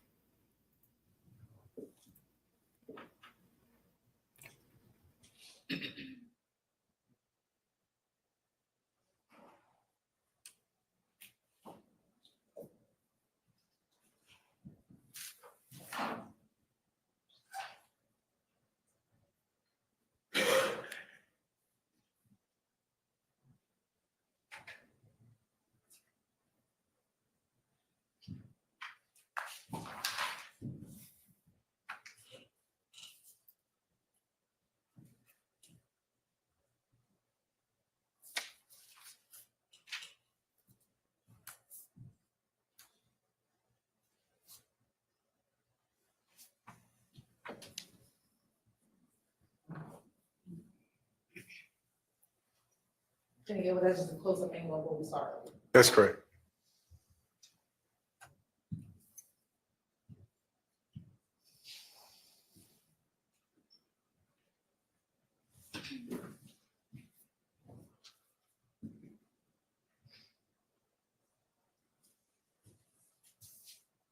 And going back to camera 19.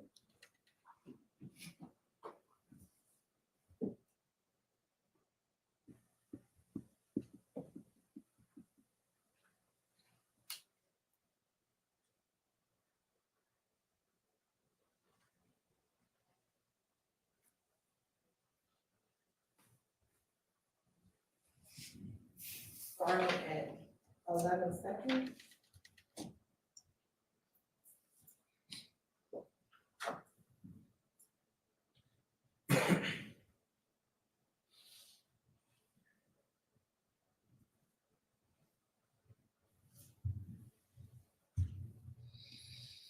Do you still see the red vehicle and the white vehicle both at the pumps? Yes.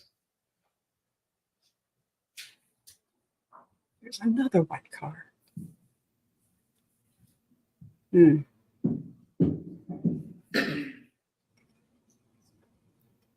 They was pulling up on this boy. And based on your observation, had this white car been sitting for a few minutes at this point? Yes.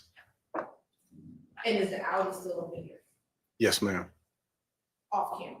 That's correct.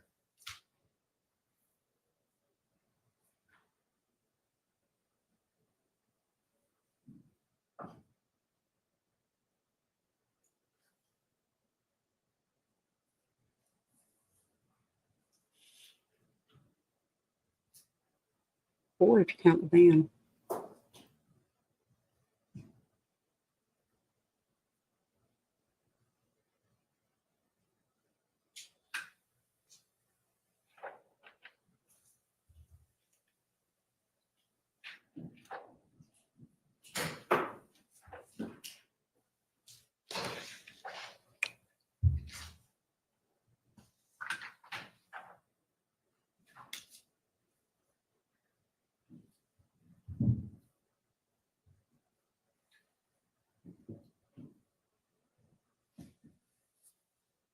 is the red car pulling off? Yes. And are we at? See the red car pulls out on Windsor Street, exit, the Audi follows directly behind. And then the white Ford Fusion falls in behind the Audi. And was that everything of note to you on the BP gas station video? Yes.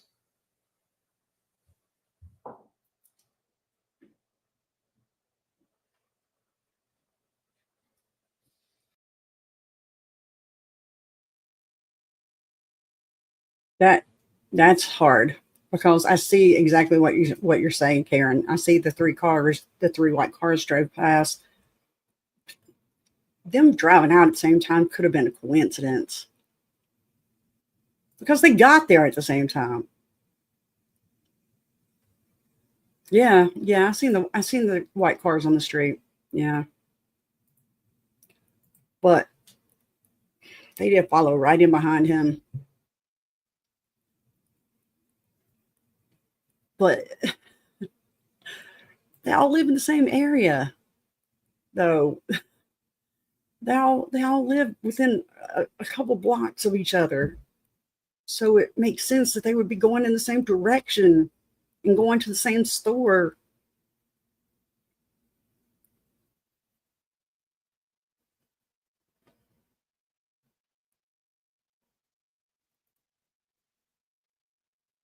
So, I mean, I don't really know what that shows except for there were other white cars circling him too.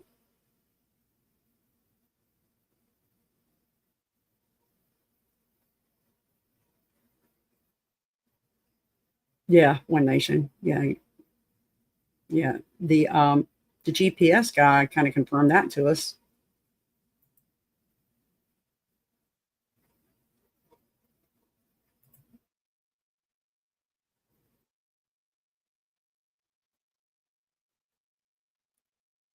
Golly, when are they going to break?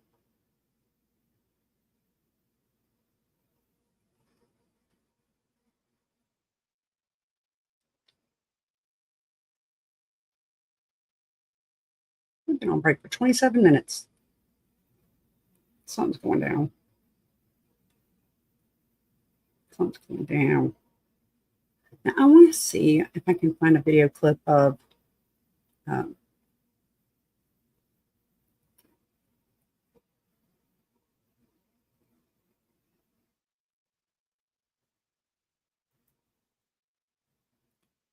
where they're saying Gunna testified and outed YSL as a gang. I want to hear that part. Surely that's easy to find.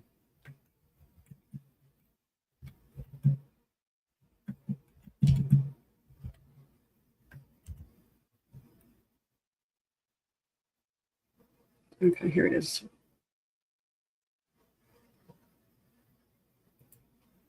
Oh, they're coming back. Okay.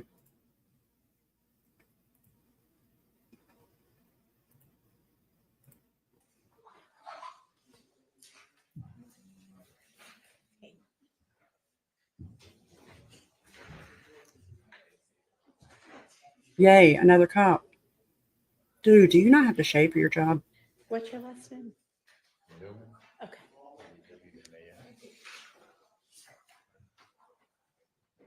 All right, everybody rise for the jury, please.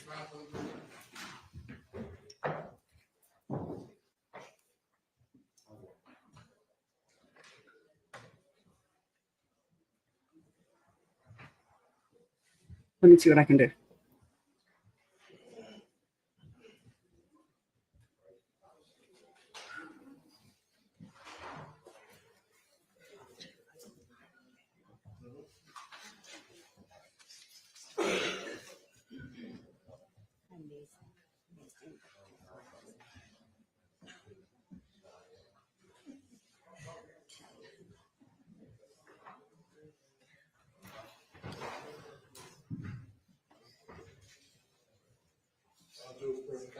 Thank you. You can swear our next witness.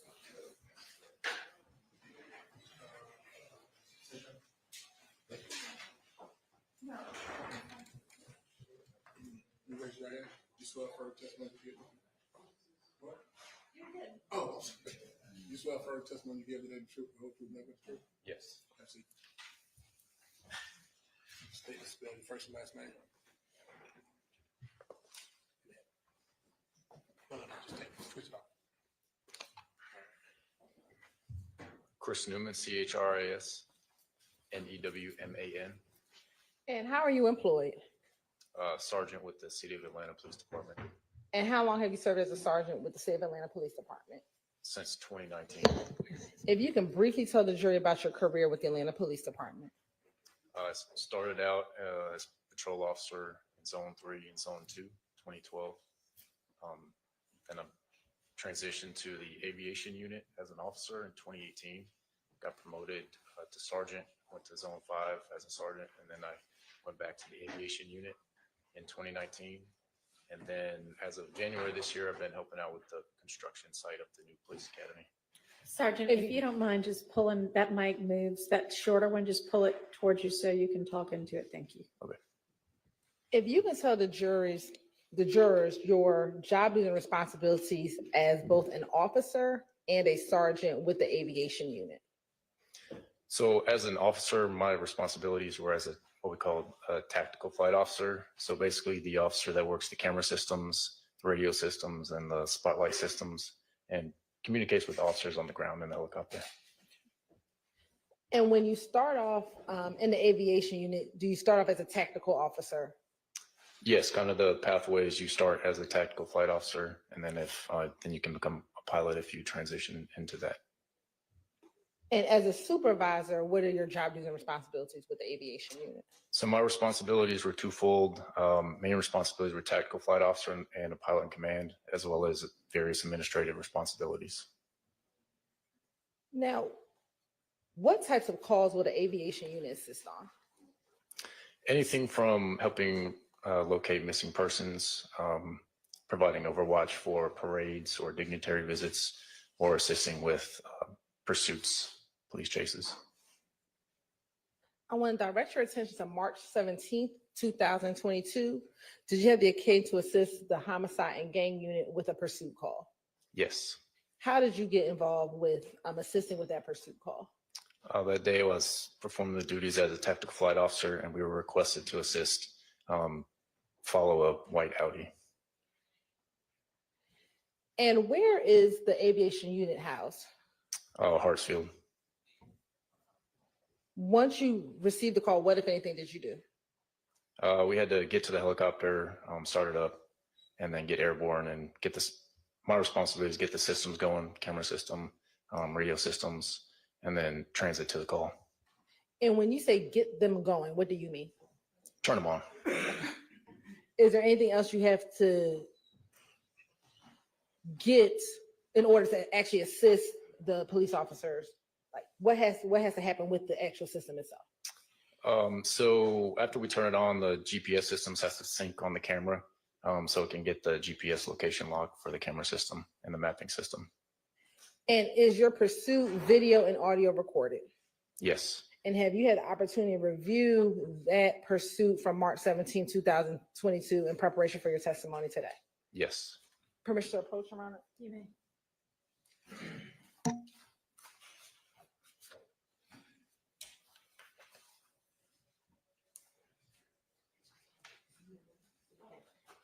I'm going to show you what's going to be marked as 337 DV. Tell me if you recognize 337 DV. Yes. And how do you recognize it? It's the video we watched earlier, and I signed it. And And did that appear to be a fair and accurate depiction of the pursuit from March 17, 2022 involving that white Audi? Yes. Did there appear to be any additions or deletions? No. Here at this time, the state would like to admit City 337 DV into evidence. No objection. Admitted. Commissioner Collins. You may.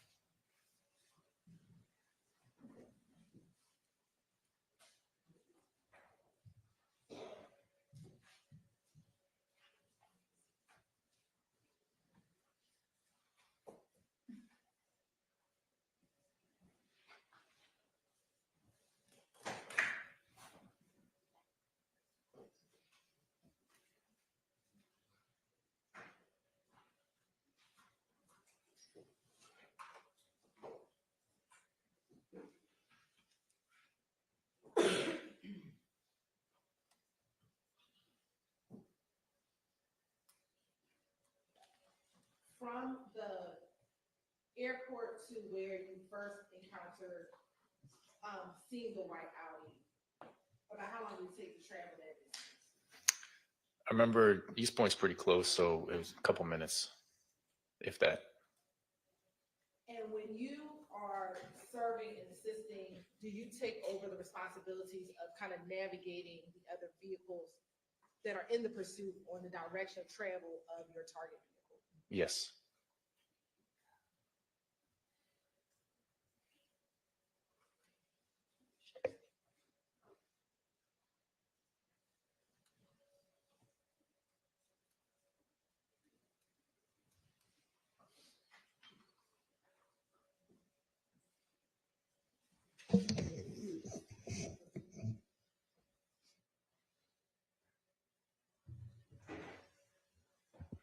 Now, if you just orient the jury to where we are when we first, if you can orient the jury to the green items that are contained on the screen that we're looking at. So if you just, let's start out the top left. You just have the date and time, and then we'll go clockwise around. So the next items are camera settings all the way at the top. And then the bottom right corner is where the camera is pointing location. Right now, the GPS system is still syncing, so it doesn't have a latitude and longitude yet.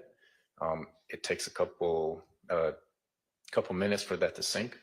And then if you continue going to the middle, you says IR cooling. That's just the infrared system has to cool down. It takes a certain amount of time. And then the bottom left is the actual aircraft location, latitude and longitude. And if you continue up along the left side, the middle of the left side is the orientation of where the camera is pointing in relation to the helicopter.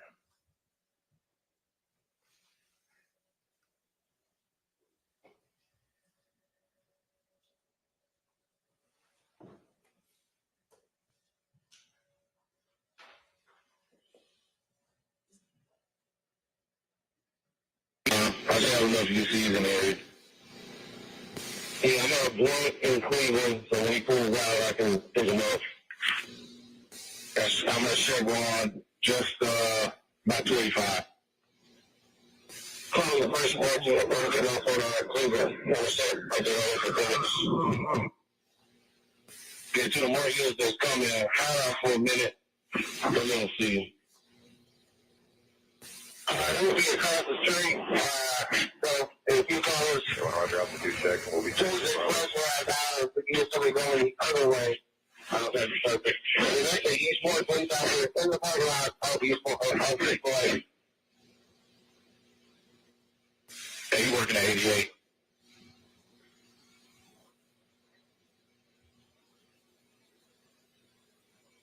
Hey, you know, before the market, what's a good $5 location? Who's 26, right? Hey, make it pretty good metro for y'all, Sean. Okay, copy. We finish the above. We finish the above. We got one more kills. Let's get them in the pipeline. This is it. We get moving. Hey, Phoenix, that's a negative. Our mapping system isn't up yet. Give us another little bit. All right, y'all. I'm still behind them for reference. Like I said, right Audi 85, Maryland for 8 over David, 7071. Black male, tattoo under his left eye, with red or pink beanie on. He's trying to stay dread. Until his head on the beanie. Carrier 1 on station. All right, Phoenix, we got our mapping system up. We can call it. 1840 wheel around. We got GSP behind us. And then there's an entrance and exit off of Cleveland Avenue. And we're progressing towards drive out window right now. I can't say around the corner, but I think it looks like he's pulling out now, y'all. Y'all might want to go ahead and call Phoenix. All right, yeah, he's pulling out to Cleveland Avenue exit.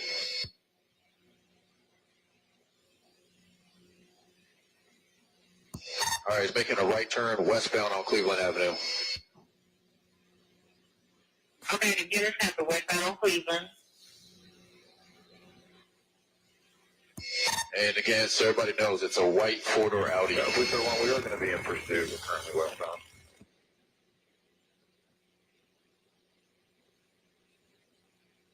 Okay, that'd be a white Audi. Yeah, from radio. I can have the radio. You don't need to, you can cancel the repeat. Coming up to Normanberry, continuing westbound through Normanberry, still westbound on Cleveland. And he's driving normally, only about 40 to 50.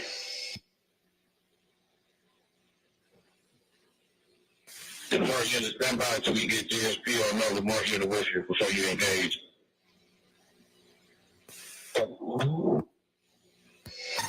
right, he stopped at the red light, Cleveland and Harris, making a right turn northbound on Harris Street from Cleveland.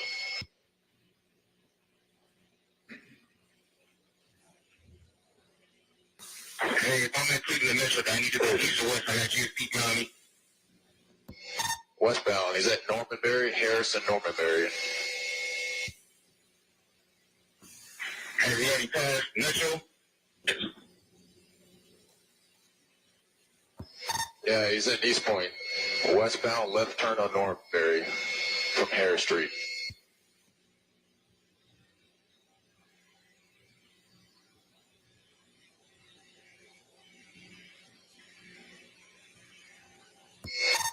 All right, left turn southbound on North Martin Street. If anybody can 62 over to MA3, East Point's running a joint detail. They got a bunch of units out.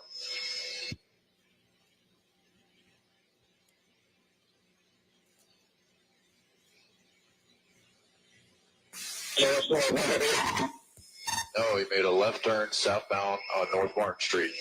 Now he's back at Cleveland Avenue intersection, making a continuing straight southbound on North Martin from Cleveland Avenue.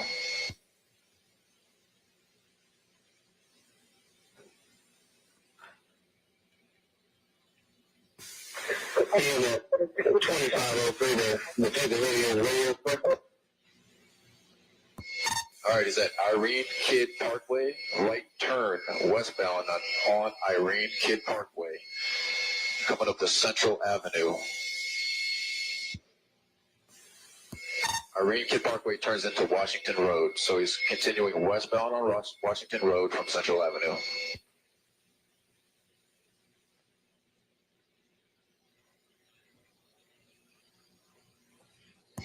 All right, he's at the intersection with Main Street, Washington Road and Main Street, making a right turn northbound on Main Street from Washington.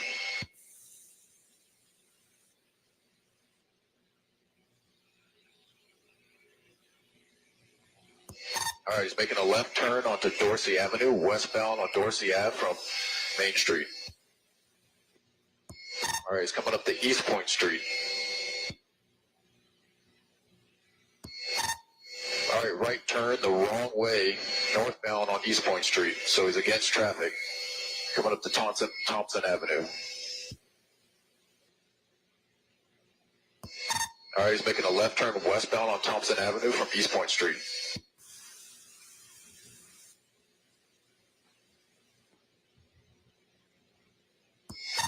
All right, coming up to Church Street. Southbound on Church Street from Thompson.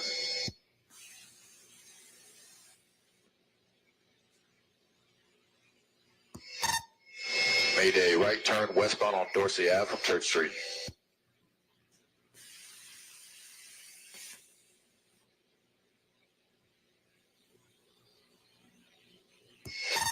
Passing Cheney Street, still west on Dorsey.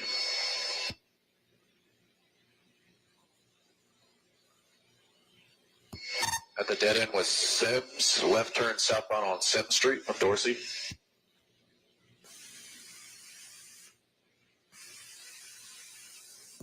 Coming back out to Washington Road. So Washington Road at Sims. Made a right turn westbound on Washington Road from Sims.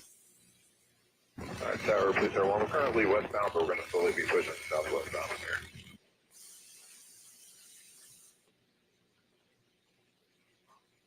Everyone, Roger. It is a slow moving. We don't have units behind it yet. All right, passing 8th Street on Washington Road. He's doing about 50 to 60 miles an hour.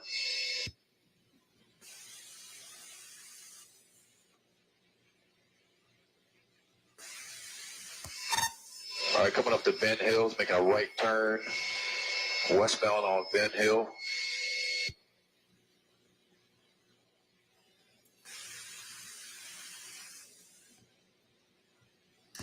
All right, he's coming up to the intersection with the low. So he's on Ben Hill facing westbound at the intersection with the low. All right, he's passing cars now, westbound, passing the low.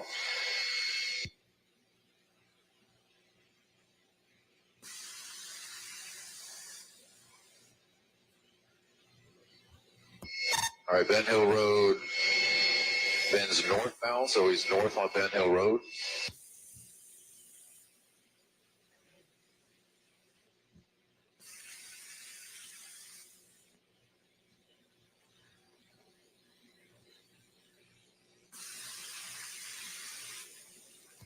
All right, Ben Hill bends back westbound, so he's continuing westbound on Ben Hill Road, 2300 block, coming up to Meadowlark Drive. If you use a bar last quarter with a GSP temporary, GSP Washington temporary. All right, he's making a left turn southbound on Meadowlark Drive. Drop away if you want GSP temporary.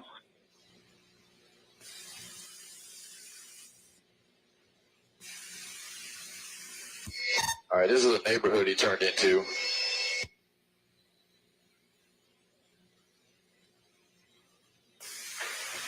Well, you got these four behind it. They're on NA3. All right, receive. If they can switch over to SOS. Meadowlark bends westbound. So he's westbound on Meadowlark, coming up the Boulder Way. All right, he's pulling into a driveway. 2481 Meadowlark Drive. Driver is he got two running. Driver has a maroon colored beanie on, black jacket, blue jeans. They're both running northbound behind 2481 Meadowlark Drive. Tower 1 pursuit over on station. You got 284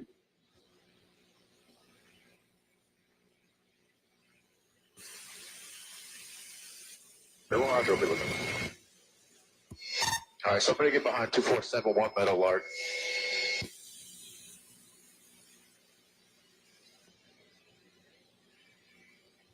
Going towards Ore Drive.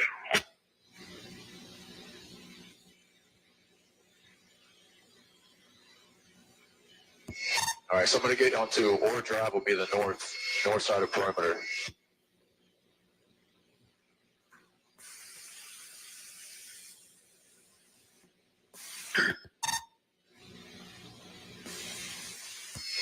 All right, thanks. Be advised, I lost eyes on the one I was tracking.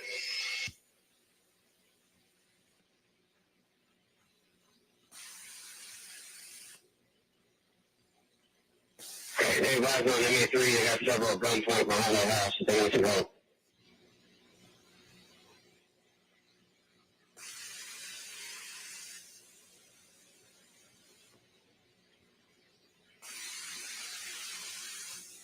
Can you shoot the location right here? 2481 Meadowlark Drive.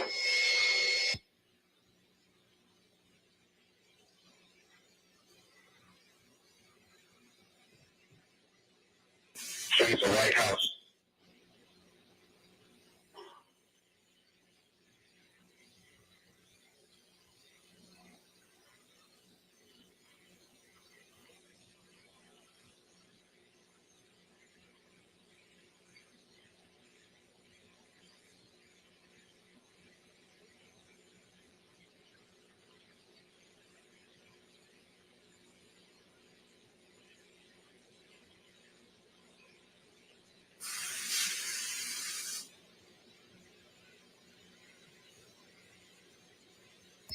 If any units on the ground can confirm that they have both at gunpoint.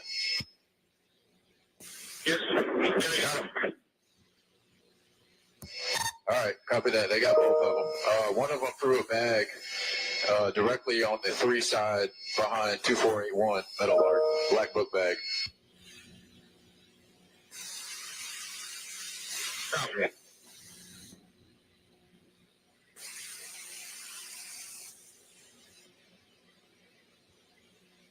Okay, we got everybody secured.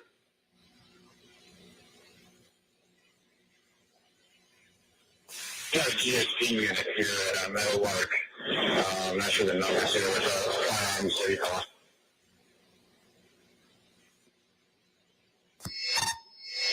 Sergeant Kleinens. Hey, go ahead. Are you down there on scene with GSP? Did they recover the book bag? Lieutenant Wolfo. I think we got you, guy.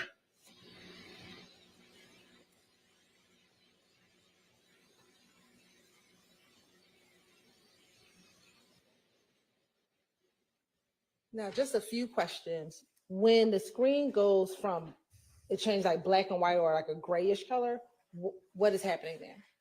I'm just switching from what we call the daylight camera to the infrared camera. And what will be your purpose of switching from the daylight camera to the infrared camera? As you can see, with all the tree coverage, sometimes it's easier to continue following the vehicle when you switch to the IR camera.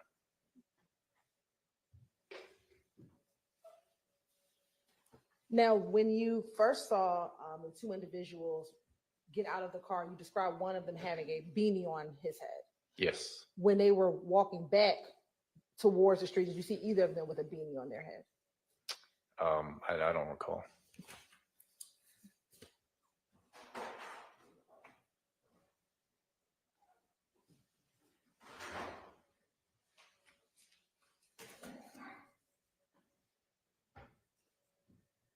And while we're pulling it up, when you had to switch to MA3, what did that mean? Just switching radio channels.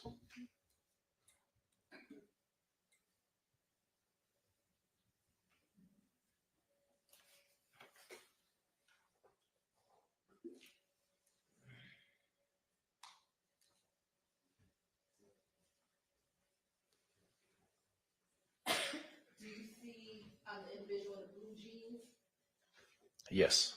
Do you see him with a beanie on his head? With that same beanie that you saw earlier? Doesn't look like it. Okay.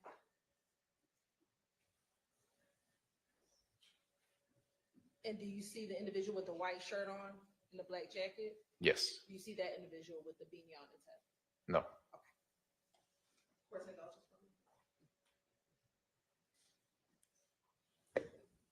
I have no further questions.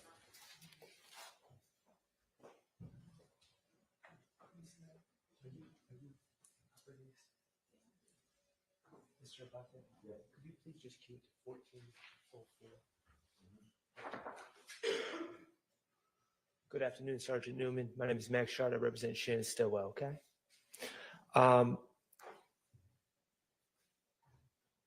There's a lot of voices on that video, so correct me if I'm wrong. I believe your voice can be heard saying that you saw someone throw something in the bushes or throw a bag in the bushes. Correct. Your Honor, I'll ask permission to publish what was just shown, just beginning at 1404. Yes, please.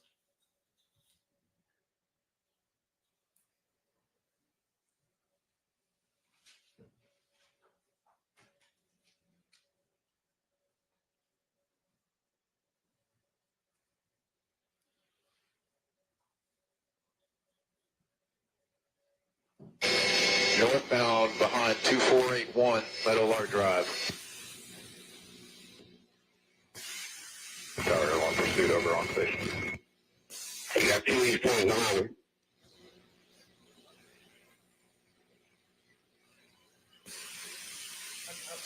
Is this after they pulled in?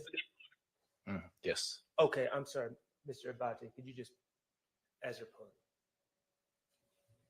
My apologies. Coming up the Boulder Way. All right, he's pulling into a driveway. 2481 Meadowlark Drive. Okay. At this point, and you have the vantage point, you're the eye in the sky at this point, correct? Yes. And even though you're in a helicopter, which would be scary to me, you're able to look down on the ground and see what's going on as you're in the helicopter, correct? Yes. Okay. So you just saw the man in the pink beanie get out the driver's side, correct? Yes. Get out the white Audi with tinted windows. Correct. All right. And then you see another gentleman get out the passenger side. Yes. Okay. Mr. Bate, could you just play? Driver is he got two running. Driver has a maroon colored. It's okay. It's not. You were able to see who had the book bag, correct? Yes. Was it the driver or the passenger? Passenger. Okay. And it's the passenger that you saw discard the book bag into the bushes, correct? Yes. All right. And that's all I have. Thank you. Anything? Any redirect? No redirect. All right, thank you for your time. You are excused. Call your next witness.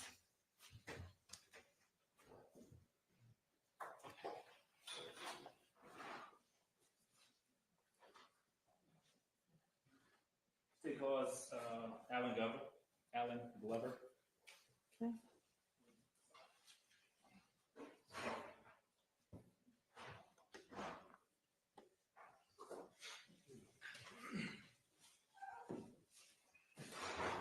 Raise your hand. You swear affirm the testimony you give today the truth, the whole truth, and nothing but the truth. I do. State your first and last name for the course, please. Alan Glover, ALLYNGLOVER. Good afternoon, Mr. Glover. How are you? Doing fine, thank you. Mr. Glover, are you employed? I am not. Okay. And you're retired? Yes. Okay. Where were you previously employed? City of East Point Police Department, And how long were you with East Point PD? 26 years. And were you post-certified during that time? Yes. Okay. Now, as an East Point police officer, would East Point PD at times be requested to assist other law enforcement agencies? Yes. All right. Now, specifically, has East Point PD been requested to assist other law enforcement agencies with apprehension of suspects? Yes. Okay. Now, on March 17th, 2022, did you have the occasion to assist APD with the apprehending two suspects? I did. Okay. Please tell the jury how you got involved. We were on a separate crime suppression detail in our city, and we heard on the radio that Atlanta was trying to locate a white Audi, and the radio traffic, it was coming toward where we were actively doing our investigations. So I was able to drive to a couple blocks over, and I was able to intercept that white Audi.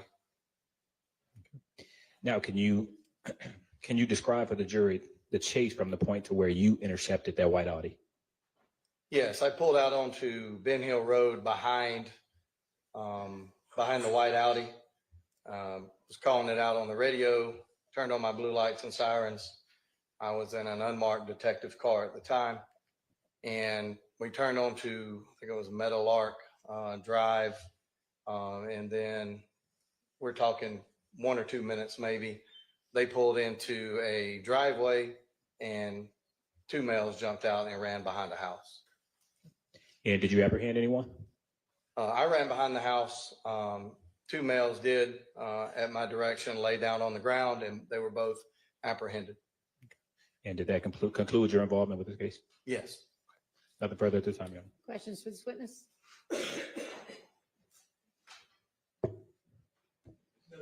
All right, thank you for your time. You're excused. Call your next witness. State calls GSP Trooper Campbell, Mark Campbell.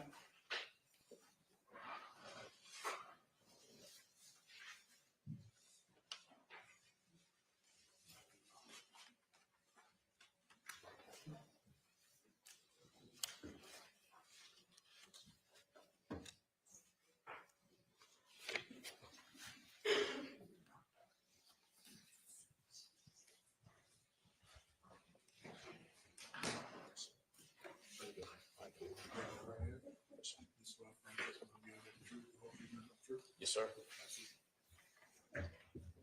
State's very first last name.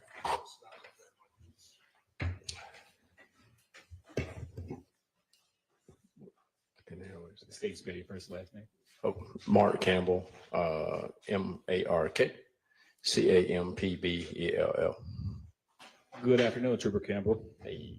Are you employed? I am. And where are you employed? The Georgia State Patrol. And how long have you been employed with GSP? 18 years now. Now, can you tell the jury what your role is with GSP? Yes, I'm a corporal. Okay. And can you tell the jury some of the natures of your duties as a corporal? Yes, I'm a supervisor over troopers who are under me. Okay. And I'm going to just ask you to speak into the mic just a little bit for me. Okay. Okay. Now, as a trooper with GSP, are you assigned a vehicle? Yes, sir, I am. Okay. And is that vehicle equipped with video monitoring? It is. Now, if you're assisting in a car chase, when does your video system activate? Whenever you activate the emergency blue lights. Now, on or about March 17th, 2022, did you assist APD with a car chase? I did. And is it common for a GSP to sometimes assist APD with car chases? Yes, sir. When we're requested, yes.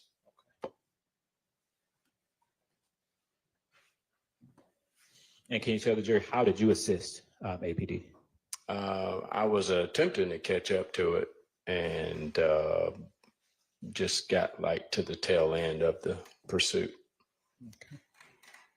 Now, was your car video system operable on March 17, 2022? Yes, sir, it was. And did the system record the chase that you were assisting in? Yes, or it recorded me attempting to catch up to it, yes. Okay. And did the car system record the recovery of a gun? Yes, sir, it did. Okay. And have you had an opportunity to review that footage before your testimony today? Yes, sir, I have. Okay. So I've already previously showed you what's been marked as State's Exhibit 228, Victor.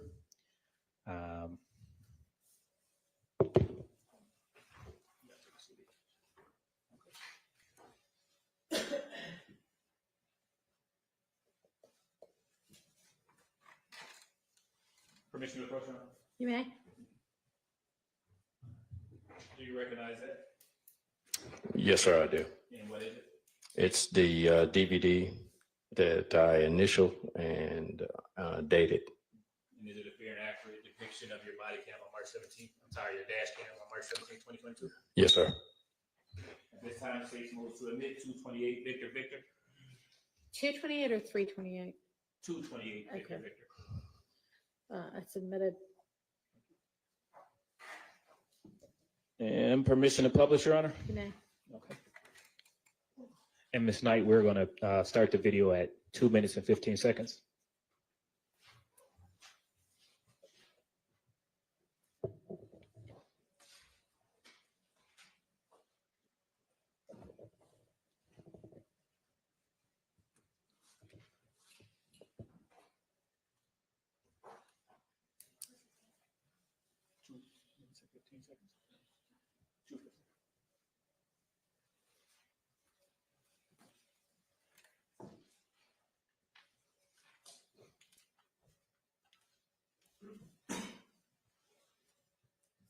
In just a moment, it'll pop up in the screen right behind you, Trooper Campbell. I think it'll be on the one in front of you too. Okay. Thank you, man.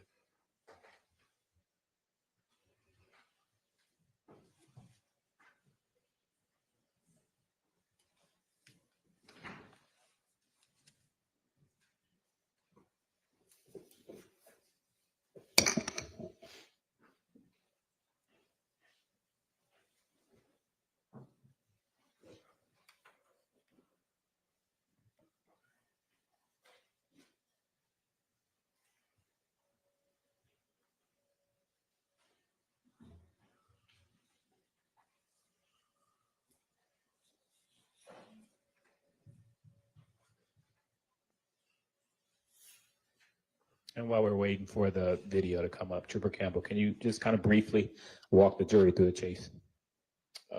Yes, sir. To the best of my recollection, I again was attempting to catch up to it, and I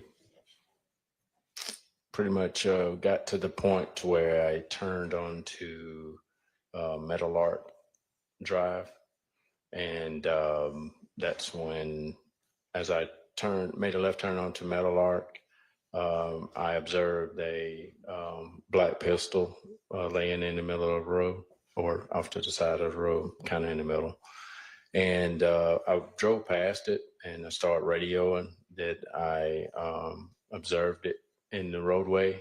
And I saw the next street, which I believe was Meadowlark Lane.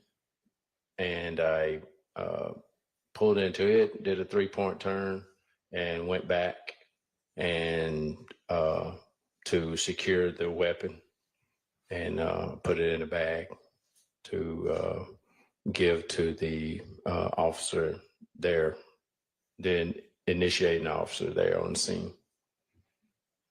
Okay. And you made a left onto Meadowlark Drive from Bent Hill, correct? That's correct. Okay. Just the video is coming up just shortly.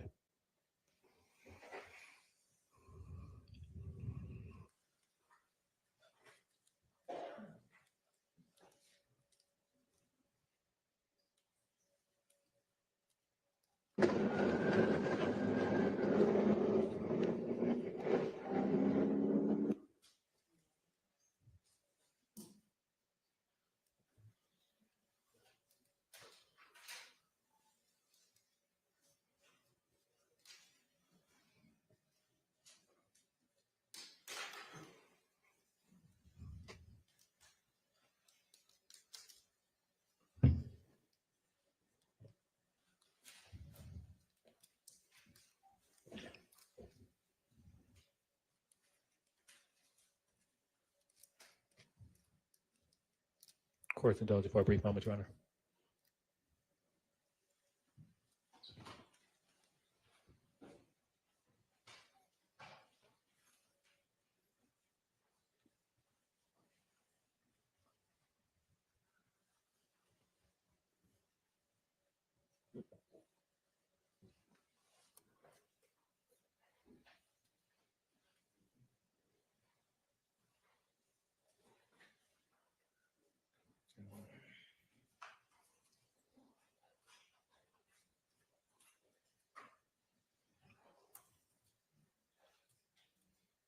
And if we can pause it right here.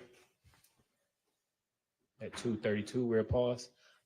Trooper Campbell, is this the intersection of Meadowlark Drive and Meadowlark Lane where you're doing that 3-point turn? Yes, sir, it is. Okay, so at this point, you've already saw the gun? Yes, sir, I've already observed it. Okay, and you are returning back to where you observed the gun? That's correct. Like you said, and I said, doing a 3-point turn, just going back to the weapon. Okay, we can continue.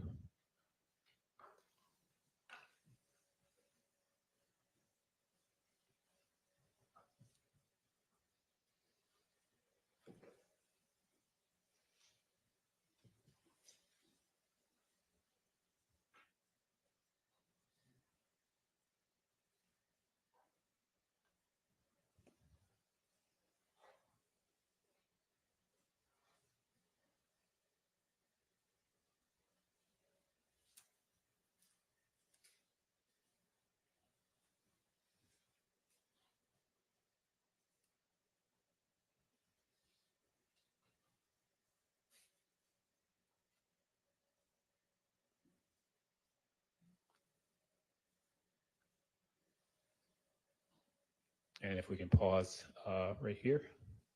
Is this where the, you see item in the street? I'm sorry. Did you see an item in the street? I did, Okay. yes. And what was that item? It's a black pistol. Okay, and now is this closer towards the beginning of Meadowlark Drive? It is. Okay.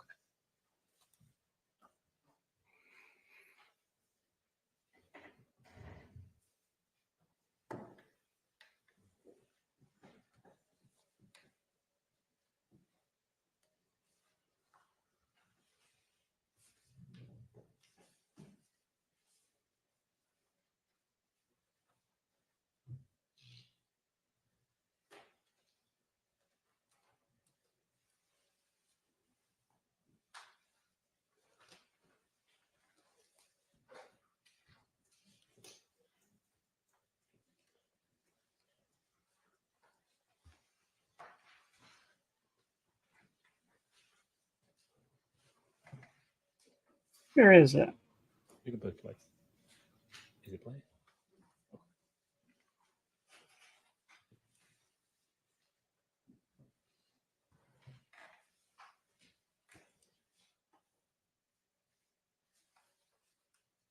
And Trooper Campbell, is this you recovering the item? Yes, sir, it is. Okay.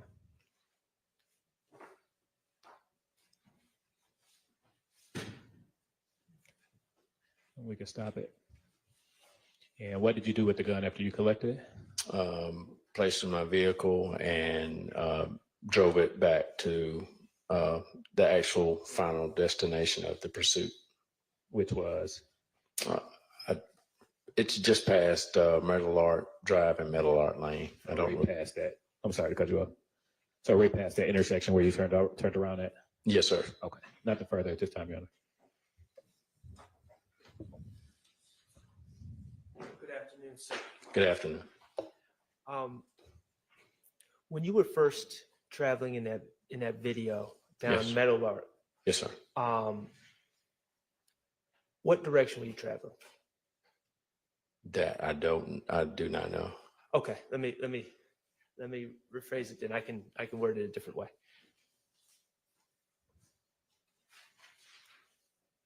When you doubled back and located the gun was in the video, correct? Yes, sir, it was. Okay. You saw you pulled up on it. It's that black thing that is in the roadway. Yes, sir. Okay. Going by the way, not after you doubled back and turned around. I'm talking about the original direction you were going. Was that gun on the right side of the road or the left side of the road? Going by the original way you were going. It was more so towards the right. Okay. So if a car was going in that direction, the way you were going initially when you were catching up to the chase or whatever we want to call it, Yes, sir. that gun was on the passenger side of the road. Yes, sir. And did you see anyone throw the gun or anything like that? No, in sir, that I didn't. time? No, sir. Okay. All right. Thank you. No further questions. You read it right? No, Your Honor. All right, thank you for your time. You are excused. Call your next witness. Yes, sir. The state calls Angela North to the stand. Also known as Angela Camp.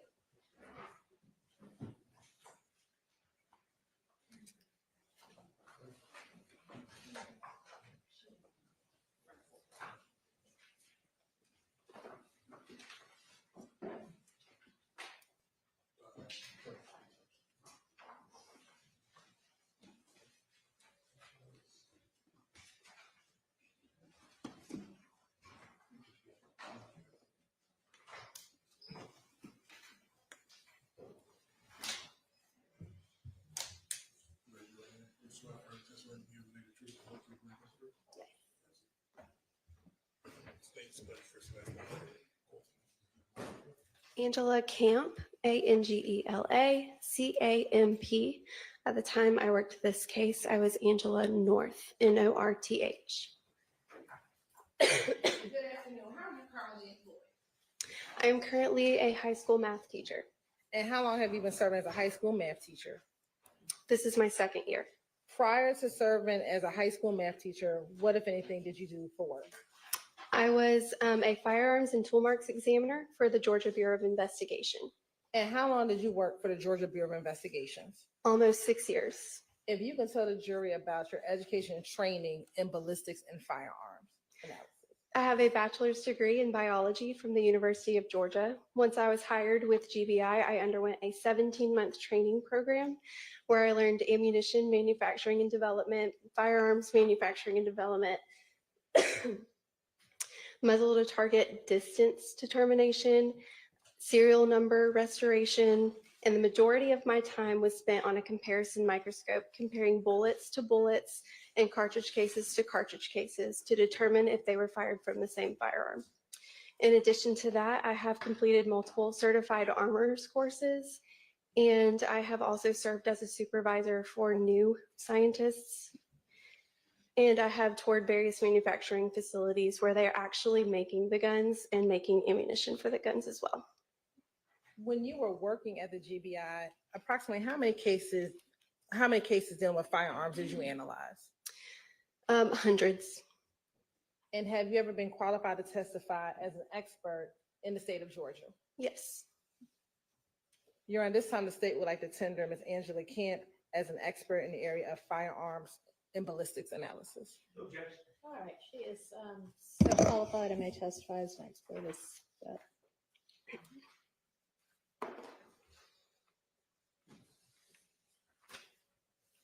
When you were serving as a firearms examiner with the GBI, what were some of your job duties and responsibilities? So it varied depending on what the case entailed. Typically, I would look at bullets from autopsies or cartridge cases found on the scene, and I can explain a little more in detail what cartridge cases are. And I would analyze them to determine what type of firearm they were fired from, and if there were multiple, I could look and see were they all fired from the same firearm, were they not, and so on. If I had a suspect firearm, I could create test fires of that firearm and compare them to the evidence to see was this the gun that fired these evidence or not. In addition to that, we also did tool mark services. I mentioned earlier muzzle to target distance determination. That's just seeing how far away the muzzle of the gun was from the target at the time that it was shot. And then we also did serial number restoration. Additionally, once we identified that a firearm was involved in an incident, then I would do a check function test on that firearm, making sure all the safeties worked, making sure the firearm was healthy, testing for trigger pulls, and so on, like the value of the trigger pull.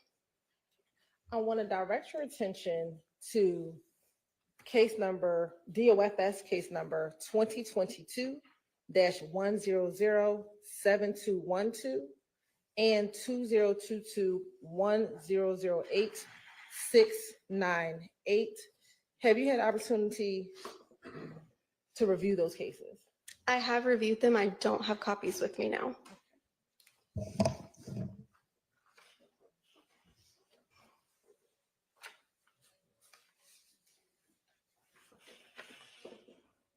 Permission to approach, Your Honor? You may.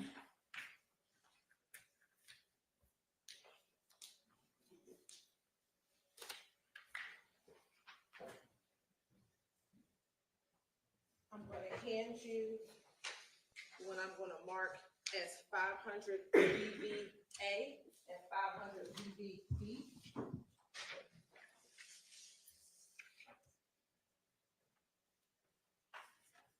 First, do you recognize those two items? Yes, I do. And how do you recognize those two items? They have their copies of my report. They have my signature on them, as well as the case numbers that the GBI placed on these cases. And does this appear to be a fair and accurate depiction of your reports for those two case numbers, DOFS case number 2022-1007212 and 2022-108698? Yes, they do. Your Honor, this time the state would like to admit exhibit 500 VVA and 500 VVB into evidence. Admitted. First, starting with both of those DOFS case numbers, is it the same report with two different numbers?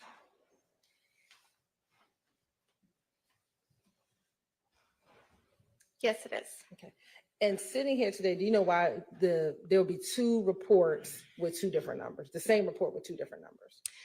Sometimes when evidence gets submitted, they're not related initially. And so GBI will give the evidence its own case number. And then once it's related later, the evidence will be intercompared and each one will just have its own case number, but they will be compared to each other. Okay. And we will operate then off of 500 BVA,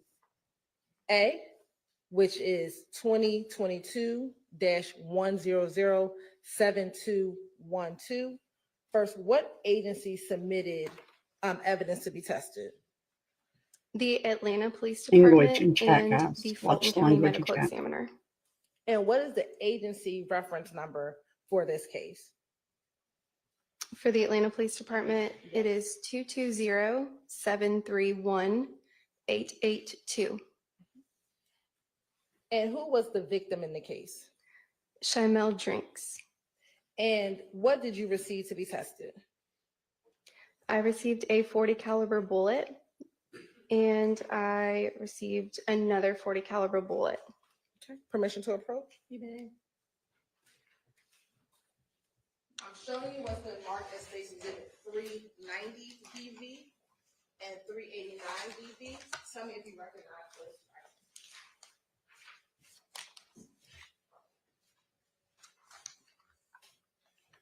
I do. How do you recognize it? This is my seal and initial from the GBI. And also it has my item number and case number associated with both of these. And do they appear to be in the same or similar condition as when you tested it back in 2022? Yes, they do. Okay. Your Honor, at this time, the state would like to admit Space Exhibit 388 VV, 389 VV, and 390 VV as evidence. I'm sorry.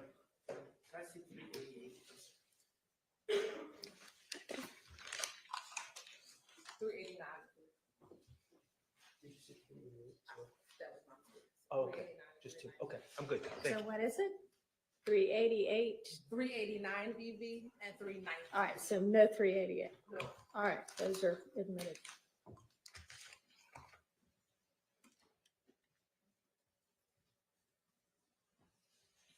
And what type of testing were you able to do with those two items? I was able to compare them to each other to determine if they were fired from the same firearm, and I was able to determine a type weapon list of what may have fired it. And first, were they fired from the same firearm? Yes, they were. And what type of firearm was it consistent from being fired from? Glock 40 caliber pistols. And after doing your report, did that conclude your involvement as it relates to this DOFS case number 2022-1007212? Yes. All right.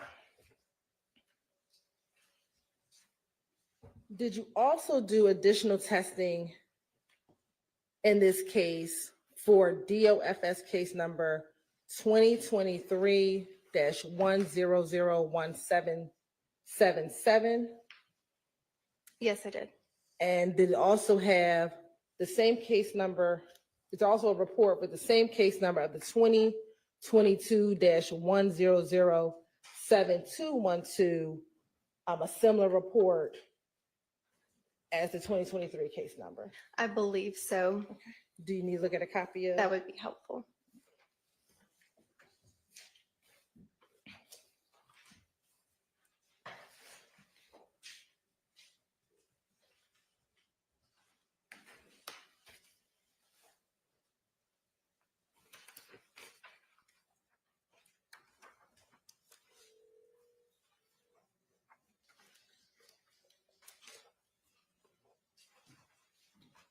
I'm going to show you what's been marked as 503 VV and 504 VV.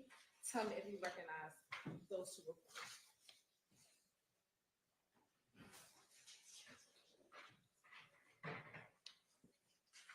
Yes, I do.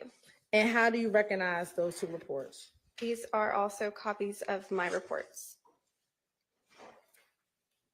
And do those appear to be a fair and accurate depiction of your reports that you generated for the items that you tested in this case? They do. All right. Your Honor, this time the state would like to admit Exhibit 503 and 504 VV into evidence. Admitted. And again, looking at 503 and 504 VV, do they appear to contain the similar information in both reports? Yes. All right. We're going to look at the DOFS case number ending in 1007212. Who was the agency that submitted the items for testing? The Fulton County District Attorney. And who was the victim in that case? Shimel Drinks. And what were you given? I received an FN 57 pistol, some cartridges, which is unfired ammunition, and 11 cartridge cases, which are fired ammunition. All right. Permission to approach? You may. First, want to show you what's been marked as State's Exhibit 221 BV. Tell me if you recognize 221 BV.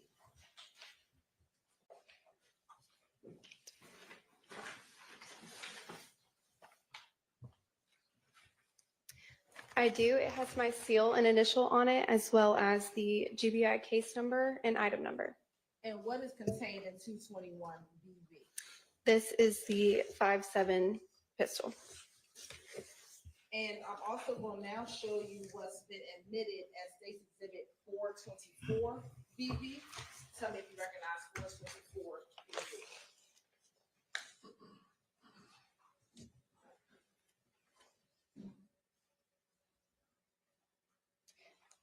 I do.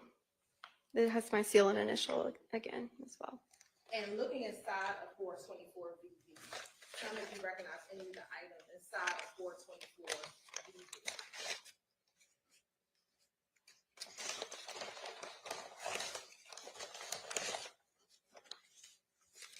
Yes, these have my initials and item number as well as seals on them. And what are those items? These are the 11 5.7 cartridge cases. Okay.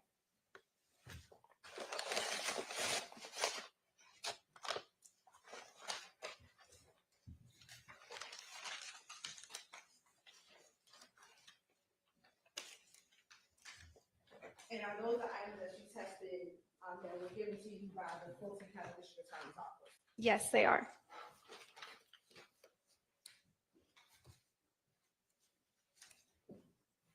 And Your Honor, this time the state would like to admit State's Exhibit 221 BV into evidence.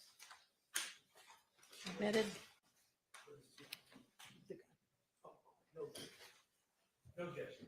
Thank you. It's admitted without objection.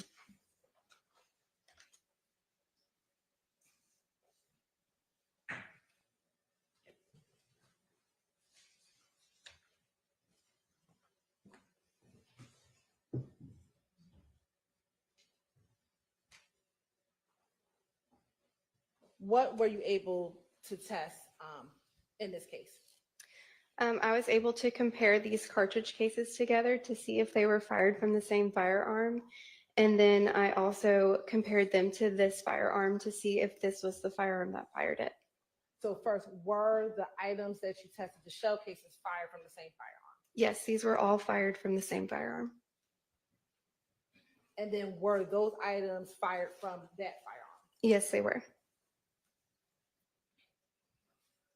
And you may have said, and forgive me, what type of shell casings were the shell casings that you tested? So they were the caliber 5.7 by 28 millimeter.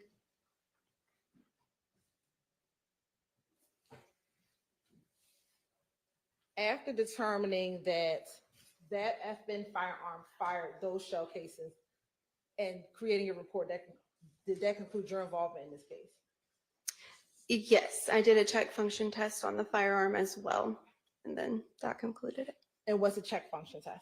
It was operational. It's where I test the trigger pulls, I test every safety, I take it apart and look at it and put it back together. And what was the conclusion after doing the check function test? It was healthy and operational. Court's indulgence for a moment.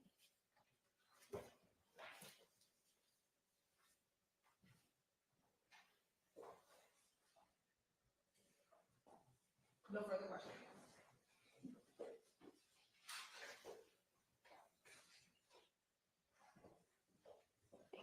Good afternoon, Ms. Camp. Good afternoon. Max Shard is my name. I represent Shannon Stillwell, okay? All right, thank you. Just want to back up before we get into specifics. Seems like you did two different types of tests in this case. You had one situation where you had a firearm and you were comparing the firearm with shell casings, correct? Correct. Okay, now in your line of work, what that test, that matchup, what's that called? Firearms identification. Firearms identification. Okay, and then it seems like also in a separate report, you had two, not shell casings now, not a firearm, but you had two bullets, correct? Correct. And you were trying to determine if those bullets were fired by the same gun, correct? Correct. Okay, what is that test called? That's also firearms identification. Okay, I didn't get very far with parsing those out if they have the same name. Okay. Let's talk about your work on February 3rd, which was involved the shell casings and the gun, okay? Mhm. All right. Now, you receive 11 shell casings, correct? Yes. Okay, and those shell casings, what caliber of shell casings were those? Those were 5.7 by 28 millimeter cartridge cases. Okay, and that was in case number.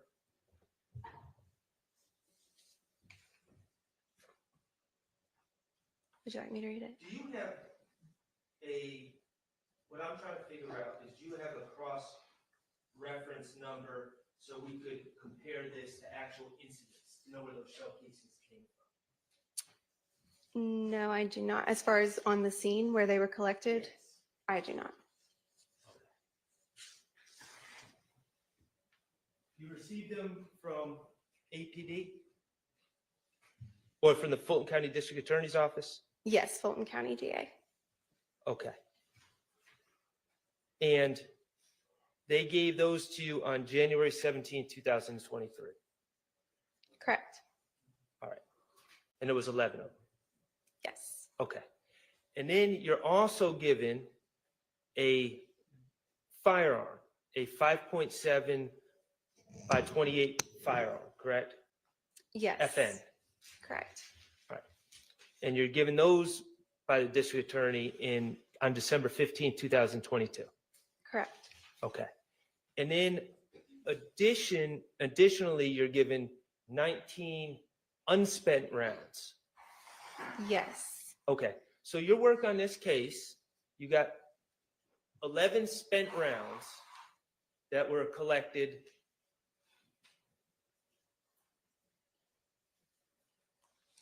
Your Honor, I think we have a stipulation. Okay.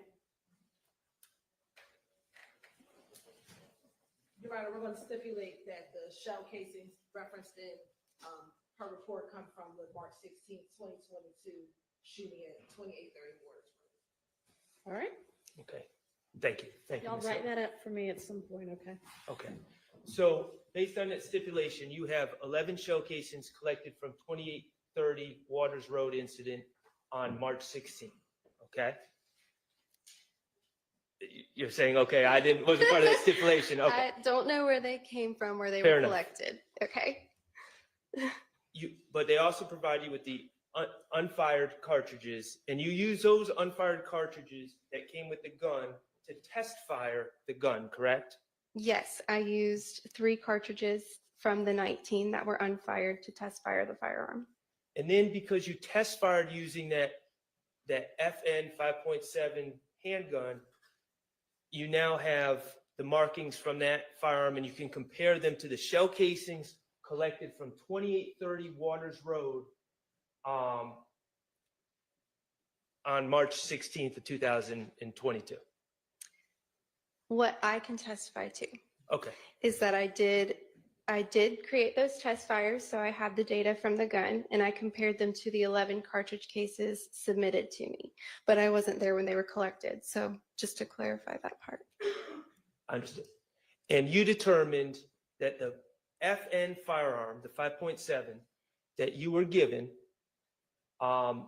was the firearm, to a reasonable degree of scientific certainty, was the firearm that fired those shell casings that were collected and provided to you by the Fulton County District Attorney's Office. Yes, it was the firearm that. Okay, perfect.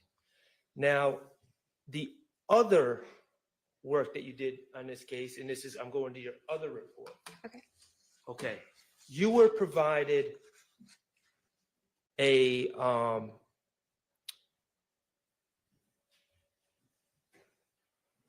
referring to 389 VV and 390 VV. Do you have them up there with you? I believe so. The 40 caliber report. Yes. No, the exhibits. May I approach? You may. Sorry. Oops. 390 and 389. This is 389 and 390 VV. Yes. Okay.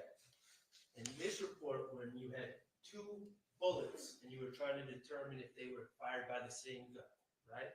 Correct. Okay. Even though this was provided by the ME's office, correct? Fulton County ME's office? Yes.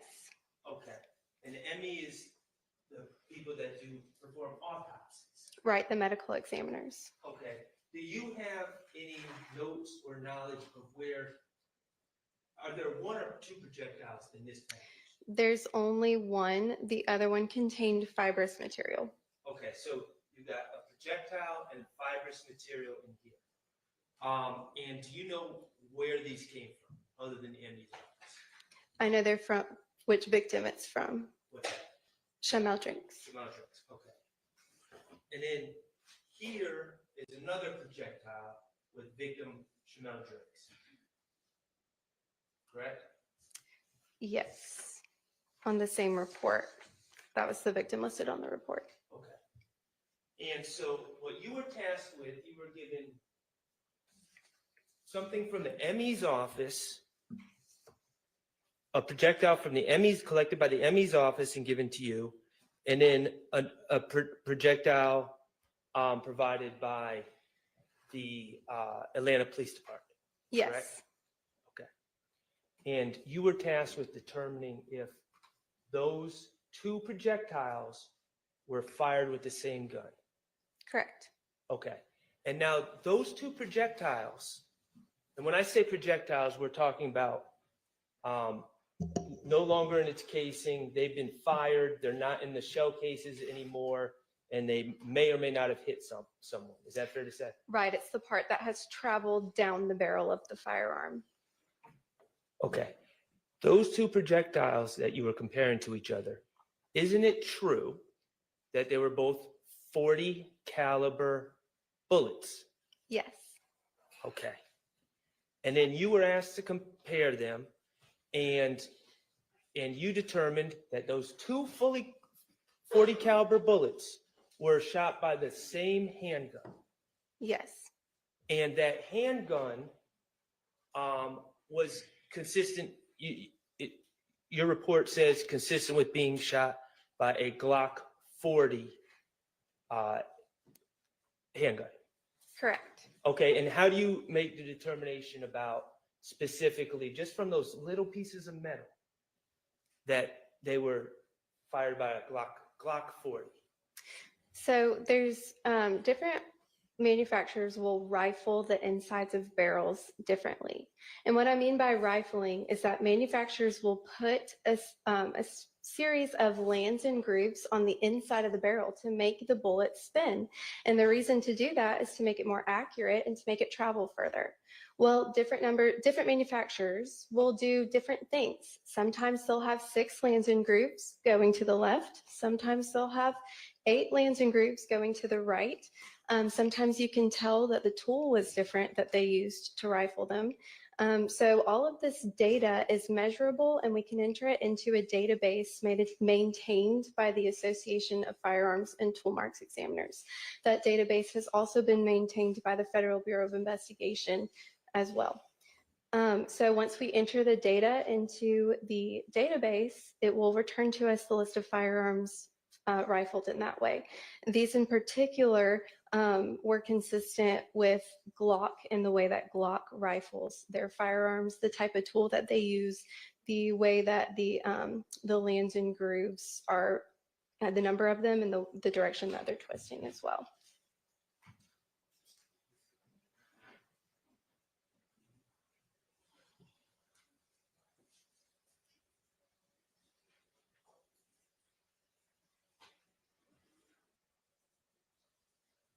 Your Honor, I think we have another stipulation All in right. fact to try to ease this along. Shannon? I think both sides stipulate that the 240 caliber bullets were, one was collected by the ME during the autopsy of Shamal Drinks, and one was collected from the red Versa by APD. That red Versa driven by Shamal Drinks. Thank you. Okay, so those 240s based on 240 caliber bullets based on your work on this case, fired by a Glock 40. Yes. Okay, now going back to 221 VV, the handgun in front. Okay. That was okay. That FN 5.7 by 28. Can that gun shoot 40 caliber bullets? No. How about a 45 FN 45 caliber handgun? Could that shoot 40 caliber bullets?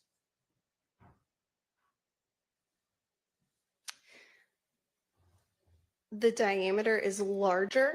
However, the head spacing would likely not work correctly. It would also leave different lanes and grooves.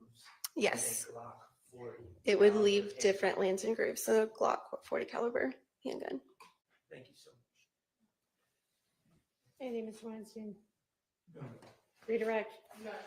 All right, thank you for your time. You may step down. Do you have another witness that's going to allow? Okay, go ahead.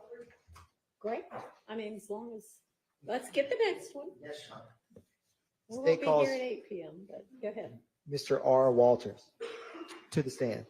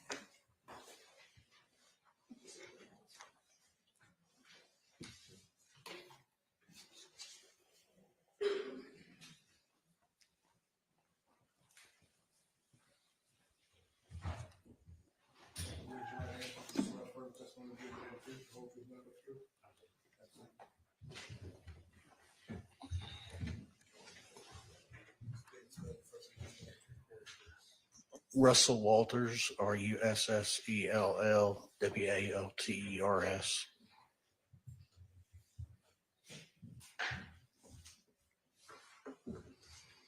How are you doing, sir?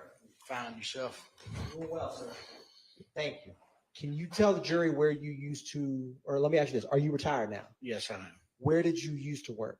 The city of East Point. What did you do in the city of East Point? I was a 911 manager. And how long were you the 911 manager? 10 years. And was that documenting or reviewing CAD reports and 911 calls? Yes, sir. And are CAD reports and 911 calls kept in the regular course of business at East Point? Yes, sir. And is this East Point Police Department 911 calls or CAD reports? Yes, sir. And as part of your duties, would you review those for being kept in the common business practices of East Point PD? Correct.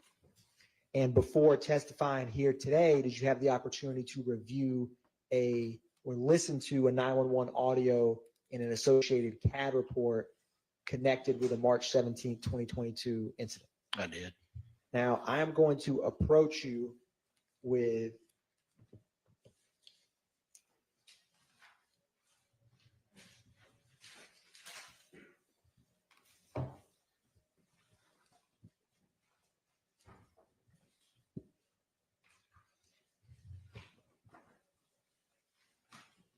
what's been marked as State's Exhibit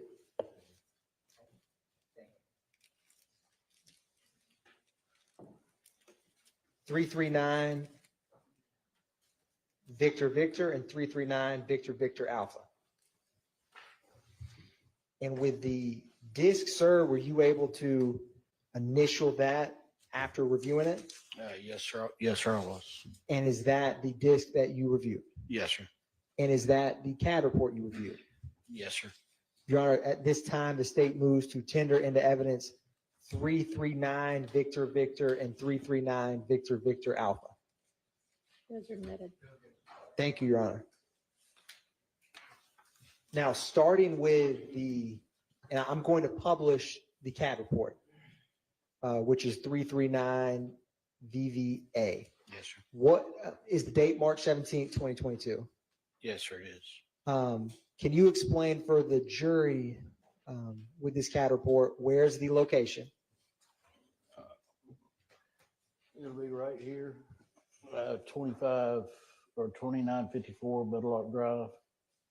And who was the caller? Michael Sias. And does it Sorry say? if I said that wrong. No, that's all right. And what about the nature of the call or the purpose? It should be coming up in just 1 minute.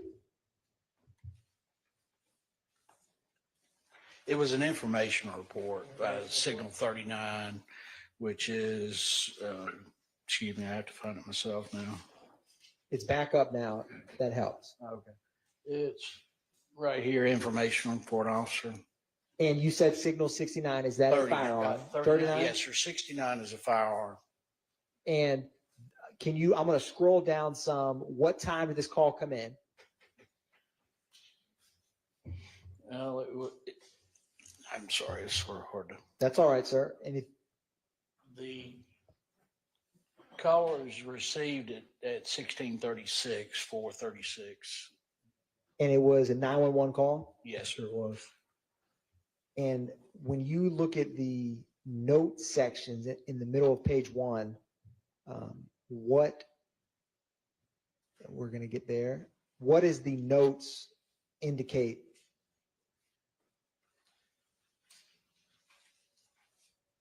Now you're talking about here? We will be there in just 1 second. I know where you're talking about. There we go. Right there. Yes, sir. Okay, it's in reference to a found firearm in the grass. And that's the signal 69? Yes, sir.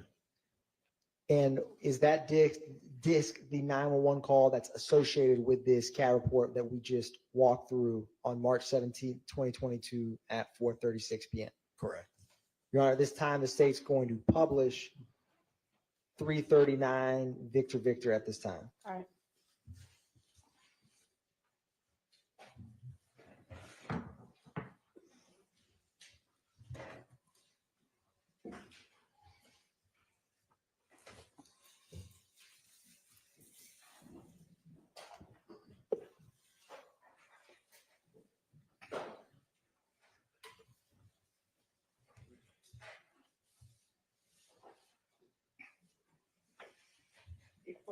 Fire 94.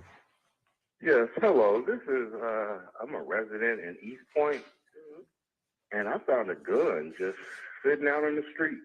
So where'd you find it at? Metal Lark Drive. Where It's you sitting at? I'm standing in my driveway looking down where the gun is at. Okay, what's the address? Give me an address or a car street. 2954 Metal Lark Drive. Okay. And my wife said she saw the police out here earlier. I was walking my dog and the gun just sitting just in the grass.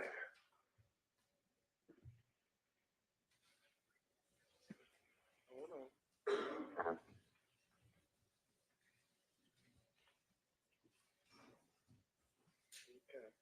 Can you tell what kind of gun it is? I thought about that too, Q. I walked past the gun and came on home. Figured Okay, I'd do call me a y'all. favor. If you Yes. can keep an eye on it, I don't want nobody to come back and get it before we can get there. Okay. Okay, what's your name? My name is Michael Sias, Syass. All right, we got him coming. All right, I'll be standing out here just watching. Thank you, sir. No problem. East Point Police and Fire 94.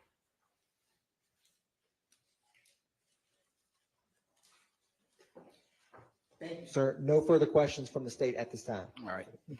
Any questions? No, All right, thank you for your time. You're excused for your next witness.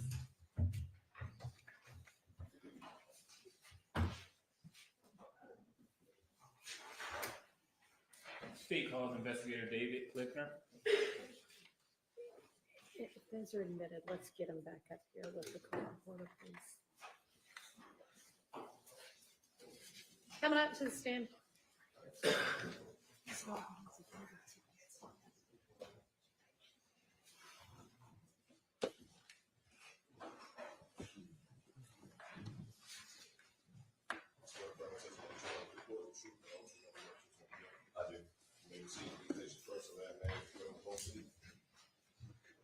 First name is David.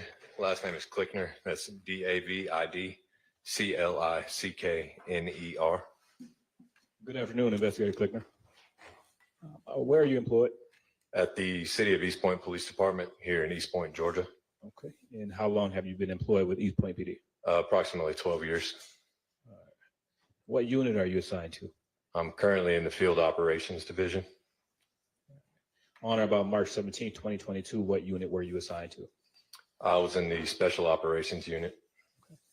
Now, can you tell the jury your role and responsibilities while assigned to the Special Operations Unit? It's primarily drug investigations, but based on the needs of the department, we do a little bit of everything. Okay. And were you post-certified during that time? Yes. Now, on or about March 17, 2022, did you respond to a 2954 Meadow Lark Drive in East Point? I did. Okay. Please tell the jury the nature of that call. It's in reference to a resident that found a handgun on the side of the road. We had just previously had a vehicle pursuit that ended adjacent to where the handgun was located. So I responded out there to recover the handgun. Okay. And upon arrival, did you speak with the Michael Saez? I did. All right. Now, without telling me what he told you, did Mr. Saez give you detailed information regarding the location of the gun? He did. Okay. And where was the gun located? It was just several feet off the roadway, adjacent to like a utility easement where some power lines run. Okay. Did you collect the gun? I just photographed the gun, and then I made contact with Detective Belknap of the Atlanta Police Department. He's the one that came out and actually collected it. Okay. Permission to approach, Your Honor. You may. Thank you.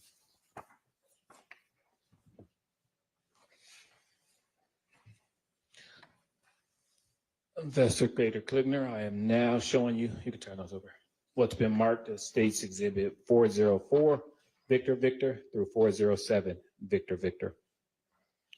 Do you recognize those? I do. And how do you recognize them? These are the photographs that I took of the gun, where it was positioned. Okay. And is it a fair and accurate depiction of the gun laying in the location you found it that day? It is. All right. Your Honor, at this time, the state moves to admit 404 Victor Victor through 407 Victor Victor. Thank you. Those are admitted. Okay. Permission to publish. Now I'm going to publish 404 Victor Victor.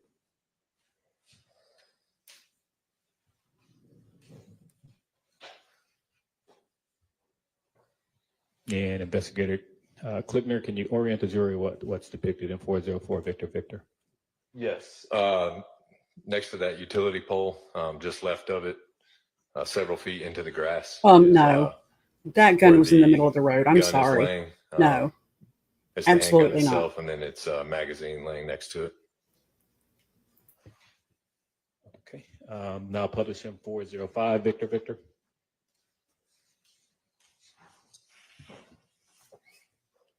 This is a slightly closer photograph of the same thing. Okay. And 406 Victor Victor.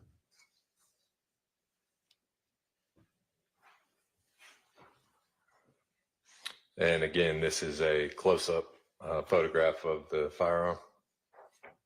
Okay. And 407 Victor Victor. It has to be. And that's a photograph, an This is attempted photograph of the the serial same. number. Location. Do you know what Did type they of throw gun that two is? guns out? That is a FN handgun. And Detective Clickner, did you prepare a report in this case? I did. Court's indulgent for a brief moment, Your Honor.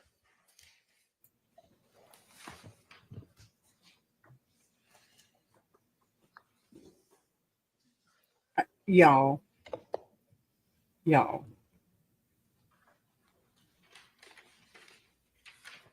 Did they throw out two guns in the same exact location? Nothing further.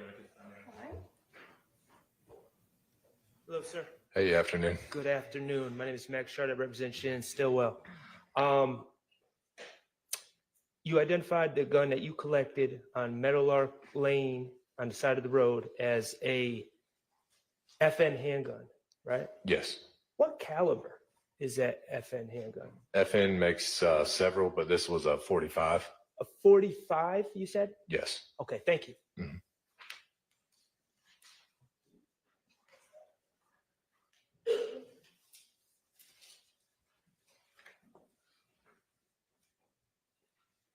Oh, no, I'm sorry. All right. Thank you for your time, and you are excused. Do you have another witness that's not super long? Yes. Okay, go ahead and call them. The state called Taisha Alexander. All right, thank you.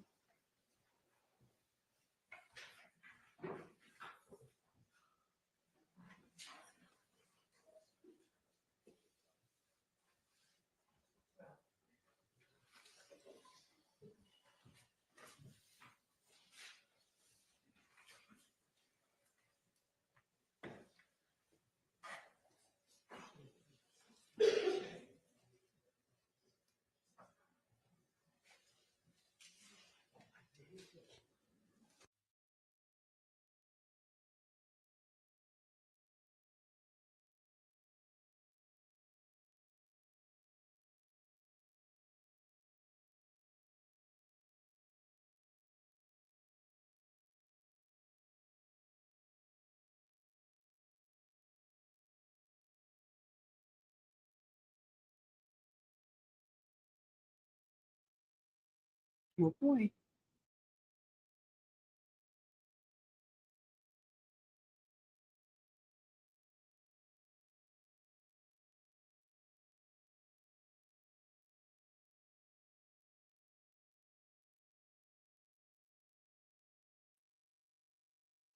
Why can't we hear anything?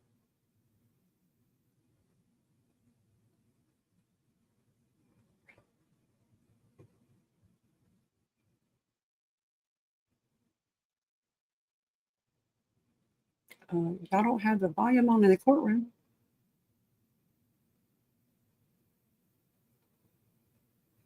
There we Okay. go. All right now. Talk that talk. All right. How long have you known? You said you was one of the prettiest girls he ever had. All right. So does that mean y'all used to date? Yes. Okay. Shannon's When ex. did you all date?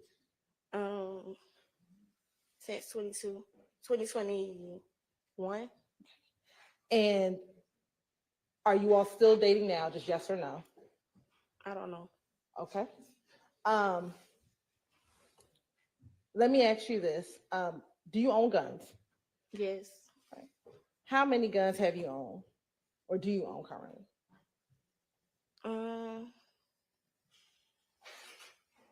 Probably like 7, 6, I think. Specifically, I want to ask you, have you ever owned an FN 57 pistol? Yes.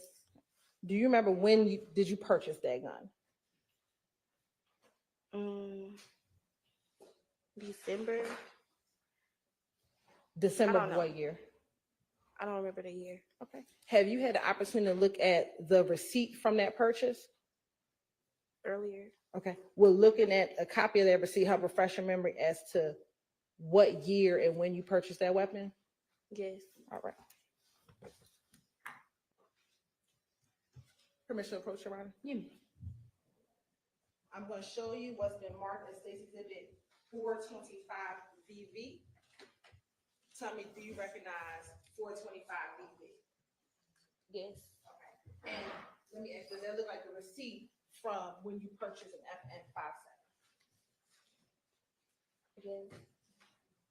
And I see that you're flipping through it. Does that look like the application you filled out when you went to go purchase your weapon? Yes, ma'am. And you're right, this on the state would like to admit 425 BV into evidence. All right, that's submitted. Looking at 425 BV, what is the date of purchase? December 23rd, 2021. And do you see on that receipt a serial number or an SN number?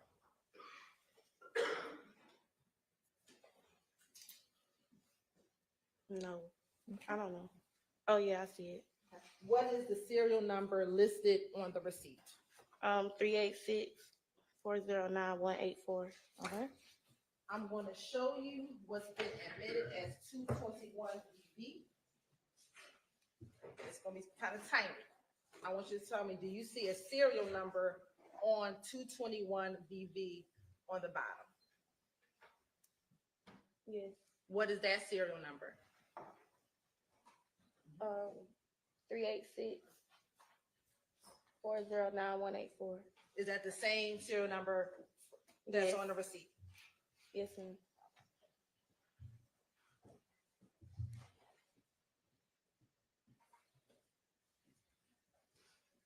What color is that gun?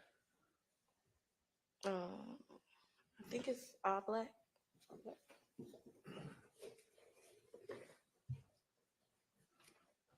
And does this look like the gun that you purchased? Yes, ma'am.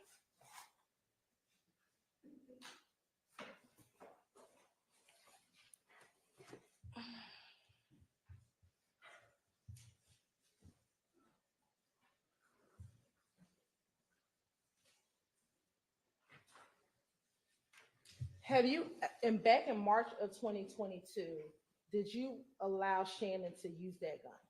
No. Did you ever give that gun to Shannon? No.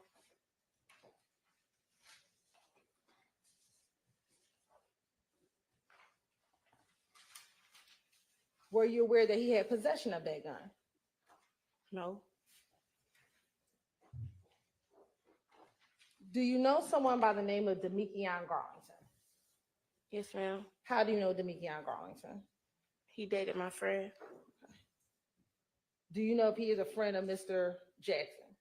Yes, ma'am. Or Mr. Stillwell? Have you ever spoken to Deamonte Garlington on his cellular phone? Yes.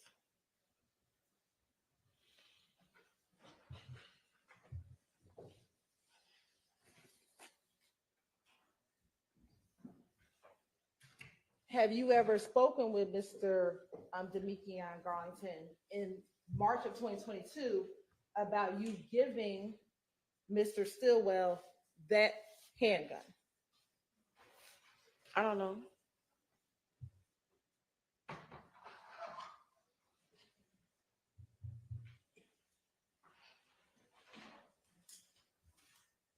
I'm sorry, I didn't understand the answer. She said, I don't know. I don't know. I don't know. You don't know if you've ever spoken with him? I spoke to him, but I don't know if I spoke to him about a gun.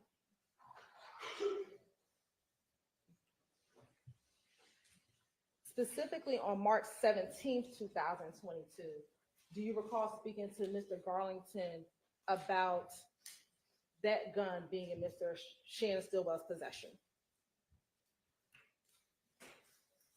I don't remember.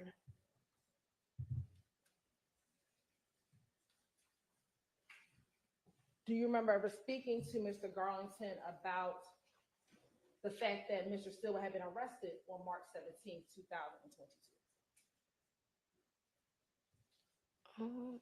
After Yes he or got no? it? Oh, I don't know. No.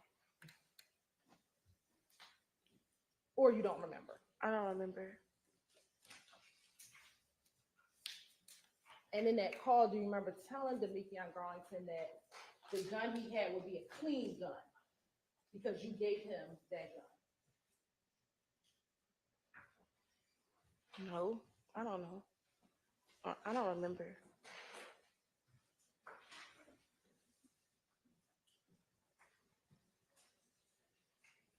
I want to take you to March 14th, 2022. Did you ever go to an Alamo rental car facility at the airport with Shannon to rent a vehicle? Yes, And who was the renter of the vehicle? it was me, but we had to switch it because I don't have a credit card. So, Shannon. So did Shannon rent the vehicle? Yes. All right. I'm going to show you what's already been admitted as State's Exhibit 188 VV and 189 VV.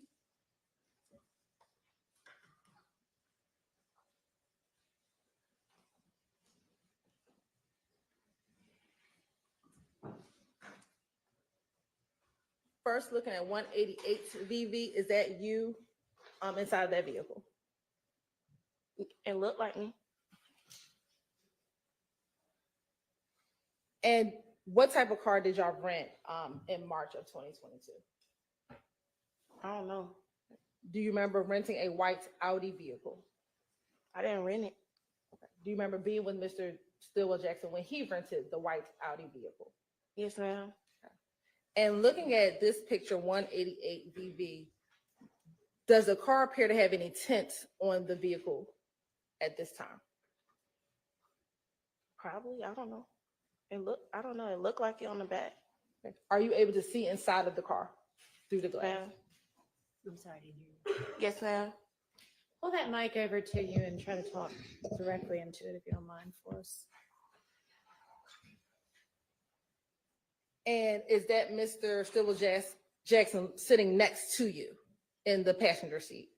Yes, ma'am.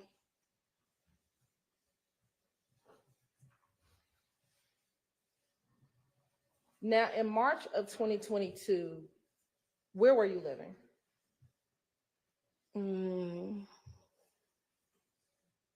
Still.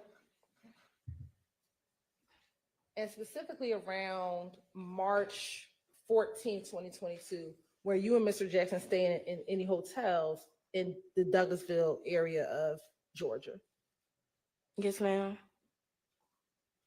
Do you remember when you began staying in hotels in the Douglasville area? I don't remember the day. How long were you staying in hotels? We was staying in a hotel since March 9th. March 9th. Why were you staying in hotels since March 9th of 2022? Because these girls tried to rob me.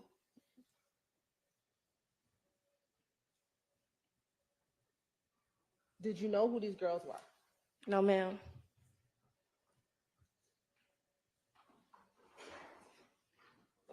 Do you know if these girls were affiliated with any gangs? I don't know.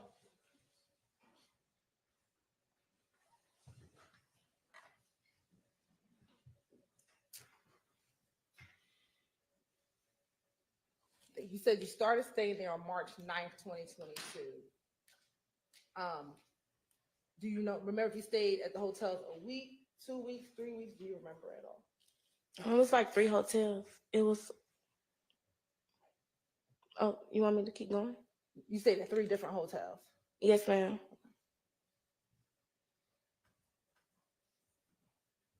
Over the course of how long? 1 week, 2 weeks, 3 weeks? Do you remember? It was probably like until he got locked up. On March 17th. Yes. Okay.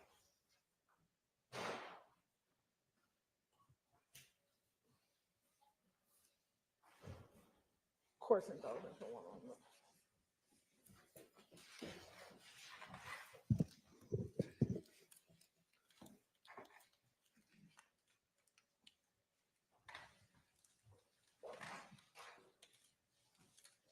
For Deamonte Garlington, did you have a nickname that you called him? Scarface. Any other nickname? I didn't call him that, but I know his other nickname. What's that? Lil D.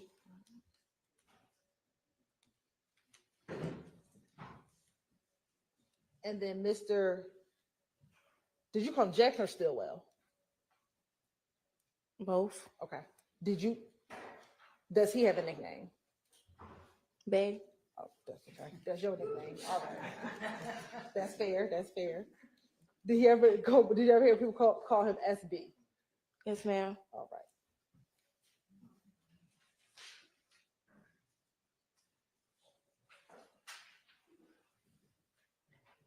And in March of 2022, did you have a vehicle that you owned? Yes, ma'am.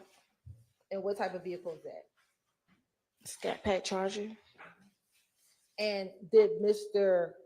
Jackson have a vehicle that he owned in March of 2022? We shared the car. It was that you shared that Charger. Yeah. Okay. I have no further questions.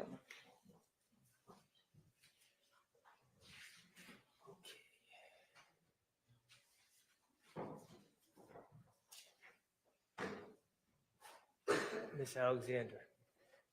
Good afternoon. Hey, we've met before, right? Yes, sir. All right. So let me start out with, I'm not trying to embarrass you, okay?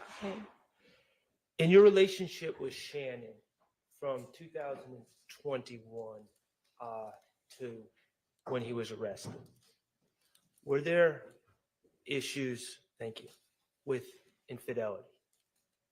Yes, ma'am. I mean, I'm sorry. My mind messed up. Yes, sir. Okay. 2 times. You said 2 times? Mm-hmm.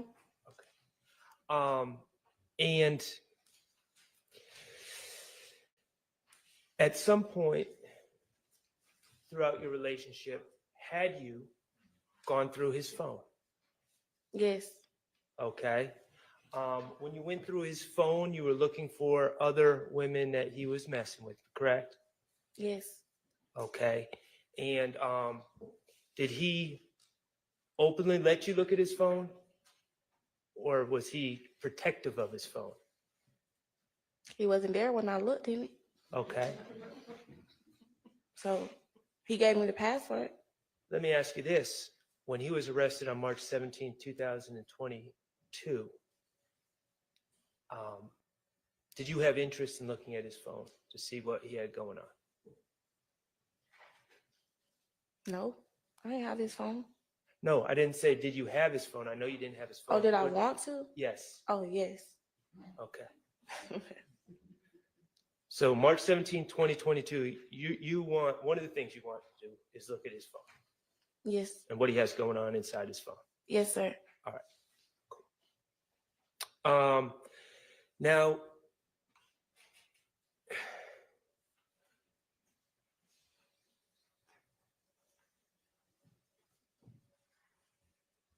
you said something interesting on direct about being robbed. When were you robbed? What day? Yes. Like the 9th, 10th? March 9th or 10th of 2022? I think it was March 9th. March 9th of 2022? Okay. And Miss Alexander, at that time, you were working in a cash industry, correct? And by that, I mean you would get paid in cash and you would tend to have cash on you, correct? I dance. Okay. So, yeah. So at that time, you were a dancer? Mm-hmm. Okay. And as a dancer, you get paid cash, correct? Yes. Okay.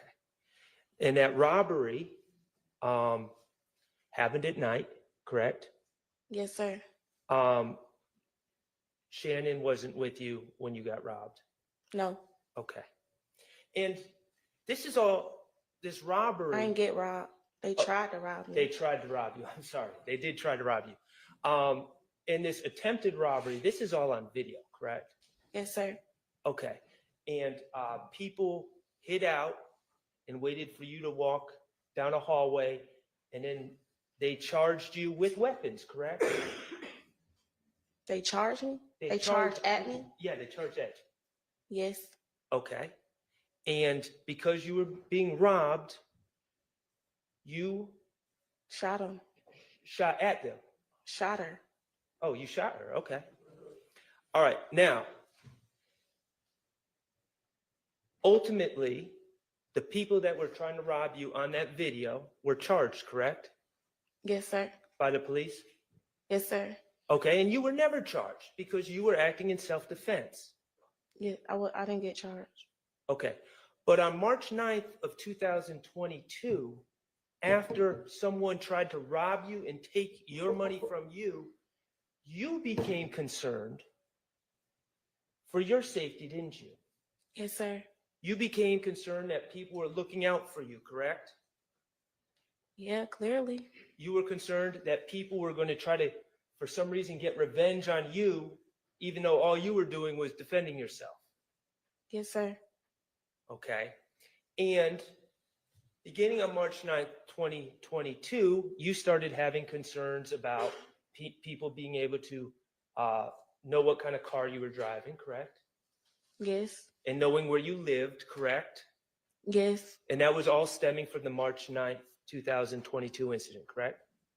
Yes, sir. Okay.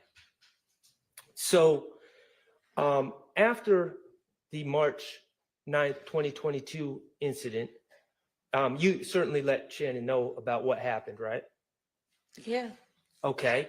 And you decided, even though you had a Scat Pack Charger, that's a fancy car, right? Yeah. Even though you, and that Scat Pack Charger had tinted windows, did it not? The worst tint you could get. The darkest tint you could get. Yeah. Okay, but even though you had that Scat Pack Charger with the tinted windows, you decided that you needed to get a rental, correct? Hell yeah. And you went and got a rental shortly after March 9th, 2022, correct? Yeah, like, I don't know if it was the next day. I can't remember. Okay, and do you remember where you got your rental from? On Thornton Road, but I think it was Enterprise. Okay.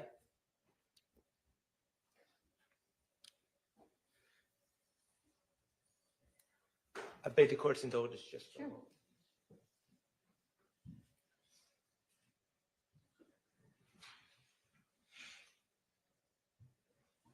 And what kind of car did you get, if you recall? It was like a SUV or something. I don't remember that. I don't know. And that was to switch it up in case someone from the March 9th incident was coming Following. to harm you. Yes, sir. All right. And that's also why you got a hotel room, correct? Yeah. Okay. Now, around this time, well, actually a couple of days later, Shannon also got a rental, correct? Yes, sir.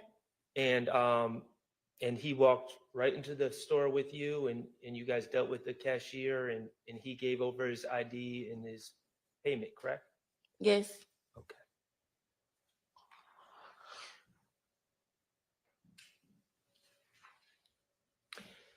Let me ask you about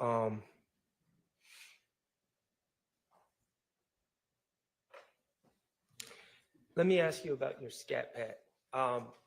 Even to this day, you had that car until recently, correct?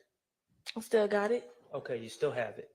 Even to this day, you've continued to get that car wrapped, correct? Every 3 months. Every 3 months, you get the car wrapped. What is wrapping a car? The car color orange, but I keep switching it up. Okay. Keep getting a different color. And why do you keep getting a different color? Cause I don't know who them girls was. Right. So even to this day, you keep switching the colors of your car that you own. Yeah. Just to keep yourself safe. Yes, sir. And you got those windows tinted to keep yourself safe. Yeah. Okay. Now, let me ask you about tint. You've gotten tint on cars before. Every car I get. Okay. When you go and get tint, and when they install the tint, do they tell you not to roll down your window for 24 to 48 hours? Yes. Okay. And if you roll down your window within that time, it can cause the tint to be damaged or bubble up, correct? Yes. Okay. So if you were to get tint on, say, March 14th of 2022, that tint, those windows are not to be rolled down in order to protect the tint, correct? Yes. And if they are rolled down, you could see bubbling in the tint, correct? Yes, sir. Okay. One last thing, Ms. Alexander, and I appreciate you being here. I'm going to take you back to March 14th of 2022. Do you remember early in the morning of March 15th, reaching out to Shannon to tell him about news that you had learned about a shooting in Mechanicsville? Yes. Okay. And did you reach out to tell Mr. Stillwell about that shooting, or did Mr. Stillwell reach out to tell you about that shooting? I told him. Okay. And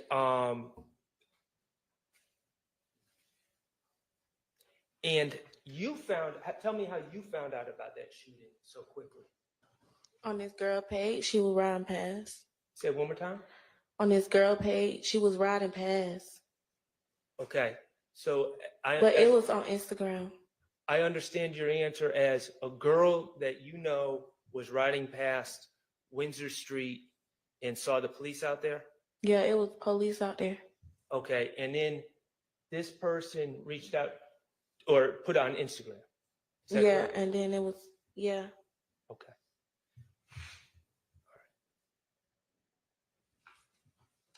By the early morning hours of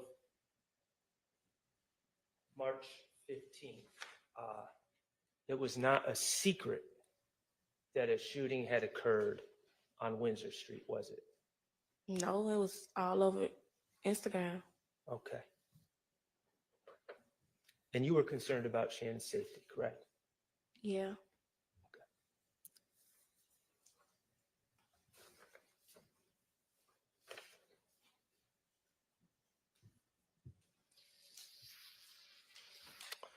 I have no further questions. Thank you. Redirect.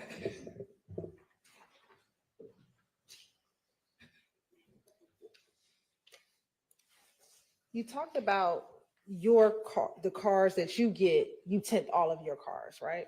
Yes, ma'am. Are those your personal vehicles? Yeah. Not your rental vehicles? No. You talked about renting a vehicle probably right after March 9th at the Enterprise. Is that fair? What kind of car did you rent at the Enterprise? I don't remember. What was it? It was An like SUV? yeah. Did you ever get tints on that SUV? No. And you kind of frowned up your face. Why'd you do that? In my car. So it's safe to say you wouldn't get tints on a car that's not yours. Not my car. Now, when you went with Shannon to get the Audi, did you ever go with him to get tints on the Audi? No. And you frowned up your face again. Why'd you do that? I just didn't go with him.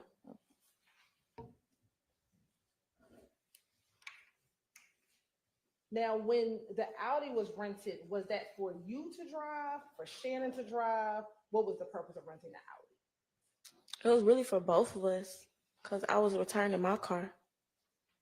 And when you say you returning your car, is that SUV? Yeah, I was supposed to get the rental car.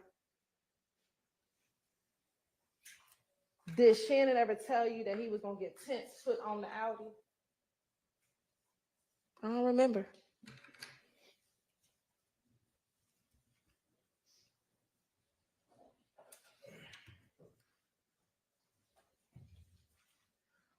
After driving the Audi out of the rental facility,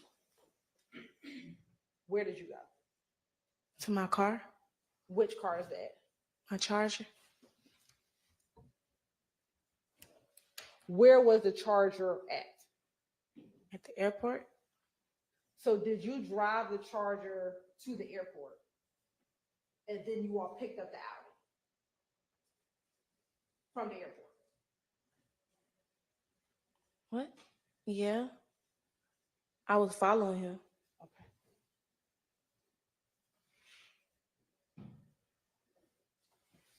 If you were in your Charger, before you get to the airport, if you're in the Charger, what car was Mr. Jackson driving? The rental car. The SUV. We Is was that- going, yeah, we was going to return it, but we didn't know if we could get a car, so we didn't want to be stranded there. We couldn't get it. Okay. So you take the SUV and return the SUV to the Enterprise at the airport, and then you go to the Alamo to go rent the Audi At the airport. at the airport. All right.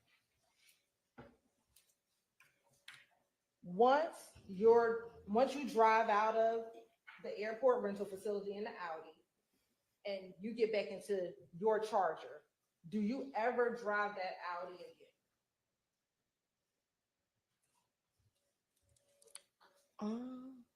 Probably around Douglasville or something. I don't know. I don't remember.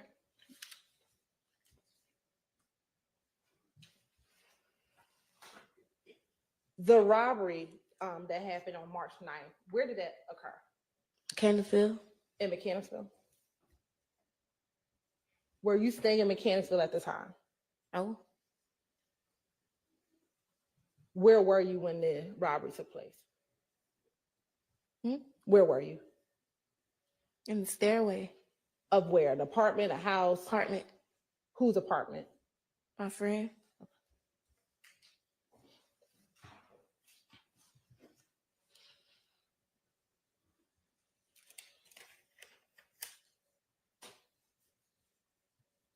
Do you know any individuals who are members or associates of YFN, the Young Fly N-Words gang? Yeah. Okay. Who? I stayed over there.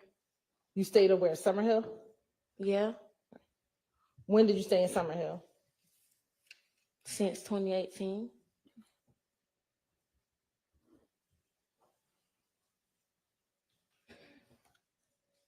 Do you know a person, I might pronounce the name wrong, Teedrick Glass? I heard of him.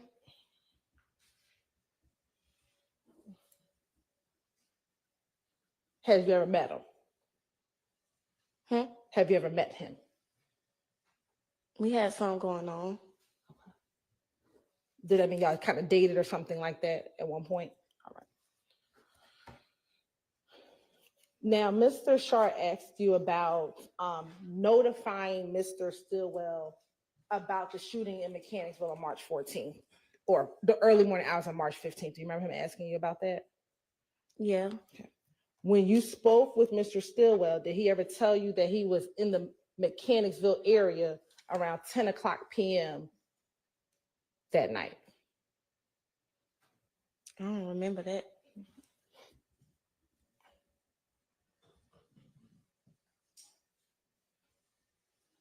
Did he ever tell you that that night he was at the BP gas station at around 10 o'clock p.m., the BP gas station in Mechanicsville?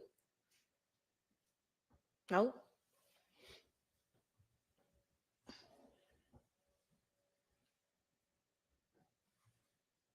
When you spoke to Mr. Stillwell that morning in the early morning hours, do you know where he was? Studio. Do you know where the studio is? No. Do you know if he was with anyone? No. Let me ask you, do you know if he was with Deamonte Garnison at all the day on March 14, 2022? No. Court's indulgence for a moment.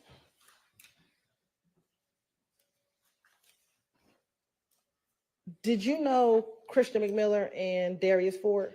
No. Or McMahon or Big? No. Court's indulgence.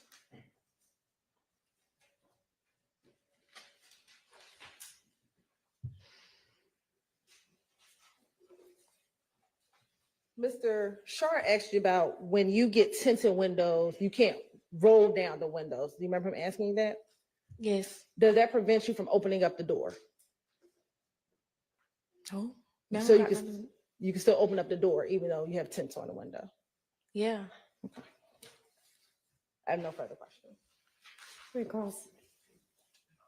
Just a couple questions. Ms. Alexander, you indicated, I think, that Mr. Stillwell was in the studio in the early morning hours of March 15th, 2022, correct? That's like 2, 3 in the morning. Yes. Yeah. Okay. And in your experience dating Mr. Stillwell was trying to start a rap career. Isn't that fair? He was making a song about me. He was making songs about you? Yeah. Okay. I'm sure they were lovely. So how many days a week or nights a week would you say Every day. he was in the studio? Every day. Okay. All right. Thank you. No further questions. All right. Thank you for your time, Ms. Alexander. You are excused. Did y'all see you have one more witness? And if so, is it somebody really short or? 15, 20 minutes. How do we feel, jury? We want to use the bathroom. Do we then want to break for the day or come back and knock out another witness? Break for the day. All right. I'm with you there. Okay. All right. We'll see y'all at 9 in the And morning. why Thank you. ask?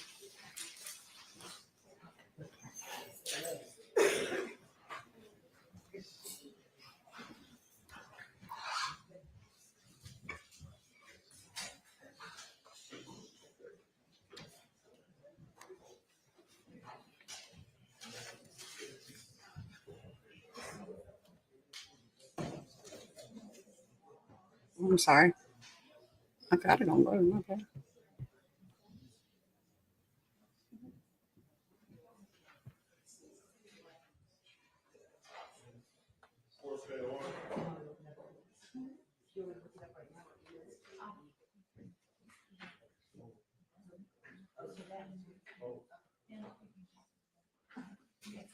Doug looks fired up. Okay, as to the two stipulations, Ms. Weaver's going to do y'all a favor and give you a rough of what y'all said, and that way y'all can have it when you're putting together the written stipulation. Okay, I know we didn't get around to dealing with the potential limiting instruction and sorting out what all came in the way of guilty pleas. So why don't we all plan to be here at 8:30 in the morning, and we'll try to get through all of that. Is there anything else anybody needs to put on the record before we break for the night? All right, thanks. See y'all at 8:30.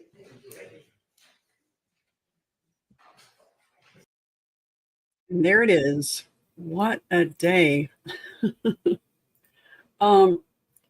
She was so wrapped up with looking at Shannon. She didn't know if she was coming or going. I don't see how she helped them at all. But she said she heard about the shooting and called him. No, she was there. She was at the BP gas station because she pulled out right behind him. We watched it just a little bit ago. Y'all remember her car pulling out right behind him? Okay. I want to show y'all one quick video. It's 2 minutes.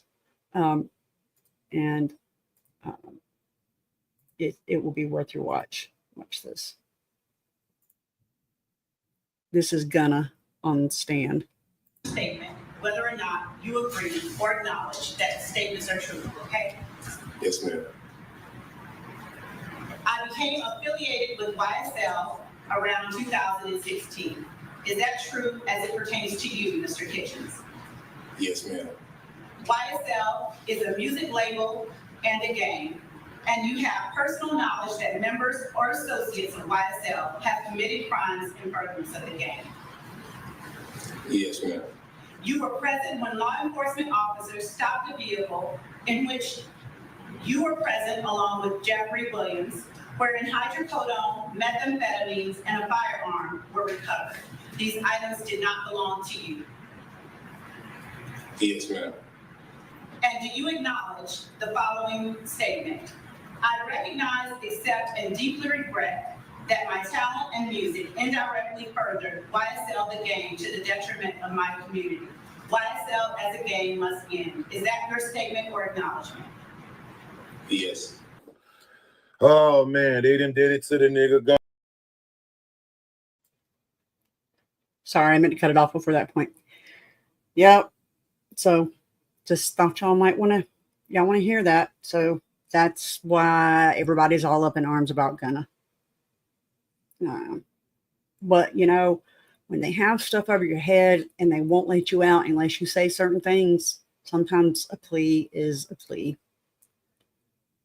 And even Paige said people plead for different reasons. Sometimes it's true. Sometimes it's a plea. I don't think that Jeffrey was guilty of everything he pled out for. So anyway, thank you for joining me today. I really appreciate you guys. Jason is going live tonight for a recap of everything that has happened so far this week. Have a great day, everybody. Grace and peace.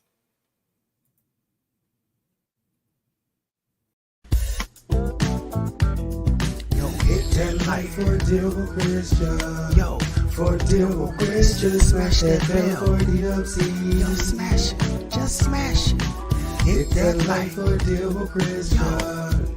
For deal with Christian. Smash that bell for DWC. Yo, smash it. Just smash it. Hit that like for deal with Christian.